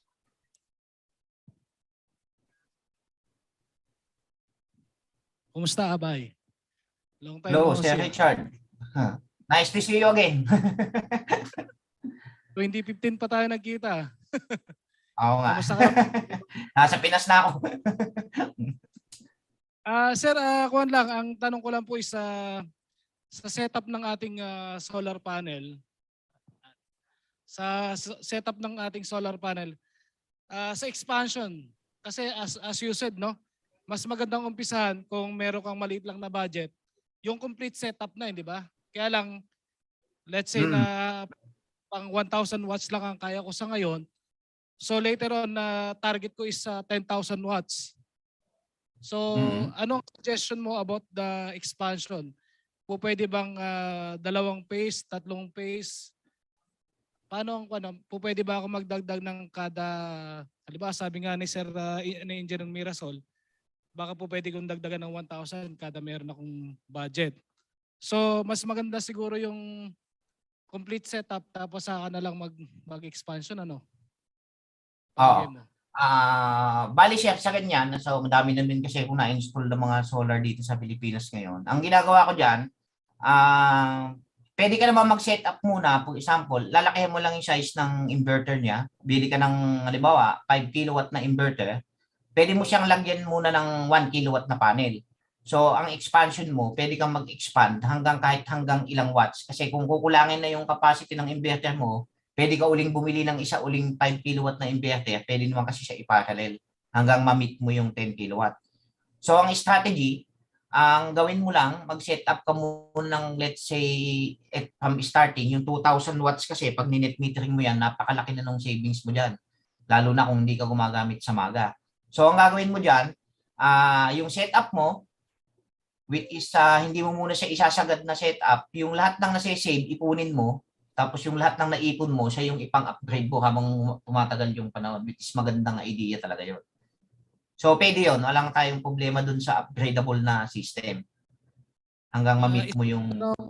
Abay, bali, suggestion mo, magkano ang budget nung initial setup na yung mga 1,000 to 2,000 watts, mga magkano na yun?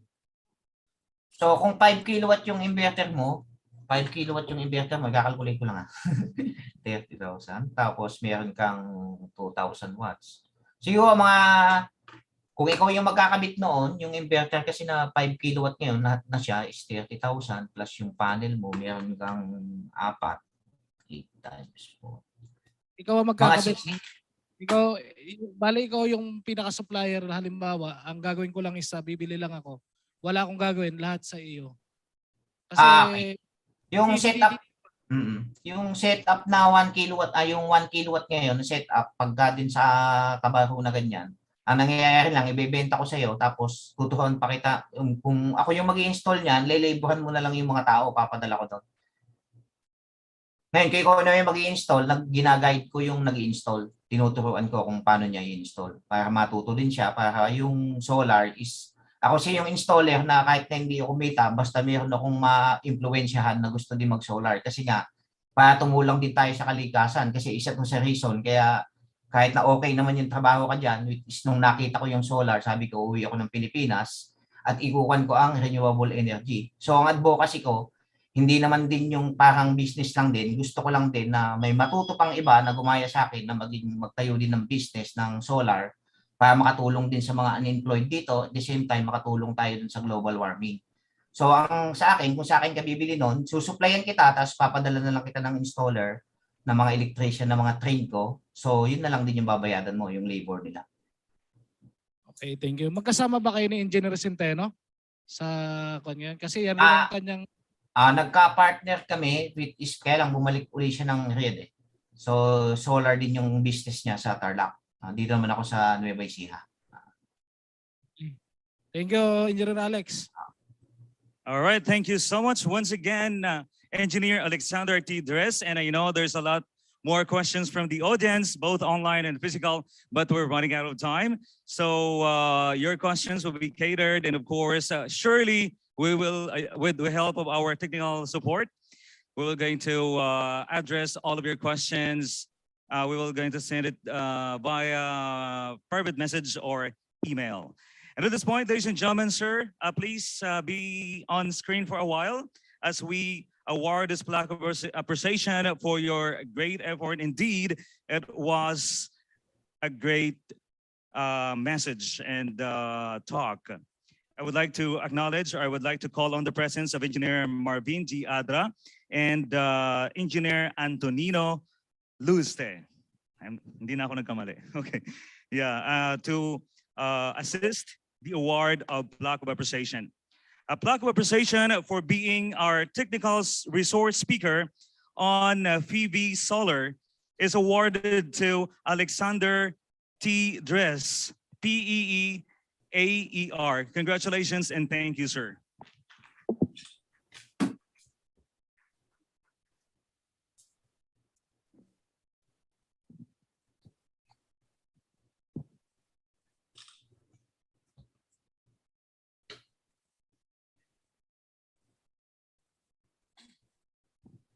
All right, a round of applause once again to Engineer Alexander T. Dress. Thank you so much for your efforts, sir. Thank you so much. And at this point, ladies and gentlemen, it's my honor to present to you our last speaker for today's event. Okay, so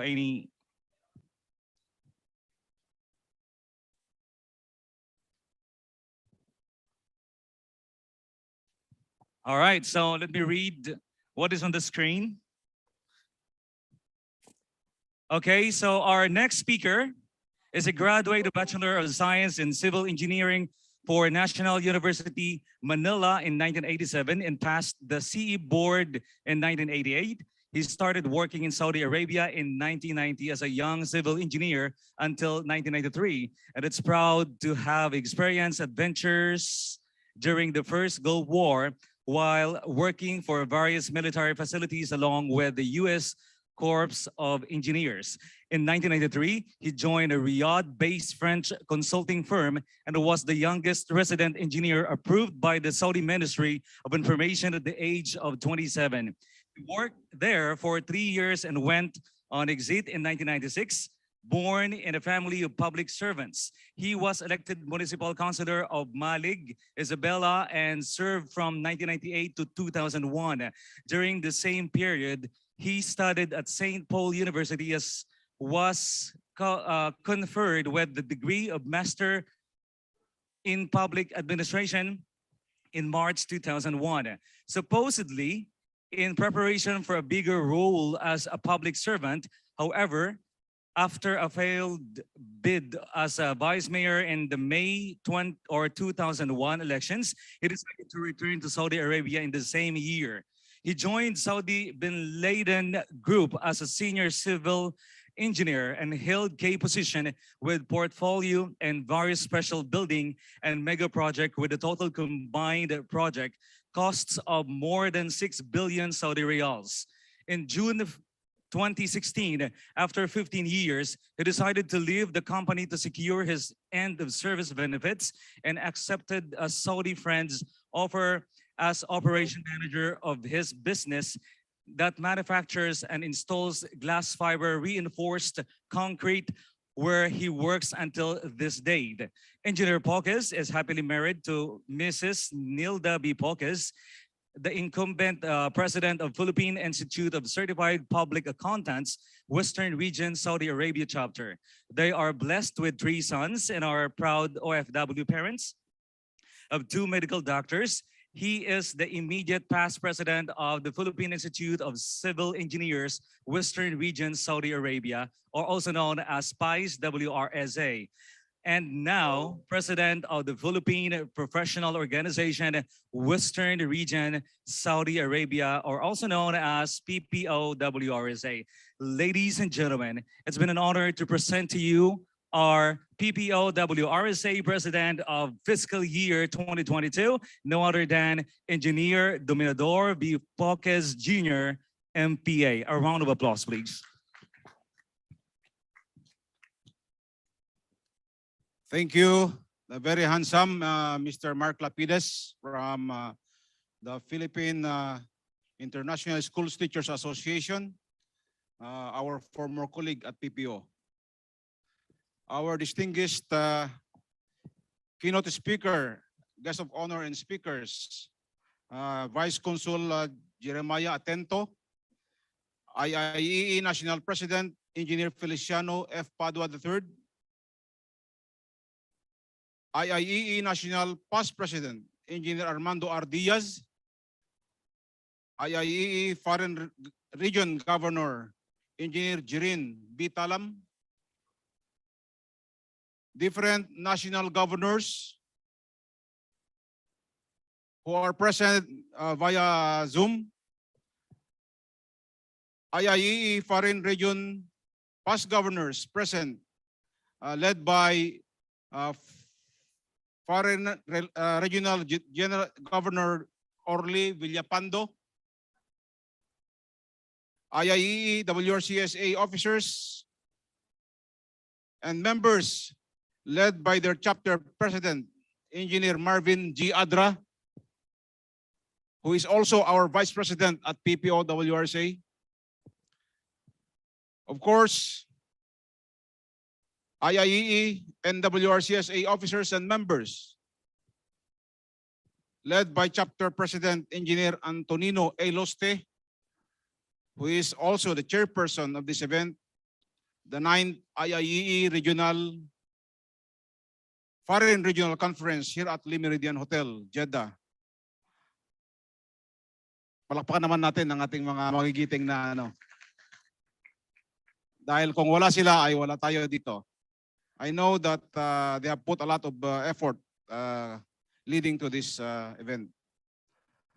Past chapter presidents of the two host chapters who are with us, Past President Bernard Alayban, Past President Roland Panganiban, Past President Hofer Lau, and Past President, of course, my good friend, Engineer Kaloy Rehilme. All of them are good friends in a way because they are familiar names and former colleagues at PPO. Our distinguished resource speakers, Engineer Jess Santos, Engineer Primo Beltran, at yung huling nag-present kanina, Engineer Alex Driz. It's very timely, yung kanyang topic. And all the technical presenters from JAA Delta Group, Cleantech, and TIA. Palakpakan naman natin kasi they are also the reasons why we're here. All IIEE members and delegates from different national and foreign regional chapters led by the respective chapter presidents. I believe we have here from the Eastern Province of Saudi Arabia, Engineer Richard De Belen, sir, President of IIEE Eastern Province. Of course, let me also greet our other colleagues at PPO. Baka magalit sa akin. Engineer Pete Villa, sir. Kakanta siguro mamaya, sigurado. Engineer Edwin Ramirez, sir. And of course, Engineer Rodel Tumagan.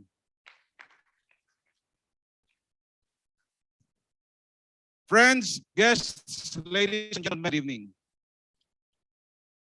On behalf of the Philippine Professional Organization, Western Region, Saudi Arabia, it is a great honor and privilege for me to be joining you here at the 9th IIEE Foreign Regional Conference as one of your guests, and I would like to salute and congratulate IIEE, especially the leadership of the two host chapters for the efforts and resources that they put in leading to this momentous event. For those who are not familiar about PPO WRSA, it is an umbrella organization of 13 different professional organizations composed of professional civil engineers, electrical engineers, mechanical engineers, electronics engineers, architects, certified public accountants, nurses, dentists, respiratory therapists, and professional teachers in the whole western region of Saudi Arabia, of which our hosts, IIEE, WRCSA, and IIEE and WRCSA chapters are both regular members, duly represented by their 4 representatives from each member organization. The Philippine government, under Executive Order number 835, series of 2009, mandated the Philippine Professional Organization in partnership with PRC, the DFA through the Philippine Embassy or Philippine Consulate General, and DOLE through the Polo OWA in the conduct of special professional licensure examinations or SPLE in the Kingdom of Saudi Arabia and other Middle East countries. During the old days, our fellow OFWs have to go to the Philippines to be able to take their board examinations. However, through the SPLE, many of our kababayans were able to take the board exams here and have become licensed professionals.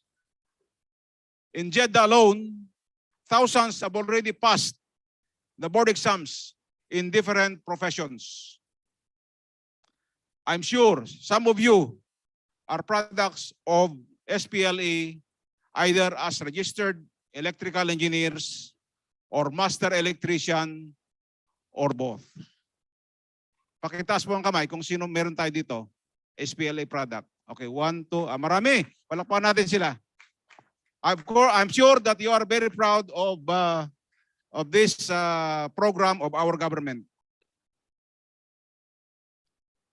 Today, the Philippine Professional Organization, WRSA, still continues to organize review classes and facilitate the conduct of SPLE through its 13 different member organizations. As we remain committed to this noble cause of helping our kabayans become full-fledged professionals for as long as we have aspirants and the circumstances allow us to conduct SPLE in the kingdom. To date, we still have good number of SPLE aspirants within the range of 700 to 800 candidates. As we all know, that due to the COVID-19 pandemic, we had no SPLE in 2020 and 2021. And now, 2022, the SPLE, which is usually conducted during Hajj holidays, has been postponed by PRC Manila. In fact, coming to this event, I had a mixed emotion, both sad and happy. Sad because it is supposed to be, today is supposed to be the final registration day or the first examination day of SPLE 2022 if it was not postponed. On the other hand, we are happy because today is day 1 of this momentous 2-day event hosted by 2 of our regular member organization, PPO. There could have been no perfect time for this event other than this beautiful day. So on behalf of PPO WRSA, I would like to thank IIEE WRCSA and IIEE and WRCSA chapters for both being active member organizations of PPO, and IIEE through these chapters continues to be a pillar of PPO. In fact, IIEE was PPO president in the year 2012. That was Engineer Yusuf Admain, if I'm not mistaken. And then IIEE is the current vice president in 2022, represented by, of course, Vice President Engineer Marvin Adra. And in next year, 2023, I am happy to officially announce here in this hall that the next PPO president will be coming from IIEE. pursuant to PPO's yearly rotation of presidency under its 2022 CBL. So let us give IIEE a round of applause. Now, the program says inspirational message. Well, what inspirational message can I tell you? Seemingly very successful people in this hall. But for the sake of complying and for those who may need it, let me share to you instead some things I have learned throughout my journey here in Saudi Arabia since I came here in 1990 as a very young civil engineer. Hoping that you will not misunderstand me and say that I am bragging, but instead take it as an inspiration, especially to those younger people in this hall or to those who may find it somehow inspiring, even taking from someone like me whose college grades were at the border of 2.75 to 3.0 only. Although all this that I want to share to you were not even taught in the College of Engineering. Number one, when I was younger, when I came here in 1990, when my boss calls me, I immediately grab a pen and paper. And then I do my job as perfect as possible without missing a single item. Kasi sinulat ko eh. Basta tinawag ako ng boss ko, bago ako pumunta doon sa kanya, igagrab ko yung ano. Hindi ako po pinalumapit na hindi ko magdadala na isa pala sa isang ballpen. And that made me the most requested engineer by the big managers and directors that even caught the attention of my first company's vice president and general manager. So nung nakita ng ano niyon, parang pinag-aagawan na ako ng as a young engineer. So tinuloy-tuloy ko 'yon. Hindi naman tinuturo sa atin sa school yun eh. Nagagawin mo yung gano'n, di ba? Number 2, do not get intimidated by anyone. Huwag matakot. Don't be afraid talking to big people. Okay? Remember, you are an engineer or you are a master electrician for that matter. Alam mo yung trabaho mo. So if you cannot talk to big people, you cannot also work with big people and therefore you are not fit for any key position. I don't know if, alam ko maraming dito. I'm sure that yung mga successful sa inyo dito, you can talk from the lowest person up to the kahit sheikh pa yan o yung may-ari ng kumpanya. Number 3, innovate to stay competitive. Do not limit yourself doon sa comfort zone mo lang. Ito lang, magaling ako dito. No. Stay out of your box, sabi nga nila. Isang example dito, one example, sinong mahilig dito ng rubbers? Adidas, Nike, Reebok, yung competition nila. Noong unang panahon, ang nagumagawa lang ang sikat lang na yung nung nag-away yung magkapatid na Dassler brothers from Germany, si Adolf Dassler o Adi Dassler, at saka si Rudolf or Rudy Dassler. Naghiwalay sila ng dahil sa away nila, naghiwalay sila ng at nagpatayo sila ng kanya-kanyang gawa ng sapatos. Yung isa, si Adolf, si Adi, yun yung Adidas. Yung isa, si Rudy Dassler, Rudolf Dassler, yun yung Puma. Okay? Ngayon, habang sila lang nagko-compete na ganun. Siyempre, mas sikat yung Adidas, di ba? Nung pumasok ngayon yung Nike. Pagpasok ng Nike, inuovertake niya yung kahit yung Adidas, inuovertake niya. Okay? Pagkatapos dahil nung inuovertake ng Nike yon, biglang pumasok naman itong Reebok. Inuovertake ni Reebok yung kahit yung Nike. Anong nangyari ngayon? Noong ang naisip nitong si Nike, nung sa competition nilang ngayon, laging naggaganunan, bumulusok na itong Nike. Bakit? Dahil doon sa ang ginawa nila maliban sa in-innovate nila yung kanilang they innovated their product at the same time nagbayad sila ng mga ng by the hundreds of millions yung mga kilalang mga sportsman kagaya ng at pinersonalize nila kagaya ni Air Jordan, ni Michael Jordan. At ngayon LeBron James kung ano-ano. So that made the story of Nike, and this is by far the most successful sportswear until this time. Yon, kaya yon ang kwento ng mga innovations. One example. Number 4, when opportunity comes, grab it. Okay, i-grab natin yung opportunity.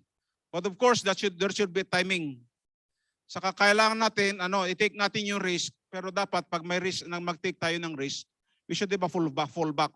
For example, kung inakala natin na kasi yung mapalad yung mga yung mga nagbibigay ng ng mga kumpanyang nagbibigay agad kahit na hindi ka humingi, binibigyan ka ng increase. Paano yung hindi?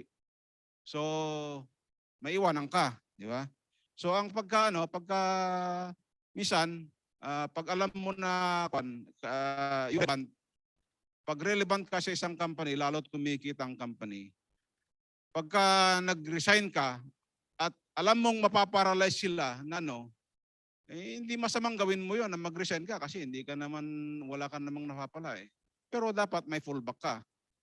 I bet you na pagka ikaw ay palis na, gagawin nila lang lahat para sa ganun mag-stay ka lang. Talaga, yun ang mo.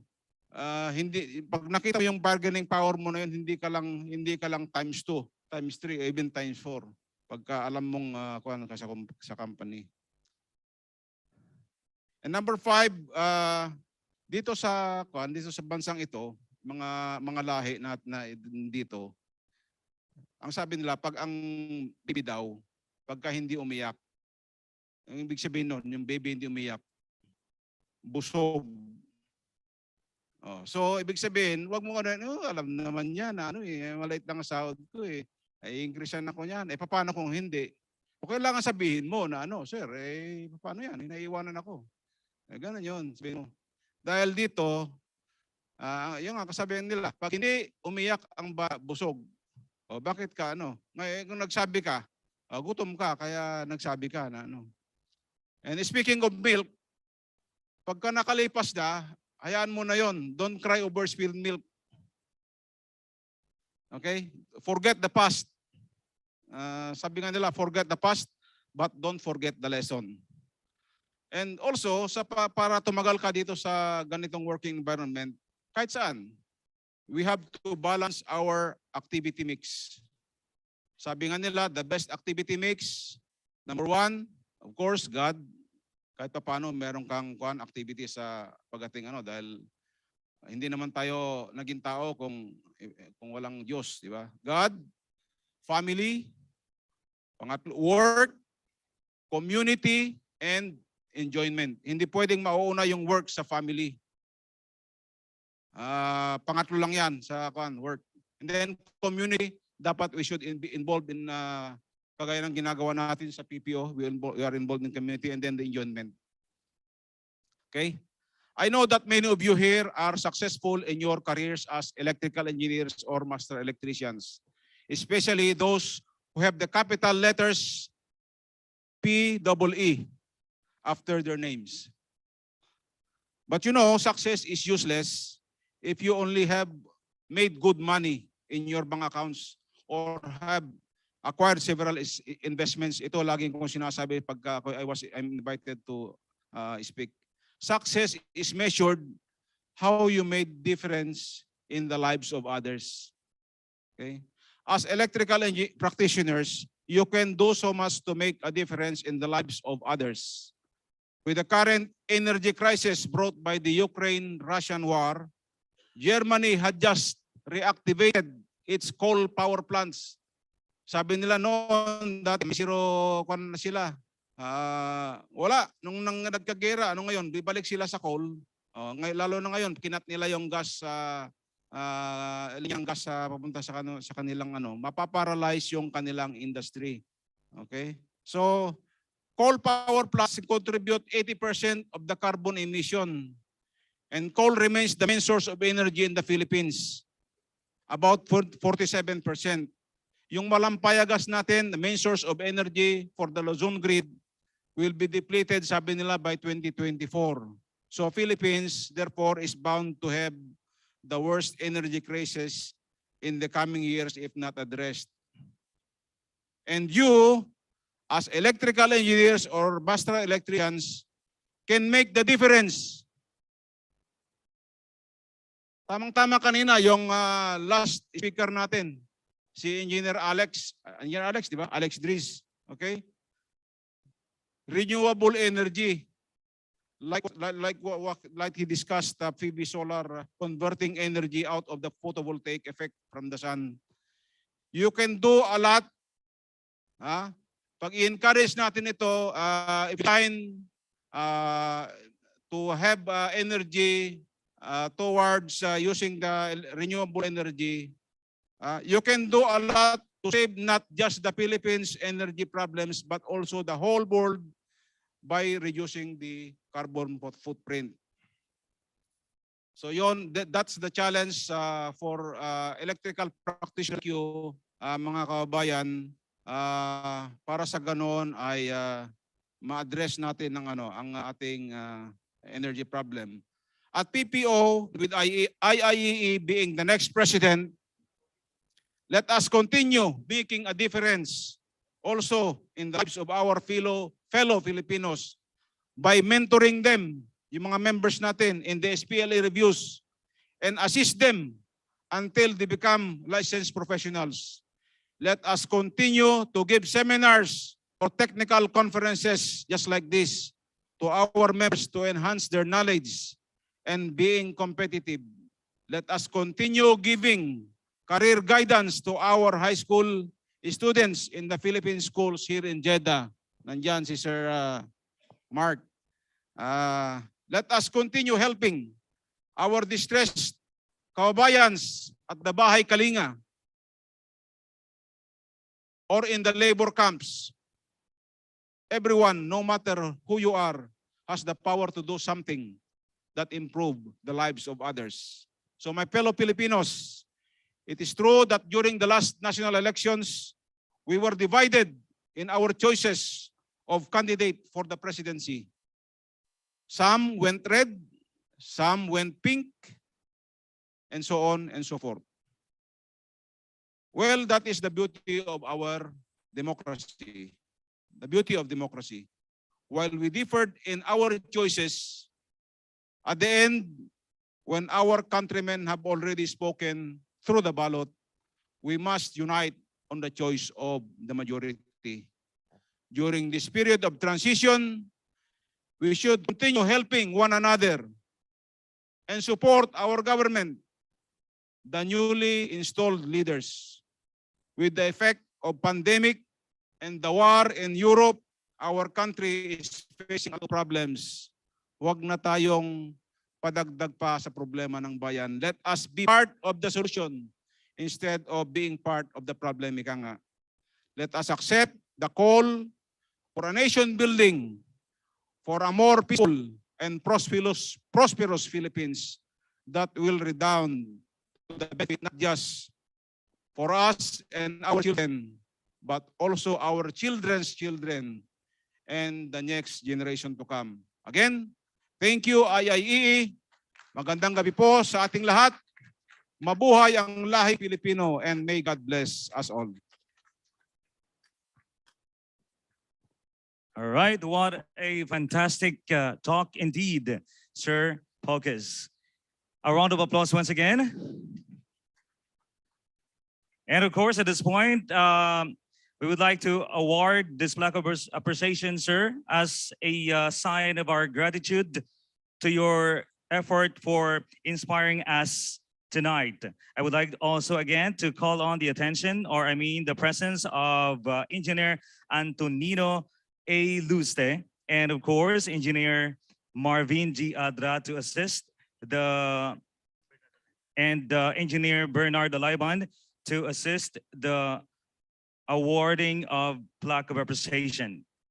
All right, so Institute of Integrated Electrical Engineers of the Philippines Incorporated is proudly present this plaque of appreciation for being our guest of honor to Engineer Dominador V. Poques Jr. of 2022 President PPO WRSA. Thank you so much, sir, and congratulations.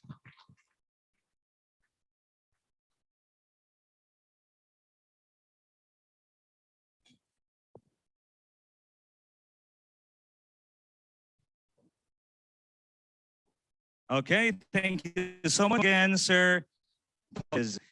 Okay, so we reached, yes, sir. And of course, we reached the peak of this program, ladies and gentlemen. Of course, this will not gonna be completed without the pictorial. Okay, this will become our, of course, another chapter has been ended, and of course, as also our to commemorate in the future. Of course, but before anything else, I just really want to invite once again all of you to be here tonight at exactly 7 p.m. for 7 p.m., right? Yeah, for the gala night. And of course, the registration is worth 150 reals. And we expect 100% attendance because, you know, our league or our engineers are actually prepared some intermission numbers, a lot of numbers to prove that they are not just some kind of good for being an engineer. Hindi lang sila maging sa pag ano tawag doon sa mga electrical something or technical something, but of course they have also talent. They're also good in terms of talent. So you will going to witness later, and especially in dancing and singing. So I hope that all of you will be here tonight. Can I expect that, guys, sirs and moms? Parang hindi talaga. Parang ano. All right, thank you so much. And of course, I would like also to grab this opportunity to thank all of you, especially our guests and especially our technical support. So we know that the struggle is really not a joke for them, and we really admire your effort to solve the problems. Thank you so much, and please clap your hands to them. And of course to Sir Luis, yeah, thank you so much for making this actually event. I'm just a face here, but actually the one who drives the program is actually Engineer Luis. So thank you so much, and please give him a round of applause. And of course, thank you so much also for all of you guys, the blood and life of this organization, your organization. Thank you so much, the members and executive of this group. Thank you so much for making this event possible. So please clap your hands to yourself.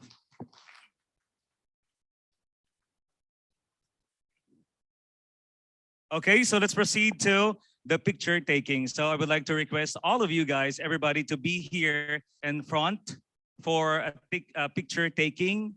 First picture will be all of you, the what do you call this, the physical participants. And after that, I would like also to request our virtual audience and virtual participants to open their camera for the second picture, because we're gonna have our overall pictures after and followed by each chapter later on. So please, everyone, because I know that all of you are now excited for the gala night. So please occupy the upper and lower stage.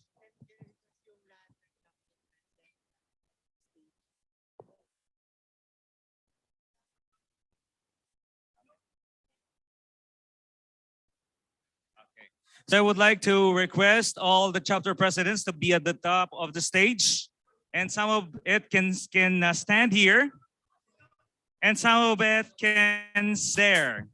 So please, and just follow our beautiful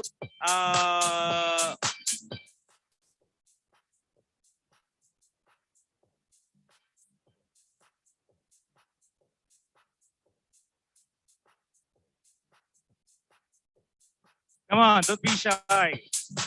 Ladies and gentlemen, sirs and moms, the sponsors. We would like to thank, by the way, our sponsors too. Thank you so much.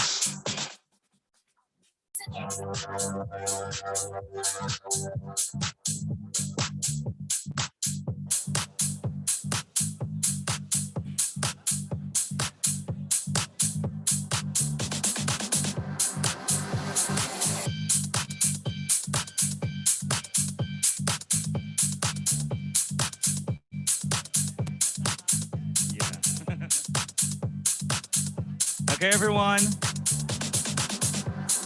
Men at the back.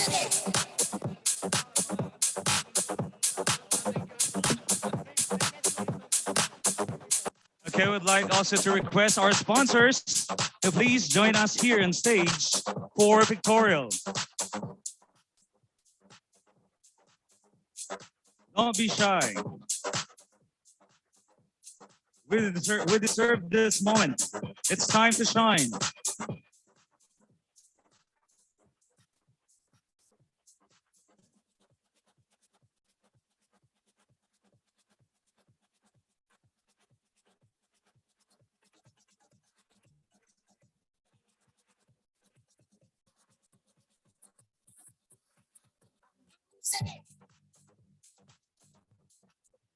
We would like to request also our virtual participants to please turn on or open your camera for pictorial.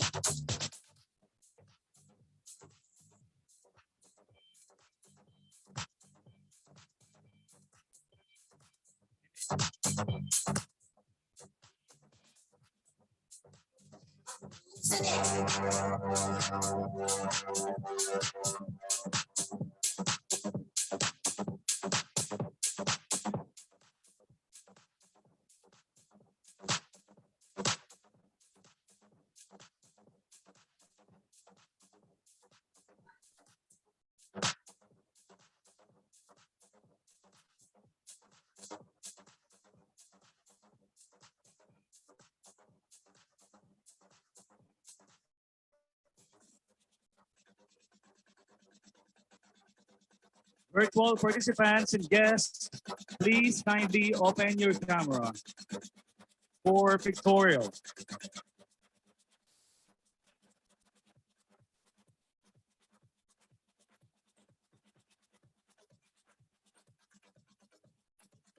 And don't forget to wear a smile.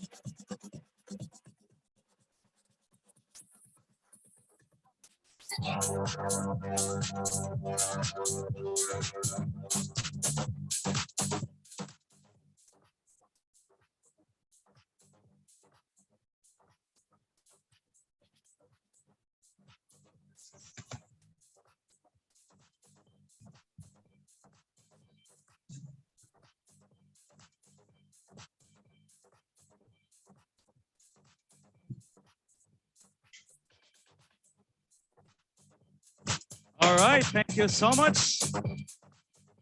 And for the group picture for each chapters, I would like to request the presence of ERCSA to remain on stage for a while for the group picture. Again, ERCSA chapter for the group picture together with our guest speaker, Sir Dominador Focus Jr. and the other guest speakers.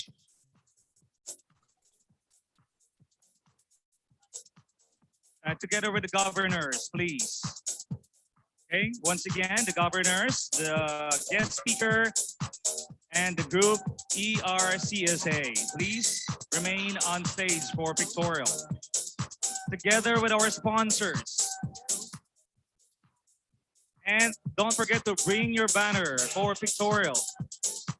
Bring your banner. Next group, get ready. CRCSA, get ready after ERCSA.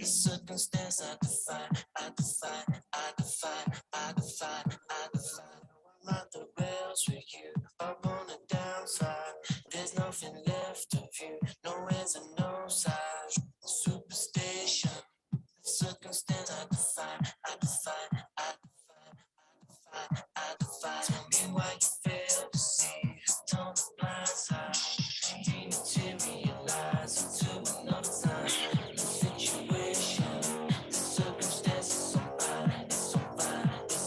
Dopamine machine.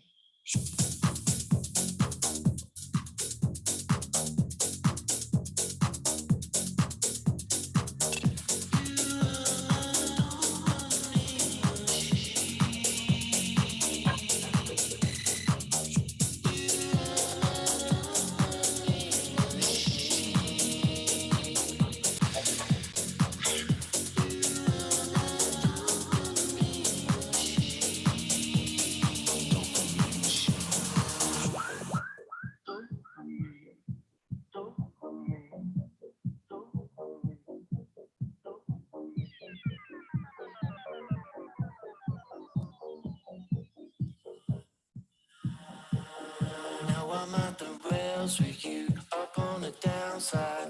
There's nothing left of you, no ends and no sides. All right, thank you so much, ERCSA. Next, CRCSA. Please be on stage, including our guest speaker and governors and sponsors. Please remain on stage for pictorial together with CRCSA chapter, together with your banner, please.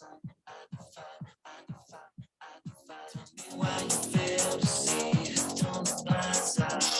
Need to materialize into another time. Situation, circumstances, somebody.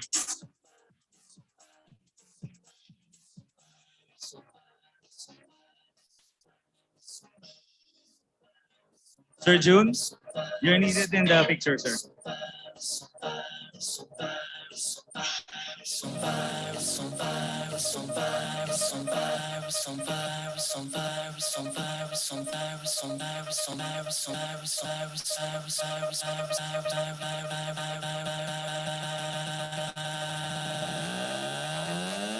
Dopamine machine.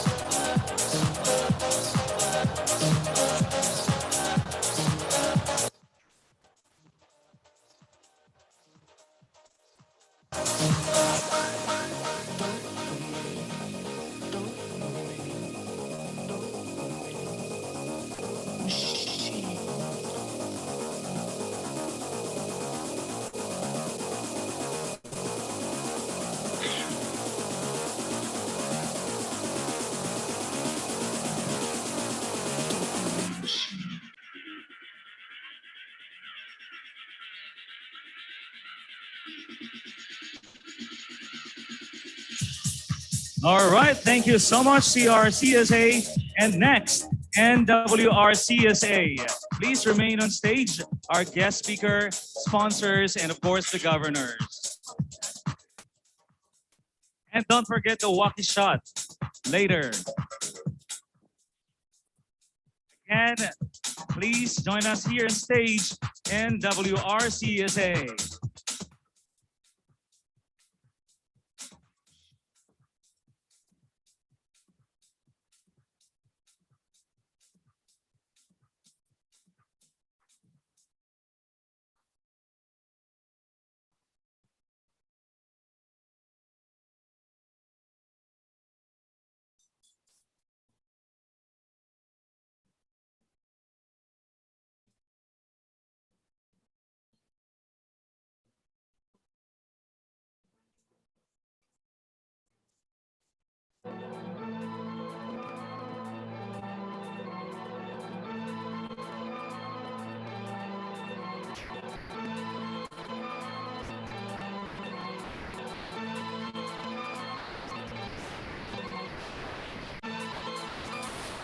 Wear your poky smile. And the walkie after.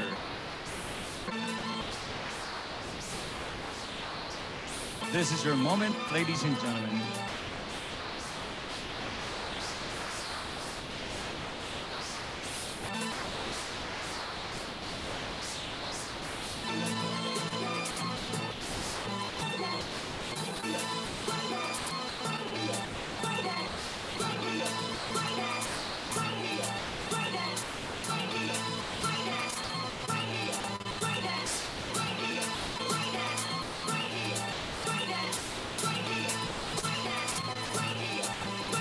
All right, walkie pose, walkie pose.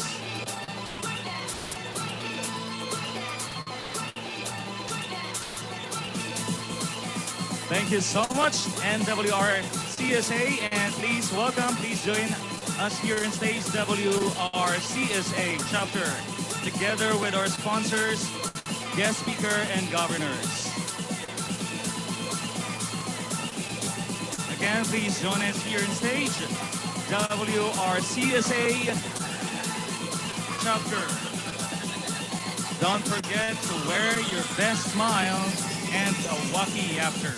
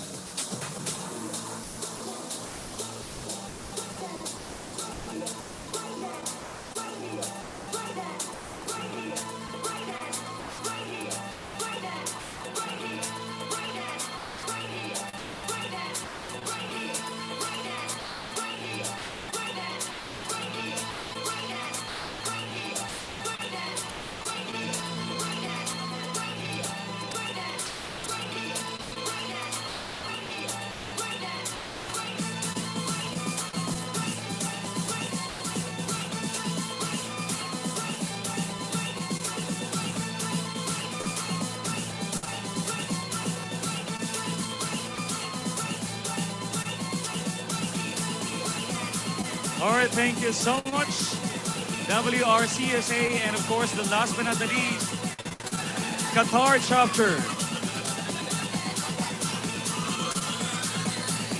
Okay. Qatar chapter, and then after that, the two host chapter. Okay, together with our sponsor, last, sir, one more, sir, and the guest speaker and the governors. Qatar chapter.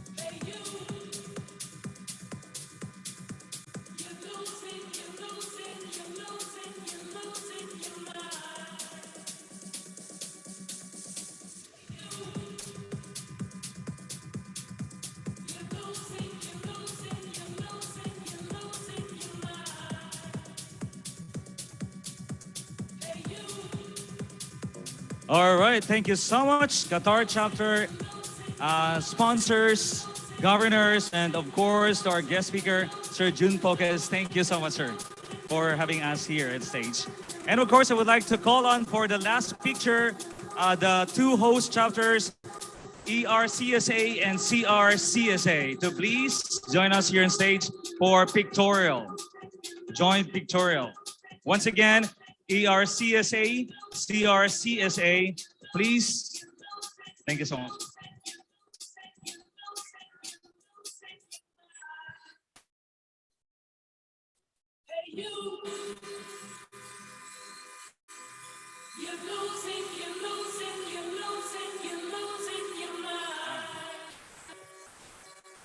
And of course, to our guests, you are actually free to visit the booth of our sponsors to see their products in Rio.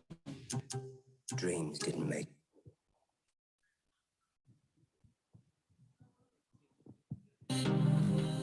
And the registration for the gala night is now open, so feel free to be there.